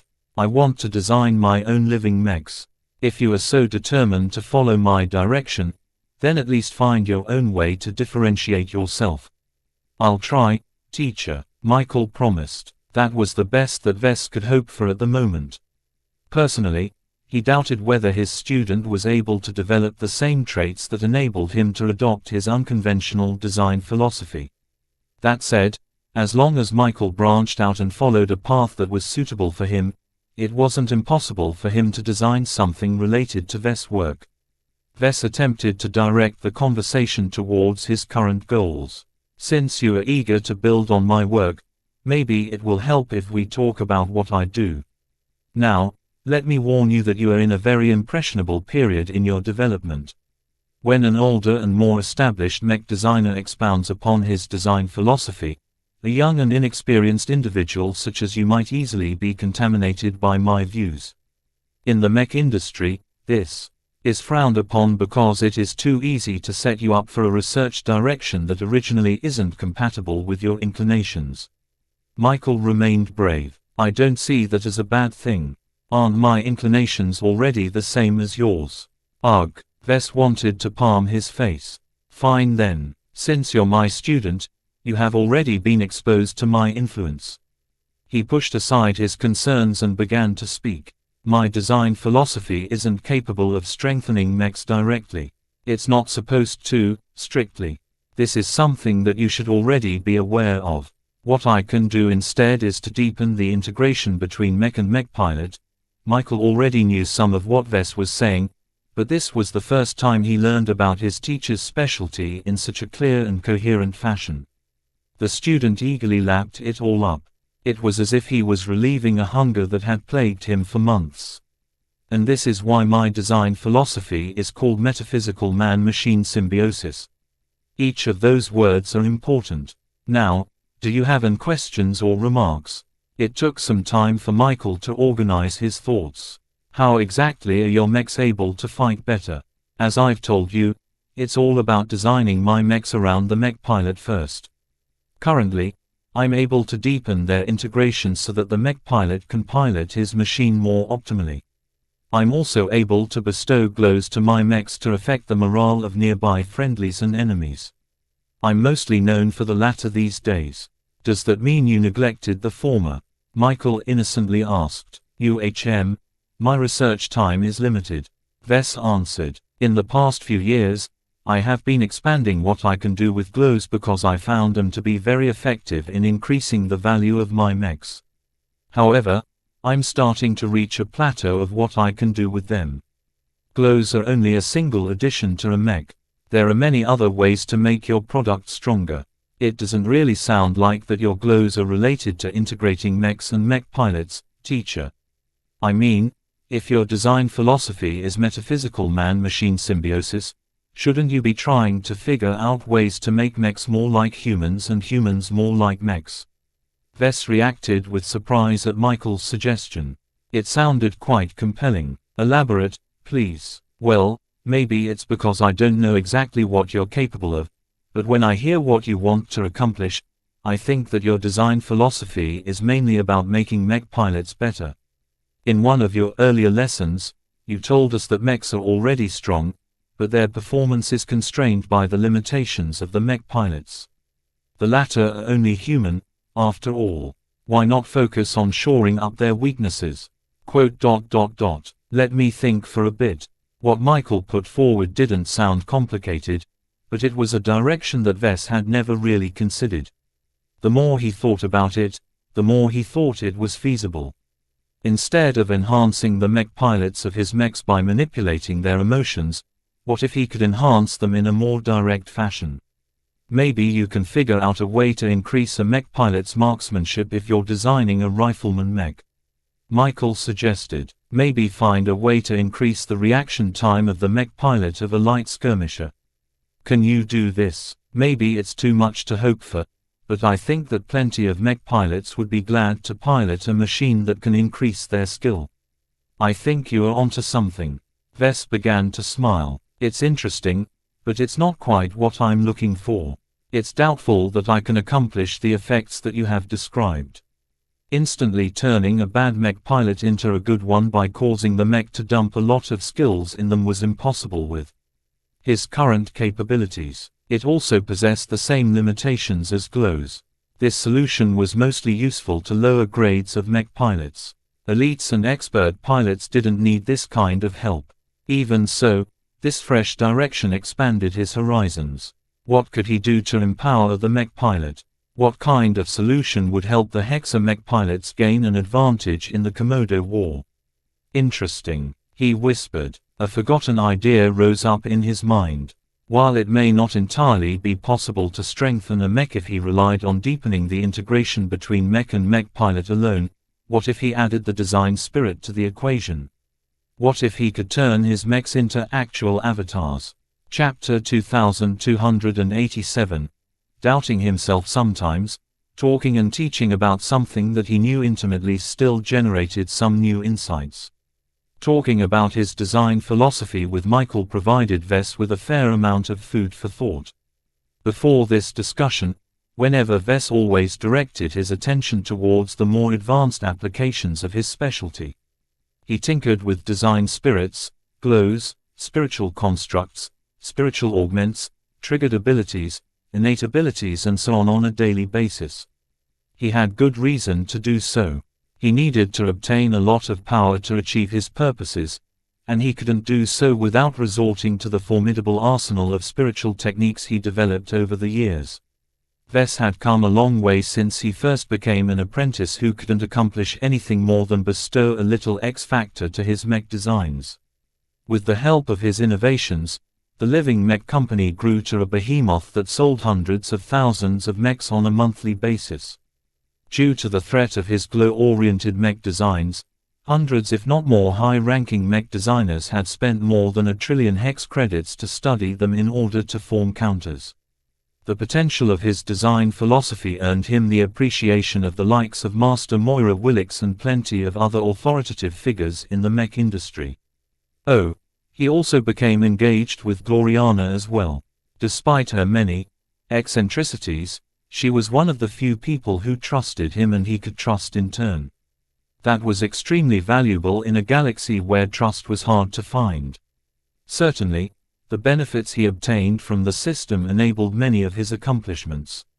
Yet Wes did not let himself be limited by his greatest secret, but sought to surpass it.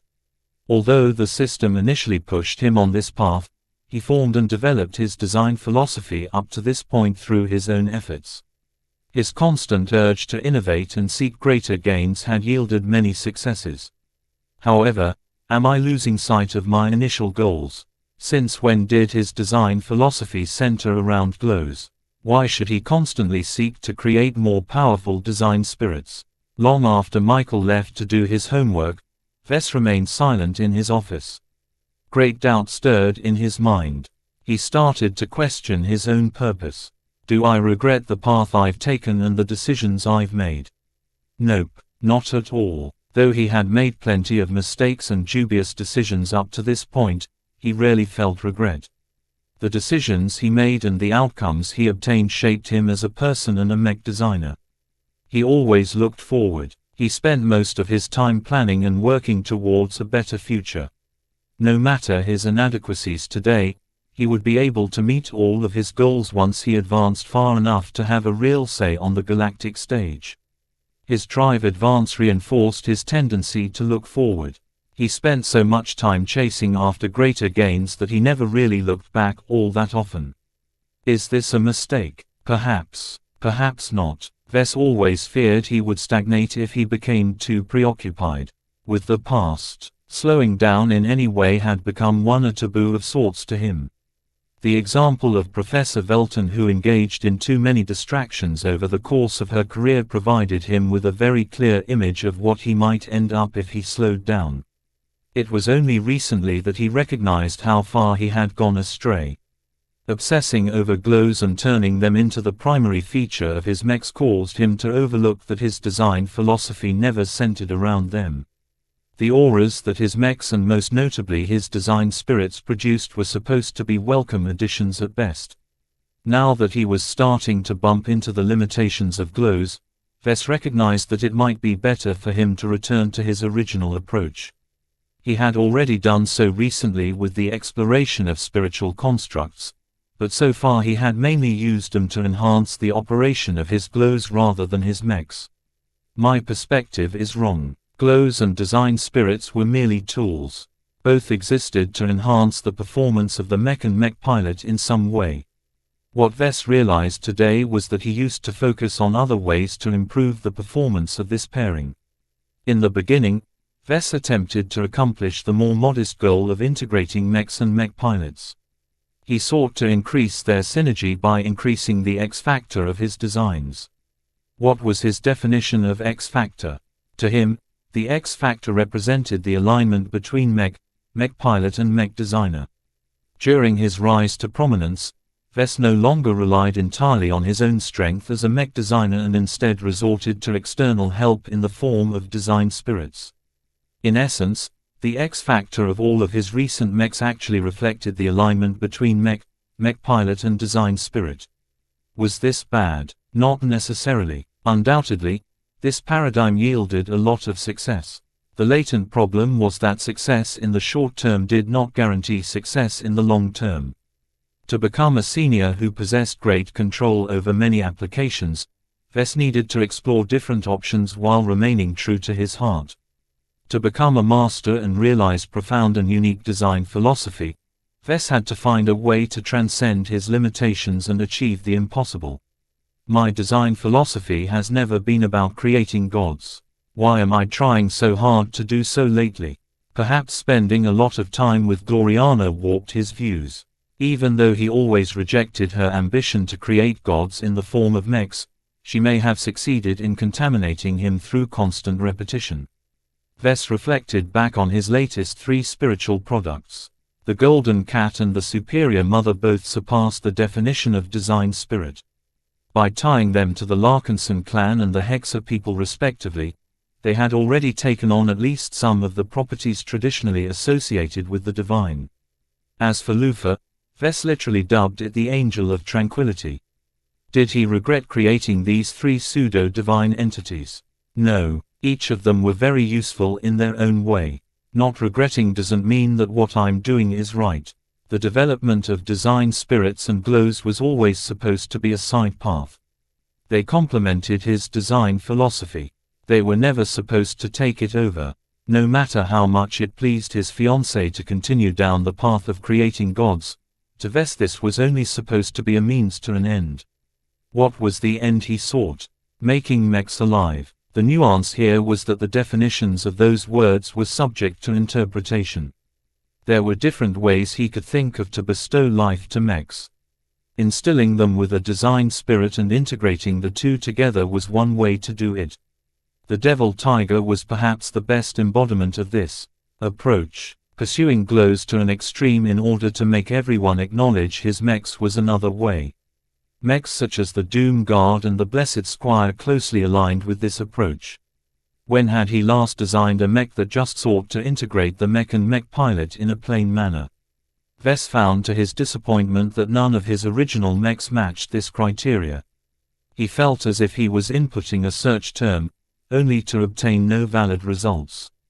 Have I gone that far off track? Strictly speaking, Vess didn't entirely believe that he had gone astray since his apprentice days. He just went overboard with playing with a new toy that his mother introduced a couple of years ago.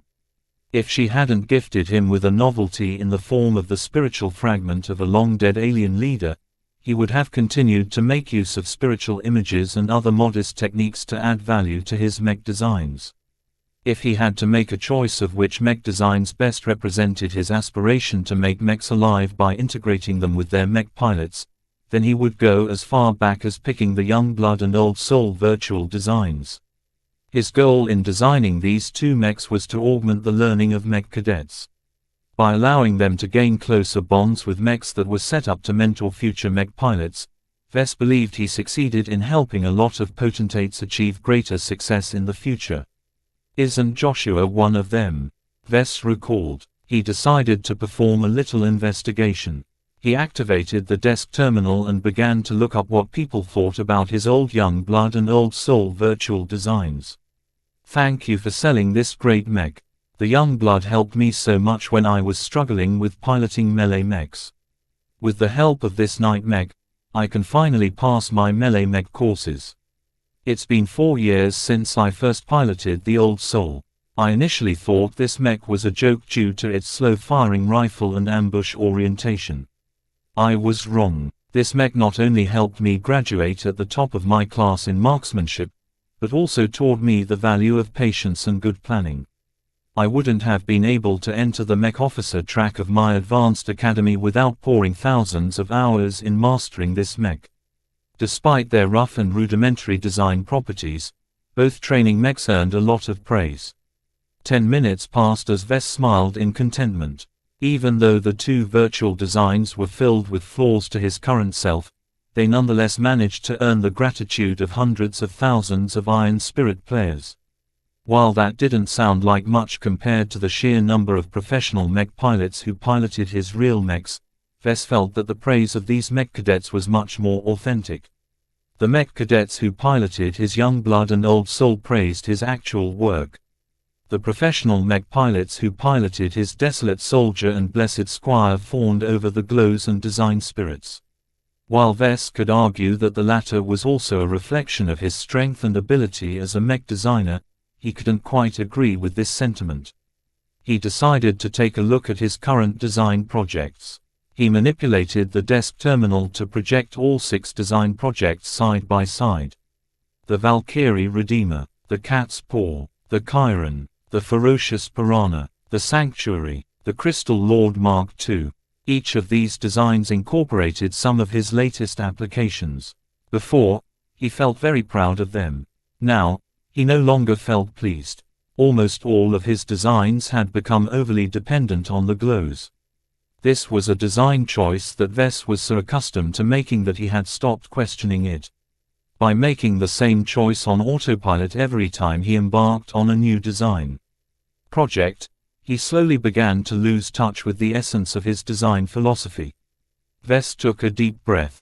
It's not too late. I can still reorient myself. Did that mean that he intended to abandon the use of glows and design spirits? No, he just wanted to lower their emphasis in favor of empowering his mech designs according to his original intentions. He still wanted to design mechs which allowed his mech pilots to embody the design spirits. He also wished to design mechs that blurred the difference between man and machine. As Michael put it, making the human closer to a machine and making the mech closer to humans should be his ultimate goal. It's a bit funny how a teenager has taught me the meaning of my own design philosophy. He smirked. It proved that even the best and most successful mech designers were still fallible. Chapter 2288, Growing Trees. While Vess processed his doubts, Task Force Predator continued to gear up for their biggest battle to date. The Black Cats under the lead of Calabast had become extraordinarily active.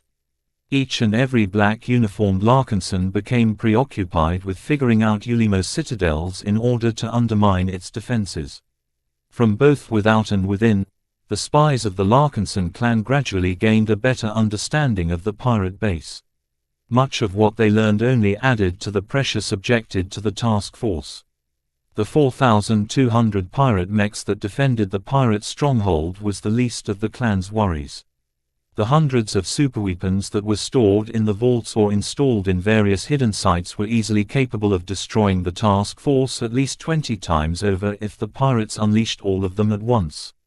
Therefore, the key to conquering Ulimo's citadel always centered around neutralizing as many secret weapons as possible.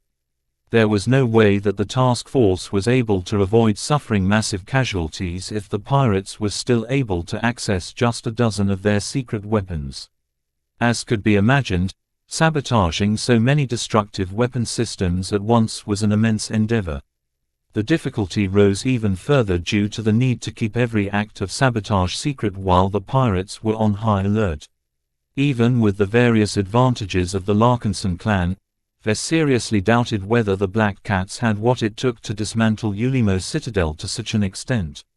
Yet the results surprised him. Reports continued to arrive that spoke of rigging warship-grade cannons to blow and other forms of sabotage. Lucky had become incredibly busy this past week. With the Misfortune harness, he slowly penetrated deeper and deeper into Ulimo's security perimeter. At the same time, the Black Cats intensified their coordination with the men inside Ulimo base.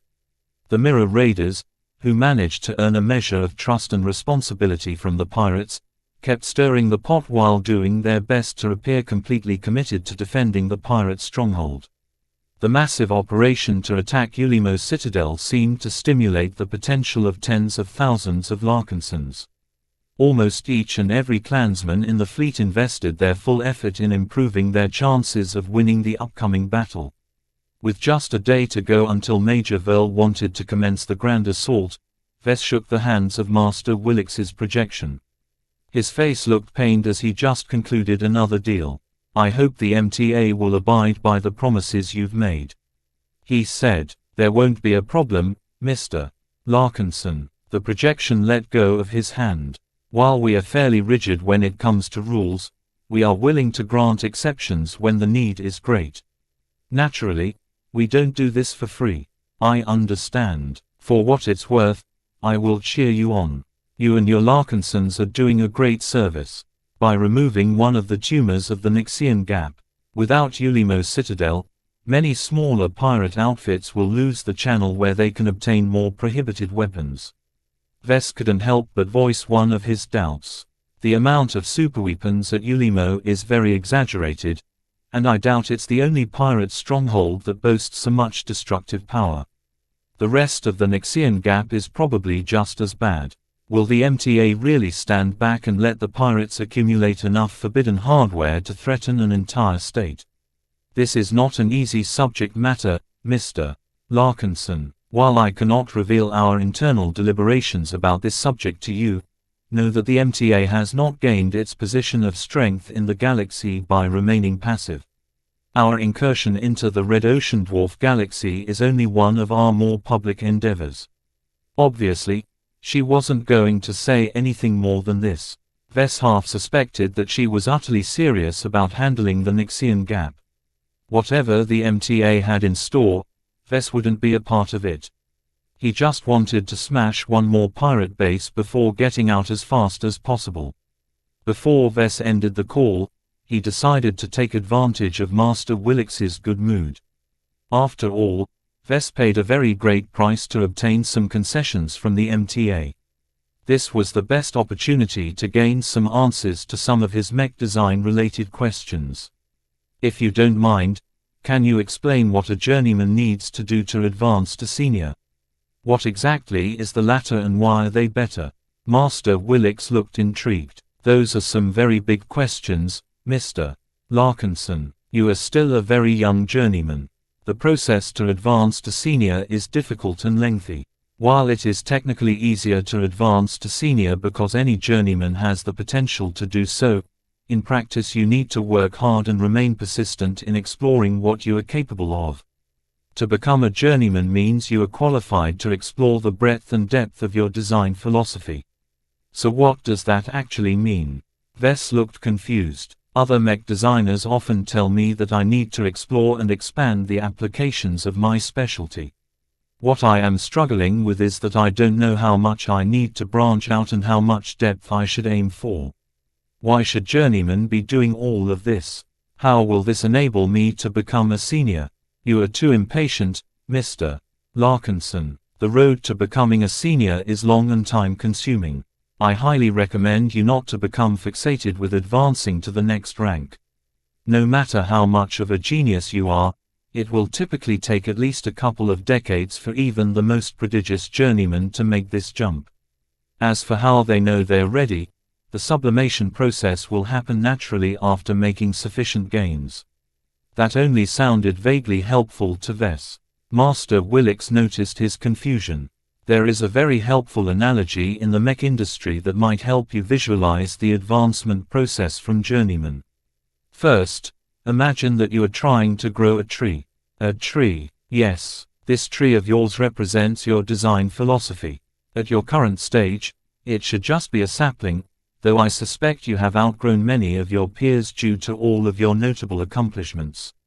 Regardless, your little tree still has much more room for growth. What is important is that you and every other journeyman can direct the growth of your trees. Was this how the MTA and other high-ranking mech designers viewed the design seeds of journeymen? Vess found it surprisingly apparent. Some of you want to widen the applications of your design philosophies. Willix continued. This means that they aim to grow more branches on the trees in order to make them wider and broader. Others wish to strengthen their limited number of applications to an extreme. Their trees will grow taller but remain narrow. There are other journeymen who wish to obtain the best of both worlds and seek to develop many applications while attempting to explore each and every one of them to their limits. This was a very simple and understandable way to visualize the development of journeymen. Vess easily understood what Master Willix was trying to convey. With just a simple explanation, she had managed to clear many of his doubts and uncertainties about the way forward. I take it that the journeyman in question can choose for himself what kind of tree he wants to grow, correct? Master Willix nodded. That is true, but some design philosophies are more conducive to specific tree shapes. There is no right answer. Oh, isn't it best to go for the third option and try to grow a tall and wide tree? Not necessarily. This is just an analogy. It doesn't completely reflect your actual development process. Nonetheless, it still illustrates some of the approaches available for you. Do you want to fulfill a single goal as best as possible? Do you want to develop hundreds of different applications? Or do you wish to engage in both, knowing that you won't be able to achieve as much success in either? Ves couldn't answer this question right now. He wanted to reach and surpass the limits of his design philosophy. He also wanted to develop a diverse set of solutions. Are the three approaches you mentioned the only ones that are valid? He asked. No, far from it. They encompass the majority of the approaches eventually adopted by journeymen, but there are stranger mech designers in the galaxy who grew their trees in an abnormal fashion. Okay. Don't force yourself to follow a specific approach. Master Willix warned. Just follow your whims and do what you think can help you progress a step further. If you decide to grow a tall and narrow tree, don't think that it is less valuable. Mech designers who dedicated themselves to achieving a single goal have made incredible accomplishments. As for those who grew short and wide trees, the design philosophies have gone on to introduce entire paradigms in the field of mech design. What about the last kind of tree? The mech designers who possess endless ambition and try to grow the widest and tallest of trees rarely make it to master. They can become some of the most powerful seniors in the mech industry, but they mostly run out of years before they can make the final step. Those who manage to advance to master despite these challenges must be extremely powerful, right? Master Willix smiled. No, not necessarily. In this case, the work you put into your progression is not proportional to the results. No matter the profoundness of your design philosophy, every mech designer who advances to master only gains a fixed amount of strength. Those who focused on a narrow pursuit can invest all of that strength on one application, thereby reaching even greater extremes. Those who have branched out wide must invest all of that added strength equally. That sounds rather bad. I disagree. If mech designers developed a design philosophy that is set up to enable a lot of possibilities with only a modest amount of effort, then they aren't necessarily weaker. Ves thought for a bit. I see now why growing tall and wide trees might not be a good idea. If you only gain a fixed amount of strength, then it's like attempting to water a huge tree with a single bucket. There is not enough water to keep the tree alive. You can say that. Mind you, there are mech designers who have accomplished this anyway, but their circumstances are unique and shouldn't be used as role models. What I would like to emphasize is that it is best to let your tree grow in a manner that fits your inclinations best. You can consider the implications of your tree once it matures at the senior stage. They talked a bit more before Master Willix finally ended the call. As the Darkbreak module returned to standby, Ves stayed in place as he went over the implications of what Master Willix had revealed. How did his young tree look like? It should look pretty wide, seeing how I've branched out so much. I'm worried that it's too short, though. Of the two conventional options, Ves wasn't sure whether he should aim for growing a tall or narrow tree or a short and wide tree. It depends on the goals I'm trying to achieve. So far, he was still inclined towards the latter. He liked to develop a lot of tricks and have multiple options at his disposal. As long as he achieved his ambition of making mechs alive, there was not that much point in making them more alive. He would rather develop multiple viable applications because he was very big on combining them in order to achieve synergy. In contrast, someone like Ketis readily set aside everything in order to achieve the best possible sharpness. Ves didn't doubt that she would definitely grow a tall and narrow tree once she advanced to journeyman. Interesting. Chapter 2289. Magnanimous Promise. Ves dreamt of different trees in the night before his fleet was ready to launch its attack. His active imagination produced many different varieties of trees. Tall trees, short trees, wide trees, narrow trees, burnt trees, purple trees and more whipped past his vision. What kind of tree did he want to grow? How should he develop his design philosophy? He truly wasn't sure. It was easy for him to visualize the trees of other mech designers such as Kettis, Master Olson and Professor Ventag.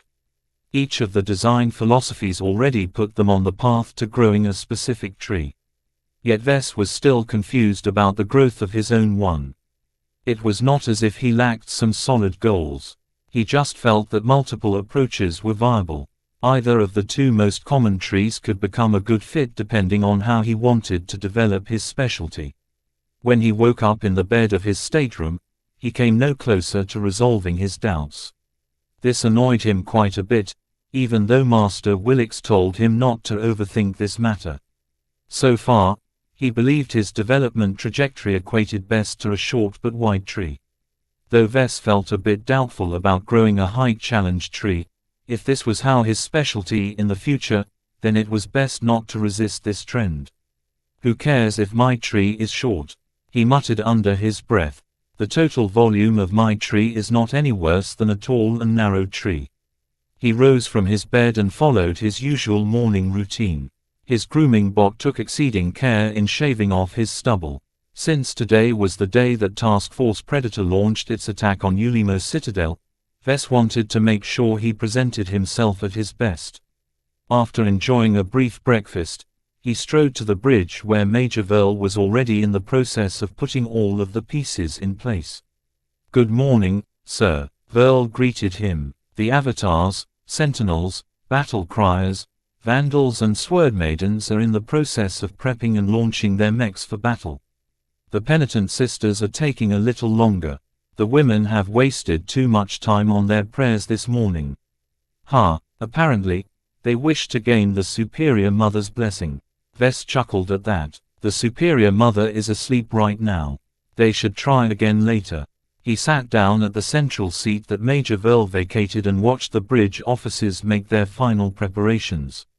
The bridge of the Scarlet Rose was not exactly set up to direct a major battle involving thousands of mechs on both sides. Therefore, after a brief chat with Wes, Major Verl departed to the hangar bay in order to transfer to the much larger Redfeather. Wes patiently tapped the armrest of his seat. Hundreds of mechs launched into space. More were on their way, though the bandwidth of the carrier ships constrained their launch speed. As far as the Black Cats were aware of, the Dry Snakes and their underlings were capable of fielding up to 4,300 mechs, though their variability was great. The greatest source of uncertainty came from the newly erected Ulimo militia, which gathered a number of previously independent pirate outfits. The Mirror Raiders had become a part of the Ulimo militia as well. It was one of the major reasons why the Larkinson clan gained greater access to the pirate stronghold's defenses. As for the Task Force Predator, the avatars, sentinels, battle criers, vandals and sword maidens were only able to muster around 1,300 mechs. Of course, this did not take into account the penitent sisters. They had suffered the fewest losses of any mech force so far. Their amazingly resilient mechs bullied every pirate mech they encountered due to their impenetrable defenses. The only way for pirates to defeat their second-class mechs was to employ their superweapons. This was why the Black Cats invested several weeks in undermining Ulimo Citadel's defenses. A few minutes later, Calabast stopped by the bridge. Her black uniform caused a few people to turn their heads, though they quickly went back to their duties. "Wes, the big day has come. Are you sure you want to proceed with this attack? Once you let your boys loose, you won't be able to go back." "They aren't my boys. They are the soldiers of our clan. They fight on behalf of every Larkinson." "Sure, whatever you say, kid." Calabast crossed her arms. "Though we have managed to infiltrate many sections of Ulimo Citadel, not all of it is completely within our grasp. We cannot rule out the possibility that the pirates are still able to deploy weapons that are powerful enough to wipe out several of our mech companies at once." Wes let out a deep breath. "I'm aware of the risks. I take responsibility for whatever consequence we suffer. I'm happy as long as we win this battle without losing the majority of our mech pilots. In fact, even Task Force Predator lost 90% of its mech pilots. Vess could still live with the results. He mainly wanted to preserve the expert candidates of his clan as well as some other key figures such as the Ingvar siblings and Dietrich. As for everyone else, they were largely expendable in his eyes. Their lives and deaths only saddened him on a general basis. He doubted whether he would shed an actual tear. The bigger reason why he wanted to avoid losing most of the lives of his clansmen was because he wanted to retain his standing in the clan. It would become very hard to retain his position as clan patriarch if his decisions directly led to the deaths of more than 1,000 Larkinsons. Vess could easily imagine that more than 80% of the Larkinson assembly would vote to strip him from his title. Therefore, Vess was making a huge gamble right now. Succeed, and his Larkinson clan would be able to grow leaps and bounds after getting bloodied in a major battle. Fail, and he would become subject to an incredible amount of condemnation. Regardless of how much money his design work generated for the clan, no amount of money was worth suffering such an immense amount of losses. This might be a good time to hold a speech, Calabast suggested. While our mech pilots are already prepared to fight a tough and dangerous opponent, it helps to remind them what they are fighting for. We aren't an army defending our homes and family, you know. We are about to launch an unprovoked attack against strong and vicious pirates. While they doubtlessly deserve to get beaten, it's not our business to do the big two's dirty work. She had a point. A speech might not make a big difference, but any improvement was welcome. If his Larkinsons fought a little bit harder, the pirates might collapse a bit earlier. Comms, please open a channel to every ship. I want to speak. Please like and follow the Cultivation Audiobooks channel to every single Larkinson in the fleet. It didn't take much time to set up the address.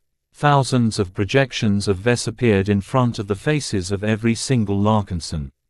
The clan patriarch, wearing his red and white patriarch uniform, had stood up from his seat and faced every Larkinson that was about to take part in the upcoming battle, whether directly or indirectly. Larkinsons, he began. Today is the day we fight our most challenging battle to date. Think of who we fought to get here. Davy's Ghosts, the Rust Grinders, the Mountain Kings, the Krona Lords. All of these pirate groups and more have put up a fight against our clan, to no avail.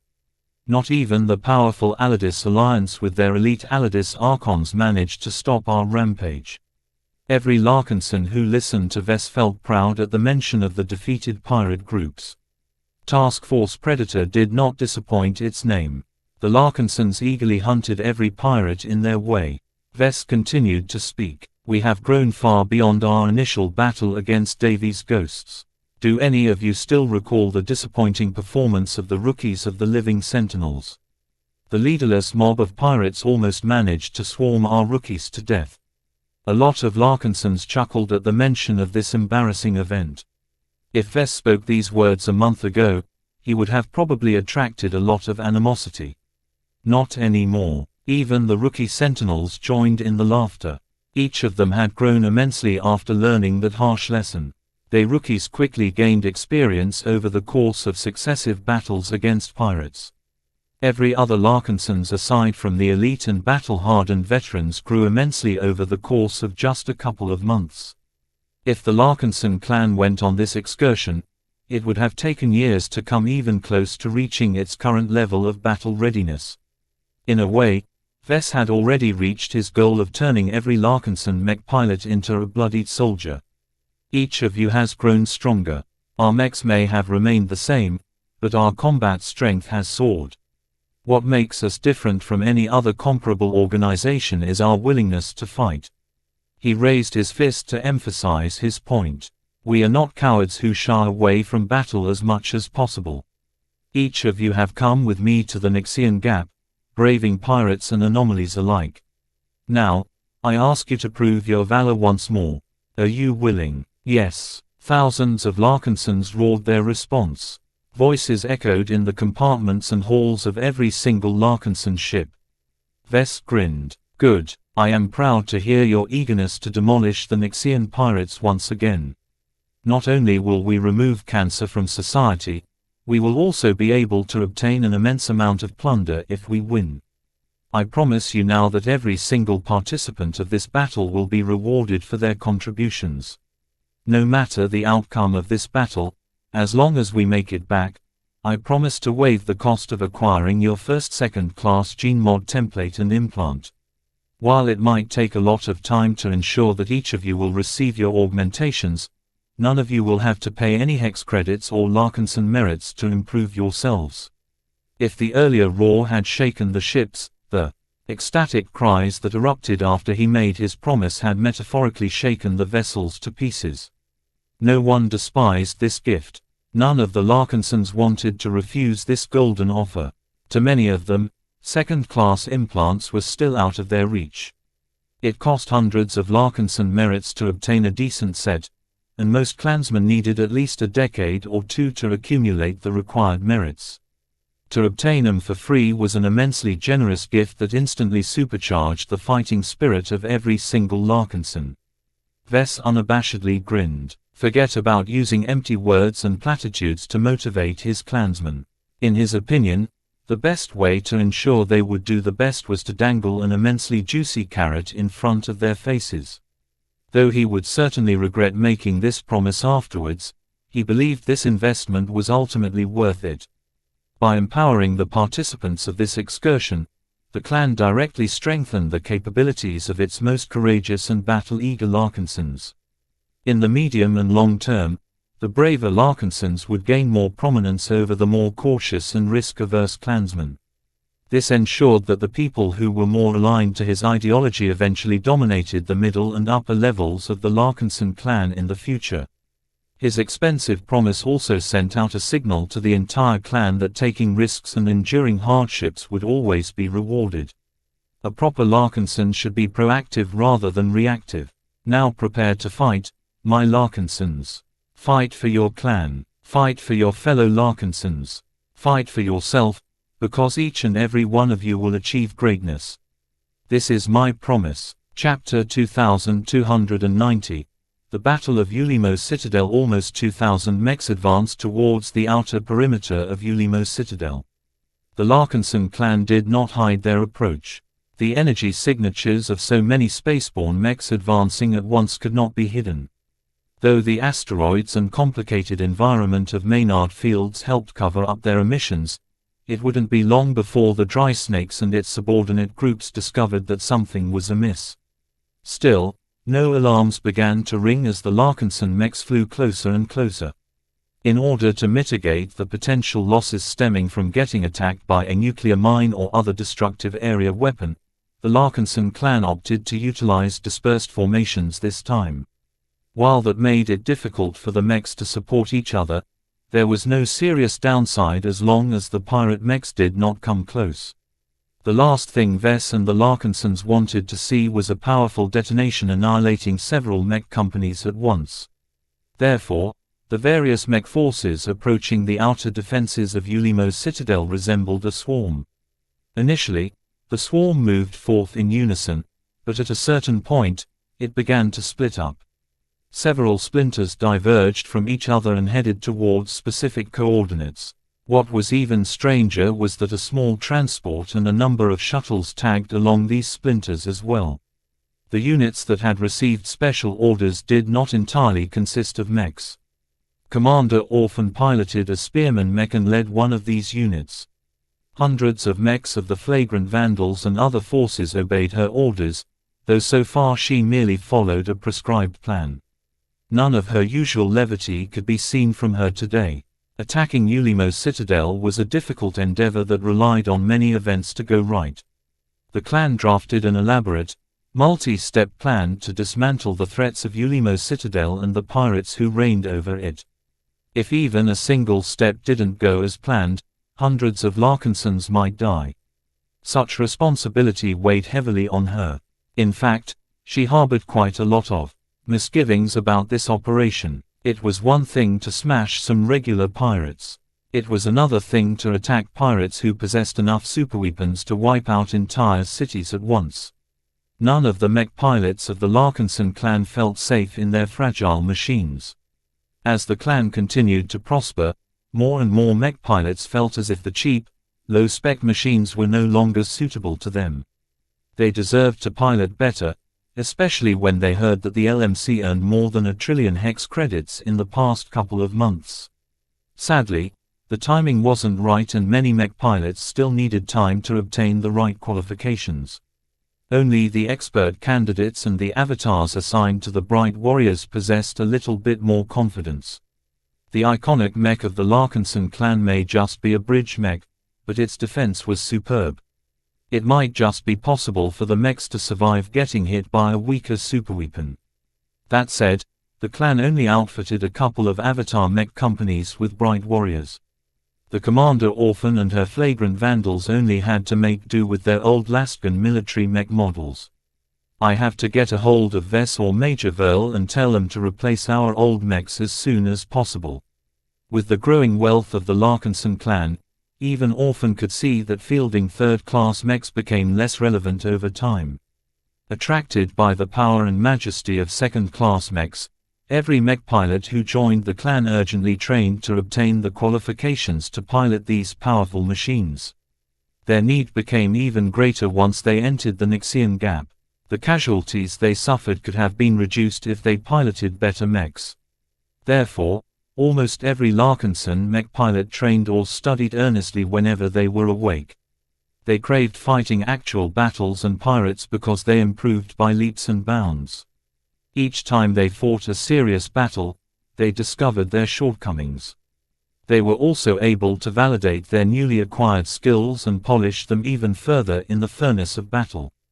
Commander Orphan was fairly proud of her vandals.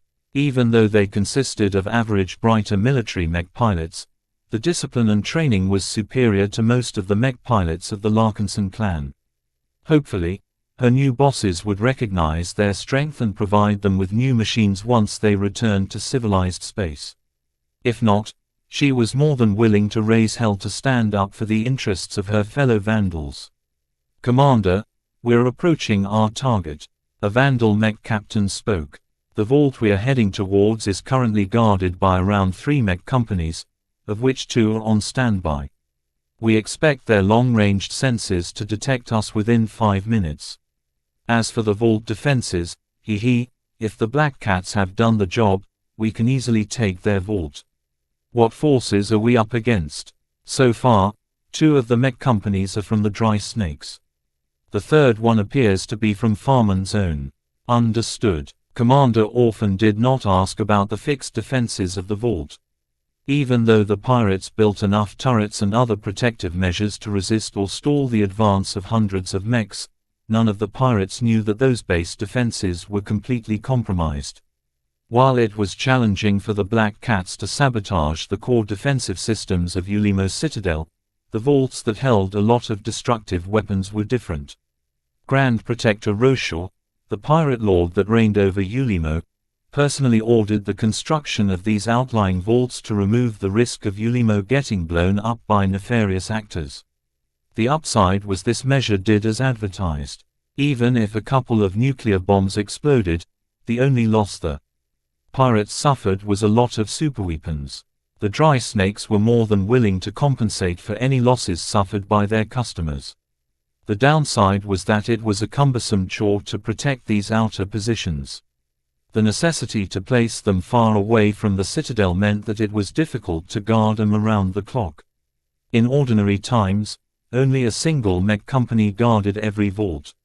With the formidable array of base defenses, any enemy that wanted to mess with a vault would face stiff resistance, thereby buying time for the main garrison to dispatch a relief force from the main pirate stronghold.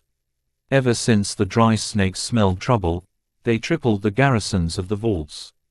This provided the pirates with even greater guarantees. They also dispatched numerous more technicians and specialists to keep an extra close eye on the defense systems.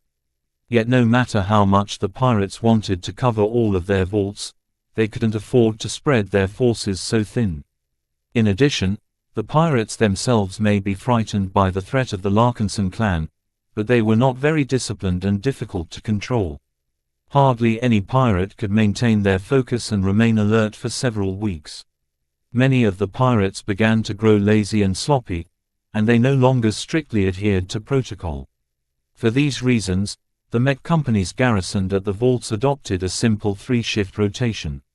Every 8 standard hours, a different Mech company deployed into space. As for the rest, they either slept or had some fun. This was why by the time the defenders of one of the vaults noticed the approach of Commander Orphan's detachment, no other mechs deployed from the hangar built next to the vault. Storm the vault. Don't let the pirates mess with the goods. More than 100 charged forward while some other mechs followed at a slower pace. The mechs that moved on ahead consisted entirely of melee mechs. The sight of so many eager mechs charging forward caused the currently deployed pirates to quiver. Their 40 pirate mechs would never be able to block so many enemies. "Wake up the other boys," a pirate officer cried, panic suffusing his stimulant-addled body. "What the heck are our turrets doing? Shoot them already. Why aren't our missile banks firing any volleys? What has happened to our judgment lasers?" In recent months, the Allies Alliance supplied Ulimo Citadel with a batch of powerful warship-grade laser cannons. The Dry Snakes opted to mount the judgment lasers on a couple of ships while installing the rest at the various vaults. The firepower of these judgment lasers should have been enough to blunt the enemy advance. It wasn't the fault of the operators. Instructed by their superiors, they frequently inspected their weapon systems. They performed diagnostics at least several times a day and even test-fired their weapons if it wasn't too costly. So far, every single weapon and superweapon worked as advertised. Yet as soon as the operators wanted to bring their weapon systems to bear against the approaching Larkinsons, their systems suddenly shut down entirely. "We've been hacked. Switch to backup systems. It's not working. Our backups have been hacked as well. Damn it. Why didn't we find out sooner?" The pirates discovered to their horror that the tampering was more devious than they thought. It wasn't actually difficult to disable the key systems of a weapon system. What was truly challenging was to tamper with them in a way to keep them functional until the key moment arrived. All the while, the tampering had to remain hidden, lest the pirates find out and fix the issue. Switch to emergency manual operation. I don't care if we have to eyeball our aim, just get our weapons firing as soon as possible. As more and more operators began to bypass the compromised electronic systems of their weapon platforms, a hidden command suddenly activated. Boom, boom, boom. Various defensive systems blew up and became engulfed by explosions as systems overloaded. Explosive ordnance detonated in their racks and smaller precision explosives wrecked a lot of key systems. Hundreds of average pirate operators were swept away by the destructive fury. The few who survived were stunned by what had happened and completely lost the nerves. Over 80% of the vault defenses succumbed to sabotage. The few laser turrets that began to attack the incoming Larkinson mechs soon attracted a heavy response from the attackers. Upon Commander Orphan's command, her ranged mechs fired all of the guns at the surviving base defenses. Though they were protected by a large amount of cabinet-based armor, the fact that they were completely stationary made it easy for the Larkinsons to concentrate their fire.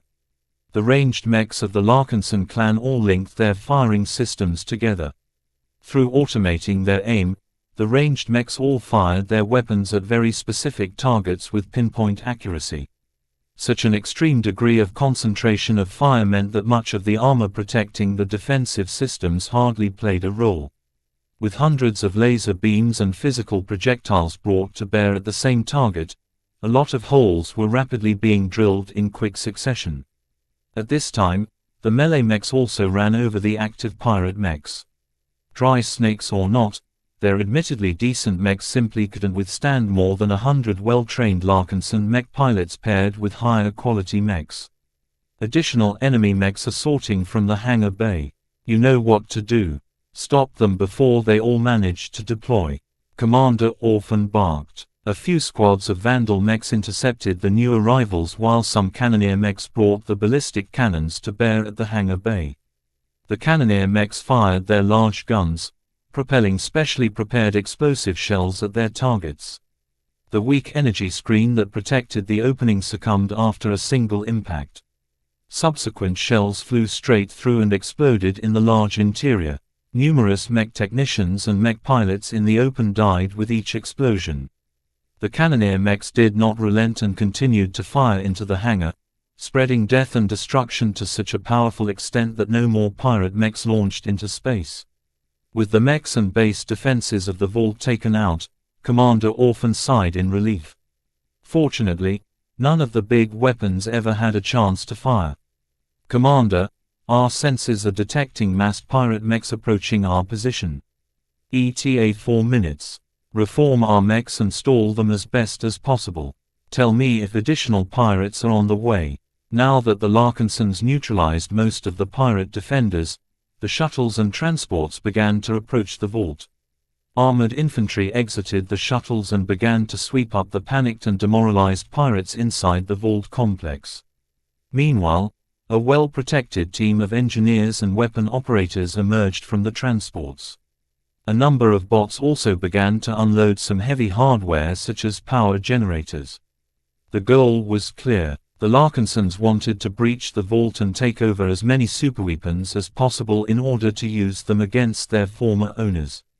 What a crazy plan, Orphan uttered. Chapter 2291, Superweapon Bonanza. Even though the Larkinsons had good cause, it was still illegal for them to break the taboo on weapons of mass destruction. This was an absolute rule, and one the Big Two had never compromised on. Even when Vess pleaded to Master Willix to give him permission to employ these destructive weapons, it turned out that she lacked the authority to consent to such a controversial request. Still, many of those superweapons were very potent. Turning some of them against Ulimo Citadel would definitely make it easier to breach the main stronghold's defense network. Vess pushed on regardless. Eventually, Master Willix promised to advocate on his behalf to an upper administrator at Centerpoint. Whoever she talked to, Master Willix eventually returned to Vess with an offer. The MTA is ready to grant this exception to you on a temporary basis, but only at a heavy price. How much? Vess asked. 2 million MTA merits. That much. This is a reasonable price considering the consequences of this decision. This price is non-negotiable, Mr. Larkinson. Surrendering 2 million MTA merits just to be able to make use of every superweapon they captured from the pirates was almost unbearable to Vess. The only reason why he didn't reject this insane demand was because he knew that it was an investment. Of all of the taboo weapons at Ulimo Citadel that the Black Cats had tallied so far, the estimated merit bounty of them far surpassed this sum of merits. Vess briefly entertained the notion of turning down the MTA's offer. Without permission, the Larkinson clan risked annihilation if they still decided to make use of the pirate-owned superweapons. He could never take such a reckless decision. As for setting the powerful superweapons aside, that was not in his consideration. The pirates played dirty and possessed too many advantages.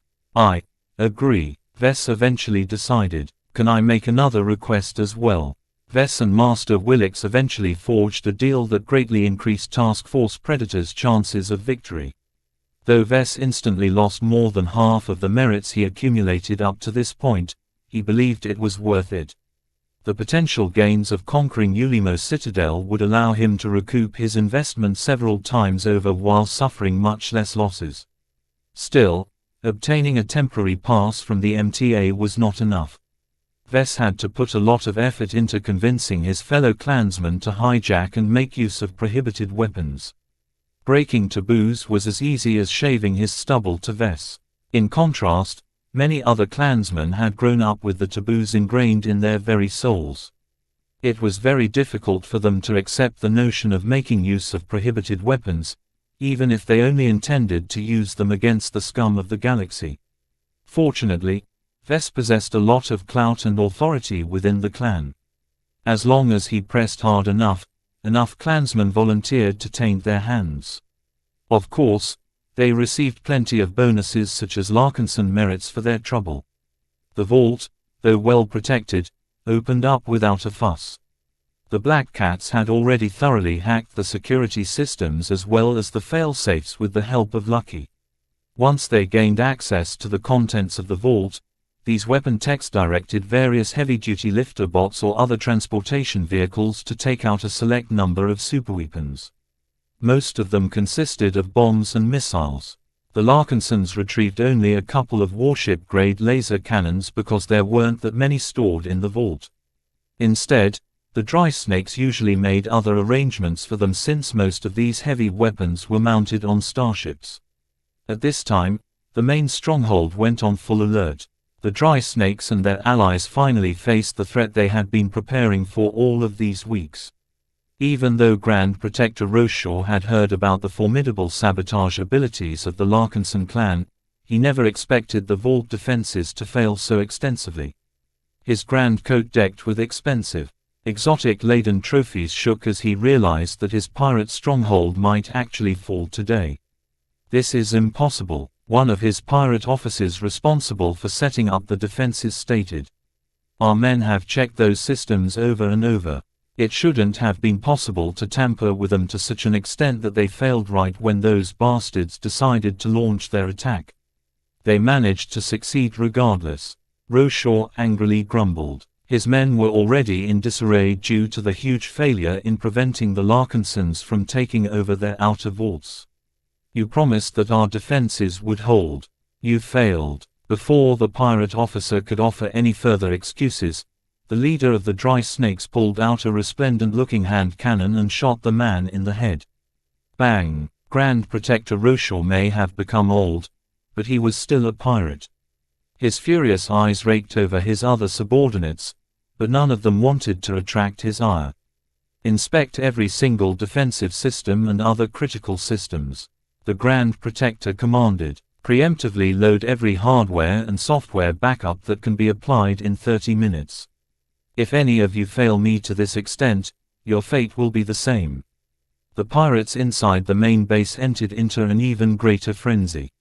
At the restricted sections that the Mirror Raiders failed to penetrate, the highly loyal Dry Snakes weapon operators each checked and reconfigured their respective defensive systems. Others began to gear up and ready themselves for a difficult fight. The Mirror Raiders were no exception.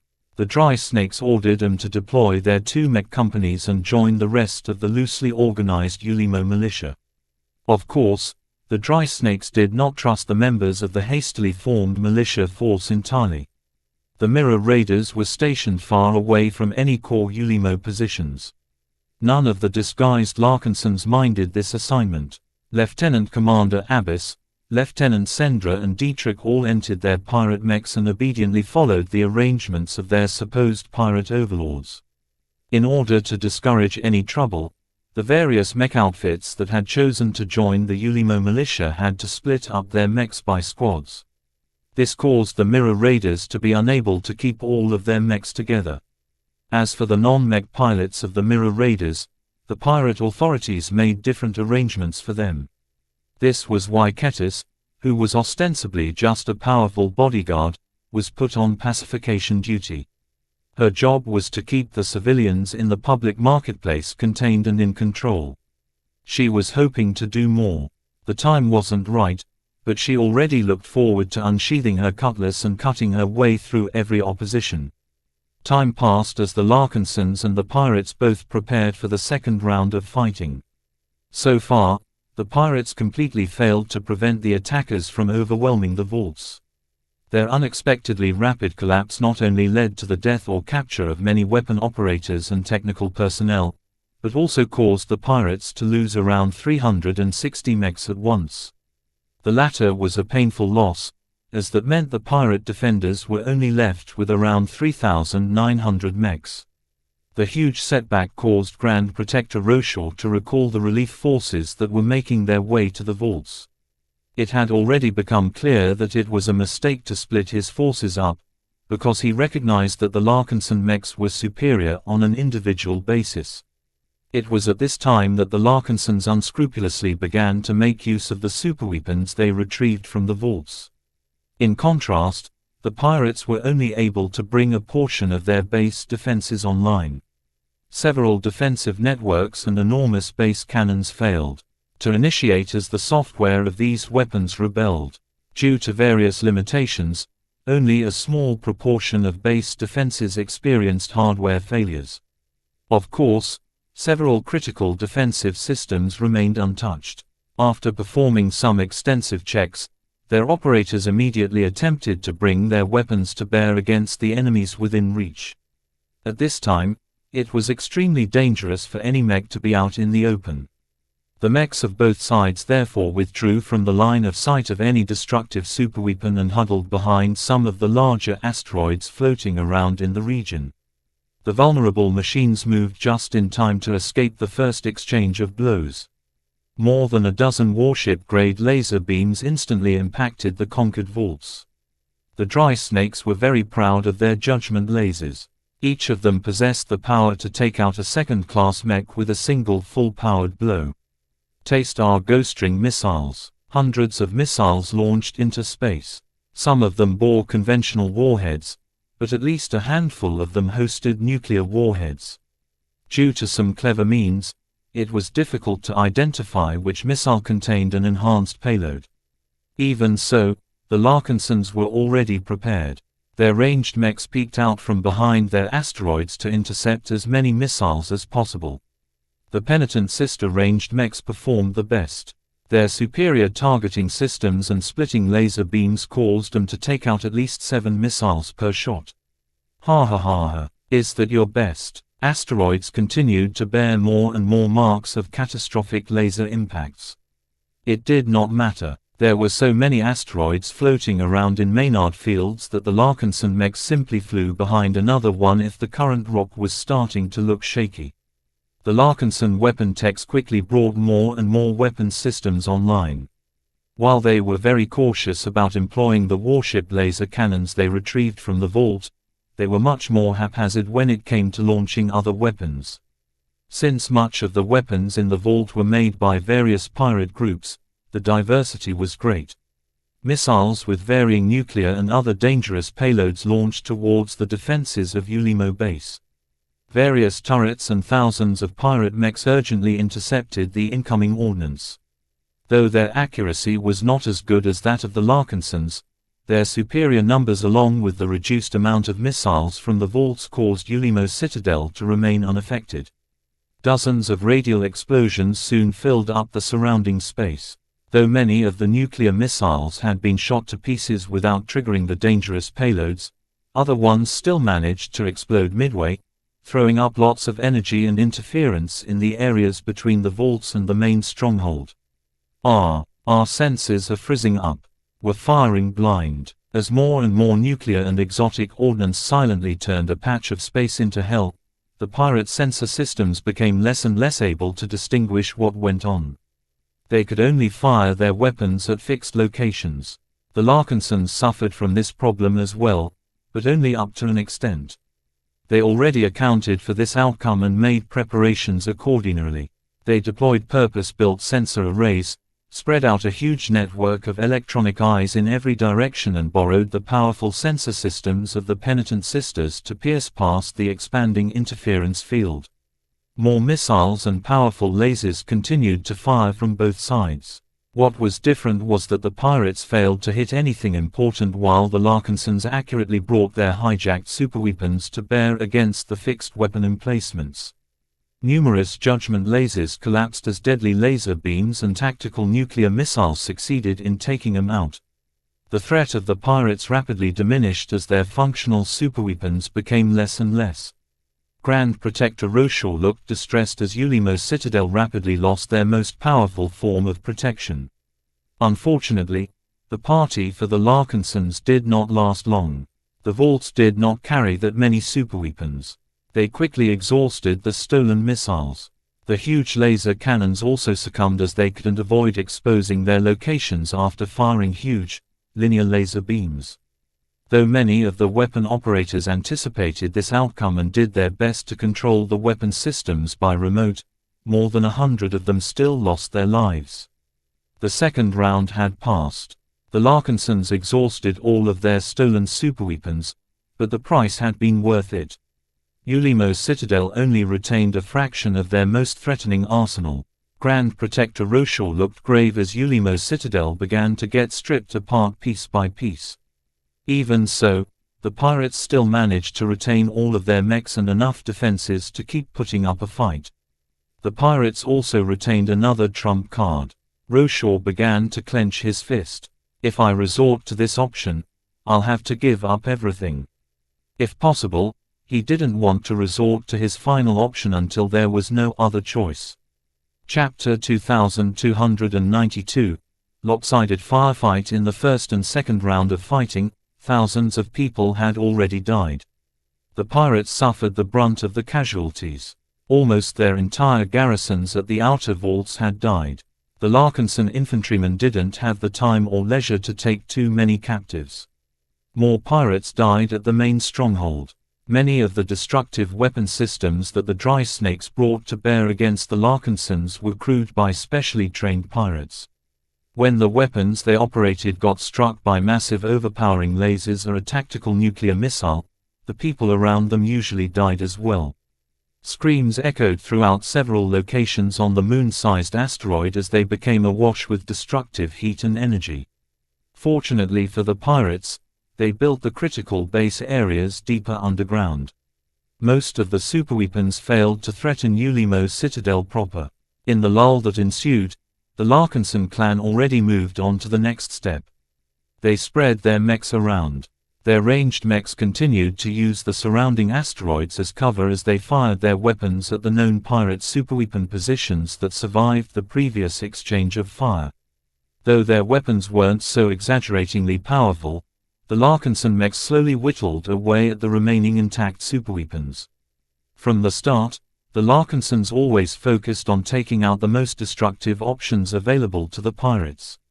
There was no way they could accomplish anything else unless almost every single superweapon was taken off the board. It took a lot of effort to remove the remainder of the superweapons.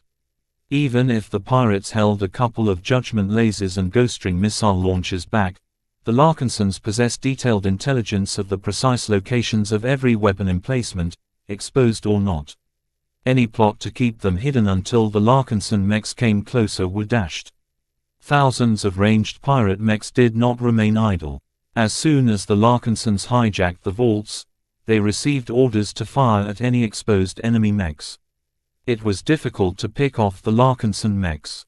There was so much distance between the main base and the outlying vaults that roaming asteroids frequently blocked their line of sight. The same could not be said for the Larkinson mechs. Ulimo presented a wealth of targets. In contrast, the pirate mechs huddling behind their starships, fortifications or asteroids were having a very hard time hitting anything but empty space or solid cover. "You blasted scum, hit something already," a pirate liaison screamed in the command channel of the Ulimo militia.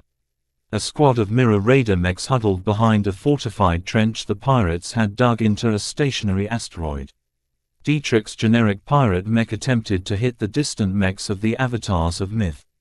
Even though he and his fellow mirror raiders purposefully reduced their accuracy to a level typically expected of pirates, they did not dare to miss too often. Even so, the few laser beams and projectiles that happened to hit a Larkinson mech effectively achieved no result.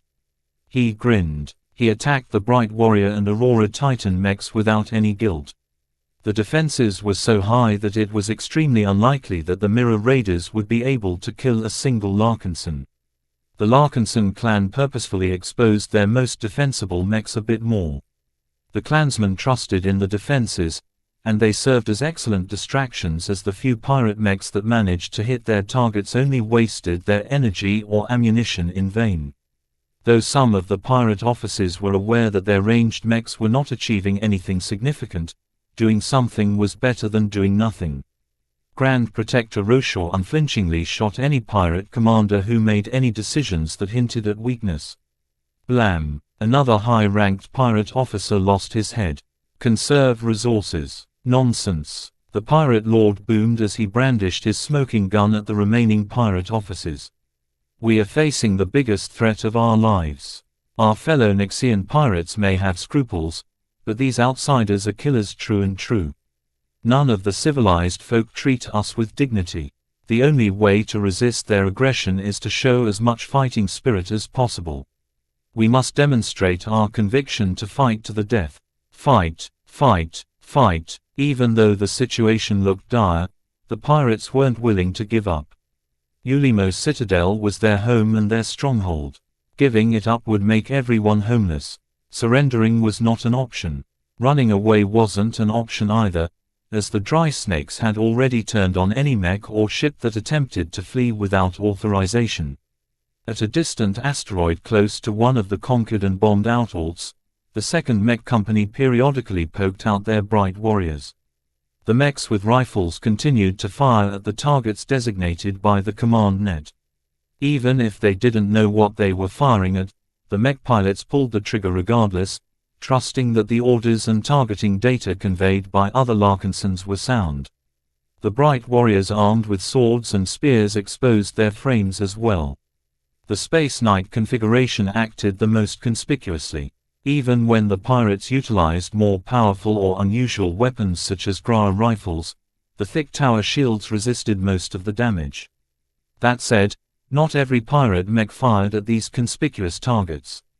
Occasionally, an unlucky Larkinson mech suffered major damage, which impaired their performance or rendered them battle ineffective right away. Few Larkinson mech pilots died in this exchange of fire, but losing their mechs signified the end of their participation. Task Force Predator possessed too few backup mechs to give the surviving pilots another opportunity to re-enter the battle. The battle has slowed down. Imman Ingvar impatiently remarked, "When are we going in? I haven't stabbed a single pirate mech with my sword." Out of the 4 different Bright Warrior configurations, he fell in love with the Swordsman mech loadout. Though it lacked the defenses of the Space Knight configuration or the immense impact of the Lancer mech configuration, the Swordsman mech offered the greatest play to his abilities in combat. As for his sister, Captain Casella Ingvar preferred to pilot a Rifleman mech configuration. Getting too close to the battle often caused her to lose sight of the bigger picture. The plan isn't to advance. What are you talking about, sis? Who knows what traps or other tricks the pirates have in reserve?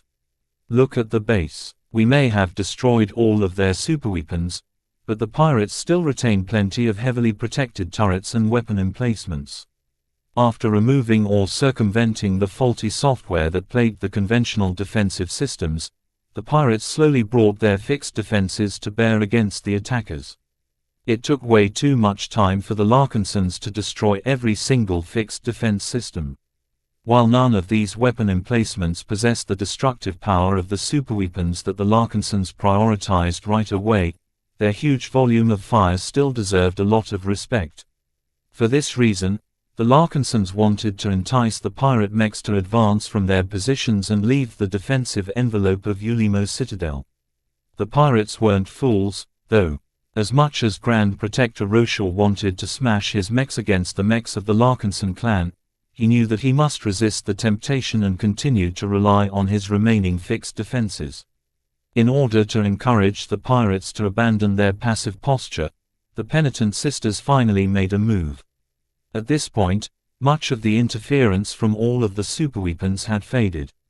The Larkinson clan obtained a very detailed understanding of the current positions of enemy mechs. While most of the Larkinson ranged mechs still directed their firepower towards the stationary turrets and defenses of Ulimo's citadel, the exiled hexes quickly began to utilize their superior skills and mechs to attack the pirate mechs. Instantly, the pressure on the pirates increased as hundreds of penitent sister mechs fired their second-class rifles and cannons at the pirate mechs regardless of how much cover was in the way. Whether there were meters of asteroid rock or bulk exotic alloys in the way, the positron beams and Gauss rounds made quick work of the obstacles. Squads of penitent sister mechs coordinated their firepower in order to quickly strip a pirate mech of all of their protection. The most devious aspect about their firing patterns was that they did not grant any pirate mech the time to retreat or duck into another cover. With dozens of high-powered attacks barraging these hapless pirate mechs at once, the pirates quickly lost more than 100 mechs in a matter of minutes. The disparity in firepower was incredibly galling to the pirates. If they only had a few superweapons left intact, they could have put up a good fight. "Sir, we need to go in," a pirate advisor urged. "That's exactly what those blasted Larkinsons want us to do. We can't fall into their trap. Diving into their trap is preferable to suffering a slow death." Grand Protector Roshaw grew graver and graver. The projections continued to display the drop in numbers. More and more of his mechs were being picked apart by the second-class mechs of the enemy. "Pull our pirate mechs back." "What? Are you sure, my lord?" Up until now, Roshaw ruthlessly squashed anyone who suggested any of the sort. The headless bodies of several unfortunate pirate officers strewn on the deck served as a reminder to everyone that the Grand Protector did not tolerate any cowardice. Yet strangely enough, the pirate leader changed his mind. Everyone felt mixed at the sudden change. "Don't question my orders. Pull back our mechs and make sure they're placed behind enough cover to prevent those blasted Hex's mechs from picking off our machines." While Grand Protector Roshaw still decided to keep his last resort in reserve, he possessed several other options that could potentially turn this situation around. No matter what, the dry snakes reigned over one of the more mineral-rich areas of Maynard Fields. Much like any other local overlord in the Xianxia Gap, the dry snakes built a lot of defensive measures. Much of it was in the open, but Roshaw made sure that his pirate group invested at least some resources into other solutions. "Tell me as soon as our mechs have reached safety. Take this opportunity to replenish their energy and ammunition reserves."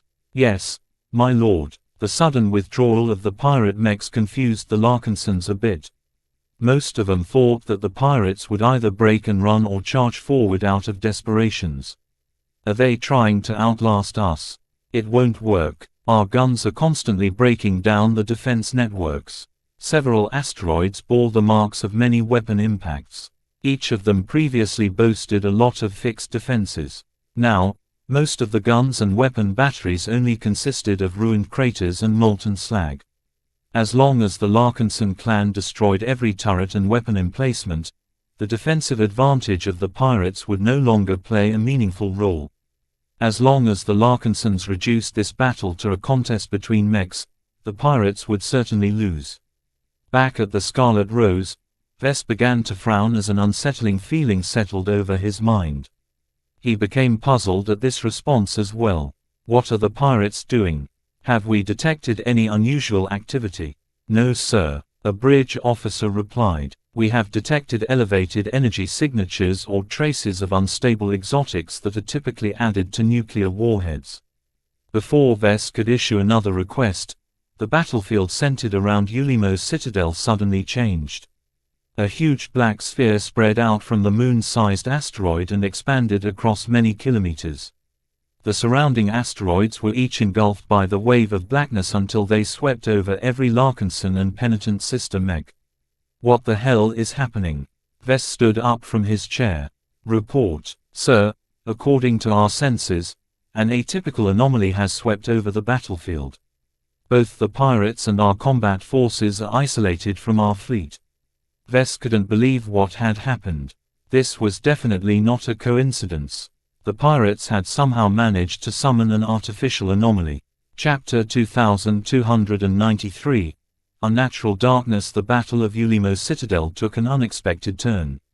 Somehow, the Nixian pirates caused the besieged stronghold and a wide area around it to become engulfed in an anomalous hazard. While Vess, the Black Cats and the other analysts of the Larkinson clan guessed that the pirates might resort to drastic measures, this was something else. Who knew that the dry snakes were crazy enough to call upon the most fearsome phenomenon of the Xianxia Gap? Vess and the Larkinson clan had never encountered such a drastic means of flipping the board. For a few seconds on the bridge of the Scarlet Rose, everyone looked shocked as the main visuals depicted an ominous, shadowy sphere enveloping the entire battlefield.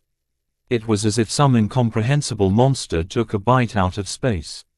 Horror and confusion began to spread throughout the ships and the few hundred mechs that the Larkinson clan kept in reserve. "What is going on? Are they gone? Just like this?" We have lost all communications with the units engulfed in the unknown anomaly. We need to rescue our brothers right away. Don't panic. Everything can be explained. Throughout the fleet, the hundreds of scientists and engineers attempted to interpret the confusing sensor data. The sensor readings made little sense, as most of the senses had never been designed to observe such an abnormal phenomenon to begin with. What had happened exceeded the Larkinson clan's comprehension by a huge margin. Vess joined the frenzy as well. Even though he did not specialize in astrophysics or any other field related to spatial phenomena, he tried his best to decipher what was going on. It was too bad that he failed to spot a discernible pattern that he could use to figure out this anomaly. For several minutes, Task Force Predator attempted various moves. Several ships dispatched small, disposable drones and sent them through the sphere. They were never heard from again. The connection to the drones cut off. Even when these devices received instructions to leave the sphere immediately afterwards, somehow each of them failed to emerge from the anomaly. What about sending a ship? Maybe we can still maintain contact through the quantum entanglement node. Are you stupid? A chief engineer spat. Many anomalies in the Xianxia gap completely garble the connection between quantum entangled particles. Though more clansmen began to suggest they should enter the anomalous region in order to rescue their trapped compatriots, the risks were far too great to make such a reckless move. Sending in the entire fleet might potentially doom Task Force Predator entirely. What puzzled Vess was how the pirates could possibly have such a trump card in reserve. After several weeks of probing and infiltration, the Black Cats should have figured most if not all of the strengths of Ulimo Citadel. How could they have missed something as dramatic as this move? He decided to call the leader of the Black Cats. Her projection depicted a spymaster who was out of her comfort zone. She looked devoid of her usual poise, and her customary smirk was nowhere to be seen. Calabast, what is going on? We are investigating the circumstances. Prior to our attack, we truly haven't found any indications that the dry snakes or their subordinate forces are capable of evoking an anomalous hazard on command. We have even researched every independent pirate outfit for abnormal capabilities, but as far as we know, they are all ordinary. Have you investigated any other unusual people or organizations at Ulimo? Vess pressed. We have, but none of them appear capable of evoking such a huge movement. Her answer didn't satisfy him at all. Frustration welled in him as he was lacking a huge amount of answers. The longer this anomaly stayed active, the greater the chance that he would lose most if not every mech deployed into battle. If it came down to it, losing thousands of mechs was an acceptable price. Though Vess valued mechs a lot as a principle, they were built for a purpose. He could always build new machines as long as he gained access to some production facilities in the Xianxia gap. What truly pained him was the prospect losing the lives of the mech pilots who were trapped inside the anomaly. Such a huge loss not only meant that Task Force Predator would permanently lose a lot of battle strength. This would make it very difficult for the fleet to defend itself against vengeful pirates. In addition, Vess would have huge pressure in the clan if he returned to civilized space with just a fraction of his fighting forces. His young and fragile clan would not be able to stomach such a heavy blow. As he kept staring at the boiling sphere of darkness and shadows, Vess suddenly made a small realization. How did the pirates manage to evoke such a big anomaly in the first place? Through technology. Unlikely. Not even the big two could make heads or tails of them. Otherwise, they would have swept the entire Xianxia gap clean of pirates by now. Their warfleets wouldn't have chosen to avoid this dangerous region like the plague. Ever since the previous incident, Vess hypothesized that anomalies in the material realm might be tied to activity in the imaginary realm. This meant that this anomaly might have been evoked through spiritual means. Vess briefly ignored Calabast and everything else and concentrated his mind. He projected a part of his consciousness in the imaginary realm. As expected, something new had appeared in the imaginary realm. An identical dark sphere had appeared. The corrosive winds that spun in the motion of the huge vortex seemed to crash against the sphere before parting aside. The nature of this anomaly was different than the one that appeared in the previous incident. Unfortunately, this didn't really help him that much.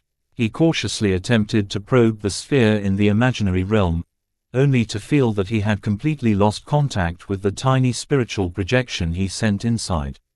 The phenomenon in the imaginary realm seemed to behave identical to the phenomenon in the material realm. The two were unquestionably tied together. Vess began to grow suspicious as he retracted his concentration. Calabast, have you performed any investigations on the cults and religions in Ulimo Citadel? Her projection blinked. We have, but their footprint isn't big.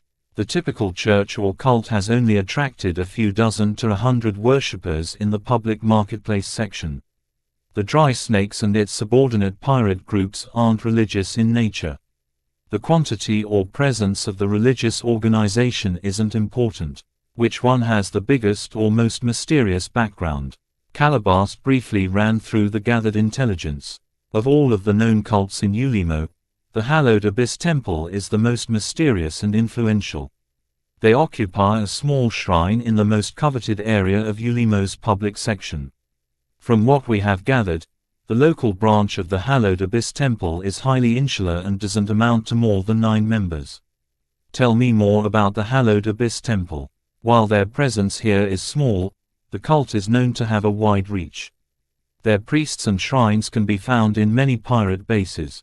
Some of them even set up shop aboard large pirate ships. This sounded more and more suspicious to Vess. Even Calabast began to realize that there might be more to the Hallowed Abyss Temple. Where do they come from? Where is the Hallowed Abyss Temple based? It's said that their physical temple is actually located deep in the core regions. This is in line with their religious beliefs. The so-called Abyssal Servants do not fear the Xianxia Gap and all of its unknown phenomena. Instead, the cultists worship it. They believe the Xianxia Gap is not a cancerous tumor, but instead a sacred blessing bestowed by their mysterious, dark gods. That didn't sound good. The more he heard about this cult, the more Vess grew certain about this guess. Vess not only suspected that the Hallowed Abyss Temple may be responsible for calling down the anomaly, but also guessed that it might be another splinter organization of the Five Scrolls Compact. If the Hallowed Abyss Temple was truly based in the depths of the core regions, then it shouldn't be too far away from the mysterious regional headquarters of the Compact. From his prior experiences, Vess already knew that the powerful Compact possessed a penchant of starting up numerous seemingly unconnected daughter organizations. This was one of the methods they used to covertly expand their influence and reach without triggering the Big Two's vigilance. Back in the Faris Star region, Vess once experienced the weirdness surrounding the Church of Hartamak. Now that he thought about it, the Hallowed Abyss Temple bore some resemblance to the Church of Hartamak. It was as if some leader in the Compact reused the same model but adapted it to a different environment. Goddamn cultists, Vess cursed. Even though he made some very important realizations, that didn't mean he found a solution to the calamity that had descended on his Mech troops. Not everyone possessed his understanding of the spiritual nature of this anomaly. The more the Larkinsons figured out, the more helpless they felt. Despair began to spread throughout the fleet as they began to fear the worst. Within the anomalous region, each person trapped inside began to feel an unnerving pressure on their minds. Strangely enough, those within the main base experienced something different than those trapped outside in space. Those who resided on the moon-sized asteroid were spared from any danger. Mostly, what discomfited the pirates, guests and residents inside the stronghold was the sudden descent of darkness and shadows. No matter how much light fixtures illuminated the interior of Ulimo Citadel, everyone's vision seemed to have dropped to just a stone's throw away. What was even scarier was that the darkness intensified over time. Several worrying fluctuations occurred deeper within, causing frightened Nixian pirates to imagine all sorts of inexplicable horrors lurking within. No one knew what was going on. Ketis and her squad of mirror raiders had huddled together inside a random shop. Each of them warmed up their rifles and looked ready to shoot whatever threat that emerged. Everyone kept their combat armor sealed and breathed air from their internal oxygen tanks. No one wanted to take the risk of breathing any toxins brought by this strange phenomena. Kettis gripped her cutlass with one hand and her compact laser pistol with the other hand. She felt increasingly discomfited by what had descended upon Ulimo's citadel. "Have we reached the others?" she asked. "No, ma'am. Our long-ranged communications aren't working anymore. No signal is able to make it past 20 meters," one of her squadmates replied. This meant that the darkness surrounding them was cutting them off from the rest of their compatriots. This meant that every group of mirror raiders had to fend for themselves. "What do we do?" a flagrant vandal asked. "This phenomenon is definitely related to the attack on our base. The pirates must have suffered a lot of blows before being desperate. Are they trying to kill us all? This is clearly an anomaly." "It's not the same," Kettis remarked. "We aren't locked in time, and I don't see any other unusual effects. Perhaps the pirates have found some way to shield their base from the brunt of the anomaly." The disguised Larkinsons made some guesses, but that didn't help them from this predicament. They were completely blind and deaf of everything that happened beyond 20 meters. "What is going on outside?" Kettis frowned. Her worry kept growing as her discomfort grew with each passing second. Though the situation within the pirate stronghold only appeared unsettling, the same could not be said for the Larkinson mechs trapped outside. Each and every mech in space had become engulfed by impenetrable darkness. No matter how close the mechs stuck together, they had become completely isolated from their fellow comrades after the descent of the dark sphere.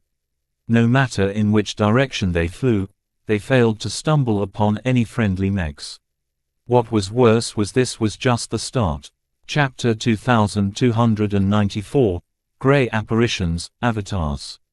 "Is anyone out there? Come on. Please respond." Iman Ingvar's bright warrior flew aimlessly in circles.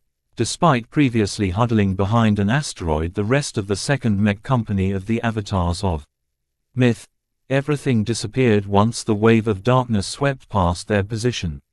His mech lost contact with the bright warrior mechs that were huddling just tens of meters away from his machine. It was as if the wave of darkness had all taken them away. What was even odder was that the asteroid that Iman's mech previously used as cover disappeared as well.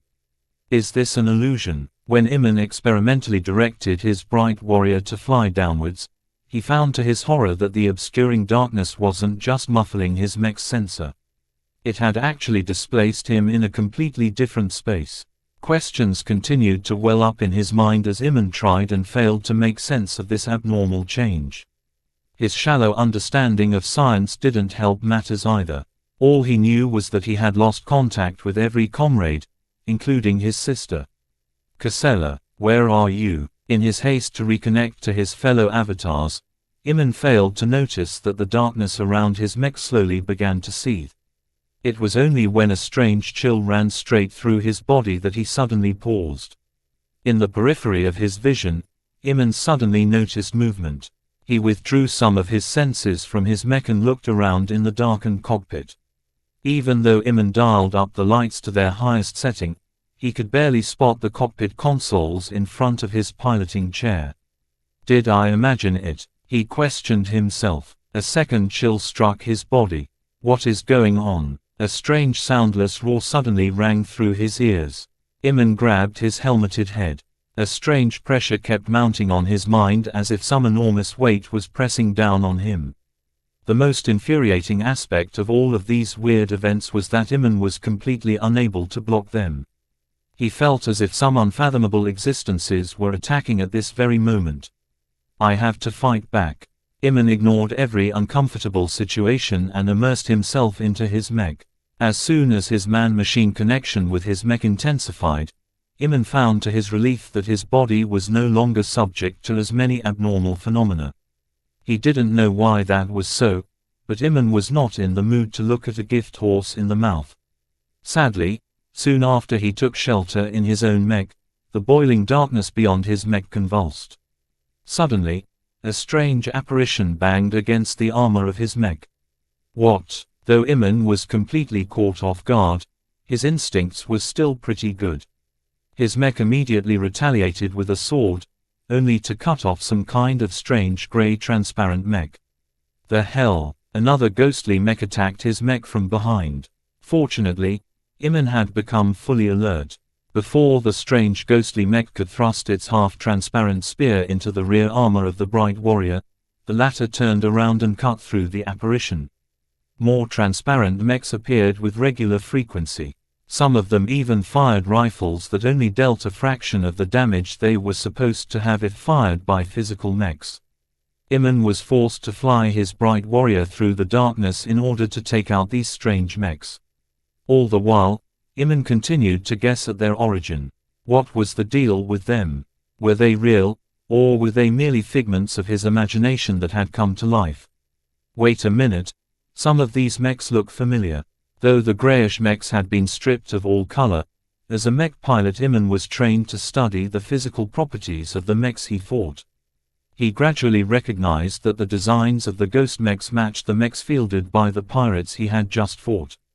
He even guessed that these ghost mechs all consisted of machines that the Larkinson clan and Penitent Sisters had previously taken out in the previous rounds of battle. This was because the grey mechs each exhibited at least some battle damage. This damage caused the ghost mechs to function less optimally. Slowly but surely, Iman managed to keep a grip on the situation. No matter the odd appearance of these hostile apparitions, they were considerably weaker than their actual physical counterparts. First, their transparent nature caused them to inflict less damage than they should be capable of doing. Second, that same nature caused every attack made by his mech to deal amplified damage to the enemy mechs. In fact, much of the grey mechs that weren't immediately cut in half stopped functioning after suffering catastrophic internal damage. Third, the enemy mechs fought as stupid as bots. Even pirate mech pilots knew better than to launch plain and straightforward attacks. There didn't appear to be any human intelligences controlling these ghost mechs. Even so, Iman's optimism slowly began to make way for creeping worry, which soon became supplanted by dawning horror. These ghost mechs don't stop coming. It started out slow, but escalated over the course of the battle. The boiling darkness kept spitting out the same grey mechs that his bright warrior had cut to pieces before. In addition, the longer this ordeal took place, the greater the darkness became active. Each grey mech that reformed out of the darkness became just a little bit stronger than before. Soon enough, Iman's bright warrior could no longer cut down these ghostly apparitions as effectively as before. Though the driving intelligences hadn't increased a single bit, their solidity and force grew with every single reformation. Iman tried to be clever and stopped trying to take out the ghost mechs. Unfortunately, this caused their numbers to build up. If this kept on, his bright warrior would quickly be mobbed by more than 100 ghost mechs attacking from each direction. Even if his bright warrior was clad with incredibly resilient Brea alloy, that many attacks would definitely exceed its defensive capabilities. What will it take for you to stay down? Iman yelled in frustration as his bright warrior's sword cut through one ghostly swordsman mech while stabbing through the chest of a ghostly space knight. Casella, where are you? His sister wasn't faring well. Captain Casella Ingvar deployed into battle with a bright warrior in its rifleman mech configuration. This meant that the all-obscuring darkness around her impeded her fighting ability even more. Her mech's laser rifle kept shooting at the ghost mechs, mostly managing to take them out in a single hit as long as she aimed at some critical component. In order to prevent her mech from getting hit, she kept her mech mobile. During her initial confrontations against the greyish mechs, she also noticed that they didn't appear to be piloted by trained mech pilots. It was as if a layman was puppeting them all by remote. The attack and movement patterns of these mechs were very simple and did not leverage their individual strengths. They also did not employ any tactics other than attacking her mech in the most direct manner possible. This meant that even if she was being swarmed by multiple ghostly attackers, they did not employ any boxing formations. Due to all of these factors, Casella managed to overcome her disadvantageous situation by flying away and kiting her ghostly pursuers. Since these stupid grey mechs only thought of reaching her mech as fast as possible, they solely flew in straight lines, making them easy targets. Despite this favorable condition, Casella kept growing more and more worried. The darkness surrounding her in each direction kept becoming more active. The ghost mechs that chased after her fleeing machine were also growing stronger. Who knew whether the darkness would introduce another danger? Even if the situation remained the same, Casella still worried about her continued survival. This was because even if the mechs she fought were fake, her own machine was still very real. My energy reserves are dropping, she noted with evident concern. Every mech only carried so much fuel or energy. Spaceborne mechs were especially notorious for their elevated consumption of energy. Some mechs designed for efficiency could last for hours even if their flight systems were being stressed. Other mechs designed for peak performance were not as frugal. They were mostly meant to control their energy consumption until a critical moment had arrived. The Bright Warrior's Rifleman mech configuration consumed more energy than the other configurations. Its laser rifle drained energy with every shot, and its constant maneuvering didn't help matters either. Even though Casella dialed down the power of the laser rifle to a point where it was just enough to kill a ghost mech, how long would her mech's energy reserves last?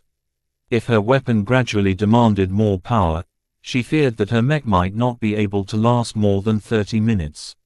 In this all-consuming darkness, there were no friendly mechs to cover her back.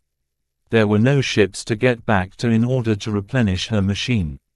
She was completely on her own, and the continuously intensifying darkness began to take a toll on her sanity. I'm a Larkinson now, she reminded herself. I can't give in to my fears. Though Casella managed to hold on, many other Larkinson mech pilots fared worse. The Avatars, Sentinels, Battle Criers, Vandals and Sword Maidens engulfed by the anomaly all experienced the same difficulties. The skill of the mech pilot and the quality of their machines generally determined how well they coped with the never-ending attacks. Those who piloted regular premium mechs managed to hold out for a time, but as the power of the grey mechs escalated, the damage kept accumulating. Each premium mech suffered more and more scars. Some mechs, especially lightly armored ones, exhibited serious damage that caused their performance to drop. Once their firepower or mobility took a hit, the distressed machines became less capable of fending off the next wave of hostile ghost mechs. Some of the mechs failed to kill off enough ghost mechs or lost ability to outrun them. Once that happened, the ghost mechs surrounding their victims kept growing in number until they finally tore apart their prey. Already, an unknown but considerable number of Larkinson mechs had succumbed in this fashion. Perhaps the only good news was that some other mechs were faring better. The expert candidates stood out as the best performers. In another pocket of darkness, Commander Dice of the Sword Maidens maintained her iron will as the greatsword of her swordsman mech cut through 3 greyish apparitions at once.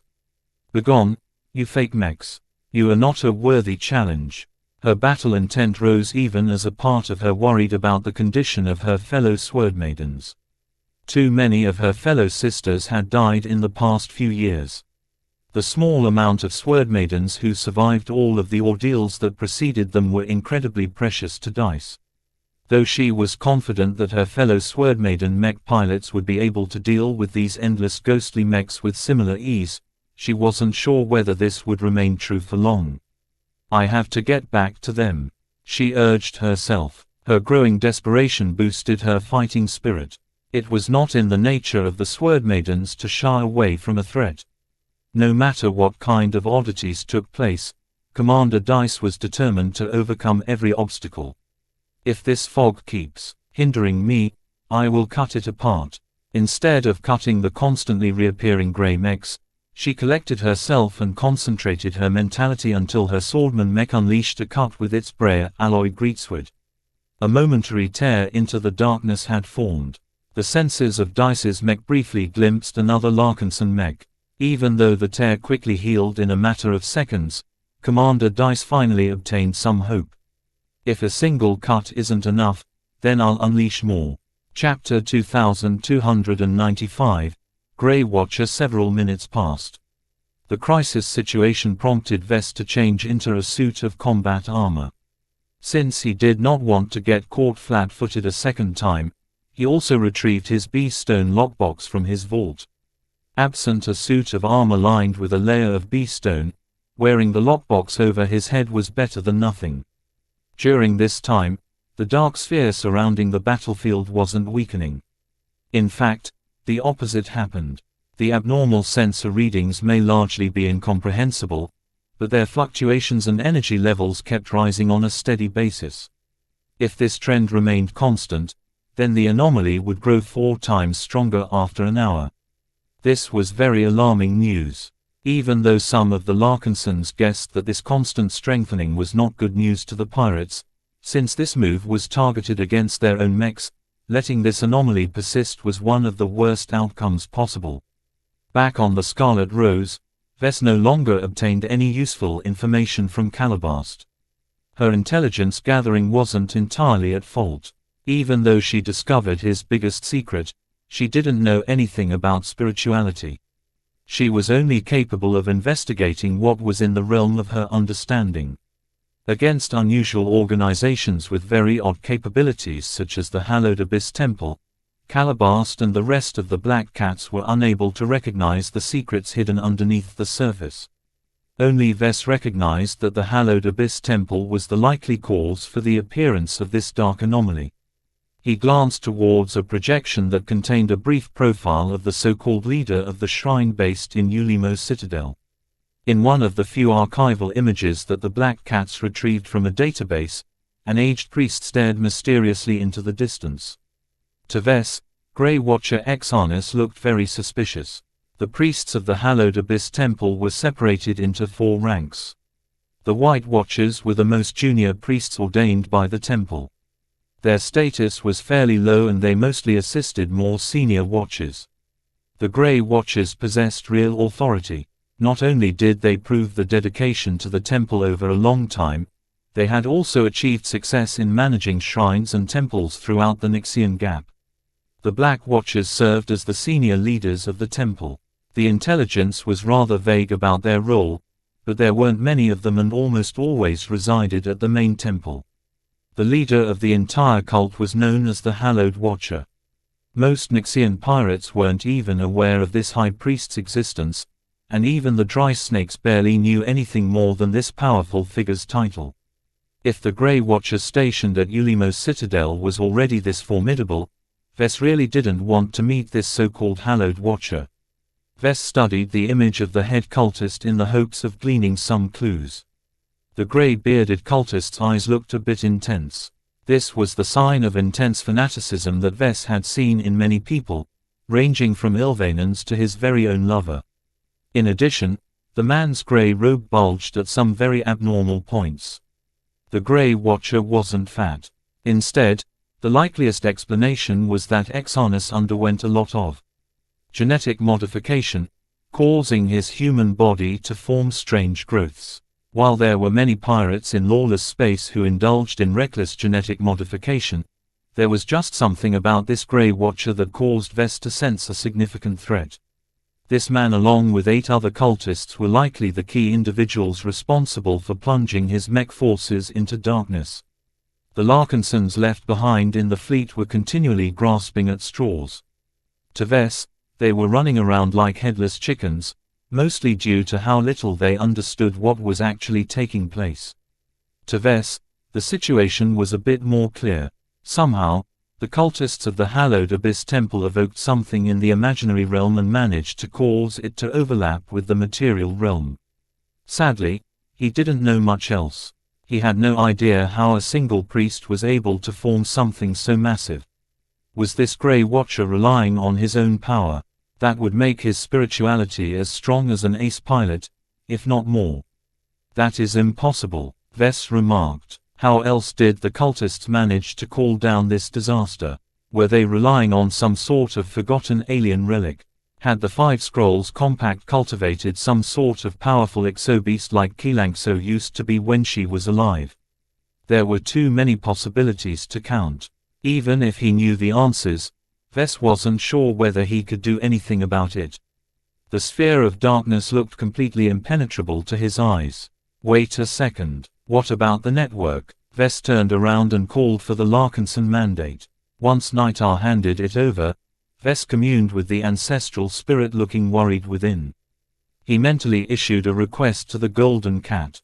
Can you sense if the mech pilot's trapped inside this anomaly? Nya, you really can't. Can you tell them if they're alive? Nya, Nya. The anomaly largely dampened Goldie's perception of the people and mechs inside the anomaly. Not even the bright warriors were able to maintain their ties with the design spirit. Ordinarily, Ves would have grown curious about this intriguing method to interfere with the bond between his mechs and design spirits. As it was, he had more important matters to be concerned about. The inability for Goldie or any of his other design spirits to reach the mechs and mech pilots trapped inside were very concerning.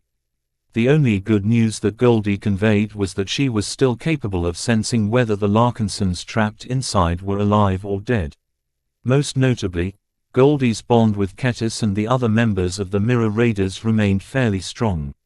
At the very least, this signified that the anomaly likely didn't affect the pirate stronghold itself. Ves stroked the surface of the Larkinson mandate. His hands also brushed against the restraint hoop.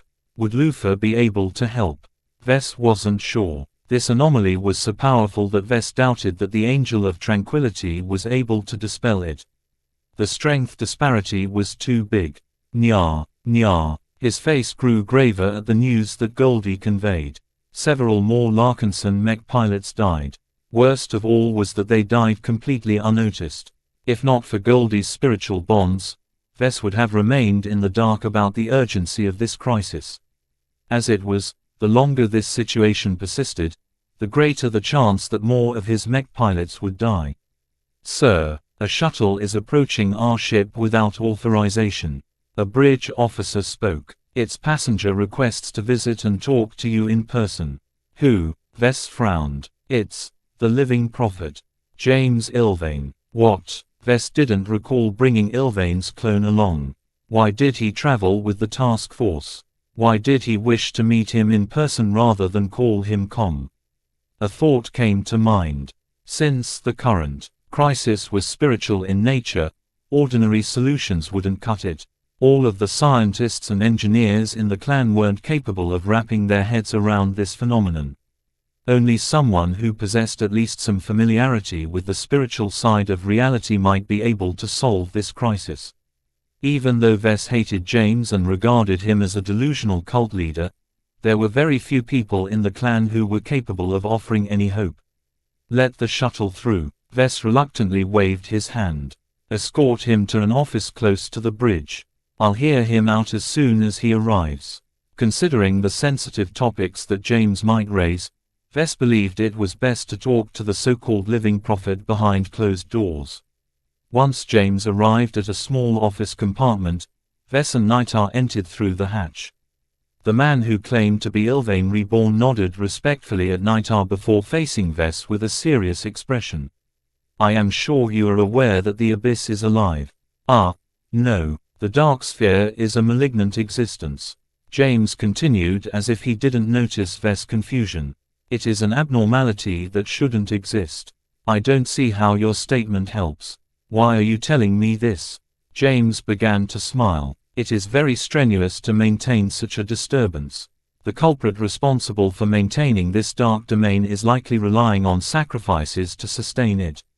Once the sacrifices stop flowing, this dark fog will naturally fade. I don't hear anything helpful. Start telling me something useful right away. Ves erupted. He really didn't like being led around circles. This was why talking to someone as smug as James always ruined his mood. Please calm down. Nothing of what I said is redundant. The truth that I am trying to convey to you is that it takes less effort to correct this abnormality. Different from the incident that our task force has encountered before, this dark fog is not comparable in strength. A bit of hope welled inside Ves. It's solvable. Not alone, James answered. The entire clan must work together to dispel this darkness before it has achieved its purpose. The caller of this disaster will not persist until he has run out of sacrifices or if every single hostile mech pilot is dead. Then give me the solution already. The longer we delay, the more mech pilots we lose. The solution is simple, though the execution is not. While I cannot give you any assurances that my suggestion will work, it is the likeliest to succeed according to my judgment. Is that what you have foreseen in the future? No. James shook his head. I have been blinded ever since I have entered the Xianxian gap. This is a forsaken kingdom, one that is filled with monsters beyond your comprehension. I cannot provide you with any prophecies. I can only offer you my judgment. No more stalling then. Tell me how to break this dark sphere. We must attack it from within and without.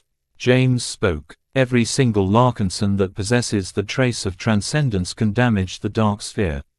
Think of the expert candidates, for example. As we speak, they have likely found ways to attack the darkness that surround their mechs. It is not enough, though. What else must we do? We must rescue the mechs trapped in darkness. James spoke. The dark fog is currently attacking our mechs without abandon. As more of our mechs fall, the energy spent on taking them down is released. The darkness can take that energy and use it to intensify the attacks on the remaining mechs. This basically meant that the dark sphere was spreading out its power across a lot of mechs, thereby diluting the strength it could bear against any single mech. However, the fog would only grow deadlier and deadlier as more Larkinson mechs succumbed. If the lethality of the fog surpassed a certain point, then not even the penitent sister mechs might last. How do we rescue our mechs? We must venture into the darkness. James proposed. I can guide our ship, but I cannot forge a path in the darkness. I require a lot of assistance. In addition to calling upon the help of my fellow believers, I need your help the most. Pardon, you must illuminate our path. Of everyone in our clan, you are the only individual who is capable of dispelling some of the darkness that obscures our sight. You are the bright martyr. Only with you can we avoid suffering the same fate as those who are trapped in the fog. All of this sounded like nonsense to Vess, but the ongoing crisis left him with no choice but to take the living prophet's suggestion seriously. The sphere is big. I'm not sure whether we can rescue all of our Larkinson mechs in time. That's why we need additional assistance. The clone replied. My earlier proposal will only delay our downfall. In order to truly survive this calamity, we must end it at the source. Vess widened his eyes. You mean taking out the Grey Watcher? The ritual must be stopped. This meant that the Larkinsons who had infiltrated Ulimo's citadel needed to confront the Grey Watcher. However, how was he supposed to tell Ketis and the Mirror Raiders to attack the cultists? With the anomaly blocking every form of communication, there was no way for Vess to convey instructions to the Larkinsons trapped inside the pirate stronghold. James waved at the Larkinson mandate. You are not without means, bright martyr. Take advantage of the bonds that you have formed.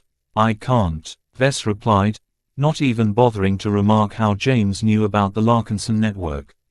The anomaly is dampening every bond. You are an engineer, are you not? James tilted his head. As far as I know, signals can be amplified. Vess palmed his face. Of course. Chapter 2296, Spiritual Technology. For a long time, Vess gained awareness that human civilization actually encompassed two societies. By far, the majority of humans living in this age ignorantly believed that their civilization was based on conventional technology. That did not mean that humanity eschewed alien or unusual tech, but by and large people always desired to master and advance their own advancements. This was human civilization in the bright. Most humans believed the most powerful expressions of their civilizations came in the form of starships, mechs, space stations, massive cities and other monuments of technological advancements. Few people were aware that another society existed in the shadows. Hidden beneath the surface, a few humans possessed awareness that human potential did not solely lie in developing better machines. Instead, they sought to exploit and strengthen the extraordinary potential within themselves. Only a tiny proportion of humans acquired this remarkable potential, and even fewer ever gained the opportunity to develop it. Since humanity ascended to the stars, the general public never found out about this hidden facet of themselves. That said, the existence of the Five Scrolls Compact, which ostensibly guided the rise of humanity in the dark, suggested that the power of spirituality already played a major role. Somehow, everything changed at the end of the Age of Conquest. All Vess knew was that the Five Scrolls Compact lost many of its sacred scrolls and was driven even further in the shadows. In their place, the MTA and CFA rose up and took charge of humanity. They did so in the open, thereby gaining an immense amount of wealth, power and legitimacy. The Big Two obviously possessed a different governing philosophy from their suspected parent organization. Not only that, they also emphasized the development of conventional technology rather than weird and unnatural spiritual sorcery. As far as Vess was concerned, the Common Fleet Alliance pursued the path of pure technology. The Fleeters worshipped the power of destruction and expressed the devotion by building formidable warships that carried a formidable arsenal of massively scaled-up weapon systems. The MTA followed a different trajectory. It focused on promoting the development of more modest-sized war machines that were much more constrained in the destructive potential. In addition, the MTA had not entirely abandoned the development of spiritual power. The advent of mechs provided a clear route for spiritually active individuals to develop into mech pilots and mech designers. Vess was one of the people who had stepped onto one of the paths prescribed by the MTA. Within the clan, several expert candidates had also developed their spiritual potential by merging their willpower with their ability to pilot mechs. Even though both mech designers and mech pilots had the potential to become spiritually formidable, their applications were almost exclusively tied towards mechs. On the surface, mechs were purely mechanical expressions of technology. The public was hardly aware that the mechs developed by more formidable mech designers partially depended on the manifestation of spiritual phenomena to augment their performance. Strangely enough, pretty much every human who didn't live under a rock openly worshipped the supernatural power of high-ranking expert pilots. It was a strangely effective form of misdirection in the open. Even though there was clearly something abnormal about how certain mech pilots were capable of warping reality through their willpower alone, the public just regarded them in the same manner as superheroes. Hardly anyone looked deeper into the source of their power. Spirituality or psionics never came up in any conversations. Vess tipped his hat towards the MTA. They truly knew how to keep secrets while paradoxically keeping some of them in the open. It was a very contradictory but effective means of keeping most humans in the dark. For some reason, everyone who interacted with spirituality in some way all abided by a covenant. Neither the MTA, CFA or the Compact publicized or spread the secret of spirituality to the common people. Why? Why must something so powerful and with limitless applications be withheld from the rest of humanity? Was it because the few powers who exploited it wanted to keep it for themselves? Another mystery that confounded Vess was why the Five Scrolls Compact bothered to play by the Big Two's rules. Since the cultists who ostensibly controlled humanity in the past had lost a huge power struggle, what was the use of protecting this secret? Regardless, the Compact, which he only knew from second-hand information, still retained an enormous heritage of spiritual development. Even though it resembled magic on the surface, so far Vess was more inclined to treat it as another branch of science. Though the members of the Compact tended to come across as crazy, Vess thought that they were truly some of the most passionate researchers in the galaxy. As a more obscure expression of human technology, spirituality was not as illogical and arbitrary as he thought. Though Vess discovered many fuzzy mechanics about spirituality that reminded him of magic, he discovered it operated according to its own rules. The existence of spiritual engineering proved that this extraordinary force could be manipulated like conventional forces such as gravity or electromagnetism. In fact, he also discovered that it was possible to adapt a lot of existing engineering principles based on other forces to spirituality. Power was power. Energy was energy. Matter was matter. Even though spirituality abided by some very funky rules, the basics still remained the same. Vess successfully applied many common rules of nature such as the inverse square law, the second law of thermodynamics, Newton's third law of motion and so on in his spiritual creations. Right now, as the dark sphere enveloped Ulimo's citadel and a wide perimeter around it, Vess had fallen victim to his old mentality. He mistakenly viewed the artificial anomaly as an inexplicable manifestation of transcendent power. He let his unpleasant experiences with the Church of Hartamak color his judgment and reinforce his fears towards the unknown. It was only now that he recognized that he was too weak and ignorant back then. He failed to see that the worshippers of Hartamak likely engaged in their own form of spiritual engineering that was taught to them by the Five Scrolls Compact. The same should apply to the Hallowed Abyss Temple as well. Despite the immense reach of this dark sphere, the guidance provided by James woke him up to the fact that it wasn't comparable to a true anomaly. The strange temporal incident that had swallowed the Nova Krakow came and went like an unstoppable force of nature. Back then, Vess felt that there was no chance at all to resist such might.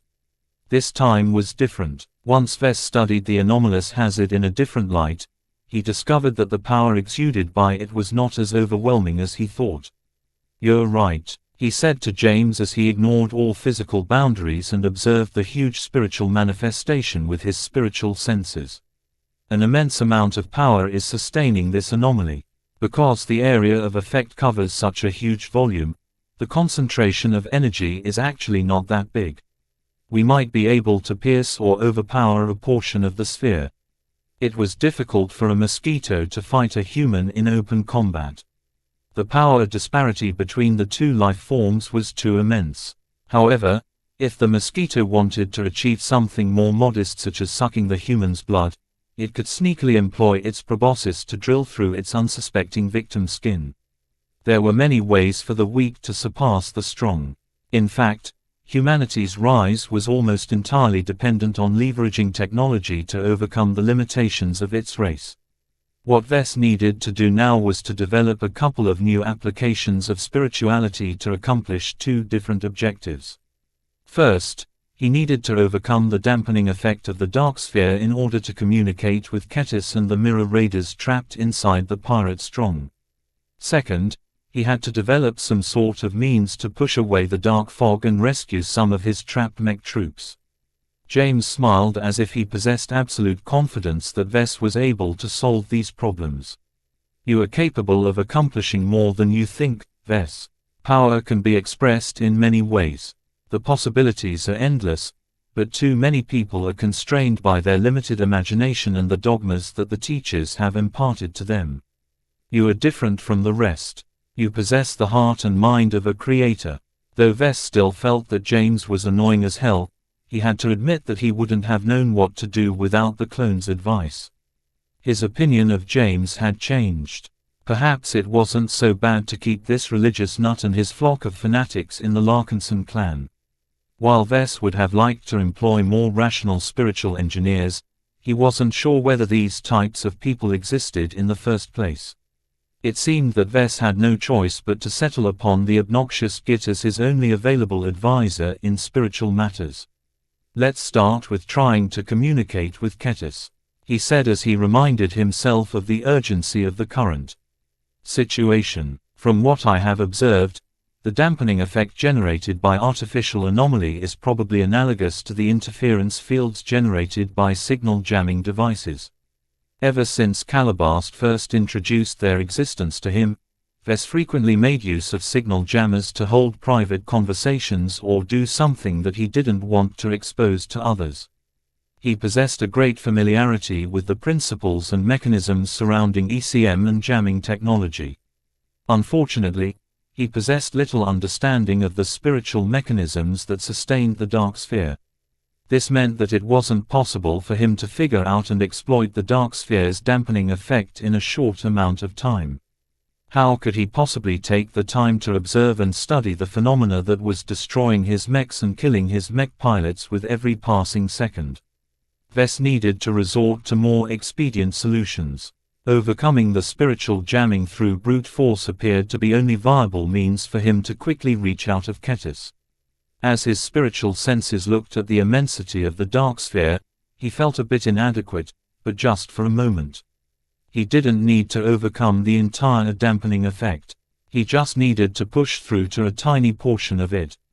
To achieve his goal while expending the least amount of energy, he needed to form some sort of direct connection to Ketis. He turned to the Larkinson mandate. Goldie, let's try something new. Can you strengthen the bond you share with Ketis? Nya. If you can't leverage enough power, what if I can help?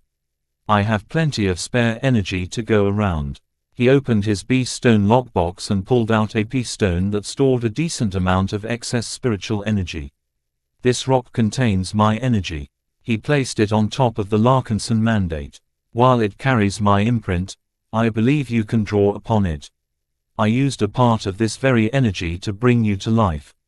Try and see if you can draw upon as much energy as you need to strengthen your spiritual bond. The golden cat tentatively tried to draw upon his spiritual energy. Just as Vess suspected, Goldie was tentatively able to make use of his spiritual energy, though she exhibited some difficulty in harnessing it. She ultimately failed to make adequate use of his energy to overcome the dampening effect. Nya, it's okay, he reassured the downcast ancestral spirit. Maybe you need my help. It's my energy, after all. There are many efficient ways to propagate signals. Let me try something to boost the signal. It was too much to hope that Goldie was able to adapt seamlessly to his spiritual energy. The spiritual entity was unlike his mother in this regard. Perhaps his mother had to exert effort or employ some technique to absorb his spiritual energy. In any case, this just meant that Vess had to employ some of his expertise to upgrade the Larkinson network. Chapter 2297. Struggle in the dark. While Vess worked together with the Golden Cat to boost her signal propagation, the Larkinson mech pilots trapped inside the artificial anomaly were still fighting for their lives. Strange echoes rang in their minds even though their ears heard nothing. Strange flickers winked in their views.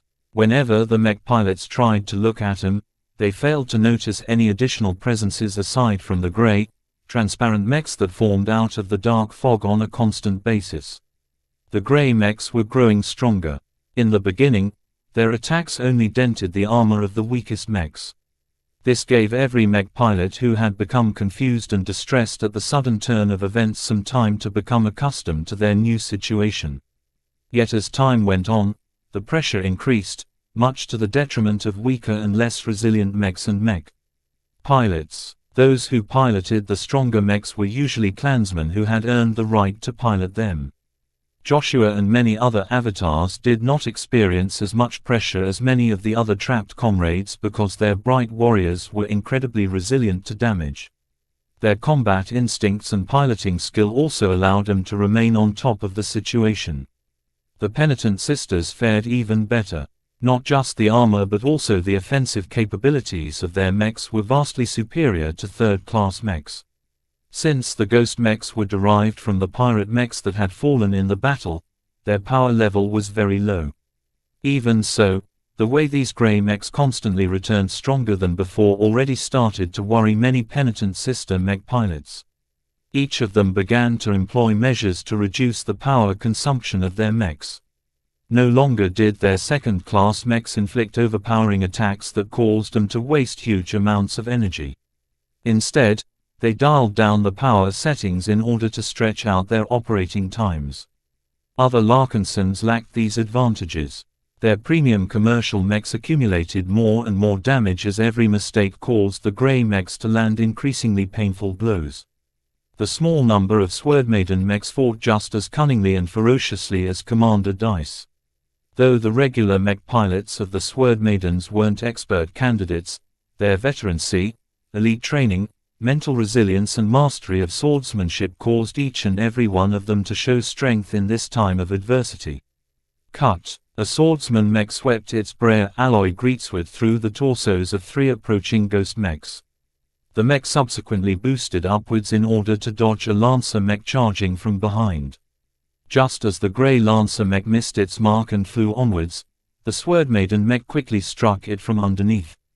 The broken Ghost mechs tumbled back into the darkness, providing the Swordmaiden mech pilot with a tiny reprieve before the next attackers arrived.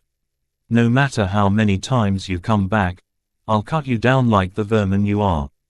The flagrant vandals experienced greater difficulties. A significant proportion of their mechs fell into the lightweight class, which meant that their mechs possessed very little margin for error. Their energy reserves were also limited, which meant that their mech pilots were very constrained in what they could do. Several Vandal mech pilots had already fallen as their mechs suffered crippling damage too quickly. I have faced worse in the Sand War. The battle criers fared decently well in comparison. While they piloted generic medium mechs, the mech force led by Commander Cinnabar largely consisted of steady, experienced killers who had lived through various crises in their former mercenary careers. My life belongs to the clan patriarch. The mech force that fared worse was unquestionably the Living Sentinels. Many of their mech pilots didn't possess a lot of battle experience. While the Sentinel mech pilots managed to make up for this shortcoming during the excursion into the Nixian Gap, they still had a long way to go before they truly became steady mech pilots. The Sentinel mech pilots who lacked confidence in themselves or piloted vulnerable mechs died on a regular basis.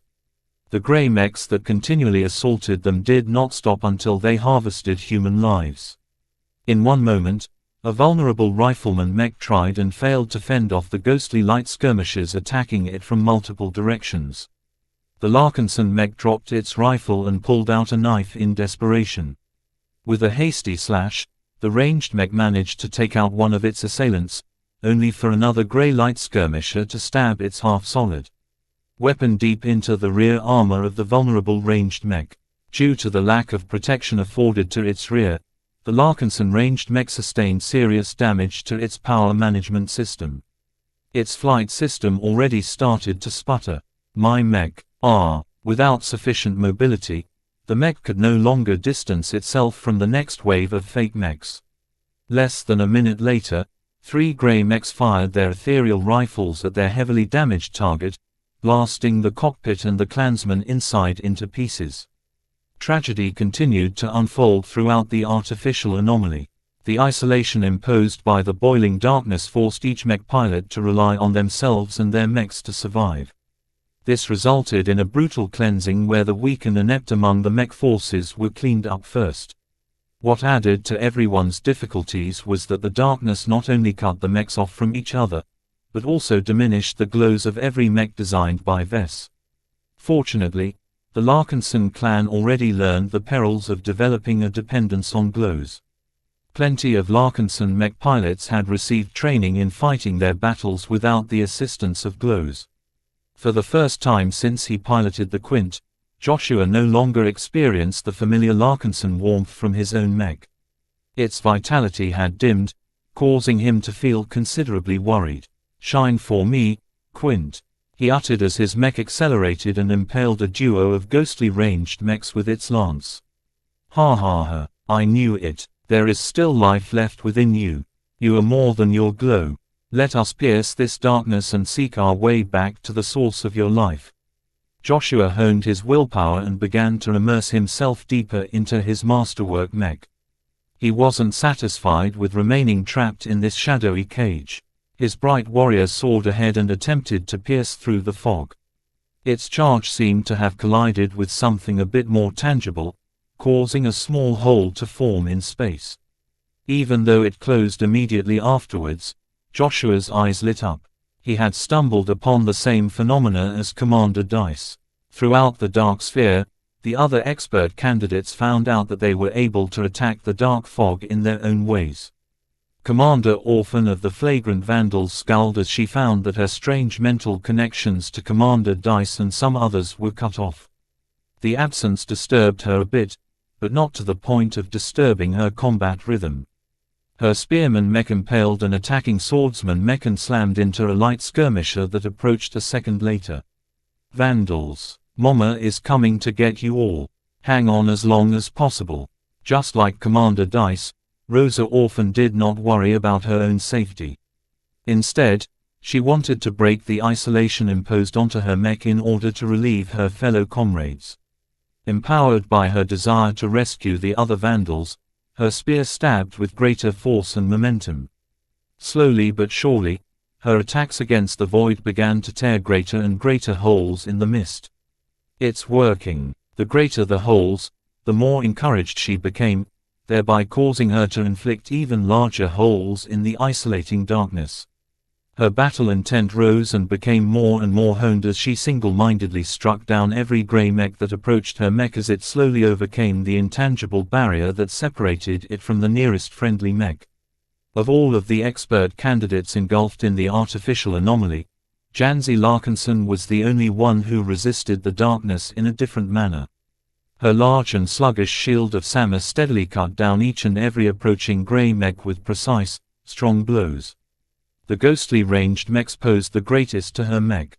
If not for the fact that the enemy mechs floated in the same place, the super-medium Space Knight would have been flooded by a sea of attacks at this time. Xianxia's mind wasn't on the grey mechs that continually pressured her mechs. Her urge to reach out to her fellow Larkinsons was stronger than every other mech. As a Space Knight specialist, she trained to embody the role as a protector and guardian of her fellow mech pilots. A Space Knight that was taken away from the mechs it was supposed to protect was a great indignity. There was no meaning to its existence if it solely fought in isolation. None of the previous battles caused her to feel as distressed as now. Her face continually frowned as her willpower increasingly urged her to unravel her forced isolation. Without the reassuring presence of xianxia, Xianxia was left on her own. Her shield of Sama felt considerably dimmer than normal, yet the heart that beat inside of it grew stronger as her need to link up with her fellow Larkinsons pushed her to an unprecedentedly desperate state. "Break for me," she roared. Though no visible phenomena emanated from the shield of Sama, a whole portion of darkness disappeared. An Aurora Titan from her shieldbearer squad bore increasingly more scars as its sluggish attacks failed to take out the grey mechs in a timely manner. Unlike the shield of Sama, the regular Aurora Titan's armor wasn't made of Brea alloy, thereby making it considerably more vulnerable against the ghostly attackers. "Mom, you're here." As soon as the shield of Sama arrived by the mech piloted by the shieldbearer, the pressure imposed on the latter decreased. Even though the ghost mechs that haunted Xianxia's mech had followed their original target, Xianxia and her squad mate were able to coordinate the defenses and fend off the flood of grey mech with greater efficiency. "We can't stay here. We need to link up with more of our clansmen," she stated. "Lead the way, Mom. I will cover your back even if it costs my life." With some of the Larkinson mechs beginning to break free from the shadowy cages that kept them separated, Vess finally achieved a breakthrough of his own back on the Scarlet Rose. He worked together with the Golden Cat to reconfigure the Larkinson network. The spiritual network she supported through her own existence was not comparable to a normal network. Much of its workings were shrouded in mystery as Vess hadn't really thought of the details when he initially created the ancestral spirit. Though it took a lot of fumbling, Vess managed to teach Goldie how to accomplish more with the Larkinson network. One of the capabilities she gained was the ability to allow him to gain a direct means of mental communication towards any other member of the Larkinson network. He tested it out immediately with James. "Can you hear me?" He mentally communicated through the Larkinson network. The Ilvanan nodded. "You are heading into the right direction." Such a novel accomplishment should have been a cause for celebration to Vess. He invented a completely new means of communication with his fellow Larkinsons that couldn't be blocked or intercepted with conventional technology. Sadly, this was not the time to bask in his latest invention.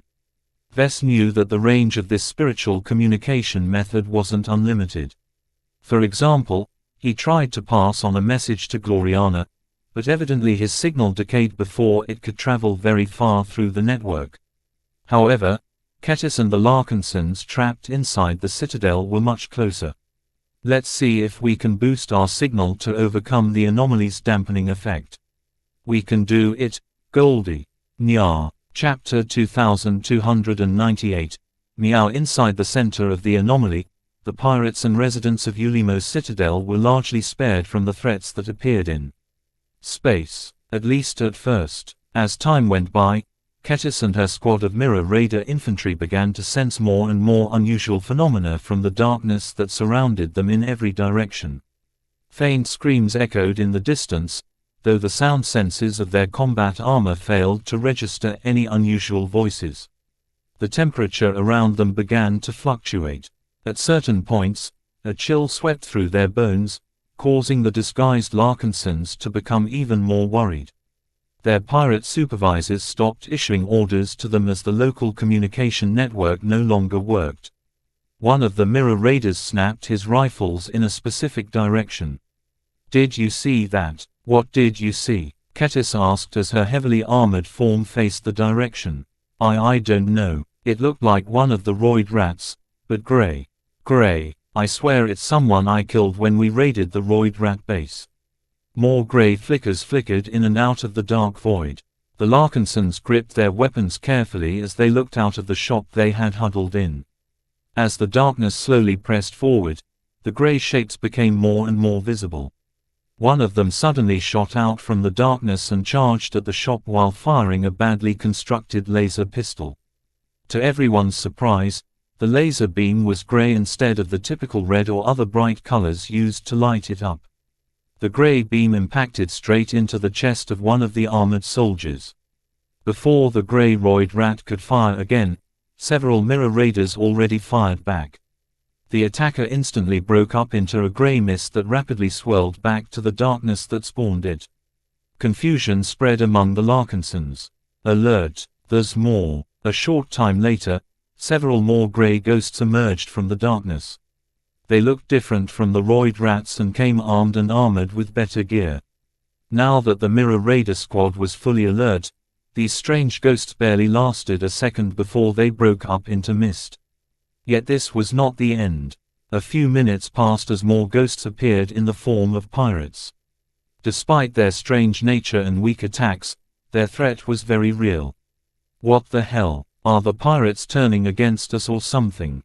I don't think the dry snakes are responsible for this." Ketis spoke as her laser pistol fired a low-powered shot through the chest of one of the ghosts. "We aren't the only ones under attack. Look at the shop to our left." The Mirror Raiders weren't the only ones under attack. More pirate ghosts appeared. They attacked the door that blocked their way until it succumbed under the attacks. Soon enough, the ghosts stormed inside and began to kill the local Nixians.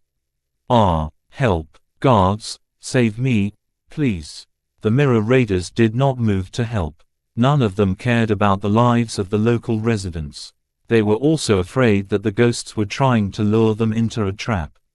"Deploy a drone to scout the interior of the neighboring shop." One of the Mirror Raiders that carried various gadgets deployed a small flying drone that quickly peeked into the shop.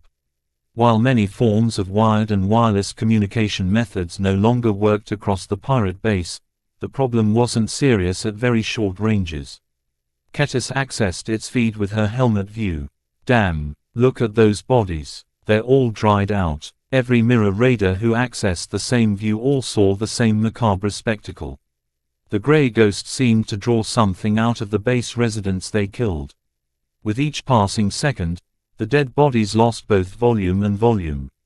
The ghosts were sapping some sort of energy essentially from the fresh corpses, causing all of them to transform into mummified remains. The inexplicable sight frightened the Mirror Raiders and caused them to develop an even greater fear towards the darkness that limited their sight. What are the pirates doing? Why are they killing their own people? Have they gone crazy? No one had any answers. Not even Ketis. With no clarification and no orders, the squad of Mirror Raiders decided to remain in the shop.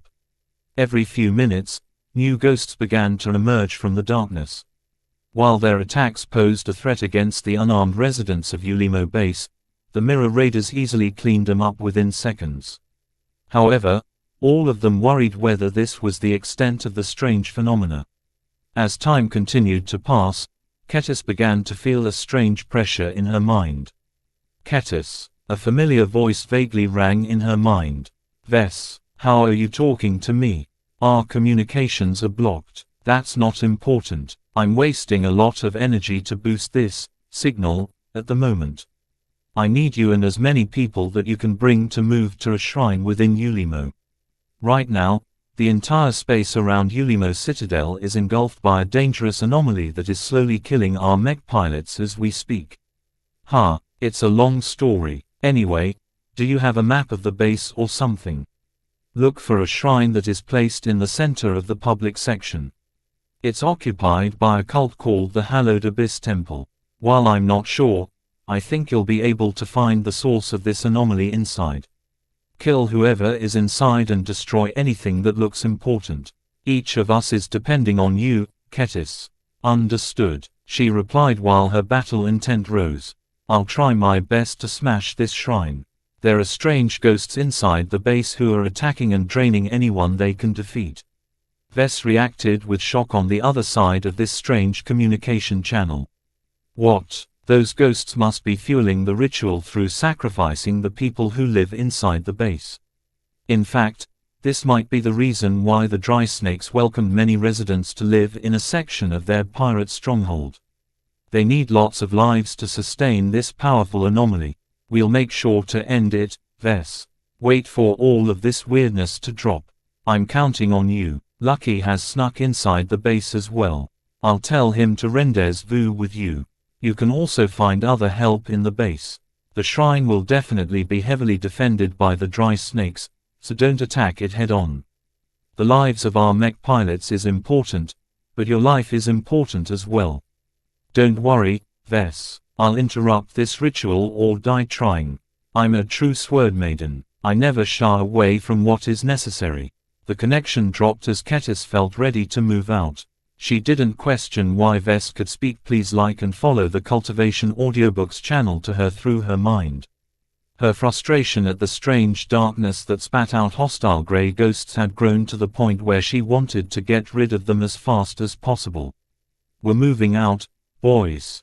She instructed her squad. I just received an order telling us to go to a shrine of the Hallowed Abyss Temple and stop whatever ritual is taking place inside. As long as we ruin this ritual, our mech pilots inside won't be trapped by this anomaly anymore. It didn't take much convincing to get her men to follow along with her plan. Each mirror raider believed it was better to be proactive than staying in place. Once they obtained a clear goal, they were more than willing to venture out, especially when they learned that their mech pilots were counting on them to break this trap. Ketis referenced the map she obtained from the pirates and quickly located the shrine. It was located close to the center, which meant that she and her men had to pass through some heavily defended gates meant to keep out the riff-raff. With the gear they possessed, the mirror raiders weren't capable of sneaking past these obstacles. They had no choice but to attack these checkpoints head-on. The only consolation was that the communications blackout imposed by the anomaly likely prevented the local pirate garrisons to call for backup. Reinforcements likely wouldn't be coming unless the pirate made more elaborate arrangements. Let's head out. The squad of pirates exited the shop and strode towards the center of the public marketplace. As they moved, roughly 20 meters of space around them remained clear. Occasionally, they encountered gray ghosts. If the apparitions weren't attacking other pirates or residents, they mindlessly attacked Ketis and her men.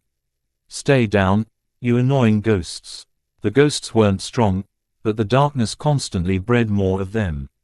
In addition, Ketis and her men were being constantly plagued by different phenomena. Distant screams, sudden chills, a moment of lightheadedness and more began to beset the mirror raiders. If this went on, Ketis wasn't sure whether they would make it all the way through the shrine. As they neared one of the gates, Ketis suddenly paused as the living mind sword in her mind grew active. It pulsed and moved on its own. An unknown impulse prompted her to concentrate and channel her superpower onto her cutlass. She cut her weapon in a specific empty space, only to see a gray ghost that had somehow remained invisible to everyone being cut apart. Ah, damn it. Check around us if there are more Steelford ghosts. Ketis looked a bit confused. Sharpie. Her sword intent vibrated concern.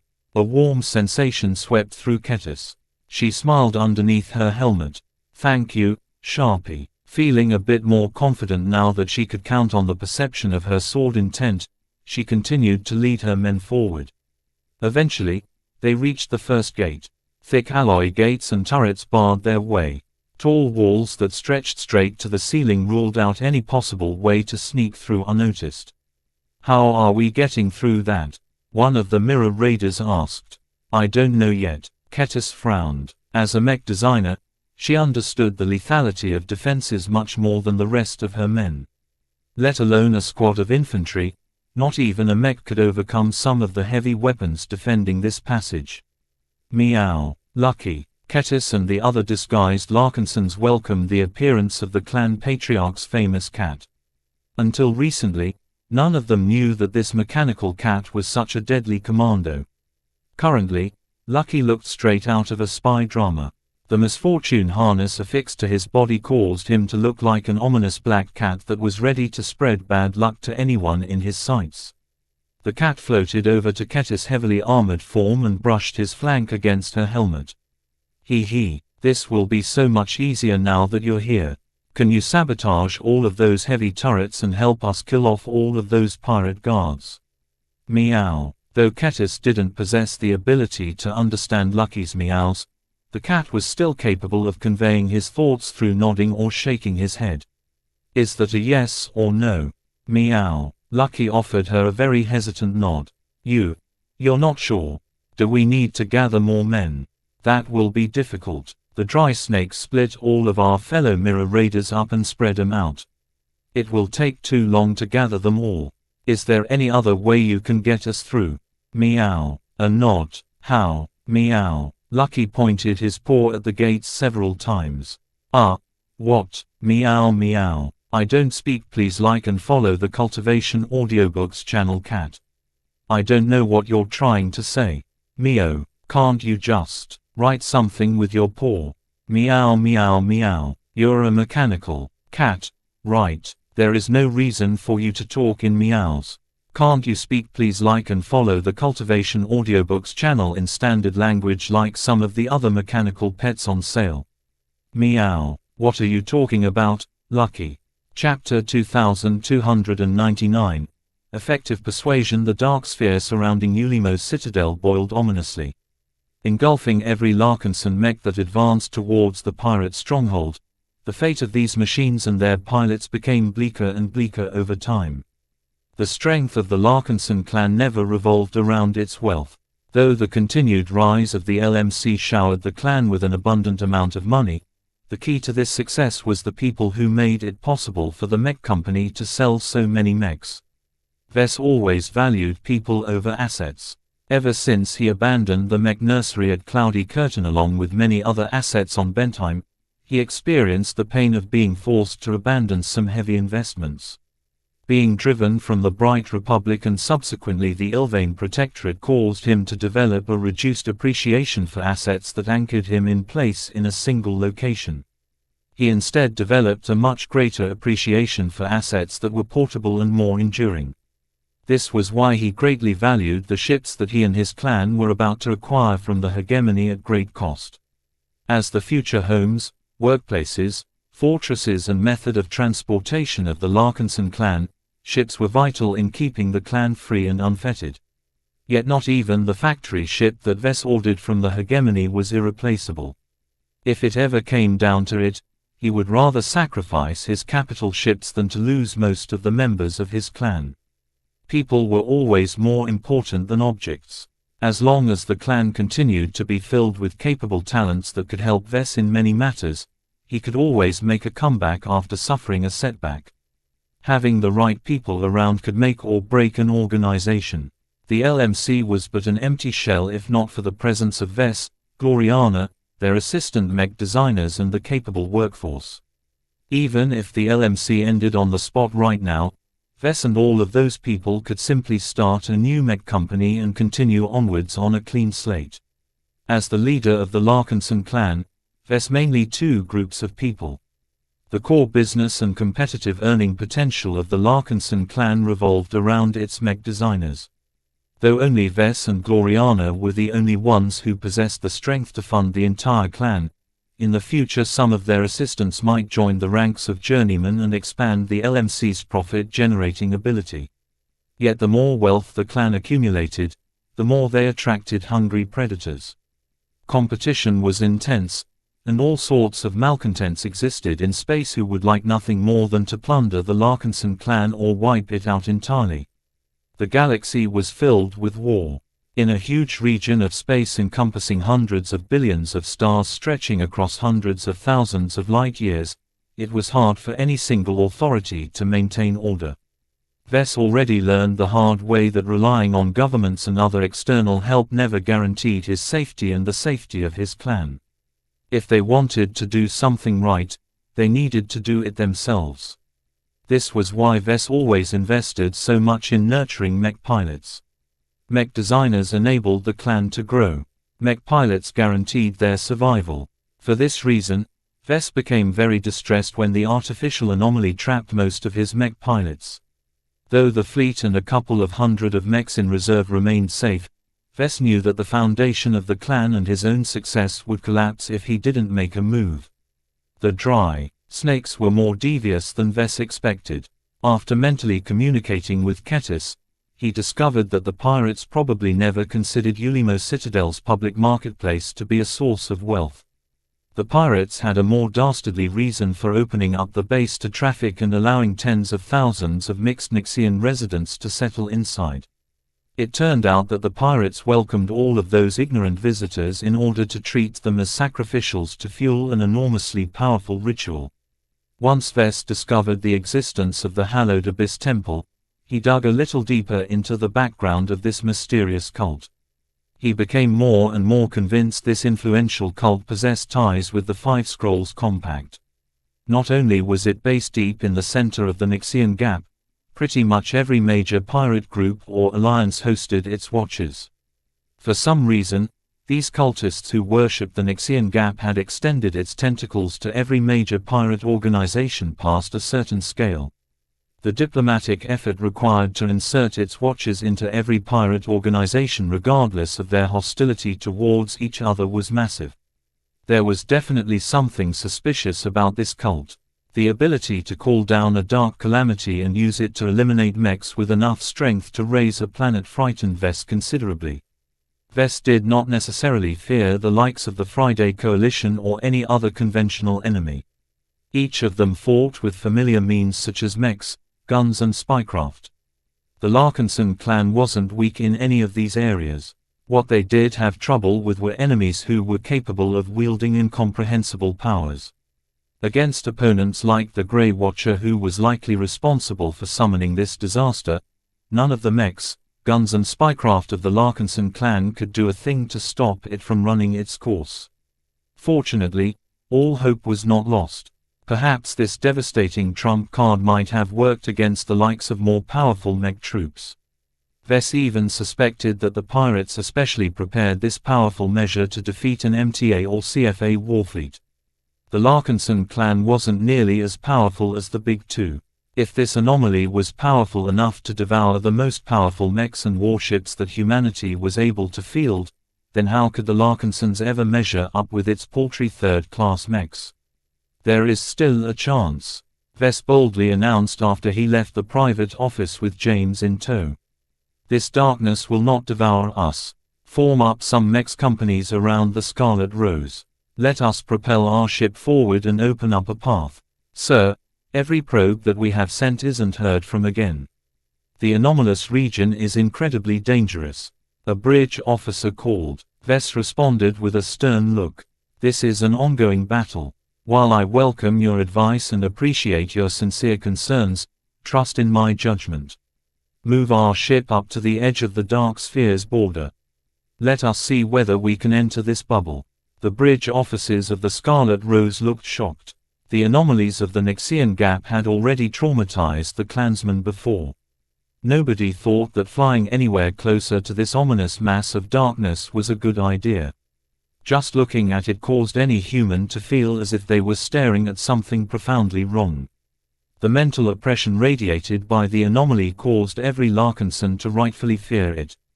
Vess did not blame the bridge officer for voicing some doubts. The problem was that nobody moved to execute his orders. The helmsman froze, and so did the other crew. Vest's face grew ugly. "What are you waiting for? Move." Despite his supreme status in the clan, none of his subordinates responded to his orders. The fear that his clansmen held towards the anomaly exceeded their willingness to obey his instructions. It was as if the anomaly exuded a similar kind of oppression as the Doom Guard's glow. Vest knew he shouldn't really blame his underlings for failing to move. The Larkinson clan possessed a rather flat hierarchical structure. This was something that Vest and the Trueblood Larkinsons originally valued and wished to retain in the growing clan. Nobody ought to be powerful enough in the clan to dictate everything. Not even Vest. Everyone who held rank was not above the regular clansman. No one was more noble or entitled than others. Every Larkinson, when it came down to it, was kin to other Larkinsons. As a consequence, the power distance between Vest and other clansmen wasn't actually big.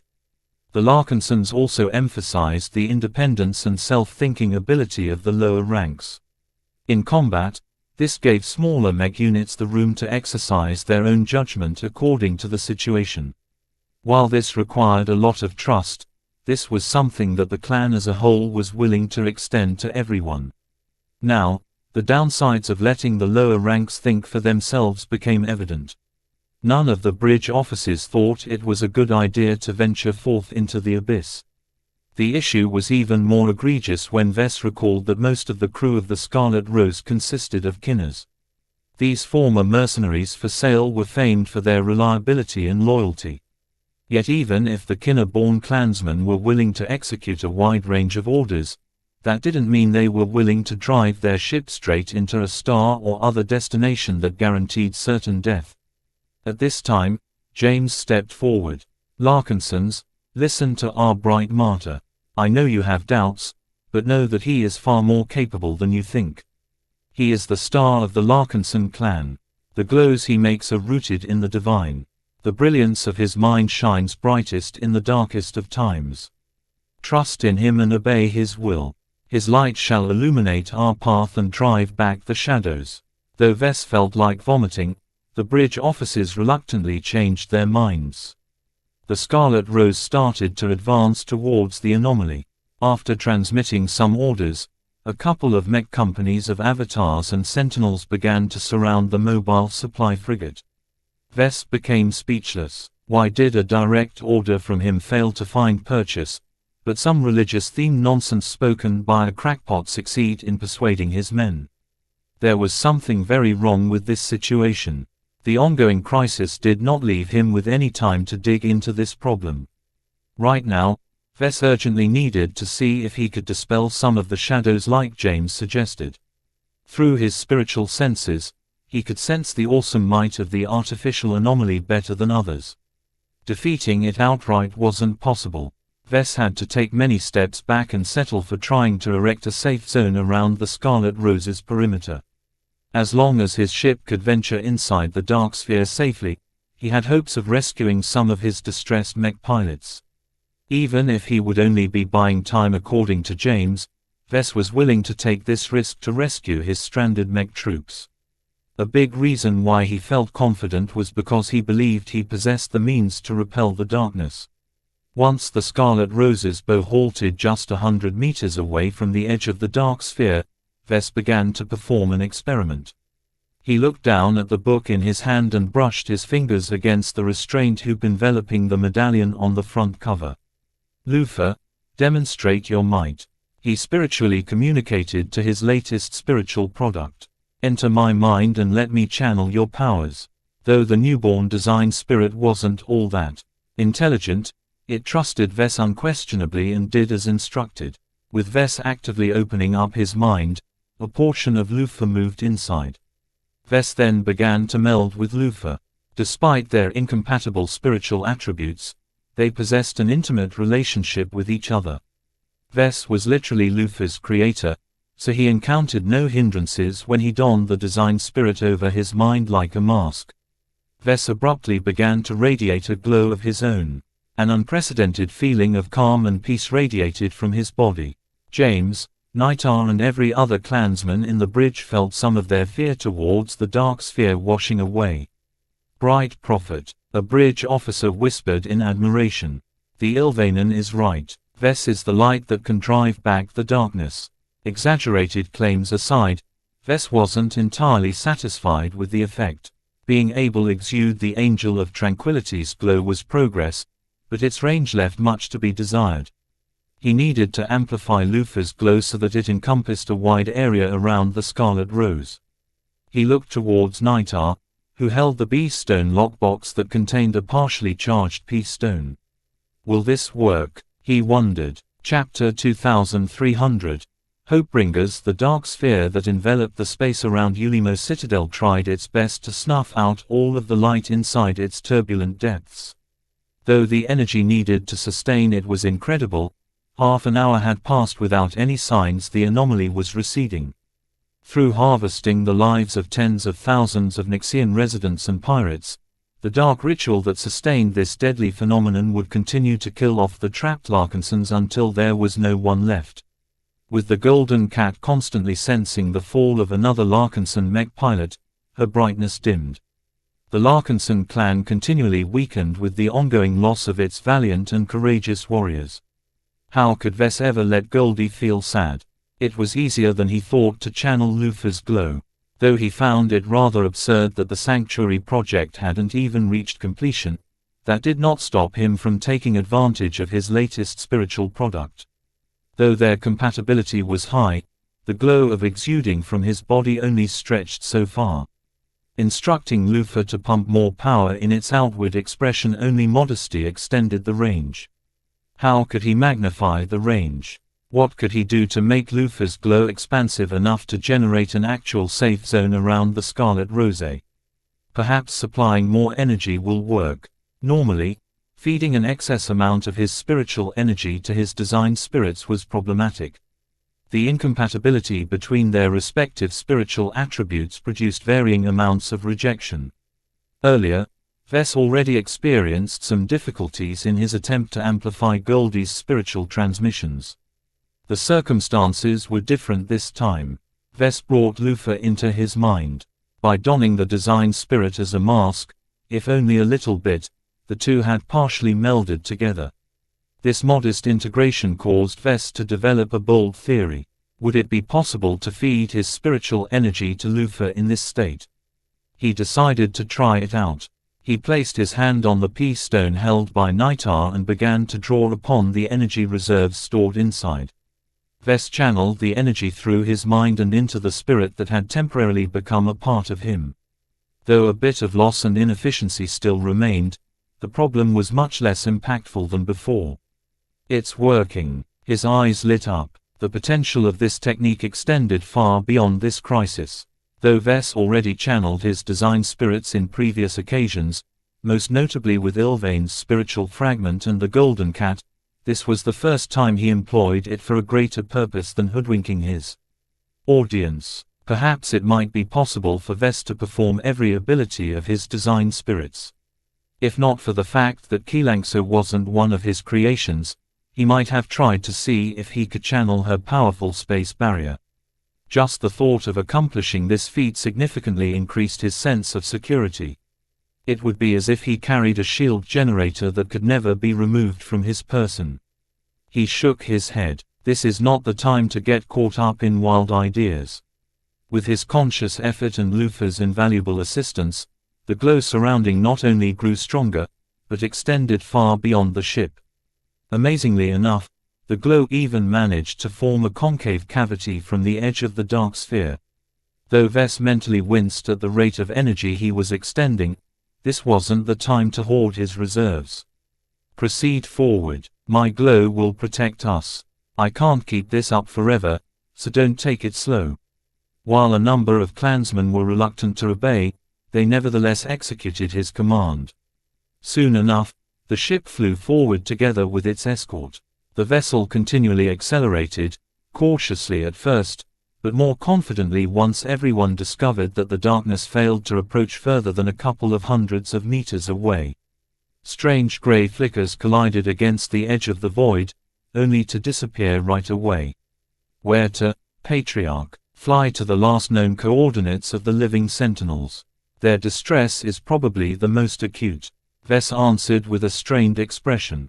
Goldie already conveyed to him that the bulk of the deaths came from the sentinels. Though some avatars and other elite mech pilots began to fall as well, their casualty rates remained relatively low, which signified that they were able to hang on for the moment.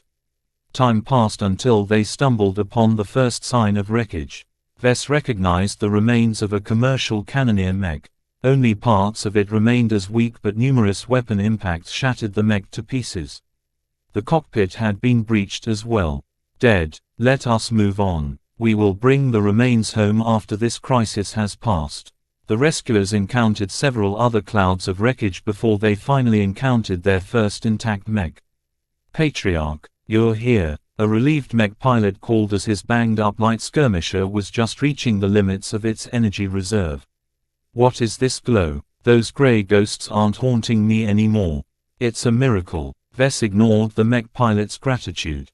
Take the mech pilot from his mech and bring him back to the ship. His machine isn't important right now, so just leave it. We'll retrieve it later. It was too much of a burden to bring back the mechs trapped in the anomaly. As long as Vess rescued the mech pilots themselves, he could always provide them with other mechs. The Scarlet Rose flew on, encountering much more wreckage than Vess expected. It became clear that the living sentinels suffered heavily as they encountered more broken than functional mechs. While Vess and his ship steadily drove back some of the darkness and offered sanctuary to those who needed it most, other parts of the dark sphere began to make room for hope as well. Each of the expert candidates found their own way to overcome the darkness around them. Filled with the need to overcome their isolation and come to the aid of their comrades, their willpower shone brighter than ever. The most dramatic result came from Janzi Larkinson. With her shield of Sama as the center, she infused her willpower in the mech that she had developed a partnership with. Though it took some time, her mech ultimately worked together with her to manifest some of her will in a radius around her mech. Certain limits within her mind had loosened as she tried her best to maintain this invisible, intangible protective field by herself. She clenched her teeth and propelled her slow mech forward. The isolating darkness that prevented her mech from approaching other mechs parted silently at the passing of her mech. Before she knew it, she succeeded in crossing over to the shadowy cell of one of her subordinate shieldbearers. Thank you. This isn't the time to talk. Fly close to me and help me drive back the ghost mechs. Yes, ma'am. Though the gray mechs weren't able to fly past the barrier that Janzi erected, they were still able to damage it with their attacks. Fortunately, as Janzi began to pick up more shieldbearers and avatars, the mechs she offered protection paid back her efforts by killing the gray mechs on her behalf. As her army of rescued mechs grew, she failed to notice that she had entered an elevated state of mind. Her attention wasn't entirely focused on the present anymore. She piloted her mech forward on instinct and on autopilot as she began to contemplate the growing responsibility she held towards the mechs and mech pilots that sheltered in her field. She didn't notice how much energy she expended to keep up her barrier. Her willpower could only sustain such a large protective field for so long. It was impossible for her to last this long on her own merits. Not just the duration of her protective umbrella appeared suspect, but the scope of her field was also astounding. Her protective field slowly covered more space. As the mechs she rescued rose in number, her field never ran out of space. Before she knew it, over 100 functional mechs crammed in her field. The rescued mech pilots all regarded Janzi and her shield of Sama with amazement. Their best efforts only allowed them to fend off the gray mechs. None of them were able to project a field that could forcefully push back the darkness that threatened to lock them up until the gray mechs tired out their machines. The other expert candidates weren't able to match Janzi's efficiency. However, they found their own ways to offer relief to their fellow comrades. Cut. Commander Dice's swordsman mech chopped its weapon against the darkness, opening up a wide scar that failed to heal right away. Go through, she commanded. Her mech alongside 20 other Swordmaiden mechs quickly drilled through the hole. Once the last mech passed through, whatever force prevented the cut from healing dropped, causing the darkness to repair its wound. Cut. It didn't matter as Dice cut another hole that led to another trapped mech. Through cutting any barrier in her way, she soon managed to rescue every Swordmaiden mech in the field, though it wasn't as if they needed it in the first place. The Grey Ghosts failed to break one of their ranks. Commander Dice observed her reformed Swordmaiden's mechs with pride. However, she knew that her job wasn't done. She wasn't solely a Swordmaiden anymore. She was also a Larkinson. Let's cut through this void and rescue the other Larkinsons. Yes, Commander. In another part of the sphere, Commander Orphan pierced through the darkness in a similar manner. Though the holes she generated closed much faster than usual, she simply attacked repeatedly, sustaining the vulnerability long enough to let every rescued Vandal mech through. Come on, hurry up. Our light mechs are expending too much energy now. Elsewhere, Joshua's Quint charged forward with great momentum. With his lance pointed forward, the masterwork mech punched through shadow after shadow, blasting open white holes that reformed slowly enough for the trapped Bright Companion and Avatar mechs to fly towards their nearest comrades. Though Joshua wasn't able to gather a huge army with his rapid passing, the sheer amount of breaches he made provided many isolated mechs the opportunity to reach out to their closest neighbors.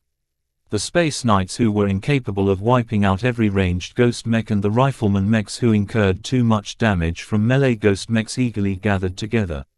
By combining their strengths and covering their weaknesses, the groupings achieved enough synergy to defeat a lot more Grey mechs. Sir Billingsley Larkinson achieved even better results. His light skirmisher wasn't suited to fight in these conditions and his mech still possessed limited energy reserves. The light mech specialist found his own way of breaching through the barriers that kept the Larkinson mechs apart. His light skirmisher boldly flew ahead with even greater speed than the Quint's momentous charge. The expert candidate concentrated his will to achieve the greatest speed possible. Nothing was allowed to stand in his way. No barrier or limit was allowed to hold his mech back as he accelerated his mech to greater velocities. My freedom is sacred. No cage shall ever lock me in place. Many trapped mechs only noticed a rapid mech passing through their cage before breaking through the shadows with its own frame. Dozens of holes opened in an instant, and Tus's mech was already in the process of opening up additional cavities. No matter how these expert candidates worked to save their comrades, each of them succeeded in surpassing their previous limits. Though none managed to achieve apotheosis at this desperate hour, their wills became more honed than ever. Their lights expanded throughout the dark sphere, thereby illuminating some of the trapped mechs and slowing down their fall. Yet hindering the anomaly was not enough to stem this crisis. As time went on, the dark sphere grew stronger. Each expert candidate encountered increasingly stiffer resistance. This can't go on.